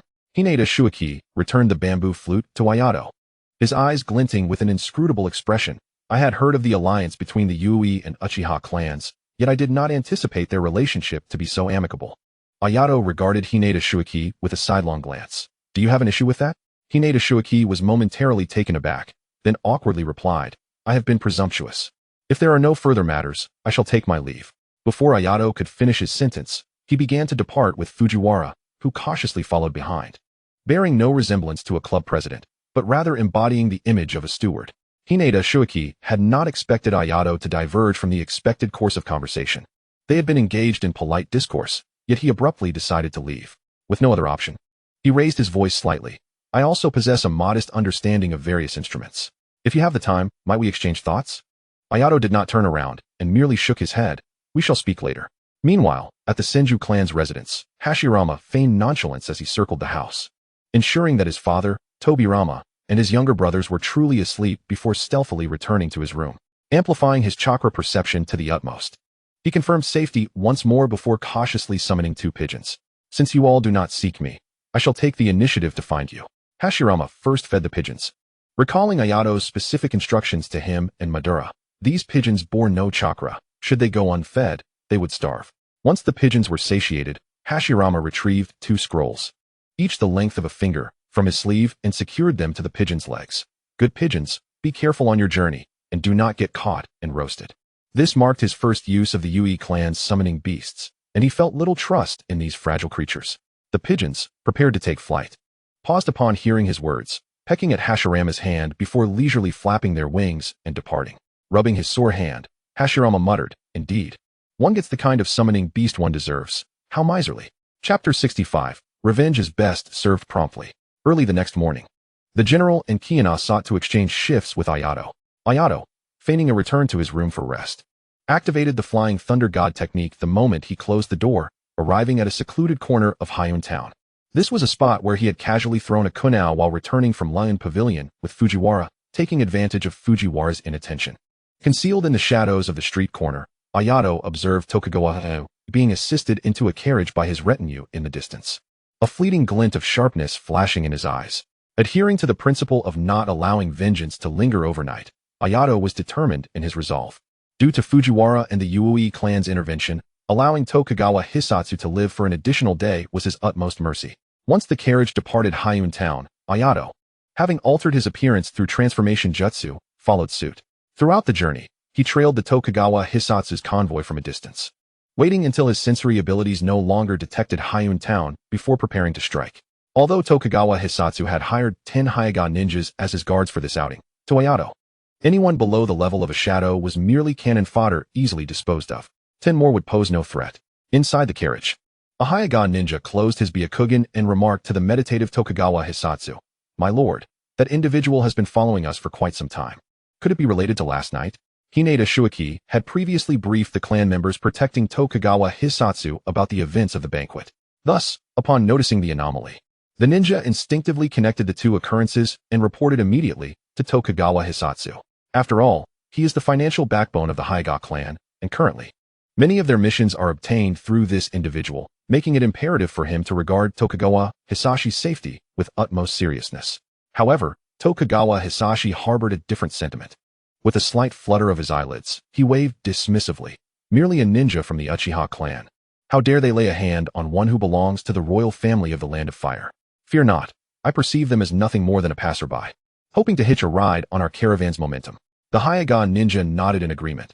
Though Hisashi's words were laced with arrogance, they were not without merit.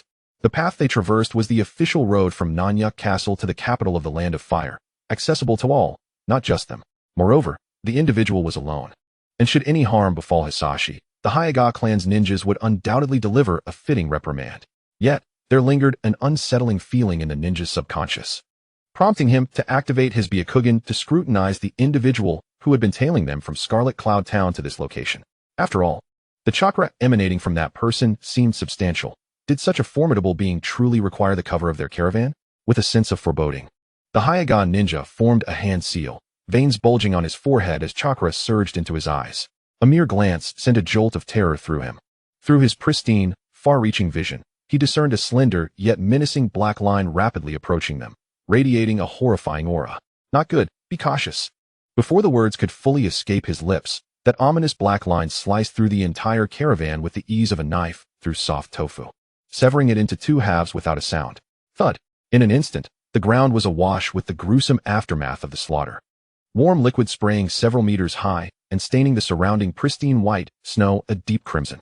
The orchestrator of this carnage, Ayato, stood momentarily amidst the swirling snow. Even as the snow began to blanket the fallen bodies, the scattered crimson stains remained strikingly vivid against the endless white expanse. Sighing, he realized he must handle this matter personally. After all, the one he had slain was no ordinary merchant but the younger brother of a prominent lord from the Land of Fire, surrounded by a retinue of Hyaga ninjas. Regardless of allegiance, both sides represented forces the Uchiha clan could ill afford to offend, thus necessitating a thorough cleanup of the scene. Taking a deep breath, Ayato conjured another pitch-black, smooth orb of enlightenment in his hand. With a mere thought, the orb transformed into an enormous, translucent veil as delicate as gossamer. The veil soared above the caravan before plummeting down abruptly. All remnants, be it carriages, corpses, blood, or snow, were reduced to nearly invisible particles upon contact with the veil, dissipating into the howling cold wind as if they had never existed. The Orb of Enlightenment proved itself to be an unparalleled tool for erasing traces of murder and destruction. Observing the now unblemished muddy path, Ayato nodded with satisfaction before vanishing from sight. An hour later, a fresh blanket of snow enveloped the land once more, seamlessly merging with the surrounding whiteness, rendering any evidence untraceable. Having resolved his personal vendetta, Ayato did not return to Scarlet Cloud Town. He remembered the reason Fujiwara had summoned them there. Rather than waiting passively for the enemy to strike, it was more prudent to take the initiative. Although the mark had faded, likely due to the adversary eliminating both the target and their hideout, there remained a chance that traces had been overlooked. Even the slightest clue could represent a significant breakthrough for the current 7th unit. With his sensory abilities fully engaged, Ayato navigated through the heavy snowfall, relying on his memory. After several hours, he paused before a smooth rock wall. This wall was surrounded by a forest blanketed in snow. Any ordinary passerby would find nothing amiss. However, Ayato's keen perception immediately detected an anomaly in the area. Ah, earth release, is it? A hint of disdain flickered across his face as his pale, slender hand brushed against the stone, chakra swirling and coalescing within his palm. Boom. The solid rock was shattered into countless small fragments by the spiraling sphere. And after a cloud of dust settled, a cavern the size of the main hall of the Fujiwara residence emerged before Ayato. Gazing at the barren cave walls, he felt no dismay. Instead, he meticulously began his investigation as if digging to the very roots of the earth. Diligence bore fruit. The cavern, subjected to Ayato's relentless earth release, finally yielded its secret, a wire hidden deep within the walls. The relatively new wiring, coupled with the faint scent of formaldehyde lingering in the air, confirmed that this was indeed one of the gang's hideouts. Disgust filled Ayato's eyes. It seemed the operation extended far beyond mere human trafficking. In an era where ordinary citizens struggled to survive, if a child were sold to a wealthy household, they might at least find sustenance, albeit devoid of dignity and freedom. However, if organ trafficking was involved, there would be no hope for survival whatsoever. Initially motivated by professional ethics to investigate this matter, Ayato resolved to seize this opportunity to eradicate the gang entirely. After obliterating the cavern, which had likely witnessed countless atrocities, he stealthily returned to Scarlet Cloud Town, accompanied by the swirling snow. Ah, Lord Ayato, what a refined interest in the snow. From where do you return? Just as he distanced himself from the floating cloud pavilion, Ayato heard a familiar voice. Turning, he found none other than Hagoromo. Chapter 66. Friendship Requires Maintenance. Ayato furrowed his brow, refraining from responding to Hagoromo. Instead, he countered with a question. Are you not Tokugawa Hisashi's bodyguard? Given that Fujiwara had brought him as a bodyguard to the banquet the previous night, Ayato had naturally assumed Shuiki was in service to Tokugawa Hisashi. Not at all. The Hyuga clan is replete with capable individuals. Even if I were not his bodyguard, no one could threaten Lord Tokugawa's safety. As he spoke, a rare hint of arrogance flickered across Shuiki's typically gentle visage, though it vanished swiftly, yet Ayato caught the brief glimpse. Is that so? Ayato replied noncommittally. He felt a twinge of regret that Shuiki had not perished alongside Tokugawa Hisashi in the wilderness, though the man had never wronged him. There was an ineffable discomfort he sensed in his presence. I have long heard of the illustrious Lord Ayato, yet last night you departed in haste, and we did not have the chance for a proper exchange. Just as Ayato was about to decline, he noticed Shuiki producing a yellow, elongated object that resembled a bamboo flute. How about we engage in some music? You truly mean it? Ayato regarded the instrument in Shuiki's hands with surprise. Throughout the years, many had sought him for combat, yet this was the first time someone had approached him to discuss music. Could it be that I, like Lu Zhongfeng and Chu Yang, have found a kindred spirit, despite our opposing identities? The latent warrior spirit within him ignited, and Ayato, almost impulsively, nodded in agreement. Please, follow me. I know a picturesque spot, free from disturbances.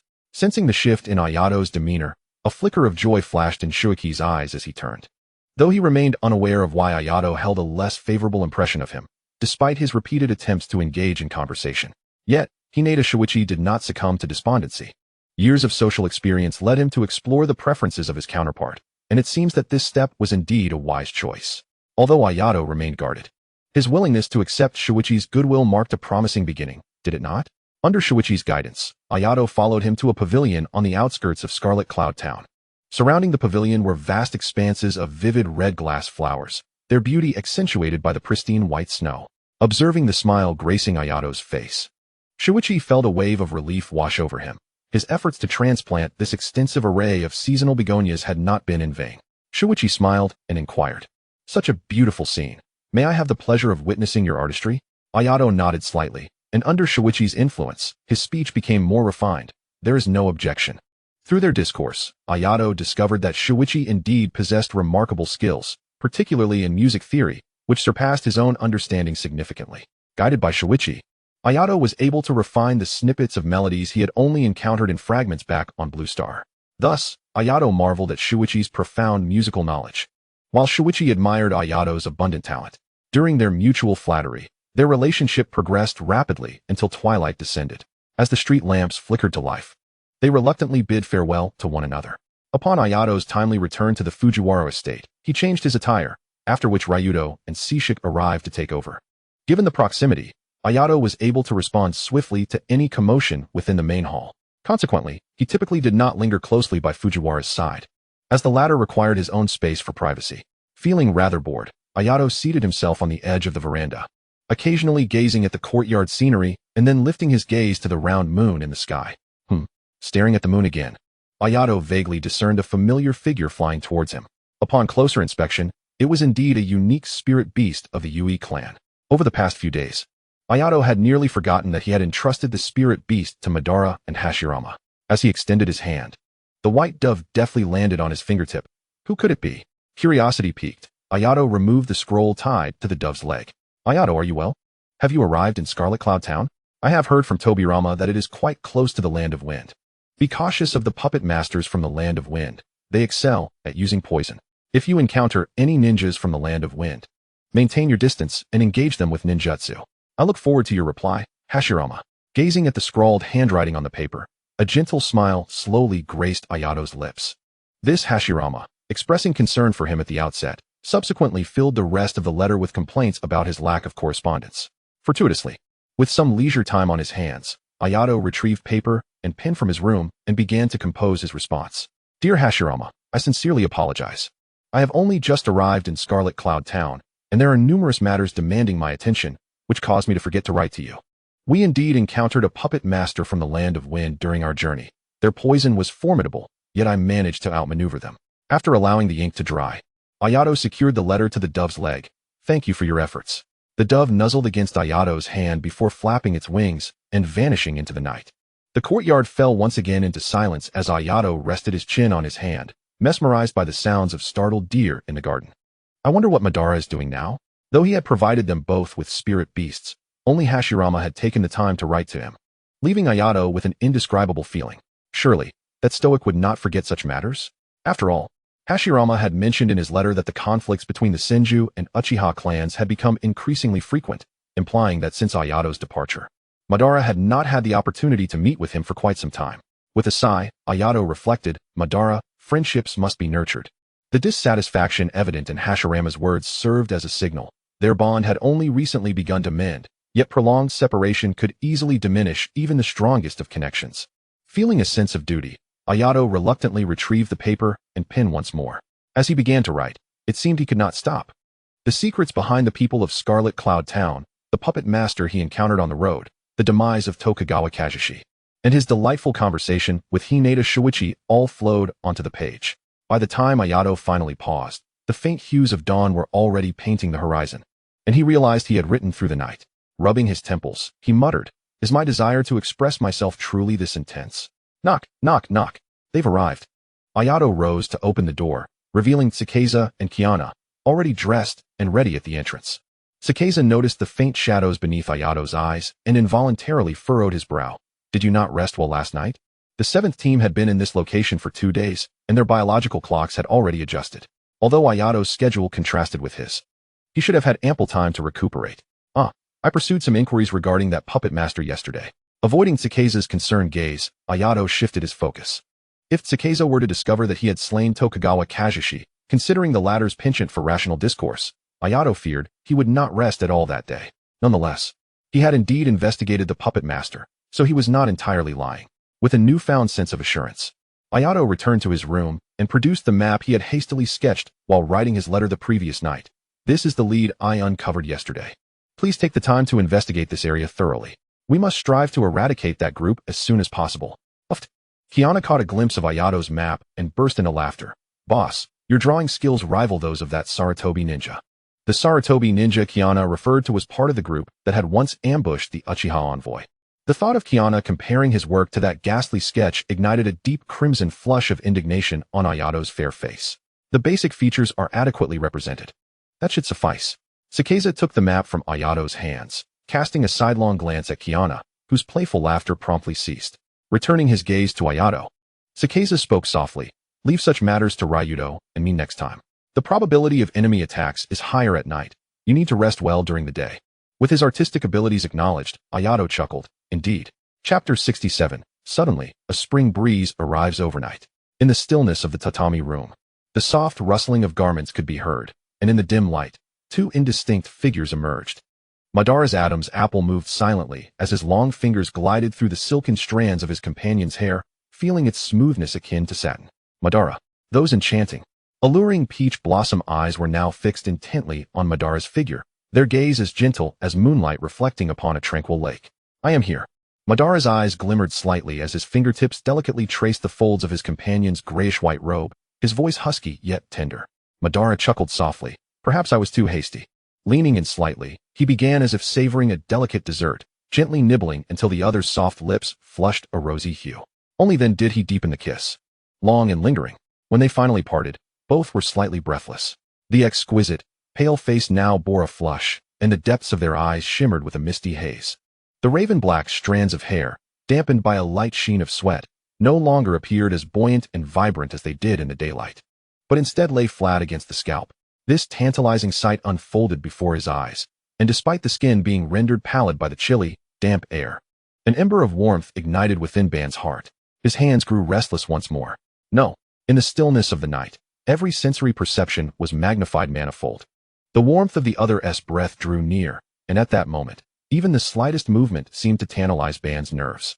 Effortlessly, he grasped the hand that sought to push him away, his voice a husky murmur. "What do you mean by no?" "No, A domineering kiss descended once again, and the sound of rejection morphed into a whimper that resembled a plea, while the breath near his ear became increasingly heavy. As the morning breeze gently entered through the window, it playfully stirred the curtains, and a beam of golden sunlight bathed the entire room in a warm hue. Ban slowly awakened, his drowsy gaze wandering to the empty space beside him. After a moment of stupor, clarity returned to his eyes, and as if reminded of something, he abruptly sat up, flinging aside the covers. The scene that met his gaze caused his expression to flicker between various emotions. His mind involuntarily replayed the dream from the previous night, the flushed face and the entwined moans now vividly clear in his memory. Unconsciously, his body reacted once more.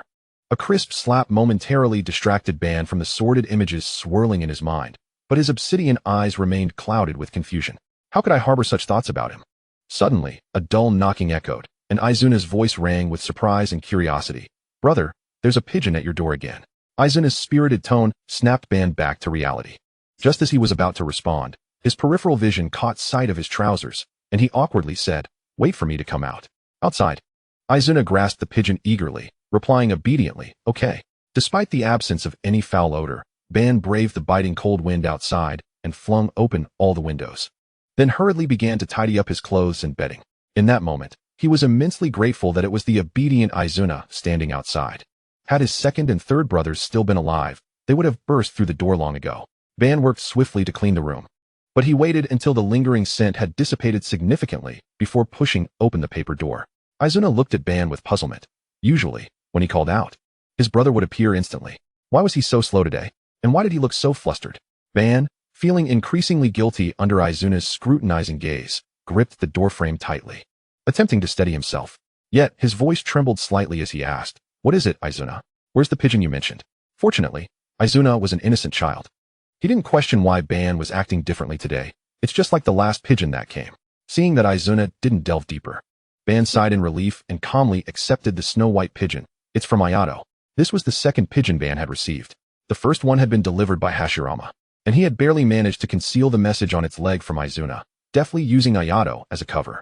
After all, the Uchiha and the Ayato clan collaborated frequently, and since Aizuna had seen the Ayato clan summon beasts, he harbored no suspicions. To Ban's surprise, another pigeon arrived within just a few days. Hashirama certainly had a penchant for verbosity. Thankfully, Izuna remained unsuspecting. Is that so? Brother has such a good relationship with Ayato. Ban, avoiding Izuna's innocent gaze, felt a pang of guilt. Although the letter was sent by Hashirama, the pigeon belonged to Ayato, so his words were not entirely deceitful, right? I'll go practice some ninjutsu first. Let us set off after you read the letter. Despite the pressing time and heavy responsibilities, with other clan members awaiting Ban's mission, the considerate Izuna still wished to grant his brother the space to respond properly to Ayato's letter. Ban nodded slightly and returned to his room to unfold the message attached to the pigeon's leg. He was curious to see what more Hashirama had to say. As one pigeon was evidently insufficient, now a second had arrived. However, as soon as he unfolded the letter, the neat and elegant handwriting abruptly caught Ban's eye. He glanced at it briefly before hastily closing the paper. The handwriting, distinctively different from Hashirama's scrawl, assured him that this letter was undoubtedly penned by Ayato. The cursed dream resurfaced in his mind. Ban's throat tightened silently, his heart pounding audibly in his ears. The letter, gripped tightly in his palm, felt like a blazing ember, burning hot against his skin. He longed to discard the letter, yet, though lengthy, the letter was well-structured and elegantly written, making it less torturous to read than Hashirama's. Moreover, at critical junctures, it included Ayato's clumsy yet sincere illustrations. Ben found himself chuckling softly at the crude drawings. His usually indifferent demeanor unexpectedly softened. Months had passed, yet Ayato's artistic skills remained as rudimentary as ever, compared to the sketches left for him by Kaizushi. There had been no improvement. Nevertheless, Ben could vividly imagine the confident expression on Ayato's face while creating those drawings. Yet, why did you mention someone else in your letter to me? The tenderness with which Ban smoothed the letter's creases belied the fleeting flicker of obscurity in his eyes. He understood nothing of shared aspirations or harmonious connections. All he wanted to know was who Hinata Shuichi was. Chapter 68, 28 against 1, The Advantage is Mine. At dawn, the first light broke through. Ayato sat atop the high roof of the Fujiwara residence, gazing intently at the pitch-black night sky. The biting cold wind ruthlessly slapped against his cheeks, yet instead of inducing any sense of retreat, it invigorated him further. Although the area before him was currently devoid of any presence, Ayato's perceptive abilities informed him that a total of 28 chakra signatures, both great and small, were racing towards him at an astonishing speed. Have they finally succumbed? Ever since he had sketched that map based on the discovered hideouts half a month ago, the teams of Tsukeza and Retsu had been conducting a relentless carpet search day and night. Though Retsu had sustained some injuries, the results had been gratifying. Not only had they destroyed 7 enemy strongholds, vanquished numerous foes, but they had also successfully rescued dozens of ordinary people who had been abducted but not yet harmed. Most crucially, they had traced the clues leading to the identity of the mastermind. It turned out to be the Oil Woman clan. No wonder the man with the fangs had wreaked havoc in Hyun Town for 2 years without being eliminated by the nearby ninja clans. This connection explained everything. While accepting tasks posted by the residents of Hyun Town, the Oil Woman clan had fostered this malignant organization, plaguing Hyun Town and its surrounding trade systems. They had not only lost the baseline of humanity, but also abandoned basic professional ethics. Thinking of Retsu, who had been unable to get out of bed due to injuries inflicted by the Oil Woman clan's secret techniques, a cold glint flashed in Ayato's eyes. On the outskirts of Hyun Town, 28 masked ninjas, filled with murderous intent, solemnly gazed towards the lofty main hall of the Fujiwara residence. The recent actions of the Ayato ninjas hired by the Fujiwara clan had inflicted heavy losses on many of their strongholds, prompting the leader to order an all-out assault to eliminate the enemy at any cost. After several days of reconnaissance, they had discerned the defensive capabilities of the Fujiwara family. A total of 5 ninjas had been summoned. Although each possessed formidable strength, they had proactively divided themselves into 3 smaller groups to maintain a 24-hour watch. During the day, they paired off, while at night, only one remained on guard. This division afforded them the opportunity to strike individually. As dawn approached, a time when the night watchmen typically felt most lethargic, the odds were decidedly in their favor with 28 against 1. There was no reason for defeat. The 28 ninjas conducted a final check of their equipment to ensure nothing was amiss before splitting into 4 groups to launch a simultaneous assault from the 4 cardinal directions of the Fujiwara estate. For an ordinary person, the distance from the town's entrance to the Fujiwara residence would take approximately 15 minutes to traverse. However, this group encircled the main hall in mere breaths. Onward, barked the leading ninja, just as he was about to draw his blade from his back when a fine black thread, as delicate as a hair, fell before him. What could it be? The ninja gazed at the thread that had fluttered to the ground, an inexplicable sense of trepidation washing over him. In that moment of hesitation, The black thread suddenly shot upwards, piercing directly through his brow. Had anyone been passing by the main hall at that instant, they would have witnessed the pure moonlight streaming through 28 tiny holes, casting a peculiar pattern of silver strands upon the stone floor. A sudden wave of weakness and fatigue washed over Ayane, causing her complexion to pale significantly, and, despite the chill of winter, a thin sheen of cold sweat formed on her forehead. It appeared that her chakra could not sustain such reckless manipulation of the truth-seeking orbs. With that, Ayane chose to disregard the heap of over 20 corpses below and retreated to her quarters to rest. After all, it was certain that the opposition would not return that day. The task of cleaning up the scene could be left to the servants of the Fujiwara family. At that moment, not far from the town of Hyun, within the imposing and splendid edifice of the Hyaga clan, numerous ninjas clad in white robes sat in orderly rows, their alabaster eyes fixed solemnly upon the man seated at the center of the front row. The man surveyed the assembly with a grave expression before nodding slightly. "Let us commence." With his assent, an elderly ninja at the forefront of the left side began to speak. "Lord Tokugawa Hisashi has been missing for half a month. It seems likely that his fate is grim. We must expedite the selection of an heir from among his two sons." Upon concluding his statement, a middle-aged ninja at the forefront of the right side nodded in agreement and added, "Elder Kanpai's words ring true. I propose we support Lord Tokugawa Hisashi's eldest son. Not only is he the legitimate heir, but he has also maintained close ties with our Hyaga clan, making his ascension the least detrimental to our interests." The man in the center, Hyaga Hikari, murmured in acknowledgement and sought the opinions of others. "Elder Tetsura's proposal. What do the rest of you think?" An unexpected silence enveloped the room, prompting his gaze to drift towards the far end of the meeting hall. Noticing his father's encouraging glance, Hyaga Shuiki stole a furtive glance at Hyaga Kanpai before voicing his opinion. "Elder Tetsura speaks wisely. Lord Tokugawa Hisashi's eldest son, Tokugawa Shoiki, is the offspring of Lady Takiheim and, as the legitimate heir, has fostered a close relationship with us since childhood. His ascension would not only avoid disrupting our clan's current tasks, but could also present an opportunity for further advancement." His reasoned discourse elicited nods of approval from the elders, who cast appreciative glances in his direction. A flicker of pride sparked in Shuiki's eyes, though it quickly faded. Since childhood, he had sought to engage with the eldest son of Tokugawa Hisashi, preparing for this very moment. Though your right to speak in this council is a privilege bestowed by the clan leader, you ought to know when it is your turn to speak." Hyaga Kanpai remarked coldly, dismissing Shuiki's comments, even emphasizing the impropriety of his audacity to speak out of turn. Shuiki's expression wavered between indignation and composure.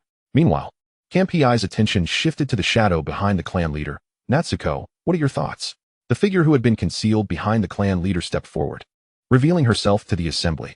A young woman of Shuiki's age gracefully bowed to the elders, her beautiful and dignified visage breaking into a measured smile. "I concur with elders Tetsura and Shuiki. The younger son of Tokugawa Hisashi has been raised in the capital of the Land of Fire and is likely more aligned with the Senju and Uchiha clans. He must not inherit the ninjaban." Kanpai nodded in agreement. Natsuko's words carry weight. "I believe we must hasten the selection of Tokugawa Hisashi's successor to quell this power struggle." Shuiki shot a veiled glare at Kanpai amid the discussion. Feeling the tension rise, "Kaijiro, I believe we should assign this matter to Natsuko, sending her to Ninjaban to meet with the eldest son of Tokugawa Hisashi and express our Hyaga clan stance," Kanpai proposed. Clan leader Kaijiro did not rush to respond but discreetly glanced at Shuiki in the corner. Observing his downcast demeanor and clenched fists, he pondered aloud. "Elder Kanpai, Shuiki is more familiar with the eldest son of Tokugawa Hisashi. Perhaps it would be better for him to go." Upon hearing his father's words, Shuiki abruptly lifted his head, disbelief illuminating his eyes. The other elders began to murmur among themselves, some even speaking up. The clan leader's decision is astute. Having the familiar Shuiki handle this matter in Ninjaban would likely garner a more favorable reception. Several elders seated near Shuiki exchanged glances and voiced their concurrence. "Indeed, it is more fitting for Shuiki to represent us than Natsuko. I believe you have all lost your senses."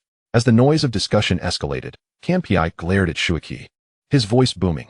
"In matters of such critical importance to the Hyaga clan, is there anyone more suitable than the young clan leader to take the lead?" The mention of young clan leader silenced the previously raucous assembly, the elders who had earlier supported the proposal now casting furtive glances at Shuiki, who was shrouded in shadows. Rendered mute, Shuiki's fists whitened from the tension, though his expression remained nonchalant. "Elder Kanpai is correct. It is indeed more appropriate for the young clan leader to take the lead. I shall draft a letter to inform Shuiki of the circumstances." ensuring that this matter does not jeopardize the relationship between Ninjaban and the Hyaga clan. Very well, expedite this task, Kanpai said, nodding in acknowledgement before shifting the discussion. Now, let us deliberate on how to avenge Tokugawa Hisashi. Natsuko, what have you discovered? Natsuko replied, in recent times, I have scrutinized the entire route from Hyun to the capital of the Land of Fire, finding no signs of disturbance, indicating that the enemy has abducted Lord Tokugawa Hisashi and his entire entourage. This modus operandi suggests that he may have been taken by those ruffians. Natsuko's words reignited the previously subdued meeting room. Such brazen audacity. Fortuitously, the guards were all from the branch family. Upon their demise, their Byakugan would be automatically destroyed by the caged bird seal. Originally, it was thought to be mere trifles. Yet they dared to strike against the lord of the Ninjan domain this time. Moreover, this act was committed in the presence of our Hyaga ninjas. I had warned against allowing them to act with impunity. Indeed, over the past 2 years, the number of missions from Fiyun Town has drastically diminished. It seems our Hyaga clan's prestige in Fiyun Town is waning. Hyaga Shuichi silently observed the expressions of those around him, his eyes filled with disdain. This group of individuals harbored no doubts regarding the veracity of Hyaga Natsumi's investigation, as if the words spoken by the other party were as infallible as divine edicts. Incapable of being false, I have already conducted investigations around Fiyun Town, yet every time I made a discovery, I was always a step behind those ninjas from the Yui clan. Once the meeting room fell into silence, Hyaga Natsumi turned to the taciturn figure of Hyaga Shuichi seated in the corner. Shuichi, I have heard you have been getting quite close to them lately. Could you please convey that this matter pertains to the reputation of the Hyaga clan, and we hope to resolve it ourselves? Hyaga Shuichi nodded. Just as he was about to speak, when Hyaga Kei suddenly reprimanded, Hyaga Shuichi, I wondered why you have been absent lately, and you dare to associate closely with outsiders? Iro, I believe we can no longer delay the matter of the caged bird. Otherwise, by the time his eyes are stolen by outsiders, it will be too late for regrets. The usually taciturn Iro's expression darkened instantly upon hearing the term caged bird. Elder Kai, we can discuss this matter later. Today's meeting is focused on the death of Tokugawa Hisakuzu and the issue of the heir to the Ninjan domain. Hyaga Kawerhei, visibly furious, stood up to leave. Your disregard for ancestral rules and your inability to distinguish priorities will inevitably lead to trouble. Humph, I am the head of the Hyaga clan. My rules are the ancestral rules. Hyaga Iro refused to relent and, with a flick of his sleeve, departed, leaving a room of elders exchanging bewildered glances. Thus, the meeting hastily concluded, but the fleeting glances cast by the elders as they departed left Hyaga Shuichi feeling as if he were pricked by thorns. Huh, why must the blame fall upon me when I am also a victim? Hyaga Shuichi lowered his head, concealing the distorted and grimace-like expression on his face from the departing crowd. Are you feeling sorrowful again, Shuichi? Suddenly, a warm hand rested on Shuichi's shoulder. Hyaga Shuichi trembled. Instantly composing his expression, and with defiance in his misty eyes, he looked at Hyaga Natsumi. No. Hyaga Natsumi, filled with concern, pulled Shuichi up, prying open his hands to gently wipe the blood-stained palms. Have you learned to lie to me now? Hyaga Shuichi withdrew his captured hand. You need not concern yourself with me. Hyaga Natsumi grasped Hyaga Shuichi once more, unyieldingly dragging him to her room. Still stubborn, are you? Come with me. I will take care of your wounds. Hyaga Shuichi gazed at Natsumi, who was tending to her own injuries, his emotions complex. As the years went by, he found it increasingly difficult to confront his exceptionally talented sister. After all, in contrast to the attention lavished upon her, his own fate appeared riddled with misfortune. He bore the stigma of having caused their mother's death during childbirth, and his grandfather, Hyaga Kahei, had transferred his grief and resentment over losing his daughter onto him. Not only had he never received even a single kind glance from his grandfather, but he had also been designated early on as the next clan leader's successor. Now, there were attempts to impose the curse of the caged bird upon him. It was as if he were destined to be cast out, and his entire existence would culminate in one day sacrificing his humble life for the main family. Yet, that was merely an illusion. His fate should not be thus. The Hyaga clan had never had a woman as clan leader. In the past, even when there was a legitimate eldest daughter, it was the legitimate second son who inherited the position of clan leader. His talents, appearance, and abilities were by no means inferior to those of his sister. Must he be relegated to the status of a mere branch family member simply due to his mother's death and the old man's machinations? No, he would fight for the rights that rightfully belonged to him. Regarding the succession of the clan leader, his father supported him, and over the years he had garnered the favor of many elders. All that was needed now was for his sister to vanish, and he would naturally ascend as the next clan leader. The more he was suppressed, the more his inner desire for power surged. Chapter 70. Then let it go. Alright. Shuichi, do not torment yourself like this anymore. Hyaga Natsume lifted her head, her crescent smile illuminating Hyaga Shuichi's gaze, leaving him momentarily unable to discern whether it was blinding or radiant. Very well. Hyaga Shuichi temporarily shelved his harrowing thoughts, his eyes deeply focused on the intricate bandages on his hands. By the way, regarding the matter in Fiend Town, could I trouble you, Shuichi, to assist? I know those Yui ninjas have their own missions, but this matter must be handled by our Hyaga clan. We shall resolve it promptly, ensuring those rogues have no opportunity to act against their employers again. It was not surprising that Hyaga Natsume felt anxious. The entire Ninyon city, including the jurisdiction of Fiend Town, was considered the territory of the Hyaga clan. They could afford to procrastinate on eliminating the rogues, as the only ones suffering losses would be ordinary citizens or merchants. However, if this matter were resolved, it could only be done by the ninjas of the Hyaga clan. Allowing outsiders to solve issues within their own territory would be a significant blow to the Hyaga clan's prestige. Very well.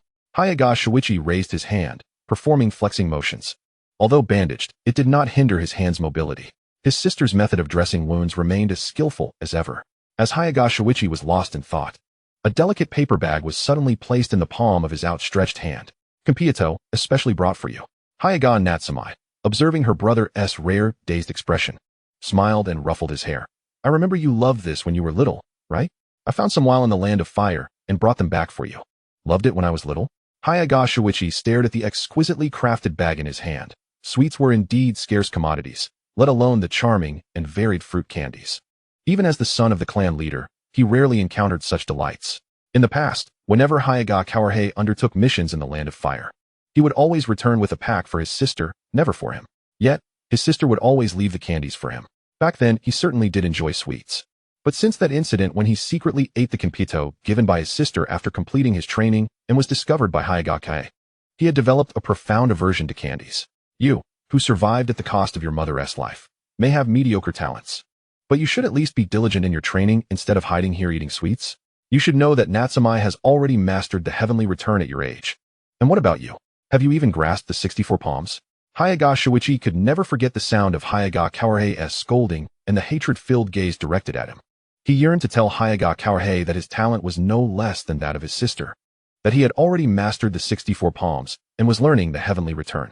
Yet, as a child, faced with Hyaga Kae's unreasonable ire and fierce gaze, he lacked even the courage to explain himself. Shuichi, do you not like it?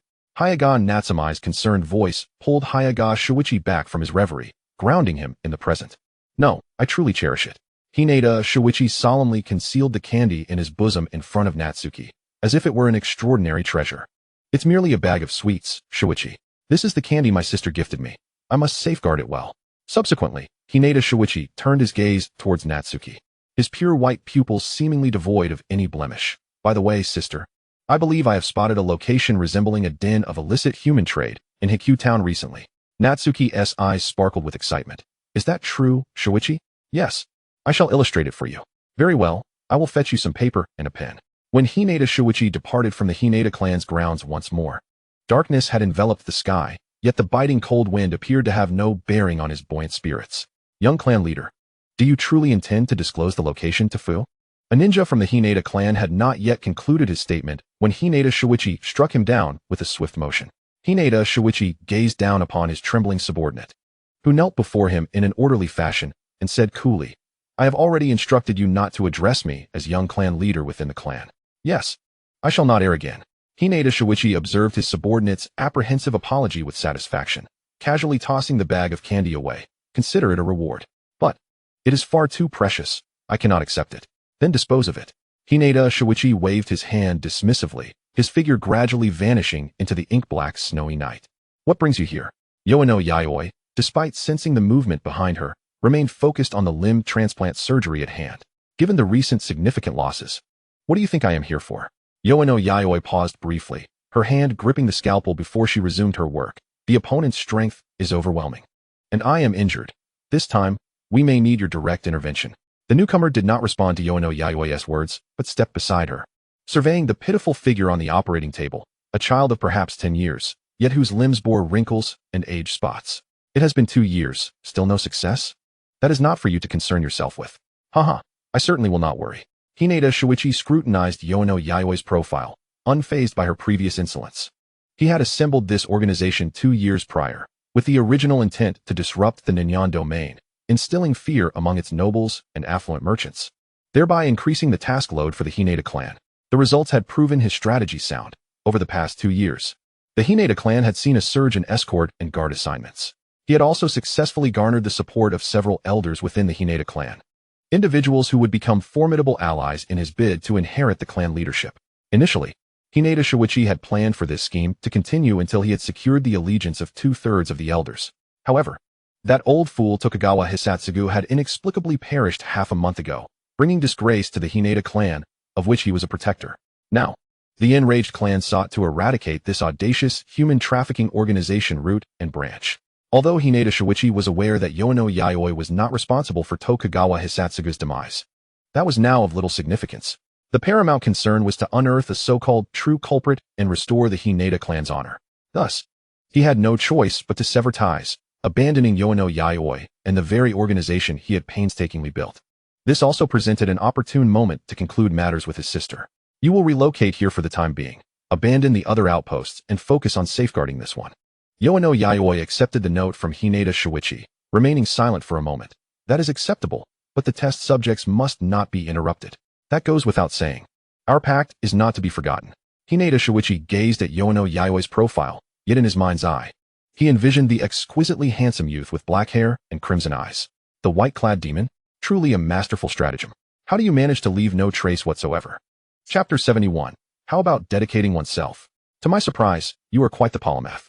Ayato rested his chin on one hand, seated upon a giant stone by the lakeside, while his idle right hand languidly lay across his thigh, slender fingers keeping time with Hinata Shuichi's strumming, gently tapping upon his knee.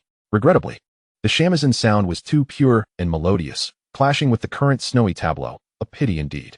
Hinata Shuichi set down the shamisen, leaning back with his hands propped carelessly behind him, gazing at the towering snow-laden pines and the lake that rippled gently, feeling an inexplicable tranquility within. What is there to lament? Ayato extended his right hand to catch a slowly falling snowflake. You are merely overthinking it. The scenery exists for our enjoyment. As long as it pleases the eye, that is sufficient. So how do you feel now? Is your mood improved? When Ayato had encountered Hinata Shuichi that morning, the latter had worn the expression of someone owed 500,000 yet unpaid.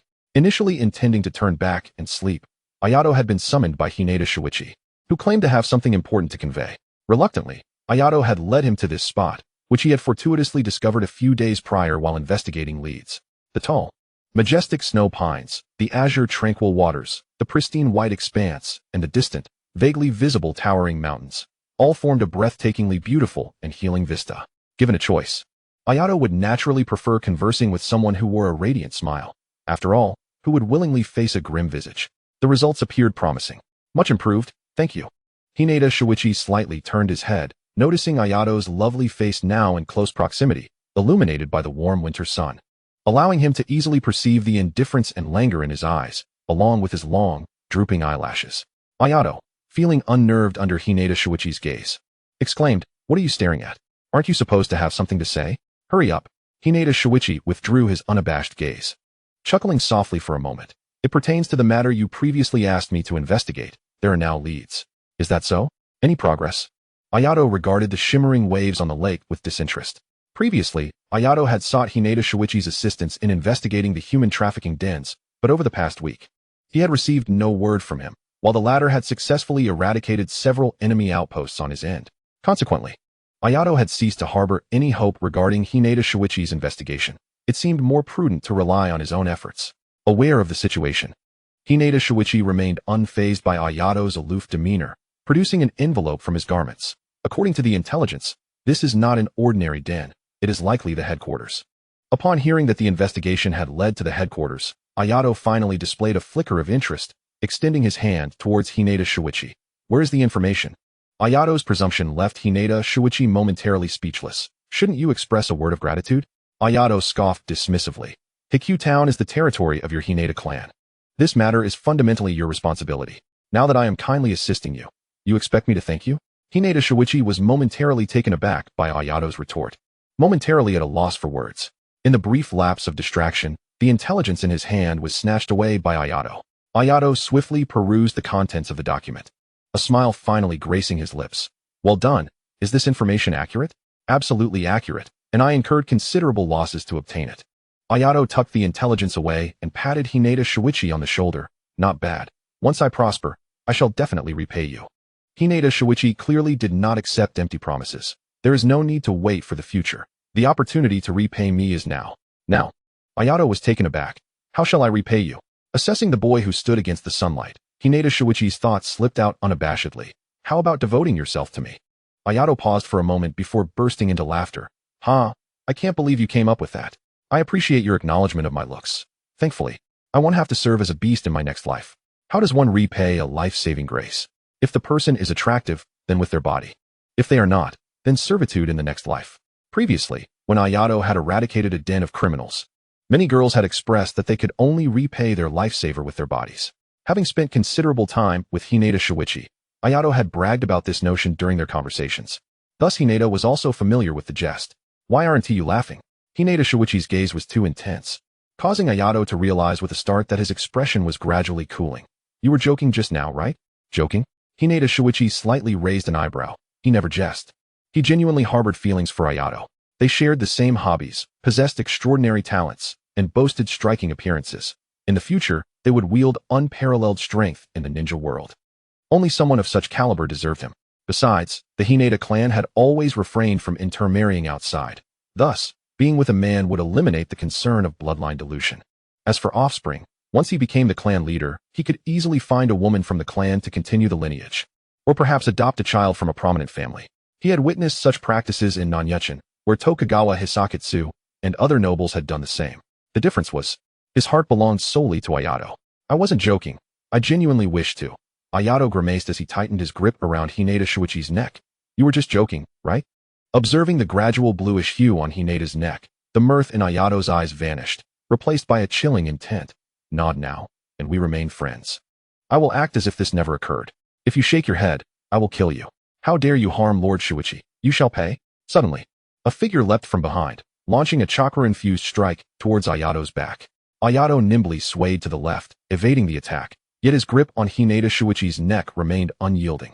He swiftly turned, hurling Hinata Shuichi towards the assailant, whose reflexes were too slow to respond.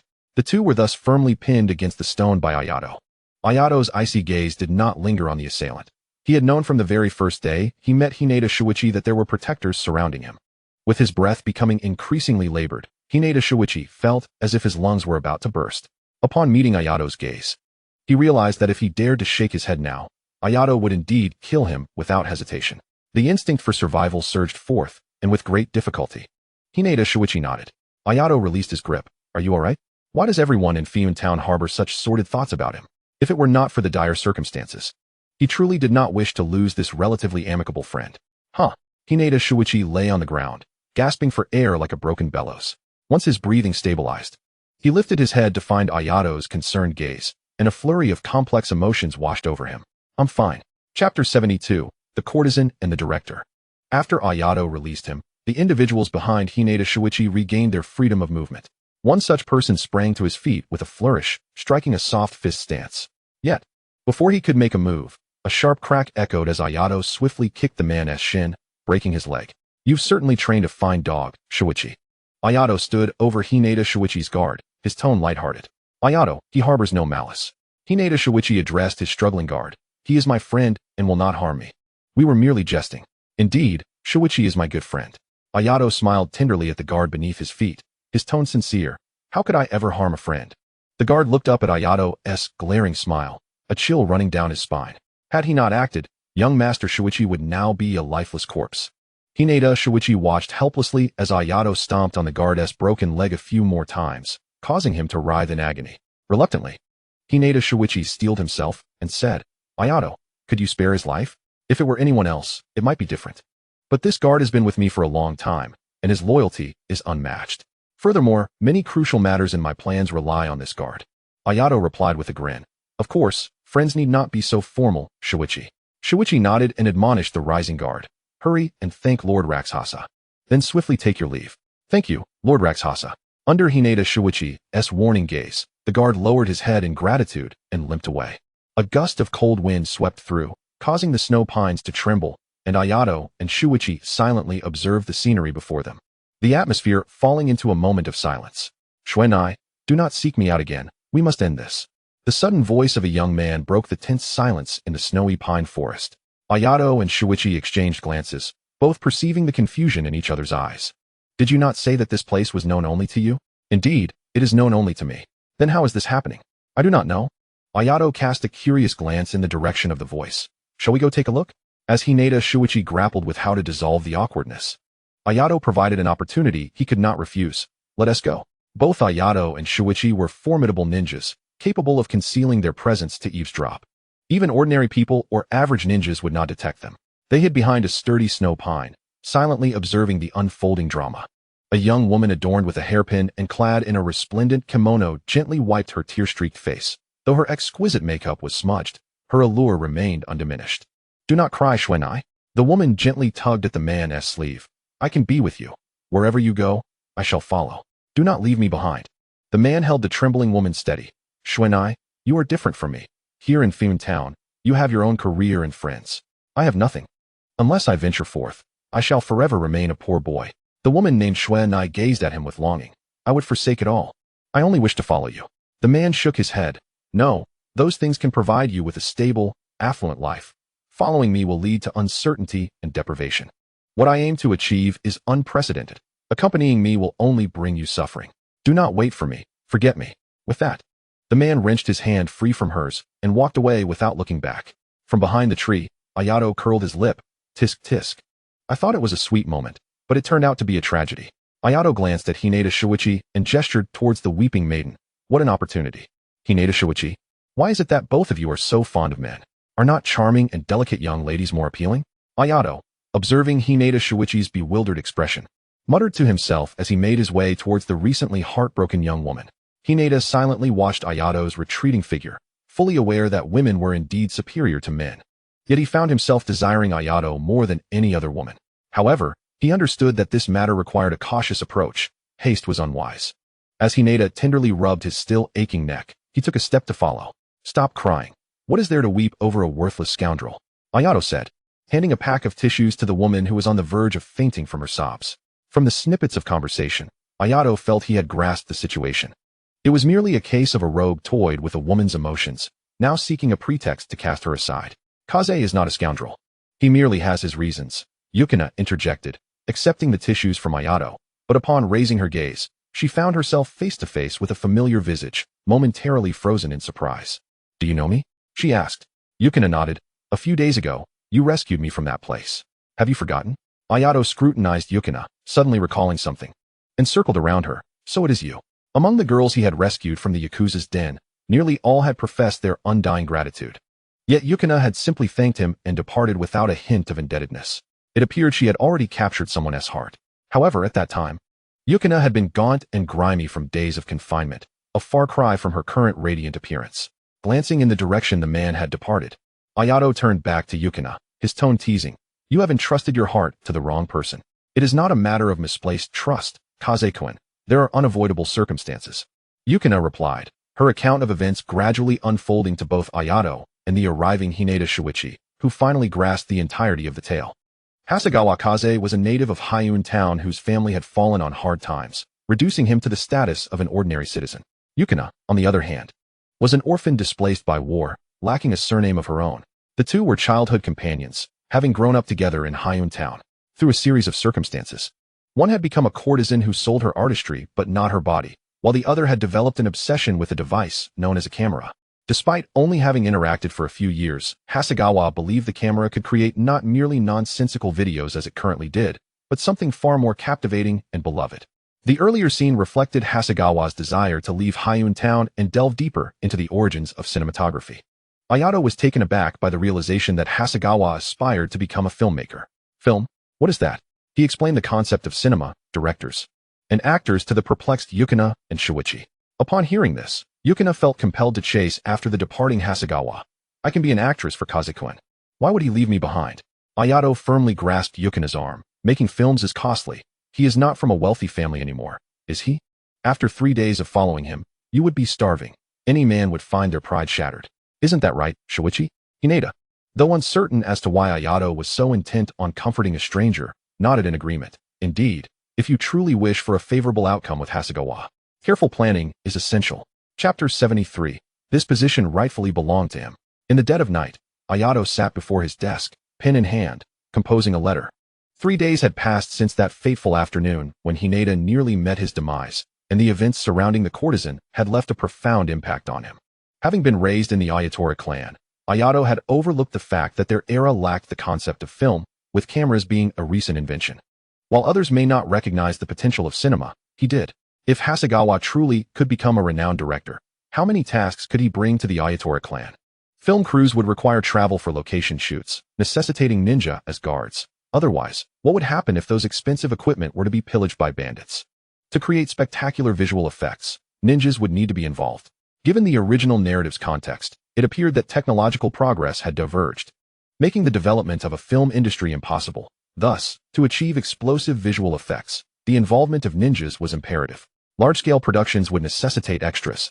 While their pay might be modest, the clan had a surplus of eager novices ready to work at minimal cost. Therefore, Ayato resolved to foster a relationship with Hasegawa, who could potentially become the first director in the world of Naruto. How to approach this? By starting with the heart of the one he cherished. Yesterday, Ayato had discreetly observed Hasegawa and confirmed that, beneath his seemingly indifferent facade, he still held affection for Yukina. Consequently, he suggested that Yukina propose a 6-month promise to Hasegawa. According to Fujiwara, the construction of the new Hyun town was set to begin in the coming spring, allowing ample time for its completion. In the meantime, Ayato had convinced Fujiwara to establish a cinema in a more secluded area of Hyun town. Though it was termed a cinema, it was essentially just a large darkroom with seating. With virtually no costs involved, Fujiwara deemed it a worthwhile gamble on the cinematic potential Ayato had described. When the time came, Hasegawa could showcase his film during the completion celebration of Hyun town, coinciding with its premiere. On that day, Yukina would formally confess her feelings to Hasegawa. Their love would blossom. Fujiwara would emerge as a cinematic mogul in the Naruto world, and Hasegawa would rise to fame with this premiere, while Ayato would successfully secure 2 stable sources of tasks for the Ayatora clan. Such an endeavor would yield 4 outcomes from a single effort, a veritable masterpiece. Setting down his pen, Ayato allowed the ink to dry on the letter he had just penned. He was determined to share the details of this scheme with the patriarch. Leaving a legacy was a principle Ayato adhered to in his ninja way. Otherwise, when Hasegawa sought to commission tasks from the Ayatora clan, the clan might mistakenly believe he was attracted by their prestige. Ayato aspired to become the clan's youngest leader, to realize that naive dream alongside Hashirama and Madara. The patriarch and several elders were aware of Ayato's ambitions, yet he lacked the necessary capital. Strength and talent were crucial, and while Ayato possessed both, he fell short in political capital. Retsudo, though lacking in talent and ability compared to Ayato, had the backing of the third elder, who oversaw the clan's resources. How many had benefited from the third elder's covert assistance? In time, Retsudo would become Ayato's most formidable rival for the position of clan leader. Merely relying on strength would not earn the trust of the clan members. This was a lesson that Uchiha Madara, who left the village alone, surely understood.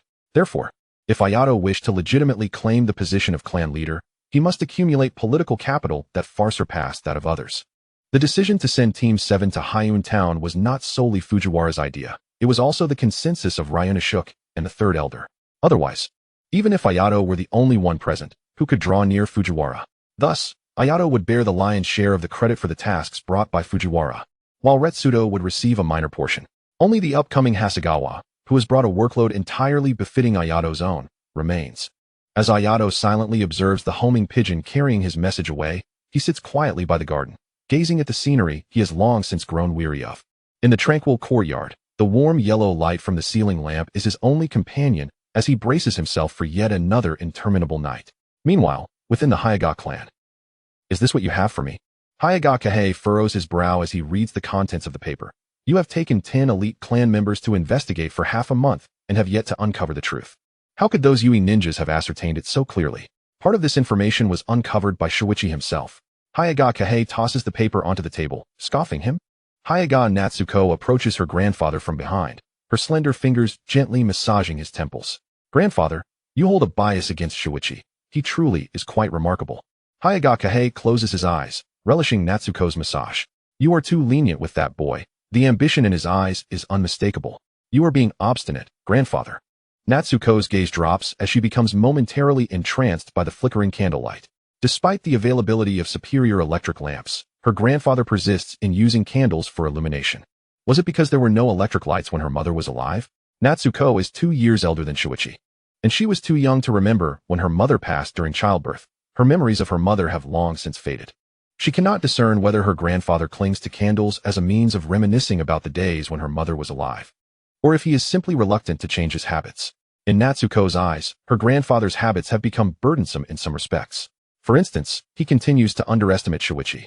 Regardless of how extraordinary Shuichi's accomplishments may be, he remains inconsequential in her grandfather's eyes.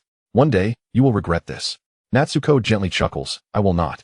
This position is rightfully his. For a moment, silence envelopes the room. It is unclear how much time passes before Hagoromo slowly opens his murky eyes. When do you plan to act? Tomorrow. So soon? Natsuko's hands pause momentarily. Yes, Shuichi mentioned that those Yui ninjas hope we can resolve this matter promptly. Humph. Pay no heed to the opinions of those Yui ninjas. Natsuko stifles a laugh at her grandfather's childlike remarks, biting her lip to suppress her amusement.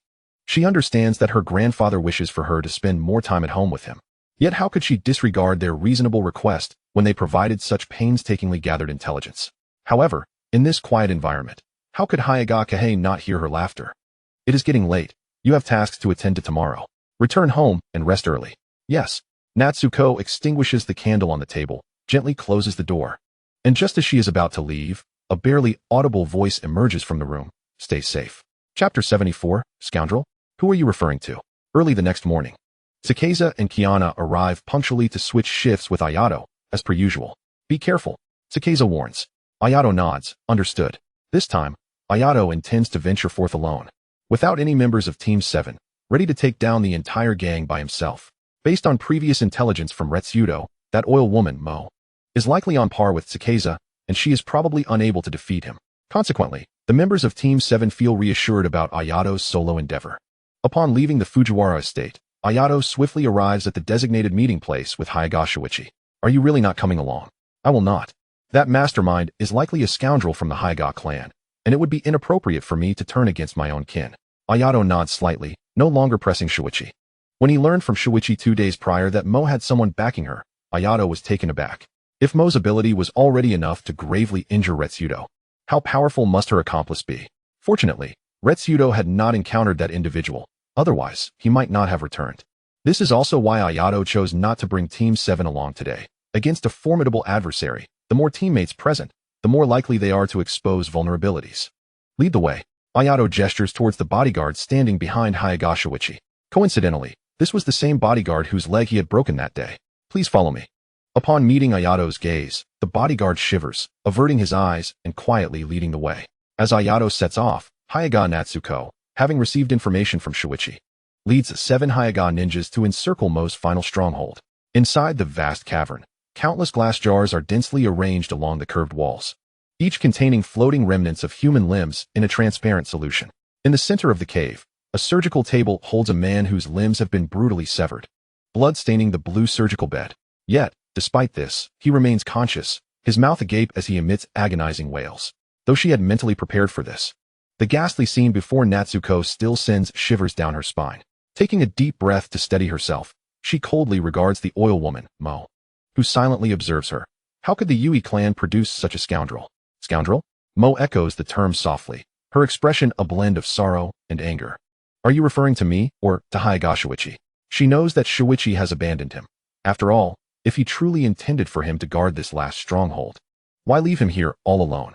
With his abilities, he could not possibly survive against the onslaught of those Yui ninjas, initially believing himself to be the only one abandoned. Upon seeing Natsuko, Mo realizes that the entire team has been forsaken. Those who did not accompany him must have already been dealt with by Shuichi. Mo glances back at the surgery that has just commenced, begrudging the abrupt end to her experiment. In stark contrast to Mo's calmness, the several Hyaga ninjas, upon hearing Shuichi's name, have their pupils dilate in shock, turning their gazes towards Natsuko. Hearing her brother's name from Mo's lips causes Natsuko to feel momentarily dizzy. Yet she steels herself and admonishes, have you all lost your wits? Do you take the ramblings of a dying man seriously? Kill him. Without waiting for her clan members to respond, she quickly gathers chakra in her hands, molding it into the form of a lion's head, and dashes towards Mo. The remaining Hyaga ninjas, witnessing their young clan leader unleash a high-level gentle fist technique, are too astonished to hesitate and follow in her wake. Regardless of whether Mo's words hold truth, it is not a concern for them as ordinary clan members. Mo, caught off guard, does not anticipate Natsuko's swift approach. She is struck by Natsuko's gentle fist. Yet, in the next instant, the Mo who had been hit transforms into a swarm of insects that scatter in all directions. Subsequently, the insects regroup behind Natsuko, forming Mo's likeness once more. At this moment, the 7 Hyaga ninjas have closed in, launching their gentle fist attacks. Secret technique, insect wall technique. A tide of black insects coalesced into a semicircular shield, successfully deflecting the assaults of the 7 Hyaga ninjas. Spindle technique. Not only that, under the manipulation of Yamanaka Maoi, the swarm transformed into 8 blunted stabs aimed at everyone present. At such a close range, the nearest Hyaga ninja was unable to defend or evade in time. Struck by the blunt force and sent flying, blood spurting from his mouth, rendered unconscious. The momentum of offense and defense shifted instantaneously. Suddenly, Yamanaka Maoi felt herself enveloped by an inexplicable sensation. An alarm rang in her heart, compelling her to command the swarm. Secret technique, insect wall technique. Gentle fist, 8 trigrams, 64 palms. Though her defense was timely, the thick insect wall was forcefully shattered by Hyaga Natsu, and Yamanaka Maoi bore the brunt of the last 2 strikes. Utilizing the ferocity of the palm strikes, she was propelled backward, seizing the arm of a passing Hyaga ninja. Giant insect infestation. By the time Yamanaka Maoi touched the ground, the body of that Hyaga ninja had been grotesquely burst open by a colossal beetle. Haishu. The remaining Hyaga ninjas gazed in horror at the mangled corpse of Hyaga Haishu, realizing that, aside from the recently incapacitated ninja, this marked the second casualty for their side. In just a matter of moments, counting Hyaga Natsu, only 6 of them remained. Block the escape route. Do not let him get close. Hyaga Natsu, having discerned the flaw in Yamanaka Maoi's technique, immediately warned her clan, "I will handle him." Observing the retreating Hyaga ninja and the rapidly approaching Hyaga Natsu, Yamanaka Maoi composedly wiped the blood from her mouth. Secret technique. Insect sphere. Insects emerged from the sleeves and collar of Yamanaka Maoi, transforming into several clouds of darkness that soared toward the Hyaga ninjas. 8 trigrams air palm. Double strike palm. Several nearby clouds of darkness were violently shattered by Hyaga Natsu's powerful chakra-infused palms, yet 2 clouds remained intact, ensnaring a Hyaga ninja, followed by a series of agonized screams, which soon faded into silence. Although another casualty had occurred, Hyaga Natsu had successfully closed the distance to Yamanaka Maoi. A surge of murderous intent swelling within her as her movements became sharp and decisive.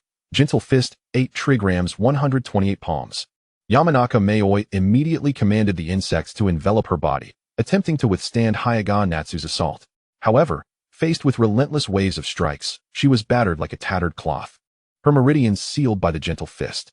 Yet, she did not yield, enduring the torment of countless insects gnawing at her. She exerted every effort to manipulate them to gnaw at her own meridians, striving to regain control of her chakra. Simultaneously, Hyaga Natsu's fleeting moment of distraction was keenly sensed by Yamanaka Maoi, recognizing that the chance for escape had finally arrived. Secret technique, multiple insect tornado. Chapter 75. Are you teaching me how to act? For violently swirling black insect storms rampaged through the cavern, momentarily capturing the attention of all the Hyaga ninjas. What? How is he still able to use ninjutsu? Yamanaka Maoi did not seize this opportunity to launch a sneak attack. Instead, she decisively turned and sprinted towards the cave's exit with all her might. Her experiment had not yet succeeded. She could not perish here. What are you waiting for? Hurry. Pursue her. Hyaga Natsu, watching Yamanaka Maoi's retreating figure, shouted to the remaining 3 Hyaga ninjas. She must not escape. The 3 ninjas nodded, turning to chase after Yamanaka Maoi. Hyaga Natsu hesitated for a moment, then turned to enter the cavern. The man on the operating table had passed away at some point, his eyes forever reflecting despair. Hyaga Natsu gently closed the man's eyes, unwilling to gaze upon him any longer. Yamanaka Maoi's earlier words weighed heavily on her mind. Did she truly have something to do with this? Hyaga Natsu's bewildered gaze skimmed over the myriad jars lining the cavern walls. So many jars, so many severed limbs. She could only imagine how many vibrant lives had been extinguished here, the wind that swept in from the cave entrance roaring like a vengeful spirit. She slowly closed her eyes, recalling her younger brother timidly calling her sister in his childhood. No, she could not possibly commit such atrocities. Hyaga Natsu gritted her teeth, determined to cleanse the remnants of evil within this cavern. Shi is innocent. Of that, I am certain. My intention is merely to bring an end to this evil here. Nothing more. When Lingren arrived with the escort of Hagoromo, she saw a beautiful woman in a white robe. Her long black hair flowing wildly as she destroyed the evidence of the crimes within the cave. Indeed, you are one of the Hagoromo clan. Lingren strolled leisurely into the cavern. Even if the evidence was destroyed, it mattered little, for there were no courts in the world of Hokage, and in his eyes, this woman was already as good as dead. Hagoromo sensed movement behind her, startled.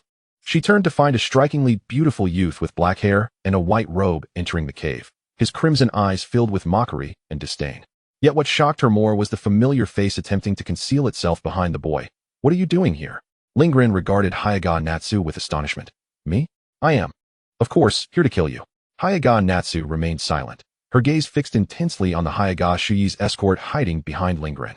Following Hagoromo's line of sight, Lingren seized the limping escort and pulled him into view. Do you know each other? The limping escort sensed the doubt and subtle malice in Lingren's eyes, his heart quaking.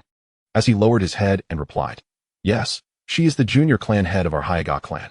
Lingren narrowed his eyes dangerously, his aura intensifying. You want me to kill your junior clan head? No, no, since we discovered she was involved in the sordid business of human trafficking. She is no longer a clan head. I implore Lord Rakshasa to eliminate the disgrace of our Hagoromo clan. The limping escort knelt on one leg, speaking rapidly. Upon hearing the escort's words, Hagoromo felt her heart plummet into despair. She turned stiffly to survey the cavern, the escort's words gradually merging with Yamanaka Maoi's earlier statements. Disgrace? Are you referring to me, or to Hagoromo? I implore Lord Rakshasa to eliminate the disgrace of our Hagoromo clan. Hagoromo staggered a few steps, struggling to steady herself. Did he truly commit such deeds? No wonder I could not find the hideout of this group despite my lengthy investigation. It was because I never avoided him in my actions. This position. Do you covet it so desperately? She recalled how Shi had once been scolded by their grandfather, hiding in her embrace, too afraid to make a sound while crying. She could not comprehend why the so-called position of junior clan head held any allure, capable of transforming an endearing child into a monstrous fiend of unspeakable evil. If you desire it, I would have given it to you. That position should have been yours. As the scene before Hagoromo gradually blurred with a haze, she swiftly collected her emotions, her gaze now fixed upon the kneeling escort, her once gentle eyes now ablaze with murderous intent. Yet this escort knew too much. He must die. Lingren delivered a swift kick, sending the limping escort flying, then conjured a thin shield of the truth-seeking ball before him. The moment Hagoromo's dual hands, infused with blue chakra in the form of a lion's head, came into contact with the black shield formed by the truth-seeking ball, they vanished into nothingness. She abruptly leaped backward, her eyes filled with trepidation. A foreboding sensation gripped her. Had she not retreated in time, the moment her hand made contact with that dark object, she would surely vanish like chakra. Wait, vanish. Hinata Natsuko's pupils constricted. Could it be Tokugawa Hisashi? Ayato, oblivious to Natsuko's thoughts, assumed she was merely frightened. Are you such a coward that you fear death? Beside them, the limping guard, perplexed by Ayato's cryptic riddles, was consumed by anxiety. Recalling how close he'd come to being slain by Natsuko, Lord Rakshasa, please dispose of this scoundrel swiftly. Ayato cast a sidelong glance at the crippled man. Are you instructing me on how to act? The guard trembled under Ayato's gaze. I wouldn't dare. 8 trigrams air palm. Seizing the moment while Ayato was distracted, Natsuko unleashed a lethal strike. This opponent was too formidable. Staying near him posed a grave danger to Shuichi, making him a priority target for elimination. Facing this ferocious assault, Ayato remained impassive, standing his ground as the violent chakra surged towards him, only to vanish without a trace. Once again, that dark object intervened. Natsuko and the limping guard exchanged solemn glances at the seemingly autonomous protector of its master. Was this the bloodline technique of the Uchiha clan? Ayato, arms crossed, spoke coolly. Do you possess any other techniques? If not, I shall take my turn. A cold sweat trickled down Natsuko's forehead. Despite her adversary appearing defenseless, her Byakugan revealed no vulnerabilities whatsoever. Yet, surrendering was not her style, even in death. She would fight to the last. Gentle fist, 8 trigrams 128 palms. Her seemingly delicate hands, now infused with chakra, struck with such force that each blow resonated with a sound akin to sonic booms. Regrettably, while her technique was swift, the Tao orb was swifter still. All 128 strikes were effortlessly intercepted, and Ayato had barely shifted from his position. Is it over? Now it's my turn. As Ayato charged towards her with reckless abandon, Natsuko faltered momentarily, Was he challenging the Hinata clan to a contest of taijutsu? A glimmer of hope flashed in her eyes as she activated the clan's secret technique, reversal. Boom. Congratulations, you have obtained the mark of a strong one. The azure chakra lasted but a fleeting moment, and Natsuko was sent flying like a rag doll, landing beside her limping guard, with the young clan leader's demise before him. The guard did not even glance at her. Instead, he fixated on Ayato's dark arm, a tempest of emotions surging within him. That dark object could actually adhere to a human body? Chapter 76. Save me. I have intelligence. Out of the corner of his eye, Ayato noticed the guard's expression and smiled. What surprises you? Controlling the Tao orb consumed excessive chakra. Should he inadvertently deplete his reserves, the system would automatically sacrifice his life. Reluctantly, Ayato devised this usage method, affixing the Tao orb to his body, forming a thin protective layer, which significantly reduced chakra consumption when maintained in a single form. While this approach would spell doom for others, as contact with the Tao orb would lead to disintegration, he was its creator and the system's holder, rendering it safe for him. With each punch, an enemy disintegrated. With each kick, a soul departed. The limping guard, observing Ayato's menacing smile, bowed his head in silence. I merely admire Lord Rakshas's power. Kneeling for an extended period without hearing Ayato command him to rise, his legs grew numb. Stealing a glance upwards, he saw Ayato producing a sealing scroll. What is Lord Rakshasa doing? Should we not return to inform young Master Shuichi that the matter is resolved? The guard, sensing Ayato's disregard for his input, hesitated but pressed on. Why should I tell him? He is not my superior. Ayato executed the shadow clone technique, methodically retrieving jars from the cavern walls and sealing them within the scroll. After having just slain a member of the Hinata clan, it was imperative to retain evidence of their wrongdoing. Otherwise, the elder would be displeased. However, if you wish to go, then be gone. The limping guard opened his mouth, but ultimately sealed Natsuko's corpse and departed silently. Ayato made no effort to stop him from taking Natsuko's body. After all, she possessed the Byakugan, and they had justification for retrieval. After over an hour and utilizing 5 scrolls, he finally cleared the cavern of its jars. This did not even account for the destruction wrought by Natsuko. Damn that woman. Earth release, rock avalanche. Ayato clicked his tongue, and upon exiting the cave, buried all traces of its malevolence. Just as he prepared to leave, Ayato's peripheral vision caught a glimpse of bloodstains on the ground. Had he not been vigilant, he might have missed it. I thought something was amiss. But how could you be injured? From the Oil Woman clan. Driven by curiosity and the desire to eradicate the root of the problem, Ayato began to meticulously investigate the clues on the ground, following them as they led him onward. At this moment, Oil Woman Mayumi was suffering far more than mere injury. Having endured 128 strikes from Natsuko, several of her internal organs were damaged. Moreover, her desperate manipulation of insects to gnaw at her veins in order to regain chakra had left her in a severely weakened state. Yet, she dared not pause. As the 3 Hinata ninjas were closing in behind her, even with the insects assisting her in covering her tracks, escaping was futile before the watchful Byakugan, and being caught was merely a matter of time. Squeak, squeak. Suddenly, the faint sound of insects reached her ears, and a glimmer of hope flickered in Mayumi's eyes. The sub-insect she had left near the cave had perished, and the mother insect had just informed her that Natsuko had also met her demise. The culprit was rapidly approaching her fleeing direction. Without a second thought, she concluded that only that white-clad Rakshasa could have slain Natsuko in such a short time. Although she too was on that Rakshas's death list, Mayumi believed that the intelligence she possessed could save her life. No one relished being deceived, especially not a powerful foe. Izumi, I will survive.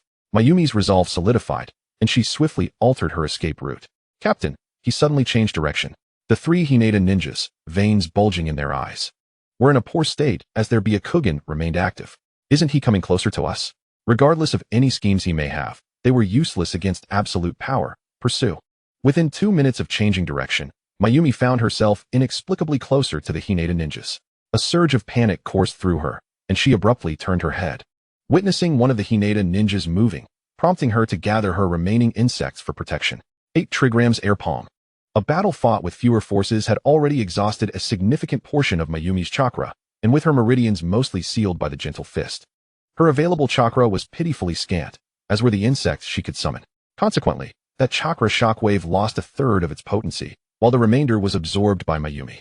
Puff! Mayumi was violently hurled against a tree by the force of the shockwave, spitting out a mouthful of blood, causing the birds to scatter in alarm. Caw caw!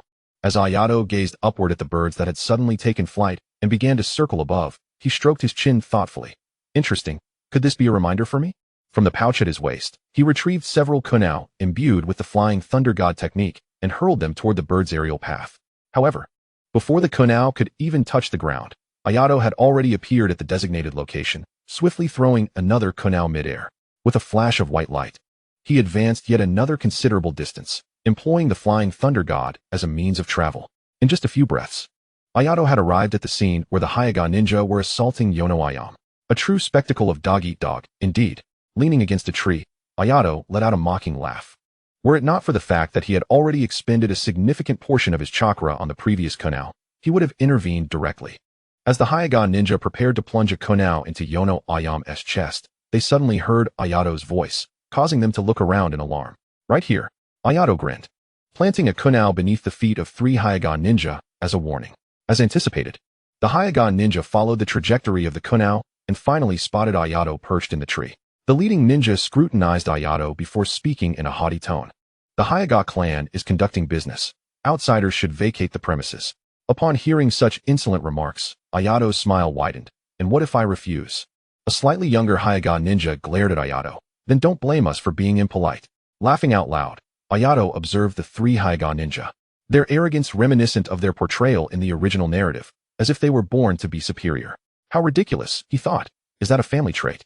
How dare you laugh? The young Hyaga ninja felt belittled, assuming a stance to initiate an attack. Yet, Ayato had regained just enough chakra to execute another flying thunder god technique. Yono Ayam, lying on the ground, barely perceived a flash before 3 of the previously arrogant Hyaga ninja fell heavily, blood spraying across her face. In that moment, Yono Ayam finally comprehended why this striking young man was referred to as the white-clad Rakshasa. As the Raksasa's crimson gaze fell upon her, she mustered her strength to utter her last words before losing consciousness. Save me, I have information. Chapter 77, the gathering having received the news early. The members of Team 7 and Fujiwara watched with bewildered expressions as Ayato carried Yono Ayam back to his room. Kiana, come quickly and see if you can save her. Just as Kiana prepared to examine the injuries, Raito intercepted her, having instantly recognized Yono Ayam. Ayato, why did you bring her back? Why didn't you just kill her? Though Raito refrained from voicing his concerns about Ayato's leadership, the others silently echoed his sentiment. Toka regarded Ayato with a perplexed expression, pondering why he consistently returned from solo missions with an unfamiliar woman by his side. First, it was Uchiha Madara, and now Yono Ayam? Surely, there wouldn't be a next time? After ensuring Yono Ayam was settled, Ayato turned to face the scrutinizing gazes of his companions, a smirk escaping his lips. Listen to me, there's a reason. Kiana, please check if she can be saved. Seeing Ayato's insistence for Kiana to assess Yono Ayam, Raito reluctantly allowed her to proceed. You speak, we will listen. He crossed his arms and leaned against the doorframe, nursing his injuries from Yono Ayam's earlier assault. Ayato swiftly recounted his experiences from the day, prompting thoughtful expressions from the group. Toka remarked, based on what you've said, that Hyaga Hanabi likely never anticipated you would find them today. Consequently, Yono Ayam's attempt to flee becomes highly suspicious. Exactly, that's why I didn't kill her. What if there are other members of the team still alive? That would put Fujiwara in danger, Ayato eagerly nodded, feeling that the day's events had been rather peculiar, though he couldn't pinpoint why. What's the verdict, Kiana? Can she be saved? Kiana's expression turned grave as she replied, with the medical ninjutsu I currently possess, if we have sufficient medicinal materials, she won't die. However, whether she regains consciousness depends on her fate. Upon hearing this, Fujiwara rushed forward. No worries about the materials, I'll take care of that. Please ensure she wakes up soon, otherwise, I fear I won't sleep a wink. Fujiwara's expression was one of anguish, considering the expensive medicinal items Kiana had just mentioned. Yet, for his own safety, he had no choice but to bear the burden. Thank you, President Fujiwara. Ayato was always polite to such generous individuals. Meanwhile, Shosuke, who had been quietly analyzing the situation in the corner since Ayato's return, suddenly had an epiphany. Boss, could it be that Yono Ayam had some special channel through which she learned of your plans to act today, prompting her to attempt an escape, only to be deemed a traitor by Hyaga Hanabi? Fujiwara and Kiana exchanged complex glances, while Ayato patted Shosuke on the shoulder. Shosuke, your analysis is commendable, but perhaps refrain from such assessments in the future. Toka, looking at the confused Shosuke, explained, according to Ayato, Hyaga Hanabi is accompanied by a security detail from the Hyaga clan, which would make it difficult for the Yono clan to go unnoticed. Shosuke finally comprehended, his pale face turning crimson as he bowed his head in silence. Raito glanced at the unconscious Yono Ayam before stating, Regardless of the specifics, after we clarify the information, we must eliminate her swiftly. Once Raito departed, a heavy silence enveloped the room. I believe that even if there are remnants of that group, they won't dare to return in the near future. Everyone has worked hard for so long. Why not let me treat you all to dinner tonight at the Lion Pavilion? I'll go inform Raito. Fujiwara, preoccupied with his safety, worried that internal strife among that group might afford the desperate criminals an opportunity. The others nodded in agreement. Team 7 had been in Fiyun town for nearly a month. Yet aside from Ayato, the rest had scarcely left Fujiwara's residence, save for their missions. As evening descended with Shosuke's anticipation, Fujiwara chose the second floor of the Lion Pavilion for their meal. Though it was still a communal seating arrangement, the ambience was far more serene and elegant than the bustling first floor. It was unclear what Fujiwara had said, but when Raito reappeared, his face bore no trace of anger, reverting to his usual impassive demeanor. Sit here, sit here. At Ayato's invitation, Raito reluctantly took a seat to his left. The rectangular dining table was arranged with Raito, Ayato, and Toka on one side, while Fujiwara, Shosuke, and Kiana occupied the opposite side. As they settled, the young couple across from them became engrossed in each other, leaving Ayato rolling his eyes, being fed a mouthful of dog food here. He then raised the menu before him, thinking that if he couldn't see it, it equated to not being able to eat. I don't eat vegetables. Please serve an assortment of meats and sweets. That's acceptable. Isn't it, President Fujiwara? Fujiwara nodded nonchalantly, deeming the cost of the meal trivial compared to the expensive medicinal supplies from earlier. Boss, Kiana enjoys vegetable tempura. Shosuke pressed down on the menu in front of Ayato. His large innocent eyes fixed on him. Ayato pouted, adopting an unusual tone to mimic Shinja's words. Kiana enjoys eating vegetable tempura. It was not until Shinja and Kiana's faces turned crimson with embarrassment that he handed the menu to the attendant beside him, saying, "That will be all. Please expedite the service." One must admit, the Lion Pavilion truly lives up to its reputation as the premier hotel in Fiyun Town. Each dish was a feast for the senses. The last time Ayato visited the Lion Pavilion, his spirits had been thoroughly dampened by Tokugawa Hisakatsu, and coupled with the copious amount of alcohol consumed, he hardly savored the flavors. However, this time with the seventh group gathered, and with a generous benefactor footing the bill, Ayato relished the meal with great pleasure. "There's no one competing with you, so take your time," Raito remarked. With food in his mouth, Ayato could not retort effectively, merely emitting a dissatisfied hum. "You were born into wealth. You are noble. You are remarkable. A satiated man knows not the pangs of hunger." Sitting to Ayato's right, Shaoji noticed the salad dressing inadvertently smeared on Ayato's lips and chuckled softly, reaching for a napkin to assist him. Ayato abruptly dodged to the left, inadvertently jostling Raito's still-healing wound, causing Raito to inhale sharply in pain. Yet, Ayato was momentarily preoccupied, his eyes filled with uncertainty as he looked at Shaoji, hesitantly asking, "What? What are you doing?" Raito replied curtly, "He merely noticed the salad dressing on your mouth and wanted to help wipe it off." Why the exaggerated reaction? Opposite them, Fujiwara, Shinja, and Kiana all nodded in agreement. They were well aware of the camaraderie between Shaoji and Ayato, recalling that Shaoji had often done such things before. Their gazes were laden with confusion, as if questioning, why the overreaction? Feeling increasingly uncomfortable under their scrutinizing gazes, Ayato stammered, "I see." Recent encounters in Fiyun Town had left him feeling overly vigilant. His peripheral vision caught Shaoji's suspended hand and his astonished expression, filling Ayato with guilt, wishing to chastise himself. What was I thinking? Shaoji is my good brother. How could I compare him to someone like Hinata Shuichi? Chapter 78. You're not going to cry, are you? My apologies, I've been on edge for too long. The more Ayato reflected on his earlier actions, the more he felt he had been hurtful. He leaned toward Shaoji, saying, "Help me wipe it off. I have food on both hands." At that moment, Ayato's delicate features were bathed in the warm yellow light, his long eyelashes casting soft shadows on his fair face. Unlike his usual proud demeanor, he appeared quite docile now. Shaoji, gazing at the proximity of Ayato, had his expression obscured by the reflective lenses of his glasses as he gently wiped the salad dressing from the corner of Ayato's lips. When Hinata Shuichi arrived, he found himself witnessing this scene. Indeed, good things are always coveted. A smirk played on his lips as he approached Ayato with a calm demeanor. "Ayato, I found a superior alternative." Hinata's voice remained as gentle and composed as ever, but when he mentioned the word alternative, his gaze subtly landed on Shaoji. Upon hearing Hinata's voice, Ayato abruptly sat upright.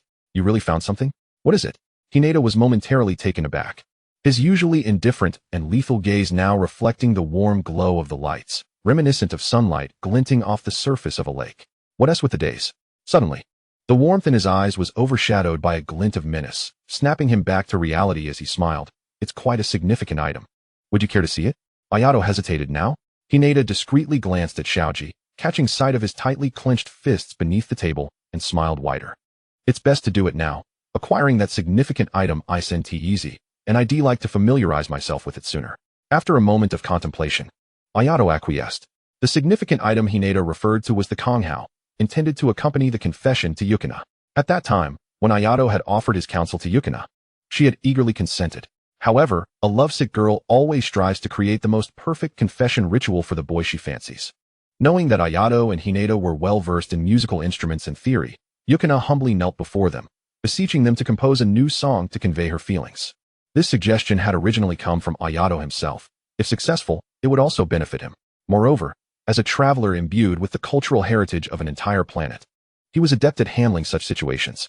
Thus, Ayato readily agreed. After sifting through several songs based on the context and purpose, Ayato settled on one particularly suited for Yukina. Although the lyrics were somewhat verbose, Yukina was thoroughly satisfied, as were Ayato and Hinata, and that was what mattered. In the days that followed, the trio often gathered to rehearse the piece. Ayato had merely mentioned that the shakuhachi sounded too solemn and heavy, which was not entirely fitting. To his surprise, Hinata had indeed procured a more suitable substitute, the konghao. Ayato had heard of it, noting that it seemed to be an instrument exclusive to the royal court orchestra, and he was genuinely impressed by Hinata's capabilities. Considering this, Ayato was willing to leave with Hinata mid-repose, as it would be rather rude to turn down someone who had gone to such lengths. It would only hurt his feelings. Kiana watched the departing figures of Hinata and Ayato, gently tugging at her hair. What is going on with the boss? Is there something that can't wait until tomorrow? She turned to Xiaoji for confirmation. I'm full. I'll head back to rest now. Shinja and Kiana exchanged glances, both puzzled by the unfolding situation. Raito scoffed. Having seen Hinata's provocative glance at Xiaoji just before he left with Ayato, he had a clear view from his position. Although he was unaware of when Xiaoji and Hinata had crossed paths, it seemed likely this incident was the catalyst. Keep eating, Fujiwara urged. We can't let such a splendid feast go to waste. When Ayato returned, the Fujiwara residence was enveloped in silence. He first glanced at the ailing oil girl, Yayoi, placed next door, and upon confirming she was still alive, he retreated to his own room. After freshening up, Ayato comfortably lay on the tatami mat. Having kept vigil for quite some time, he hadn't had a proper night's sleep in ages. Eventually, after tossing and turning, he rose as he could not find rest. Lately, Xiaoji had been pouring him a cup of tea each night before bed to prevent him from dozing off, perhaps having grown accustomed to it. He now felt something was amiss without it. As Ayato approached the table and lifted the teacup, he froze. To his surprise, the cup was empty. Staring into the bottom of the cup, he recalled Xiaoji's astonished expression from earlier that evening. Upon reflection, perhaps there had been a hint of sorrow in his eyes. But why would he feel sorrow? As Ayato pondered, a sudden chill swept through, causing him to shiver. When he regained his senses, he found himself standing at Xiaoji's door. Never mind, I shouldn't dwell on what I can't comprehend. This was Ayato's unwavering principle. That gust of wind made him shiver, and it was imperative to enter the room. With stealth, Ayato gently pushed open Xiaoji's door. Xiaoji, are you asleep? The only response was the sound of the wind seeping through the window cracks. Xiaoji had long been aware of Ayato's presence at the door, but the events of the evening left him feeling bewildered and disheartened. He was not ready to engage with Ayato just yet. Ever since returning from the Flowing Clouds Pavilion, I have found myself unable to sleep, lying here for what feels like an eternity. Every time I close my eyes, I am haunted by the image of Ayato's panicked gaze. What could have prompted such a reaction? Is he afraid of me? Afraid of the unworthy thoughts I might harbor? That expression of sheer alarm has begun to merge with the silhouette of Hinata Shuichi as he departed. Will you, too, leave in such a manner in the future? A vague, indescribable ache spreads through my heart, prompting me to exhale deeply in an attempt to alleviate my turmoil. Initially, I intended to conceal these feelings indefinitely, to smile as Ayato does, engaging in love, marriage, and parenthood like everyone else. Yet, it seems that circumstances have spiraled beyond my control. Today, Hinata Shuichi's aggressive gaze has made me acutely aware that I am incapable of the open-mindedness I once imagined. Suddenly, a cool breeze infiltrates the confines of my blanket, soon followed by a familiar warmth enveloping me. A youthful, crystalline voice boldly intrudes upon my ears. Tisk, I told you not to cover yourself so tightly. Look at how you're sweating. My body stiffens. What are you doing here? Why are you shy? It's not like we haven't shared a bed before. Besides, can't I come to see you if there's nothing else going on?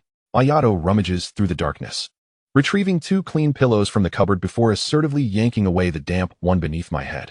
In the darkness, Ayato suddenly stares at his own fingers, reflecting on the sensation of having brushed against my cheek when he pulled the pillow away. Was that sweat? He gently nudges me. You're not crying, are you? No. My response is slightly hoarse, lacking the clarity it usually possesses. Ayato seems oblivious to this subtle change and simply takes half of the blanket for himself. Well, I've never seen you cry, you know? Chapter 79 now.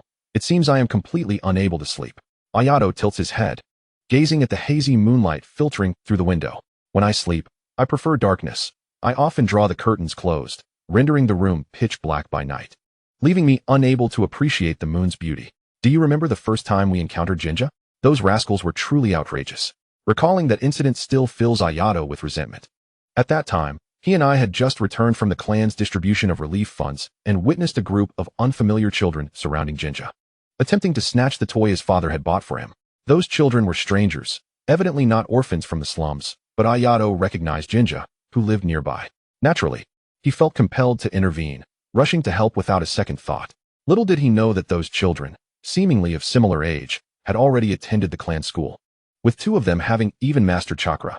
Unsurprisingly, the 3 of us were soundly beaten, and Jinja lost his toy. At that moment, Jinja was left in tears, while Ayato, aching from the blows, could only grimace in pain. It was only I who remained silent. I remember you were badly beaten. I chuckled softly, recalling that day. I had intended to stop Ayato because I recognized those kids as being from the neighboring block, older by a year on average and likely adept in chakra use. Unfortunately, I could not reach him in time. That day marked my first encounter with the little tyrant of the slums being humbled. He, who had endured the most punishment, still found the heart to comfort Jinja. Tisk, why don't you remember my good points? Those guys were merely a year older than us, having grasped chakra earlier. In the end, weren't they the ones kneeling and singing our praises? His tone is lighthearted, and even in the darkness, I can imagine his animated expression. Ayato often uses words I do not understand. Sometimes I can guess their meanings and chuckle along, while other times, I simply watch him laugh foolishly. But I haven't seen them in ages. Perhaps he perished unnoticed in some corner. How do you pronounce that word again? I turn over, squinting at the ceiling, despite being unable to see anything. Haha, it's emo. Ayato bursts into laughter, completing my sentence with a hint of melancholy. I'm not emo now. Just feel it's a pity. They were our age, still in that stage of life where they had seen little of the world, and just like that, they're gone. I turn my gaze slightly, the dim moonlight allowing me to catch a faint glimpse of Ayato's indistinct outline. This is the fate we must confront as ninjas. Ayato shifts his body, turning away from me. Fate, you say? Humph. I watch Ayato's back. He possesses a heart more delicate than anyone else, yet he always presents a carefree facade. For instance, feeling regret for those who once bullied him, or stepping in for Jinja, whom he had only met a few times. Or that winter, when he was so hungry he could barely stand but still scrimped and saved to buy fever medicine for himself. If not for Ayato's sudden appearance, I would have perished alone in that bitter winter.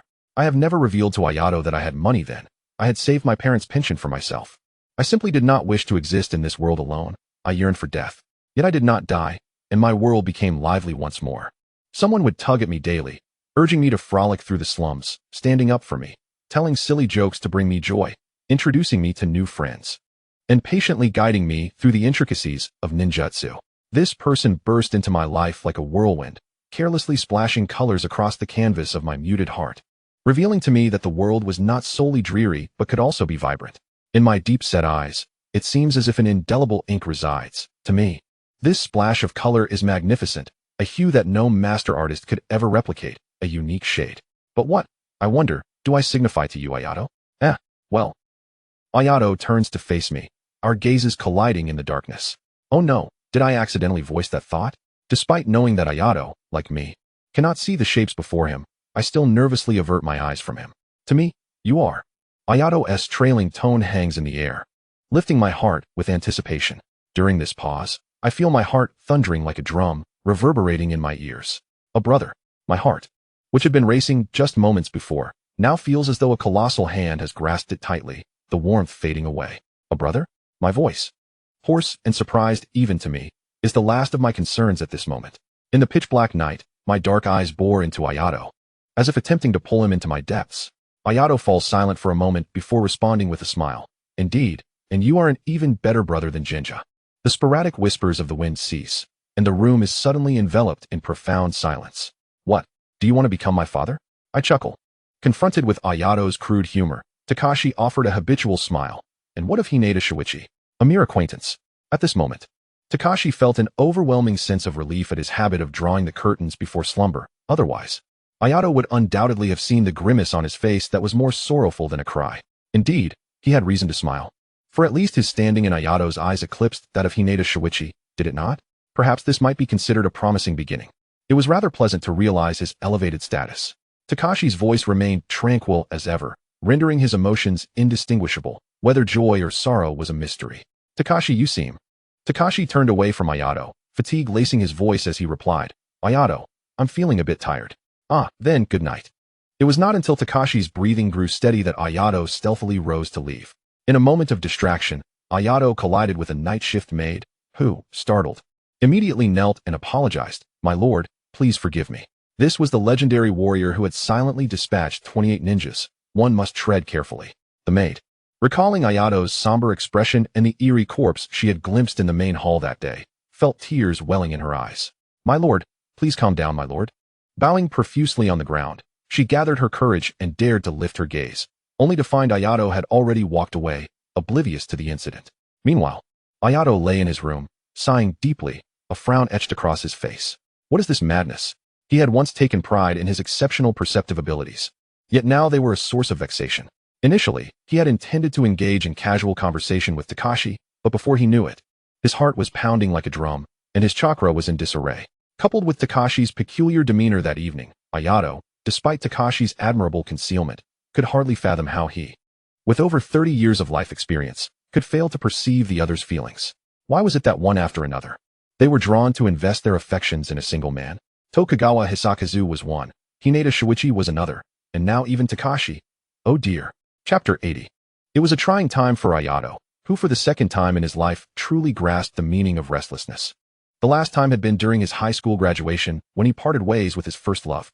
In retrospect, he found himself grateful for that fleeting relationship, for it had equipped him with the insight to discern the subtle thoughts of those around him. Alas, now he was wide awake. Was traversing the world of Naruto destined to yield a love entanglement? Sitting on the tatami mat, Ayato irritably tousled his hair into a chaotic mess. Suddenly, his peripheral vision caught sight of a thick stack of letter paper on the table, correspondence from Hashirama, filled with trivialities. He either inquired about the coldness of Hyun Town, if there were any gambling establishments, or mentioned his latest bizarre ninja techniques. Ayato had largely read them without response. However, Hashirama, given his current predicament, ought to possess a viable solution. After all, in the original tale, Madara perpetually trailed behind Hashirama, yet Hashirama remained steadfast in his principles, marrying a wealthy heiress of the Uzumaki clan, ascending to the pinnacle of life as the first Hokage. Surely, this fellow must have a means to navigate such circumstances. With this thought in mind, embracing a spirit of desperation, Ayato settled at his desk and began to compose a letter. The following day, at the break of dawn, Ayato quietly slipped out. He was utterly at a loss as to how to confront his brother, who had developed unusual feelings for him. Someone like Hinata Shuichi could be reprimanded physically and then warned, but what was to be done with Takashi? Surely, he could not resort to violence. Having spent a sleepless night contemplating, Ayato finally conceived a rather inadequate plan to simply avoid the matter altogether. It was entirely normal for an adolescent to be sentimental and yearn for a sweet romance, much like Ayato had during his time in middle school on Blue Star, when he encountered a gentle and intelligent older sister, leading to a momentary illusion of love. However, illusions were merely illusions. Takashi might have, due to a lack of prior interactions with girls, mistakenly projected his affections onto Ayato. Once Takashi encountered more young women, he would surely come to realize that delicate ladies were far more preferable. Until then, it would be best to keep his distance from Takashi to help him clarify his true feelings. With such thoughts in mind, Ayato embarked on a routine of early departures and late returns over the next several days. By day, he ventured out before anyone awoke to toil in the fields, meticulously turning over every inch of Hyun Town and its surroundings, and by night, he would stealthily return once all were asleep. On one such night, Ayato returned once more under the cover of darkness. He first checked on Yamanaka Maoi, who, though still unconscious and suspended by costly medicinal herbs, was being well cared for. Following that, Ayato returned to his room, and as expected, his eyes fell immediately upon the cup of steaming milk on the table, a clear indication that it was Takashi's doing. Ever since Takashi had successfully eradicated Maoi's gang, The invigorating tea on his desk had been replaced with milk intended for sleep. Regardless of how late he returned, the milk would invariably be warm. Ignoring the cup as per usual, Ayato flopped heavily onto the soft tatami mat, wrapping himself tightly in the blanket. It wasn't until the faint trace of chakra faded that he cautiously peeked out from under the covers, taking a deep breath. How stubborn. While Ayato struggled with his thoughts, Hinata Shuichi was not faring much better. The atmosphere among the usually solemn Hinata clan had turned somber, with every household draped in white mourning cloths. In the central area of the clan's largest building, the ambience had plummeted to a freezing point. The once imposing elders listened in silence as the clan leader was chastised by his father-in-law, the eldest elder, each of them bowing their heads, eyes downcast. Afraid to make a sound. Hinata Hagoromo, how can you be so eager to elevate him to prominence so soon after the death of your beloved? Having just buried Hinata Ayaka, Hinata Kahei appeared in a pitiful state, yet his face flushed with an unusual hue of anger. His trembling finger pointed at Hinata Shuichi, eyes filled with an almost tangible hatred, as if he longed to consume his flesh and drink his blood. Hinata Hagoromo shielded Hinata Shuichi behind him. Father, Ayaka was also my daughter. I am equally heartbroken. Yet, as her father, I am also the head of the Hinata clan. Ensuring the stability of the heir is my duty. Hinata Kahei paid no heed to Hagoromo's words, his murky gaze fixated on Hinata Shuichi. Ayaka's spirit resides behind you. Do you dare to swear before her that her death has nothing to do with you? A tremor ran through Hinata Shuichi's heart, his rigid body slowly turning in accordance with Hinata Kawarhei's finger. The cold frame hung high on the wall, its black and white image of Hinata Ayaka still gazing affectionately at Hinata Shuichi, just as she always had. Yet, Hinata Shuichi knew it was different now. He looked up at his sister's portrait, forcing himself to meet those familiar yet foreign eyes, and spoke clearly. Sister was killed by Yamanaka Maoi, the deputy clan leader of the Yamanaka clan. By the time I arrived, it was already too late to save her. Sister, you will forgive me, won't you? Damn it. How dare you lie before the portrait of Fuko? Hinata Kawarhei did not hear the innermost thoughts of Hinata Shuichi. Yet his emotions teetered on the brink of an explosive outburst. Fuko, accompanied by numerous elite clan members, could not uncover any leads. Yet you claim to have discovered the enemy's hideout in just a few days? Only a fool would believe there is no deceit involved. Hinata Hagoromo furrowed his brow upon hearing these words. He was aware that the Grand Elder had always harbored disdain for the son born amidst the tragedy of his wife's difficult labor. But he was taken aback by the depth of contempt directed at Shuichi, who shared the same mother. The autopsy results were abundantly clear. What purpose did such words serve now? Did he truly regard Shuichi as a grandson in his heart? Noticing Shuichi's trembling form, Hinata Kiheiro's tone inadvertently grew stern, and his address became more formal and distant. Elder Kawarhei, tread carefully. Shuichi is now the young clan leader, and his reputation is of utmost importance. The bodies of Fuko and those clan members have already been examined in your presence, and indeed, the cause of death was due to parasitic infestation. Hinata Kawarhei scoffed derisively. Young clan leader? Who consented to that? Matters of succession are traditionally decided through collective deliberation among all elders. Anything not agreed upon cannot be ratified. Naturally, such decisions are made through a vote in the elders' assembly. The second elder, Hinata Tetsura, stepped forward. We understand that you have been grieving excessively, which is why we refrained from disturbing you despite your absence from 3 meetings over the past few days. However, the position of young clan leader cannot be postponed indefinitely. Reluctantly, we had no choice but to proceed with a vote according to clan regulations. Hinata Kahei was momentarily taken aback, realizing that his recent focus on Fuko's funeral had allowed these individuals to exploit his absence. He cast a glance at the few elders cowering behind Hinata Tetsura. Their heads bowed in trepidation, and gritted his teeth as he inquired, "Did you all also consent?" The elders exchanged guilty glances with Hinata Kawarhei, their resolve faltering as they nodded stiffly. Seeing this, Hinata Kawarhei refrained from further comment and left the mourning hall with a grave expression. These elders had previously been his subordinates. He had not anticipated that they would abandon him so swiftly after Fuko's departure. Such fickle allies were not worth the time spent on them. He had more pressing matters to attend to, although there were indeed signs of parasitic infestation on Fuko's wounds. The fatal injury bore an unsettling peculiarity. He could not allow Fuko to have died under such ambiguous circumstances. Chapter 81. I suppose I am an abnormal person. Time flew by, and when Uchiha Madara finally withdrew from the battlefield, granted a moment of respite, it was already March of the following year. The snow that had blanketed the winter began to melt under the warm sun, gradually revealing the dark, bare earth. The crisp meltwater nourished the soil, soaking the remnants of last year's grass, while countless willow branches swayed gracefully in the gentle breeze. However, A few Uchiha members paid no heed to this vibrant scene. Madara casually waved his gloved hand to disperse the floating willow fluff. Gazing upon the familiar gates of the Uchiha clan, his dark eyes gleamed with unrestrained excitement. Madara-sama. Wait a moment. The corner of his clothing was tugged by a delicate, pale hand, and the dark-haired girl shyly observed Uchiha Madara. Madara shot her a sidelong glance. No. Let go. Before the words had fully left his mouth, he had already shaken off her hand, ignoring her instant pallor, and strode briskly into the clan grounds. The Uchiha girl, taken aback by his abruptness, stumbled a few steps yet managed to regain her balance, a testament to her training as a ninja. Once steady, she gazed at Madara's retreating figure, her eyes misting with unshed tears, her tone laced with sorrow. Izuna-kun, do you think Madara-sama dislikes me? Izuna looked in the direction where Madara had vanished and replied, No, my brother does not dislike you. The girl's dull eyes brightened at once, and she eagerly asked Izuna, Then what about Madara-sama? My brother is like this with everyone. Do not take it to heart. I must be on my way. Her words faltered, cut short before she could finish. Watching Izuna's figure disappear within mere breaths, the girl could only stamp her foot in frustration. Walking alone into the clan grounds. As she approached her room, Madara's heart raced with anticipation. It had been 3 months since he had last received a letter from Ayane. And throughout these months, he had been entrenched in battle, scarcely returning home. He wondered how many letters Ayane had sent him, and whether she was upset by his prolonged silence. The thought made him inexplicably anxious.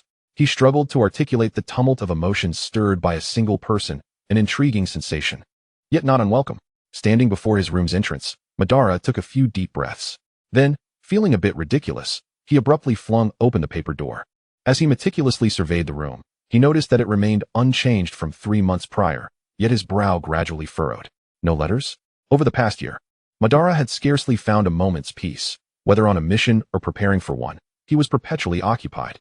Yet, unless Izuna caught him, the clever pigeon would invariably slip through the window and drop letters onto his desk in his absence. Madara had anticipated receiving numerous letters from Ayane during these 3 months, but the emptiness of the table told him he had been overly optimistic. Apart from the letter from Hashirama that he had hastily packed away 3 months ago, there was nothing else. Tisk. His mood soured instantaneously as he roughly pulled out the chair before the table and tore open the letter from Hashirama, intending to see what nonsense that fool had written. The more he read, the darker his expression grew, and in a moment of agitation, he inadvertently crushed the letter in his hand. Hashirama wrote what? What does it mean that it seems a man likes Ayane? Why would she tell you this and not me? Madara, bewildered, placed his hand over his chest. He could feel his heart pounding within, a molten rhythm akin to lava. He could not discern whether it was anger or some other emotion he felt. Just then, Izuna returned home and saw Madara seated at the table, lost in thought, and curiously asked, Brother, what is wrong? Nothing. Just, why? Izuna, please leave me be for a while. Izuna bit his lip, gazing blankly at his brother's back. Although Madara's tone was low and calm, Izuna could discern the underlying impatience within. After standing silently at the door for 5 minutes, realizing that Madara showed no intention of apologizing, Izuna abruptly pulled the paper door shut, leaving with reddened eyes, and without a word. The sound of the door slamming made Madara acutely aware that Izuna was upset, yet he truly had no inclination to console his younger brother at that moment. It was better not to mention Uchiha Madara. The more he did, the more it pained him. Ever since that absurd dream, Madara felt both anxious and disoriented. He had matured early, and as the young clan leader of the Uchiha, he had received a well-rounded education. Thus he understood that such dreams were merely a normal physiological phenomenon. But why was the subject of the dream Ayane? Would a normal person dream of someone of the same gender? Madara did not know, yet he was terrified of having such dreams. They made him feel abnormal. However, he dared not confide in others, resorting instead to surreptitiously peruse the collection of books belonging to the Uchiha clan, only to unwittingly be discovered by a fellow clansman. The loquacious relative promptly relayed the incident to his father. Ah, you have reached this age, Madara, his father remarked, a vivid expression etched upon his face, which Madara could recall with startling clarity. Subsequently, his father assigned Uchiha Miwi to his squad, replacing the originally designated boy. Madara discerned his father's intentions behind this decision. Uchiha Miwi was also aware of the reasons for her partnership with Madara. He mused that perhaps his prolonged association with Ayato, coupled with Ayato's striking beauty, had led him to entertain such absurd dreams. Surely, if he were to spend his days in the company of a woman, he would gradually normalize, wouldn't he? Thus, Madara consented without hesitation. However, the unfolding events exceeded his expectations. Ever since he had delved into those peculiar tomes, the frequency of those absurd dreams escalated. with their content becoming increasingly embarrassing. The only constant remained the identity of the person within those dreams. Was he truly an abnormal individual? Realizing this, Madara fought recklessly on the battlefield over the past 3 months, attempting to adopt the thrill of teetering between life and death as a means to regain his normalcy. At times, he even approached Uchiha Madara. Objectively speaking, Uchiha Madara was quite attractive, indeed embodying the quintessential Uchiha beauty. Yet, disconcertingly, Madara found himself devoid of any feelings when gazing upon her. Even when she made deliberate gestures of intimacy, he instinctively recoiled. Such occurrences could be consciously avoided on the battlefield.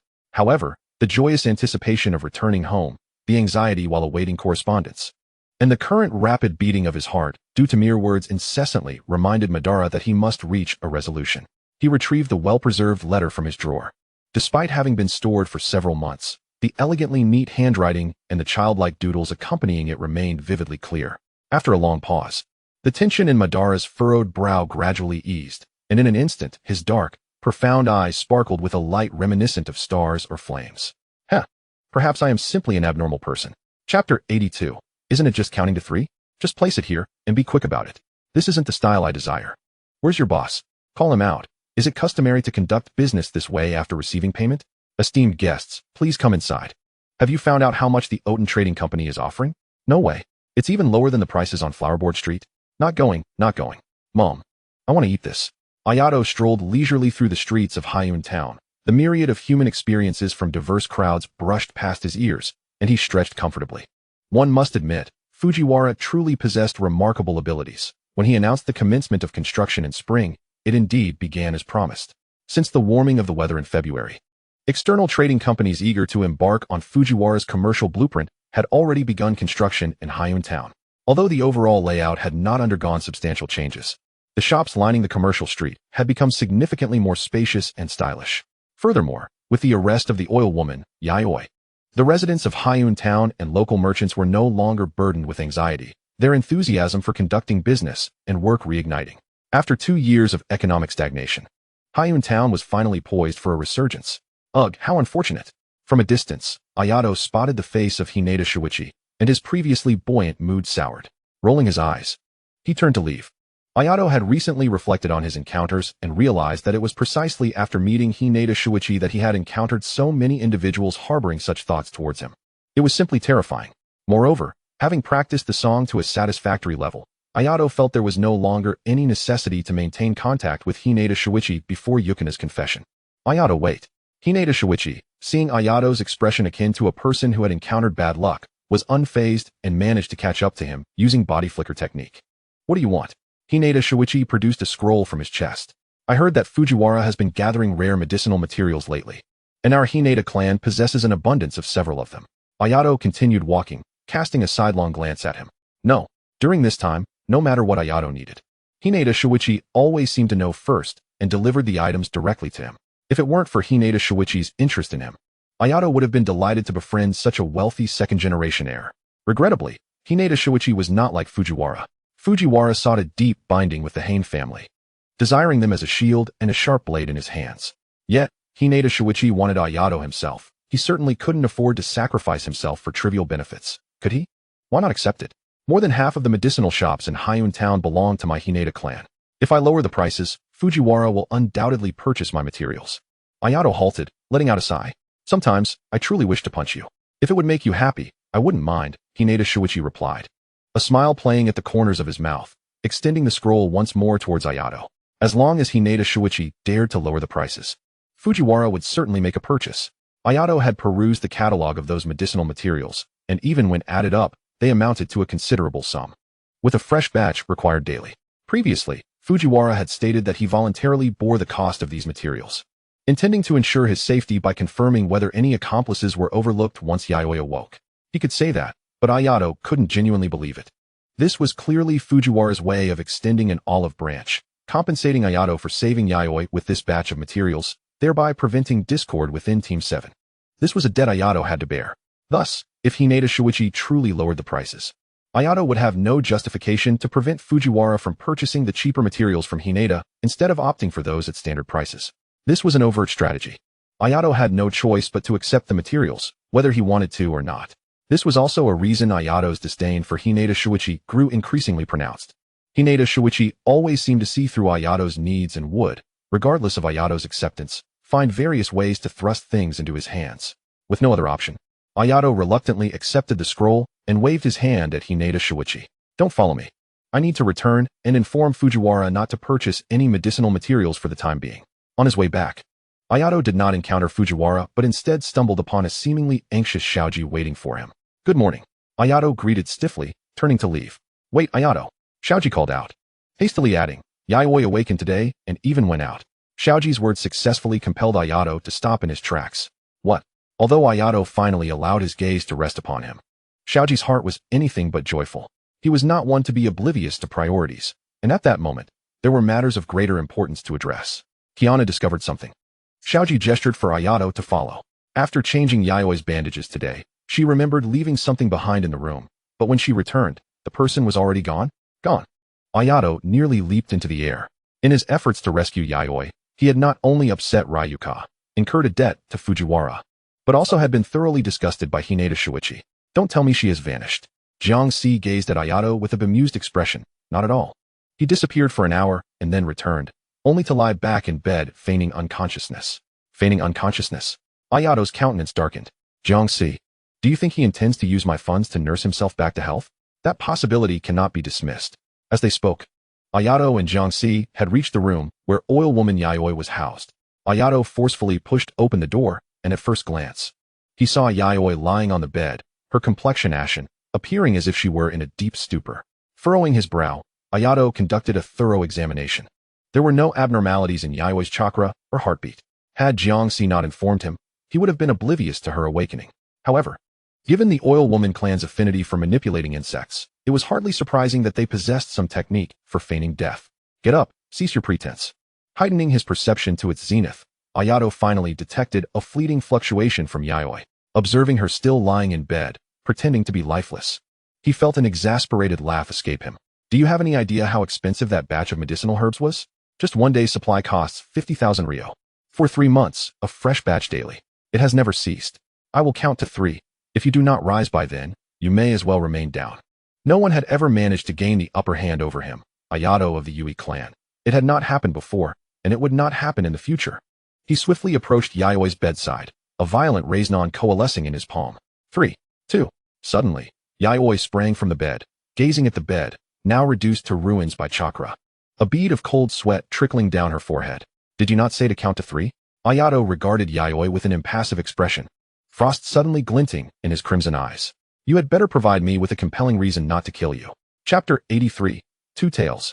Many caution against maintaining prolonged eye contact with someone possessing peach blossom eyes, for the tenderness and deep affection in those eyes can drown a person. Yet Yayoi now swore upon her very life that such tenderness and affection were naught but facades within those blood-red eyes. She perceived only a chilling and piercing intent to kill. Swallowing hard, Yayoi articulated clearly, I awoke yesterday. An elder from my clan sought me out, conveying messages through insects, inviting me to meet today. Ayato retorted with sarcasm. Then how did you manage to return alive? Did your attempt to cleanse the clan fail? Or were you merely birds of a feather? Yayoi discerned the implications woven within Ayato's words, but understood that her actions were indeed morally indefensible, thus refraining from defending herself. Recently, the Hyaga clan has relentlessly pursued us, the Oil Woman clan. My father sustained grave injuries in a counteroffensive, and just days ago, Ayato and Jiang Si exhibited little reaction. The perpetration of such deeds could only be described as the inexorable cycle of cosmic retribution. I am the lesser clan leader of the Oil Woman clan. Following my father's demise, the elders intend to summon me back to inherit the clan leader position. Ayato and Jiang Si exchanged puzzled glances. Wait, does your clan not impose any moral obligations upon its leader? Yayoi remained silent for a moment, refraining from directly addressing Ayato's query. Instead, she recounted a brief tale. The protagonists of the story were named Oil Woman Yayoi and Oil Woman Izumi. Yayoi was the elder brother, while Izumi was the younger sister. Both siblings exhibited remarkable talent, quickly mastering both ordinary ninjutsu and the clan's secret techniques. However, Yayoi's prowess eclipsed that of his sister, consistently outshining her. Izumi, feeling a sense of injustice, secretly trained in forbidden techniques, aiming to control nano-level insects to prove her superiority over her brother. This endeavor was swiftly discovered by their father, who, typically gentle, sternly chastised Izumi this time. Unwilling to accept her father's reprimand, Izumi ran away from home, determined to continue her training in the forbidden techniques outside the clan. Stubbornly believing this would validate her strength, Yayoi, heartbroken, set forth on a quest to find his sister. According to tradition, an unexpected occurrence unfolded. During his search for Izumi, Yayoi encountered a formidable foe, and at a critical moment, Izumi appeared. She wielded the nano-level insects she had yet to fully master to vanquish the enemy. But in the process, her own legs were destroyed by the insects, necessitating amputation. Proud and defiant, Izumi could not accept this grim reality. She attempted suicide multiple times, only to be rescued each time. Unable to bear his sister's daily suffering, Yayoi made a morally reprehensible decision. He began researching human anatomy, striving to craft a new pair of legs for his sister. Yet, such endeavors were far too advanced for the current ninja world and were met with universal condemnation. Thus, Yayoi once again departed from the ninja clan. In a twist of fate, Yayoi encountered a member of the Hagoromo clan, though their objectives diverged. Their methods for achieving those objectives were strikingly aligned, leading to the emergence of an organization that instilled fear in the hearts of ordinary folk throughout Town and beyond. Eventually, Yayoi was forsaken by the Hagoromo clan and, in his dying moments, was saved by one known as the white-robed Rakshasa. Ayato scoffed. "Is this the intelligence you speak of? Do you have any other parting words?" Damn it, he owed a multitude of favors. But not for the sake of hearing this tale of sibling affection. Had he known, he would never have saved him. Facing the overwhelming intent to kill, Yayoi met Ayato's gaze with unyielding boldness, enunciating each word with conviction. The Hagoromo clan member in that story is not Hagoromo Ayato. In an instant, the murderous intent vanished without a trace. "What did you say?" Yayoi was pleased with Ayato and Jiangxi's reaction. He quickly recollected the information he possessed and commenced another tale. This time, the protagonist was the Hagoromo clan member. He was a child born under the ominous title of having caused his mother's demise. Despite being a favored child of destiny, he was loathed by his powerful grandfather. Under his grandfather's manipulation, everything that should have belonged to him was taken by his sister, born of the same mother. The story was brief, and as Yayoi narrated, Ayato's expression grew increasingly grim, the room's atmosphere thickening with tension. Thus, he made a decisive choice to abandon the organization he had established and prepare to implement his plan prematurely. Yayoi, trembling in fear, observed the violent chakra emanating from Ayato, causing her voice to unconsciously lower. "So, the Hagoromo Ayato is actually innocent?" In response to Ayato's inquiry, Yayoi hesitated for a moment before nodding. Upon receiving affirmation, Ayato turned to leave, but just as he stepped out the door, Yayoi called out to him, "Are you going to kill Hagoromo Shuiki?" Without looking back, Ayato replied, "None of your concern. What about the Yui clan?" To halt Ayato, Yayoi quickly formulated her thoughts, speaking at a rapid pace, under his instigation. "The Hagoromo clan has pinned Ayako's death upon our oil woman clan. This is an established fact. If you were to kill Hagoromo Shuiki now, the Hagoromo clan would simply include the Yui clan in their list of targets for retaliation." Seeing Ayato pause, Yayoi seized the opportunity. "You launched 2 significant offensives last year, and now you're mired in the war with the Uchiha and Senju clans. Can you truly withstand the Hagoromo clan's vengeance? Allow me to return. I will bear the blame for Ayako's death. It will not implicate the Yui clan." Suddenly, Jiangxi interjected. "The Hagoromo clan has determined that you are responsible for Ayako's death. This is a settled matter for the oil woman clan, and your living or dying will not alter this fact." "Not necessarily." Yayoi exhibited no signs of panic, her expression calm. "Recently, our oil woman clan uncovered something intriguing. The circumstances surrounding Ayako's death seem rather peculiar." Ayato suddenly turned around, his gaze fixed intently on Yonishi Maoi. "What do you wish to convey?" The implications of this matter were far-reaching. The revelation of Hinata Natsuki's cause of death was inconsequential in itself, merely the emergence of one more adversary, a nuisance yet manageable. However, should anyone draw a connection between this incident and Tokugawa Hisashi's disappearance and uncover his involvement, the Hikari clan would be doomed. If the feudal lord of the Land of Fire were to discover that his brother had been slain by a mere ninja, the ensuing bounty would pit the Hikari clan against the entirety of the shinobi world. Yonishi Maoi found himself stifled by Ayato's formidable presence, struggling to breathe. Yet in a bid to preserve his own life, he managed to stammer, "The Hinata clan remains utterly baffled by the fatal wounds on Natsuki's corpse. As long as I take the blame, they would never suspect you." Ayato stood in silence at the doorway, lost in contemplation. Sugimai sensed Ayato's hesitation. Although he was unaware of the reason behind Ayato's sudden reaction, he recognized that Ayato had effectively absolved Yonishi Maoi in his mind. The leverage to ensure your survival remains insufficient. Upon hearing this, Yonishi Maoi exhaled in relief. Casting a glance at Ayato, noting the unchanging expression on his face, he realized his life was spared, and his tone lightened considerably as he declared, "I possess a scroll. A compendium of medical ninjutsu knowledge amassed over the past 2 years through the sacrifice of countless lives. Furthermore, as long as I return alive, the Yonashi clan will unconditionally assist you."